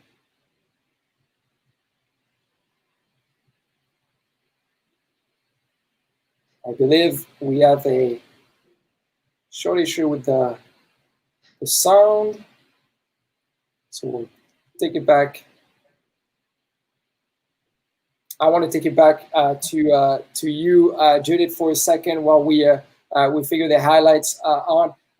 Tell us a little bit about the work that Tariq Black has been leading. Tariq Black was a player at Maccabi Tel Aviv, and this is where we met. And actually, last year, to our audience, the ones that attended last year's event, Tariq and this foundation, your foundation, opened the event. And so tell us a little bit what your foundation is all about and Tariq's involvements in it. That's correct. Well, we started in 2017, and our goal was to provide life lessons and teach kids practical skills. So we started out with a basketball camp, and we have just built from that. One of the things that our goal is to provide trailblazing ideas, because we want to keep kids engaged. And one of the things we wanted to do is not make this feel like school. So our goal is to come up with opportunities and ideas that get kids excited and wanting to be a part of what it is that we're doing. And then we partner with dynamic organizations like Code Crew and like Coliseum Sports to come up with these ideas and put them all together, because we could not do it without the intellectual capital and properties that we get from other organizations that partner with us. But it all started with our partnership actually with Tel Aviv and with Israel started with Tariq playing for Maccabi Tel Aviv, and our commitment that any place that he plays, that we want to provide programming. So this is how this all started. Like you said, last year we were a sponsor. We opened up, we had our program director actually in Tel Aviv last year, which was real exciting. And we are just glad to continue this. Absolutely. I think this is remarkable work that Tariq has been leading with the foundation. Mecca, you're doing also a lot in Memphis, working with kids. You've been working with us on Sports Tech Challenges, but on a day-to-day basis, you're training all of them on software development and actually nurturing the next generation of software developers there in Memphis. Tell us a little bit about the core of your day-to-day activities there. Sure. In fact, our origins as an organization where we teach kids to write software and to think computationally actually starts in sports with our friends at the Memphis Grizzlies, who funded us for our first tech mentoring summer camp back in the summer of 2015. And now that's grown into in-school electives classes in schools where we teach everything from elementary school to advanced placement computer science. We do after-school programs and summer camps still to this day. We train teachers to teach computer science in schools, and we get legislation passed at the state and local level for computer science education because we want every child to have access to quality computer science education. So we recognize how important that is to the jobs of today and tomorrow. That kids have access to these skills, and so that all of our children in our country and around the world can just be a part of this 21st century modern era that we are building. Absolutely, and thank you so much for that. And I think we're all ready. So that is to the jobs of today and tomorrow. That kids have access to these skills, and so that all of our children in our country and around the world on behalf of the whole Coliseum team, the whole Code Crew team, and the whole Tariq Black Foundation team, I'd like to welcome you to the opening of the Global Sports Tech Youth Challenge. I can say with great confidence, as I speak to you from Tel Aviv, the startup city of the startup nation. Innovation is driving the future in every sector. Sports is no different. Now, the young people involved over the next 2 days will be gaining invaluable experience in maybe creating lifelong relationships. I can say take advantage of this incredible opportunity. Have fun, work hard, and play hard. It's hard at the very end of the game. We believe in the power of entrepreneurship.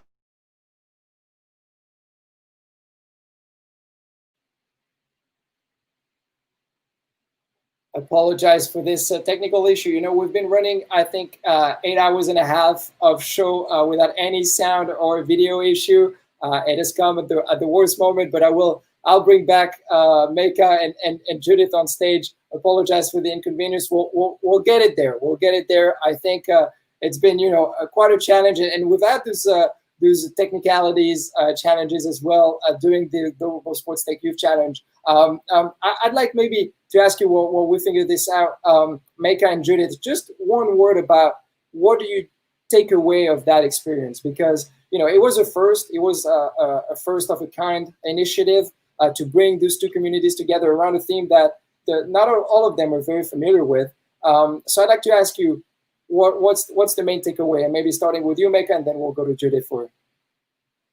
Sure. So I certainly, if you limit me to one word, it's got to be exciting, or maybe it's hopeful or promising. I can't be limited to just one word. But what's really thrilling about these young people is that we really are equipping them, and we really are going to be in great hands.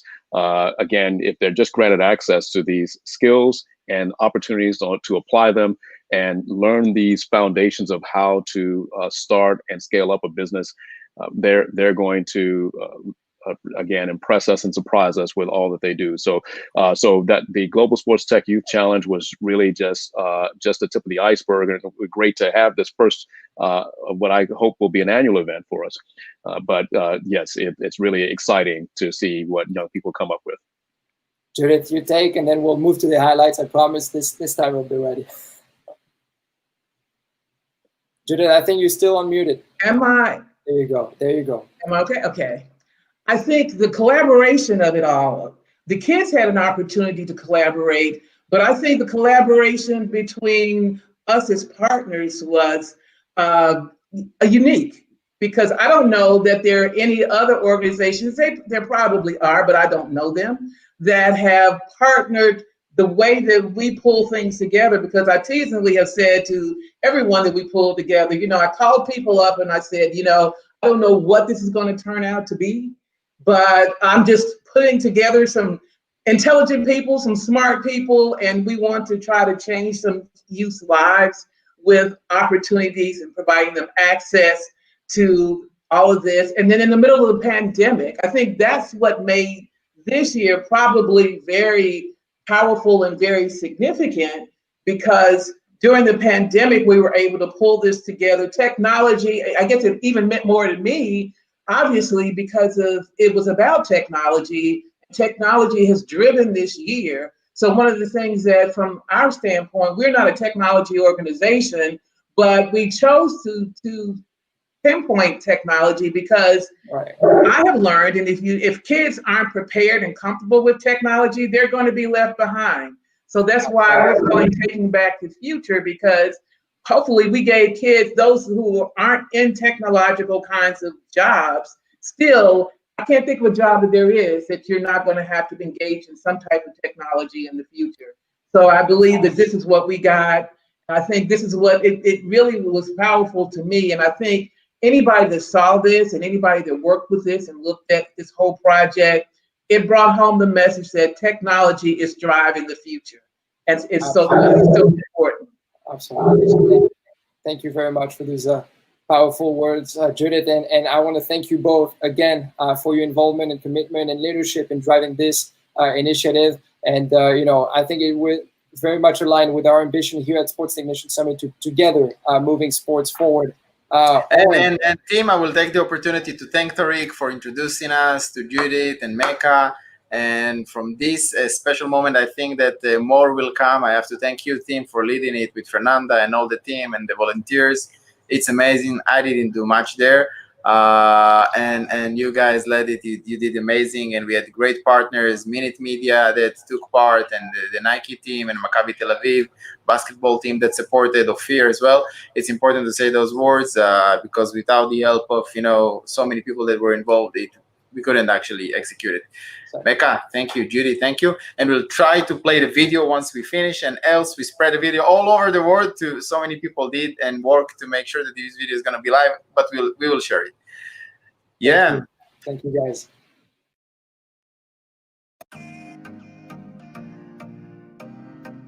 Shalom and good evening in Israel and good morning in Memphis. On behalf of the whole Coliseum team, the whole Code Crew team, and the whole Tariq Black Foundation team, I'd like to welcome you to the opening of the Global Sports Tech Youth Challenge. I can say with great confidence, as I speak to you from Tel Aviv, the startup city of the startup nation, innovation is driving the future in every sector, and sports is no different. Now, to the young people involved, over the next 2 days, you'll be gaining invaluable experience and maybe creating lifelong relationship. Take advantage of this incredible opportunity. Have fun, work hard, and be like Tarek. Compete hard till the very end of the game. We believe in the power of entrepreneurship and innovation to not only change lives of people, but also to change communities, to change cities, and to change countries. Sometimes you're going to meet somebody that's bigger, taller, stronger, faster, and you just got to stick with it, keep pounding the ball, keep running, keep driving, and just do everything you can to get your team through. Same thing in entrepreneurship. Now I'm going to show you the Sports Tech Nation map. Here you can see more than 200 Israeli sports tech companies. In this challenge, we focus on 3 main areas: in the fan engagement, in the smart stadiums, in the athletic development. The lean business model canvas, which is just in the interest of time, you've got 3 days to build your business. And so you can think of it like a one-page business plan, and it's got 9 sections. And these are the 9 sections. App or a website now geared towards basically helping people find motivation to work out by kind of combining working out and social media. And the idea is that the project will kind of build on itself and as more like, it's also geared towards like smaller athletic teams so that they can gain recognition from the app, while the app also gains recognition. An app that can play music depends on the state of your running. And so we're thankful for all of them, as well as our mentors in Tel Aviv and Jerusalem. I connected with the people here right from the start. It was difficult, I can't lie to you, but it was a wonderful experience. The teachers, the people are very welcoming. It was very cool, actually. I feel like we have a lot of languages happening here already for us to throw some Portuguese. But it's so happy to have someone from Brazil on the stage. This is very much common in Israel, that you'll find in a very small place a lot of origin nationalities that came to Israel, and it's a multicultural and multilingual country.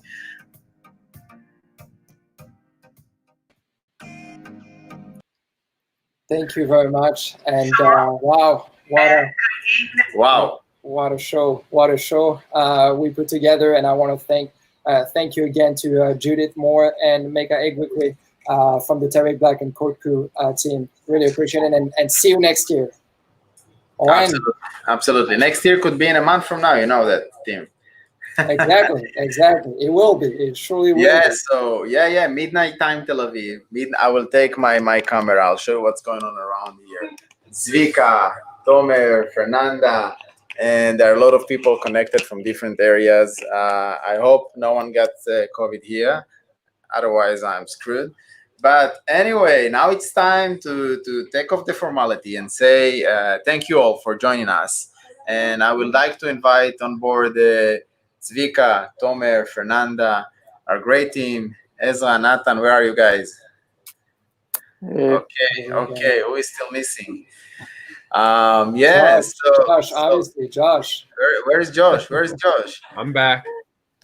Let me be Josh for a second. So good evening, good morning, guys. This is Josh from Chicago. I'm a reporter at the WGN. Anyway, that's spot on. It's right. It sounds just like me. Nah. you know, if you tell from an Israeli point of view, take it from here. So it's kind of insulting, and all the moderators, you take it now. Wow, where do I take it? It's like, okay, I take that. I learn a little bit about the slang, but good one. So first of all, there are more than almost 200 people that survived. Usually we had in just to reflect, we had more than 2,500 people connected through the sessions. Almost all the sessions were full, 200, 300, 400, 500 people. It's amazing. And many of the people we are following, we see you guys. We wanted to thank you. We wanted to say thank you. So from my point of view as the founder of Colosseum, first of all, I would like to thank Tim, our managing director. I would like to thank and if you can share some love, audience, please do it. I would like to thank Fernanda, our head of marketing. I would like to thank Tomer, our head of knowledge. I would like to thank Josh moderating that. I would like to thank Ezra for the amazing engagement. Ezra, where are you based, Ezra?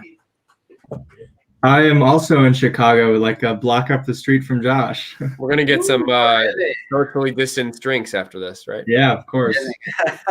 I'm sorry, lockdown. Anyway, Nathan, good evening. Where are you based, Nathan? I'm in Luxembourg. Luxembourg. No, so you're not paying any taxes. Okay. And Zvika, we brought Zvika. We onboarded Zvika. Is a good friend, one of the best YouTubers worldwide. Zvika is with us, operating the system, helping us on that. So with that, I would like to play a little video, guys, and then we'll continue. No, Tim, what's the line? Yeah, no, just wanted to say thank you to everyone that joined on behalf of the whole team at Colosseum that you see all over the world. You joined us from more than 50 countries. Again, more than 2,000 people. We are very grateful. We can't wait to build the future of sports with you. And we had this ambition to together moving sports forward, and I think we've achieved it over the last 2 days. So thank you all for joining. We can't wait to build further engagement with you. And yeah. Thank you to the team, obviously, my A+. Short video, and we are back. We are back. Short video, then we're back. We are back.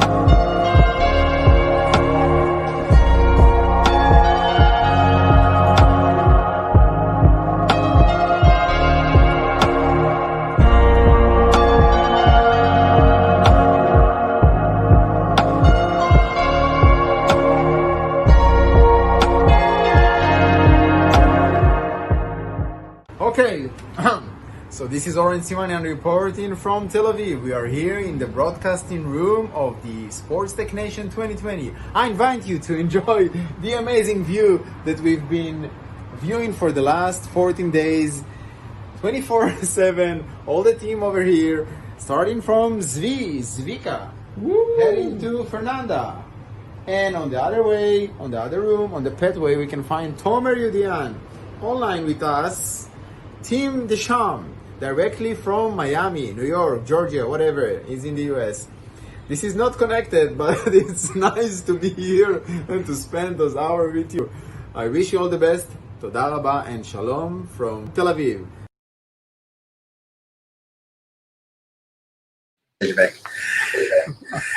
Okay, it's time to say thank you, and with that, 10, 15 seconds, each one of you. Let's go, ladies first. Fernanda. Bom dia, boa tarde, boa noite. If I'm Brazilian, I'm saying. So I would just like to say thank you, everyone, for joining us today. It's been an amazing journey. Very happy to be behind the scenes of this whole process. And thank you, Colosseum, for putting this together. I'm very happy. And let's continue moving the sports forward together. Absolutely. So yeah, same message out there. Thank you to all the speakers that I've been in contact with. Thank you to all the contributors to this event, all the moderators, all of our ambassadors that have been joining the journey and joining the ride. And thank you to our moderator, Josh. Tremendous job today, Josh. Appreciate it. And yeah, see you all next year. I started my journey in Colosseum 3 years ago. It was 300 people, and last year it was around 600. This year it's 2,500 people, and I'm sure that it's going to be bigger. And as you see, the world is flat. All of you is welcome to Israel. We are more than will be welcome to have you with us in Bloomfield Stadium here in Tel Aviv, our host city. So again, thanks to our partners, our speakers, all our ambassadors, and enjoy.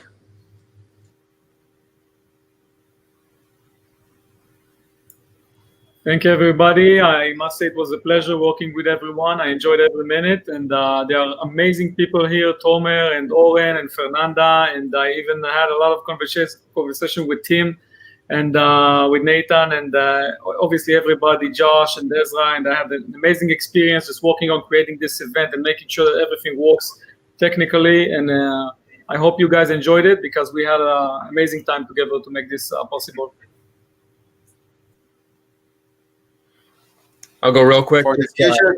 Yalla, Josh, thank you. I just want to say thank you all once again, and really honored and humbled to be here hosting, and again, such a wonderful event, and hopefully next year in person. So congratulations to the entire Coliseum team for what you guys achieved pulling this off. So very, very excited to be part of it. Juniors, Nathan, Ezra, what's going on? Yeah, thanks to everyone and all the speakers, all the attendees, and especially everyone in Tel Aviv, in the headquarters of Colosseum, doing all the hard works. I mean, I've seen how you guys have worked so hard for the past week. So yeah, thank you to everyone. I want to echo all the sentiment. I'm really grateful to have been able to participate on this virtual marathon with everyone. I personally had a great time learning more about sports tech with everyone, and I look forward to continuing that even after this is over. Thanks, guys.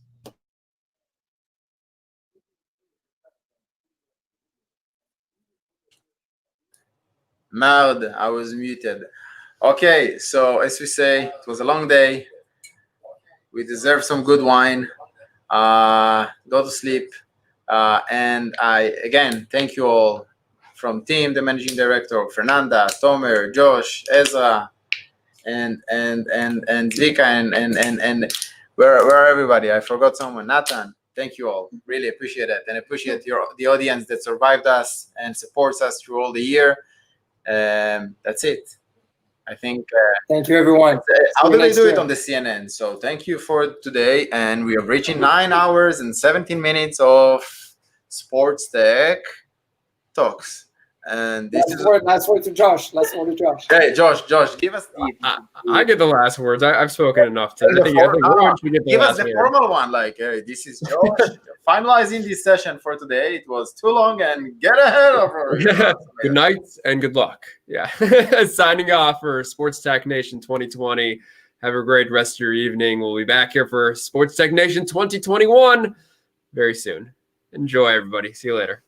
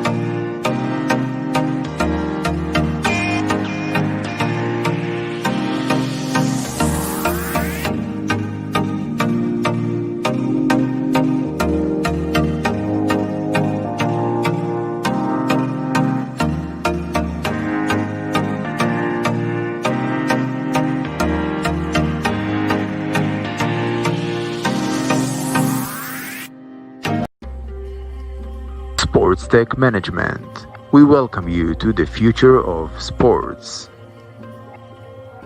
The sports world is changing rapidly. The last few years, we see how the technology revolution changed the way we consume, watch, and follow sports. The sports innovation movement brought a new line of opportunities and at the same time, new challenges for the sports industry leaders, coaches, and athletes. We welcome you to join our unique program at Colosseum Sports. The program will allow you to gain experience from fan engagement, smart facilities, AR/VR, athlete development, auto production, and so on. So if you would like to join sports organizations that adopt technology, lead technology, this is the place for you to gain the competitive advantage and to position yourself. The skill sets tools you will gain will be at your service for any position you will lead. So if you're like us, passionate about sports, and you want to take an active position, join us for